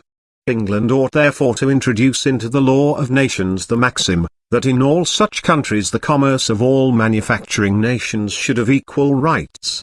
England would thereby not merely secure the aid of all civilized powers in her own work of civilization, but also no disadvantage would result to her own commerce if similar experiments of civilization were undertaken by other manufacturing nations. On account of their superiority in all branches of manufacture and commerce, the English would everywhere always obtain the greatest share of the exports to such markets. The striving and ceaseless intrigues of the English against the manufactures of other nations might still be justified, if a world manufacturing monopoly were indispensable for the prosperity of England, if it could not be proved by evidence that the nations which aspire, after the example of England, to attain to a large manufacturing power can very well attain their object without the humiliation of England, that England need not become poorer than she is because others become richer, and that nature offers sufficient means for the creation in Germany, France, and North America, without detriment to the prosperity of England, of a manufacturing power equal to that of the English. With regard to this, it must further be remarked, that every nation which gains entire possession of its own home market for manufactures, gains in the course of time, by its home production and consumption of manufactured goods, infinitely more than the nation which has hitherto provided the former with manufactured goods loses by being excluded, because a nation which manufactures for itself, and which is perfectly developed in its economical conditions, becomes more than proportionately richer and more populous, consequently is enabled to consume infinitely more fabrics than it could import while depending on a foreign manufacturing nation for its supply. As respects the exportation of manufactured goods, however, the countries of the temperate zone, being specially fitted by nature for manufacturing, have a special field for their efforts in supplying the consumption of the countries of the torrid zone, which latter provide the former with colonial produce in exchange for their manufactured goods. The consumption of manufactured goods by the countries of the torrid zone, however, is partly determined by their ability to produce a surplus of the articles peculiar to their climate, and partly according to the proportion in which the countries of the temperate zone augment their demand for the products of the torrid zone. If it can now be proved, that in the course of time the countries of the torrid zone can produce sugar, rice, cotton, coffee, and tea, to an extent 5 or 10 times greater than hitherto, and that the countries of the temperate zone can consume 5 or 10 times more of these articles than hitherto, it will be simultaneously proved that the countries of the temperate zone can increase their exportation of manufactured goods to the countries of the torrid zone by from 5 to 10 times their present total quantity. The capability of the continental nations to increase their consumption of colonial produce thus considerably, is indicated by the increase of consumption in England for the last 50 years, in reference to which it must further be borne in mind, that increase would probably have become very much greater still were it not for the excessive taxes on consumption. Of the possibility of augmenting the productions of the torrid zone, Holland in Sumatra and Java, and England in the East Indies, have given us during the last 5 years irrefragable proofs. England has quadrupled her importation of sugar from the East Indies from 1835 to 1839. Her importation of coffee has increased even in a still larger proportion, while the importation of East India cotton is also greatly increasing.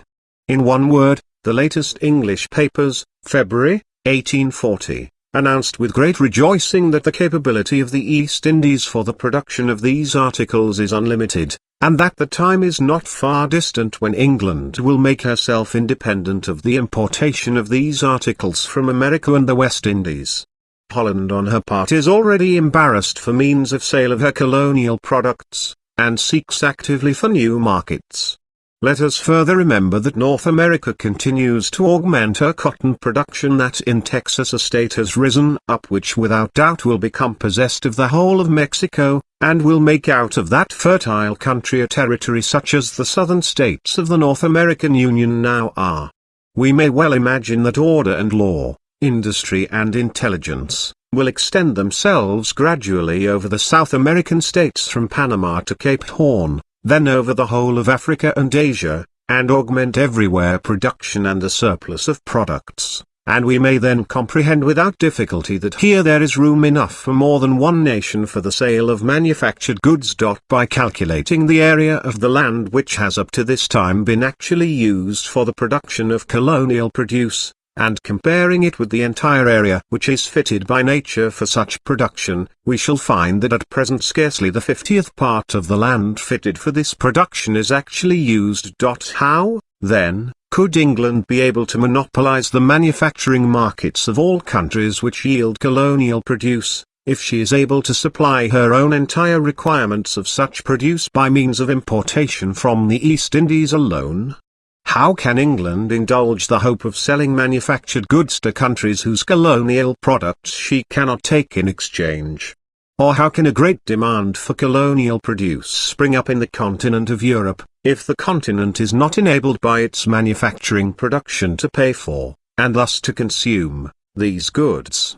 It is therefore evident, that keeping down the manufacturing industry of the continent, though it certainly hinders the progress of the continental nations, does not in the least further the prosperity of England. It is further clear, that, at present, as well as for some long time to come, the countries of the torrid zone will offer to all nations which are fitted for manufacturing production abundant materials for exchange. Lastly, it is evident that a world manufacturing monopoly such as is at present established by the free competition of English manufactured goods on the European and American continents is not in the least more conducive to the welfare of the human race than the system of protection, which aims at developing the manufacturing power of the whole temperate zone, for the benefit of the agriculture of the whole torrid zone. The advance which England has made in manufactures, navigation, and commerce,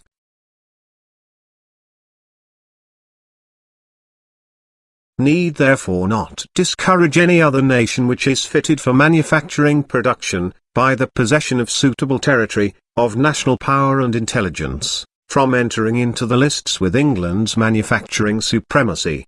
A future is approaching for manufactures, commerce, and navigation which will surpass the present as much as the present surpasses the past.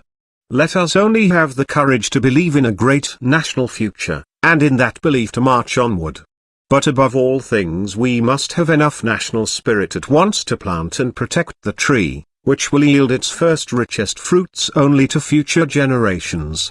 We must first gain possession of the home market of our own nation, at least as respects articles of general necessity, and try to procure products of tropical countries direct from those countries which allow us to pay for them with our own manufactured goods. This is especially the task which the German Commercial Union has to solve, if the German nation is not to remain far behind the French and North Americans, nay, far behind even the Russians. Chapter 16, Popular and State Financial Administration, Political and National Economy. That which has reference to the raising, the expending, and the administration of the material means of government of a community, the financial economy of the state, must necessarily be distinguished everywhere from those institutions, regulations, laws, and conditions on which the economy of the individual subjects of a state is dependent, and by which it is regulated, that is from the economy of the people. The necessity for this distinction is apparent in reference to all political communities, whether these comprise a whole nation or merely fractions of a nation, and whether they are small or large. In a confederated state, the financial economy of the state is again divided into the financial economy of the separate states and the financial economy of the entire union. The economy of the people becomes identical with national economy where the state or the confederated state embraces a whole nation fitted for independence by the number of its population, the extent of its territory, by its political institutions, civilization, wealth, and power, and thus fitted for stability and political influence. The economy of the people and national economy are, under these circumstances, one and the same. They constitute with the financial economy of the state the political economy of the nation. But, on the other hand, in states whose population and territory merely consist of the fraction of a nation or of a national territory, which neither by complete and direct union, nor by means of a federal union with other fractions, constitutes a whole, we can only take into consideration an economy of the people which is directly opposed to private economy or to financial economy of the state. In such an imperfect political condition, the objects and requirements of a great nationality cannot be taken into consideration, especially is it impossible to regulate the economy of the people with reference to the development of a nation complete in itself, and with a view to its independence, permanence, and power. Here politics must necessarily remain excluded from economy. Here can one only take account of the natural laws of social economy, as these would develop and shape themselves if no large united nationality or national economy existed anywhere. It is from this standpoint that science has been cultivated in Germany, which was formerly called state administration, then national economy, then political economy, then popular administration, without anyone having clearly apprehended the fundamental error of these systems. The true conception and real character of national economy could not be recognized because no economically united nation was in existence, and because for the distinct and definite term nation men had everywhere substituted the general and vague term society, an idea which is as applicable to entire humanity, or to a small country, or to a single town, as to the nation. Chapter 17, The Manufacturing Power and the Personal, Social, and Political Productive Powers of the Nation. In a country devoted to mere raw agriculture, dullness of mind, awkwardness of body, obstinate adherence to old notions, customs, methods, and processes, want of culture, of prosperity, and of liberty, prevail. The spirit of striving for a steady increase in mental and bodily acquirements, of emulation, and of liberty, characterize, on the contrary, a state devoted to manufactures and commerce. The cause of this difference lies partly in the different kind of social habits and of education which respectively characterize these two classes of people, partly in the different character of their occupation and in the things which are requisite for it. The agricultural population lives dispersed over the whole surface of the country, and also, in respect to mental and material intercourse, agriculturists are widely separated from one another. One agriculturist does almost precisely what the other does, the one produces, as a rule, what the other produces. The surplus produce and the requirements of all are almost alike, everybody is himself the best consumer of his own products. Here, therefore, little inducement exists for mental intercourse or material exchange. The agriculturist has to deal less with his fellow men than with inanimate nature. Accustomed to reap only after a long lapse of time where he has sown, and to leave the success of his exertions to the will of a higher power, contentment with little, patience, resignation, but also negligence and mental laziness, become to him a second nature. As his occupation keeps him apart from intercourse with his fellow men, so also does the conduct of his ordinary business require but little mental exertion and bodily skill on his part. He learns it by imitation in the narrow circle of the family in which he was born, and the idea that it might be conducted differently and better seldom occurs to him. From the cradle to the grave he moves always in the same limited circle of men and of circumstances. Examples of special prosperity in consequence of extraordinary mental and bodily exertions are seldom brought before his eyes. The possession of means or a state of poverty are transmitted by inheritance in the occupation of mere agriculture from generation to generation, and almost all that power which originates in emulation lies dead. The nature of manufactures is fundamentally different from that of agriculture. Drawn towards one another by their business, manufacturers live only in society, and consequently only in commercial intercourse and by means of that intercourse. The manufacturer procures from the market all that he requires of the necessaries of life and raw materials, and only the smallest part of his own products is destined for his own consumption. If the agriculturist expects a blessing on his exertions chiefly from nature, the prosperity and existence of the manufacturer mainly depend on his commercial intercourse. While the agriculturist does not know the purchasers of his produce, or at any rate need have little anxiety as to disposing of it, the very existence of the manufacturer depends on his customers. The prices of raw materials, of the necessaries of life and wages, of goods and of money, vary incessantly, the manufacturer is never certain how his profits will turn out. The favor of nature and mere ordinary industry do not guarantee to him existence and prosperity as they do to the agriculturist. Both these depend entirely upon his own intelligence and activity. He must strive to gain more than enough in order to be certain of having enough of what is absolutely necessary. He must endeavor to become rich in order not to be reduced to poverty. If he goes on somewhat faster than others, he thrives. If he goes slower, he is certain of ruin. He must always buy and sell, exchange and make bargains. Everywhere he has to deal with men, with changing circumstances, with laws and regulations. He has 100 times more opportunity for developing his mind than the agriculturist. In order to qualify himself for conducting his business, he must become acquainted with foreign men and foreign countries. In order to establish that business, he must make unusual efforts. While the agriculturist simply has to do with his own neighborhood, the trade of the manufacturer extends itself over all countries and parts of the world.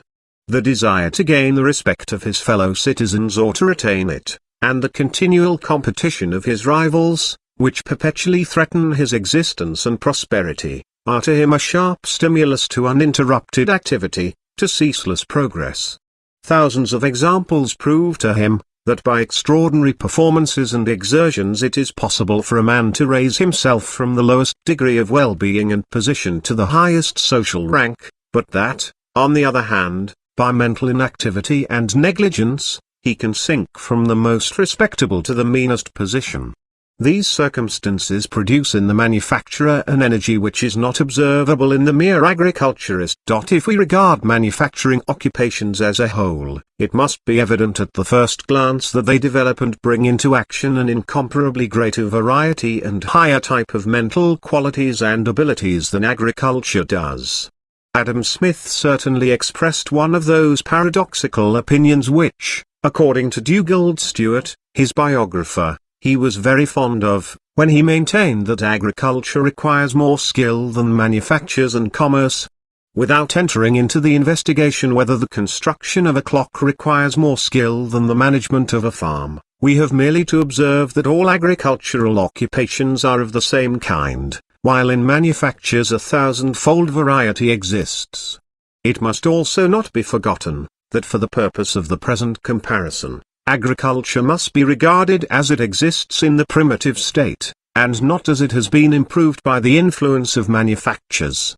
If the condition of English agriculturists appeared to Adam Smith much nobler than the condition of English manufacturers, he had forgotten that the condition of the former has been thus ennobled through the influence of manufactures and commerce. It is evident that by agriculture merely personal qualities of the same kind are put into requisition, and merely those which combine bodily power and perseverance in executing raw and manual labor with the simple idea of order, while manufactures require a thousand-fold variety of mental ability, skill, and experience.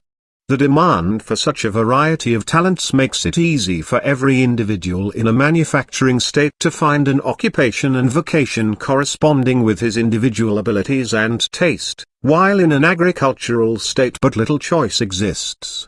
In the former, mental gifts are infinitely more prized than in the latter, where as a rule the usefulness of a man is determined according to his bodily strength. The labor of the weak and the cripple in the former is not unfrequently valued at a much higher rate than that of the strongest man is in the latter. Every power, even the smallest, that of children and women, of cripples and old men, finds in manufactures employment and remuneration. Manufactures are at once the offspring, and at the same time the supporters and the nurses, of science and the arts. We may observe how little the condition of raw agriculture puts sciences and arts into requisition, how little of either is necessary to prepare the rude implements which it employs. It is true that agriculture at first had, by yielding rents of land, made it possible for men to devote themselves to science and art, but without manufactures they have always remained private treasures, and have only extended their beneficial effects in a very slight degree to the masses. In the manufacturing state the industry of the masses is enlightened by science, and the sciences and arts are supported by the industry of the masses. There scarcely exists a manufacturing business which has not relations to physics, mechanics, chemistry, mathematics, or to the art of design, and c. No progress, no new discoveries and inventions, can be made in these sciences by which 100 industries and processes could not be improved or altered. In the manufacturing state, therefore, sciences and arts must necessarily become popular. The necessity for education and instruction, through writings and lectures by a number of persons who have to bring into practice the results of scientific investigations, induces men of special talents to devote themselves to instruction and authorship.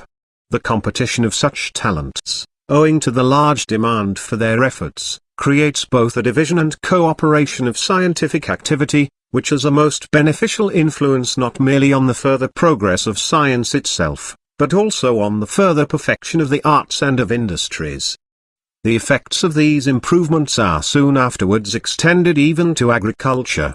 Nowhere can more perfect agricultural machines and implements be found, nowhere is agriculture carried on with so much intelligence, as in countries where industry flourishes. Under the influence of manufactures, agriculture itself is raised to a skilled industry, an art, a science. The sciences and industry in combination have produced that great material power which in the new state of society has replaced with tenfold benefits the slave labor of ancient times, and which is destined to exercise on the condition of the masses, on the civilization of barbarous countries, on the peopling of uninhabited lands, and on the power of the nations of primitive culture, such an immeasurable influence, namely, the power of machinery. A manufacturing nation has 100 times more opportunities of applying the power of machinery than an agricultural nation.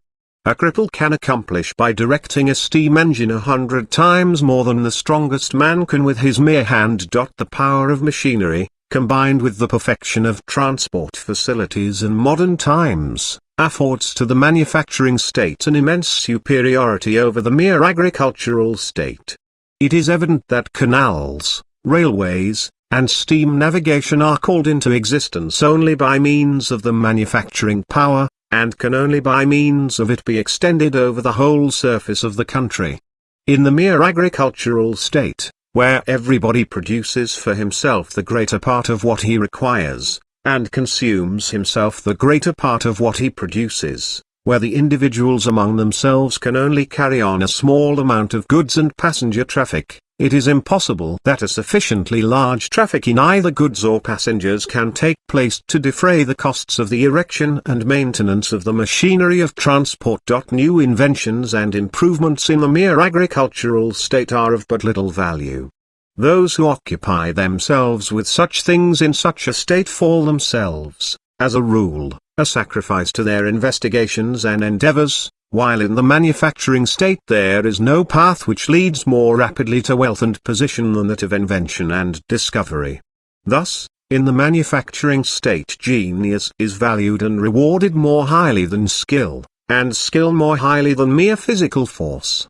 In the agricultural state, however, excepting in the public service, the reverse is almost the rule. As, however, manufactures operate beneficially on the development of the mental powers of the nation, so also do they act on the development of the physical power of labor, by affording to the laborers means of enjoyment, inducements to exert their powers, and opportunities for making use of them. It is an undisputed observation, that in flourishing manufacturing states the workman, irrespective of the aid which he obtains from better machinery and tools, accomplishes a far larger day's work than in mere agricultural countries. Moreover, the circumstance that in manufacturing states the value of time is recognized much more than in agricultural states, affords proof of the higher standing in the former of the power of labor. The degree of civilization of a nation and the value of its labor power cannot be estimated more accurately than according to the degree of the value which it attributes to time. The savage lies for days idle in his hut. How can the shepherd learn to estimate the value of time, to whom time is simply a burden which his pastoral pipe or sleep alone makes tolerable to him? How can a slave, a serf, a peasant, subject to tributes of forced labor, learn to value time, He to whom labor is penalty, and idleness gain. Nations only arrive at the recognition of the value of time through industry. At present time gained brings gain of profit, loss of time, loss of profit. The zeal of the manufacturer to utilize his time in the highest possible degree imparts itself to the agriculturist. Through the increased demand for agricultural products caused by manufactures, the rent and therefore the value of land is raised, larger capital is employed in cultivating it, profits are increased, a larger produce must be obtained from the soil in order to be able to provide for the increased rent and interest of capital, and for the increased consumption. One is in a position to offer higher wages, but one also requires more work to be done. The workman begins to feel that he possesses in his bodily powers, and in the skill with which he uses them, the means of improving his condition. He begins to comprehend why the Englishman says, "Time is money." Owing to the isolation in which the agriculturist lives, and to his limited education, he is but little capable of adding anything to general civilization or learning to estimate the value of political institutions, and much less still to take an active part in the administration of public affairs and of justice, or to defend his liberty and rights. Hence he is mostly in a state of dependence on the landed proprietor. Everywhere merely agricultural nations have lived in slavery, or oppressed by despotism, feudalism, or priestcraft. The mere exclusive possession of the soil gave the despot, the oligarchy, or the priestly caste a power over the mass of the agricultural population, of which the latter could not rid themselves of their own accord. Under the powerful influence of habit, everywhere among merely agricultural nations has the yoke which brute force or superstition and priestcraft imposed upon them so grown into their very flesh, that they come to regard it as a necessary constituent of their own body, as a condition of their very existence. On the other hand, the separation and variety of the operations of business, and the confederation of the productive powers, press with irresistible force the various manufacturers towards one another. Friction produces sparks of the mind, as well as those of natural fire. Mental friction, however, only exists where people live together closely, where frequent contact in commercial, scientific, social, civil, and political matters exists, where there is large interchange both of goods and ideas. The more men live together in one and the same place, the more every one of these men depends in his business on the cooperation of all others, the more the business of every one of these individuals requires knowledge, circumspection, education, and the less that obstinacy, lawlessness, oppression and arrogant opposition to justice interfere with the exertions of all these individuals and with the objects at which they aim, so much the more perfect will the civil institutions be found, so much larger will be the degree of liberty enjoyed, so much more opportunity will be given for self-improvement and for cooperation in the improvement of others. Therefore liberty and civilization have everywhere and at all times emanated from towns, in ancient times in Greece and Italy, in the Middle Ages in Italy, Germany, Belgium, and Holland, later on in England, and still more recently in North America and France. But there are two kinds of towns, one of which we may term the productive, the other the consuming kind. There are towns which work up raw materials, and pay the country districts for these, as well as for the means of subsistence which they require, by means of manufactured goods. These are the manufacturing towns, the productive ones. The more that these prosper, the more the agriculture of the country prospers, and the more powers that agriculture unfolds, so much the greater do those manufacturing towns become. But there are also towns where those live who simply consume the rents of the land. In all countries which are civilized to some extent, a large portion of the national income is consumed as rent in the towns. It would be false, however, were we to maintain as a general principle that this consumption is injurious to production, or does not tend to promote it. For the possibility of securing to oneself an independent life by the acquisition of rents, is a powerful stimulus to economy and to the utilization of savings in agriculture and in agricultural improvements. Moreover, the man who lives on rents, stimulated by the inclination to distinguish himself before his fellow citizens, supported by his education and his independent position, will promote civilization. The efficiency of public institutions, of state administration, science and art. But the degree in which rent influences in this manner the industry, prosperity, and civilization of the nation will always depend on the degree of liberty which that nation has already obtained. That inclination to become useful to the Commonwealth by voluntary activity, and to distinguish oneself before one's fellow citizens, will only develop itself in countries where this activity leads to public recognition, to public esteem, and to offices of honor, but not in countries where every attempt to gain public esteem and every manifestation of independence is regarded by the ruling power with a jealous eye. In such countries the man of independent income will give himself up to debauchery and idleness, and because in this manner he brings useful industry into contempt, and injures the morality as well as the industrious impulse of the nation, he will radically imperil the nation's productive power. Even if under such conditions the manufactures of towns are to some extent promoted by the consumption of the rentier, such manufactures are nevertheless to be regarded as barren and unsound fruits, and especially they will aid very little in promoting the civilization, prosperity, and liberty of the nation. Inasmuch as a sound manufacturing industry especially tends to produce liberty and civilization, it may also be said that through it rent itself is redeemed from forming a fund for idleness, debauchery, and immorality, and is converted into a fund for promoting mental culture, and consequently that through it the merely consuming towns are changed into productive towns. Another element by which the consuming towns are supported is the consumption of the public servants and of the state administration. These also may occasion some apparent prosperity in a town, but whether such consumption especially promotes or is injurious to the productive power, prosperity, and institutions of the nation, depends altogether on the question how far the functions of the consumers tend to promote or to injure those powers. From this the reason is evident why in mere agricultural states large towns can exist, which, although they contain a large number of wealthy inhabitants and manifold trades, exercise only a very inconsiderable influence on the civilization, liberty, and productive power of the nation. The persons engaged in those trades necessarily participate in the views of their customers. They are to be regarded in a great measure as mere domestic servants of the rentiers and public employees. In contrast to great luxury in those towns, poverty, misery, narrow-mindedness, and a slavish disposition are found among the inhabitants of the surrounding country districts. A prosperous effect of manufactures on the civilization, the improvement of public institutions, and the liberty of the nation, is only perceptible if in a country a manufacturing power is established which, quite independently of the rentiers and public servants, works for the large mass of the agricultural population or for export trade, and consumes the products of that population in large quantities for working up in manufacture and for subsistence.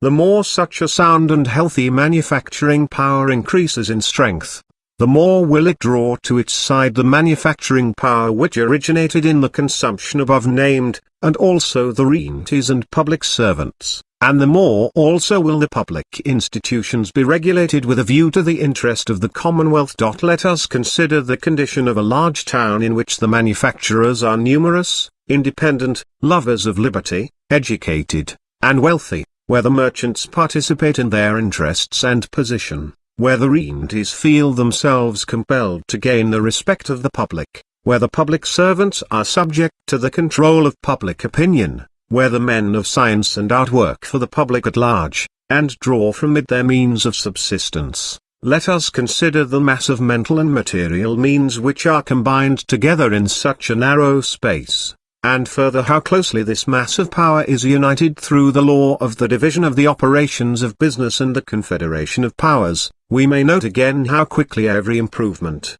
every progress in public institutions, and in social and economical conditions, on the one hand, and how, on the other hand, every retrogression, every injury of the public interests, must be felt by this mass. Then, again, how easily this mass, living in one and the same place, can come to an agreement as to their common objects and regulations, and what enormous means it can concentrate on the spot for these purposes, and finally, in what a close union a community so powerful, enlightened, and liberty-loving, stands in relation to other similar communities in the same nation. If we duly consider all these things, we shall easily be convinced that the influence on the maintenance and improvement of the public welfare exercised by an agricultural population living dispersed over the whole surface of the country, however large its aggregate number may be, will be but slight in comparison with that of towns, whose whole power, as we have shown, depends upon the prosperity of their manufactures and of those trades which are allied to and dependent on them. The predominating influence of the towns on the political and municipal conditions of the nation, far from being disadvantageous to the rural population, is of inestimable advantage to it. The advantages which the towns enjoy make them feel it a duty to raise the agriculturists to the enjoyment of similar liberty, cultivation, and prosperity. For the larger the sum of these mental and social advantages is among the rural population, the larger will be the amount of the provisions and raw materials which they send into the towns. The greater also will be the quantity of the manufactured goods which they purchase from the towns, and consequently the prosperity of the towns. The country derives energy, civilization, liberty, and good institutions from the towns. But the towns ensure to themselves the possession of liberty and good institutions by raising the country people to be partakers of these acquisitions. Agriculture, which hitherto merely supported landowners and their servants, now furnishes the Commonwealth with the most independent and sturdy defenders of its liberty. In the culture of the soil, also, every class is now able to improve its position. The laborer can raise himself to become a farmer, the farmer to become a landed proprietor. The capital and the means of transport which industry creates and establishes now give prosperity to agriculture everywhere. Serfdom, feudal burdens, laws and regulations which injure industry and liberty, disappear. The landed proprietor will now derive 100 times more income from his forest possessions than from his hunting. Those who formerly from the miserable produce of serf labor scarcely obtained the means of leading a rude country life, whose sole pleasure consisted in the keeping of horses and dogs and chasing game, who therefore resented every infringement of these pleasures as a crime against their dignity as lords of the soil, are now enabled by the augmentation of their rents, the produce of free labor, to spend a portion of the year in the towns. There, through the drama and music, through art and reading, their manners are softened, they learn by intercourse with artists and learned men to esteem mind and talents. From Nimrods they become cultivated men.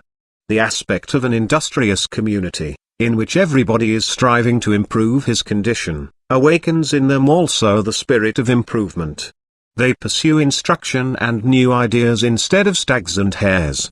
Returning to the country, they offer to the middle and small farmer examples worthy of imitation, and they gain his respect instead of his curse. The more industry and agriculture flourish, the less can the human mind be held in chains, and the more are we compelled to give way to the spirit of toleration, and to put real morality and religious influence in the place of compulsion of conscience. Everywhere has industry given birth to tolerance. Everywhere has it converted the priests into teachers of the people and into learned men.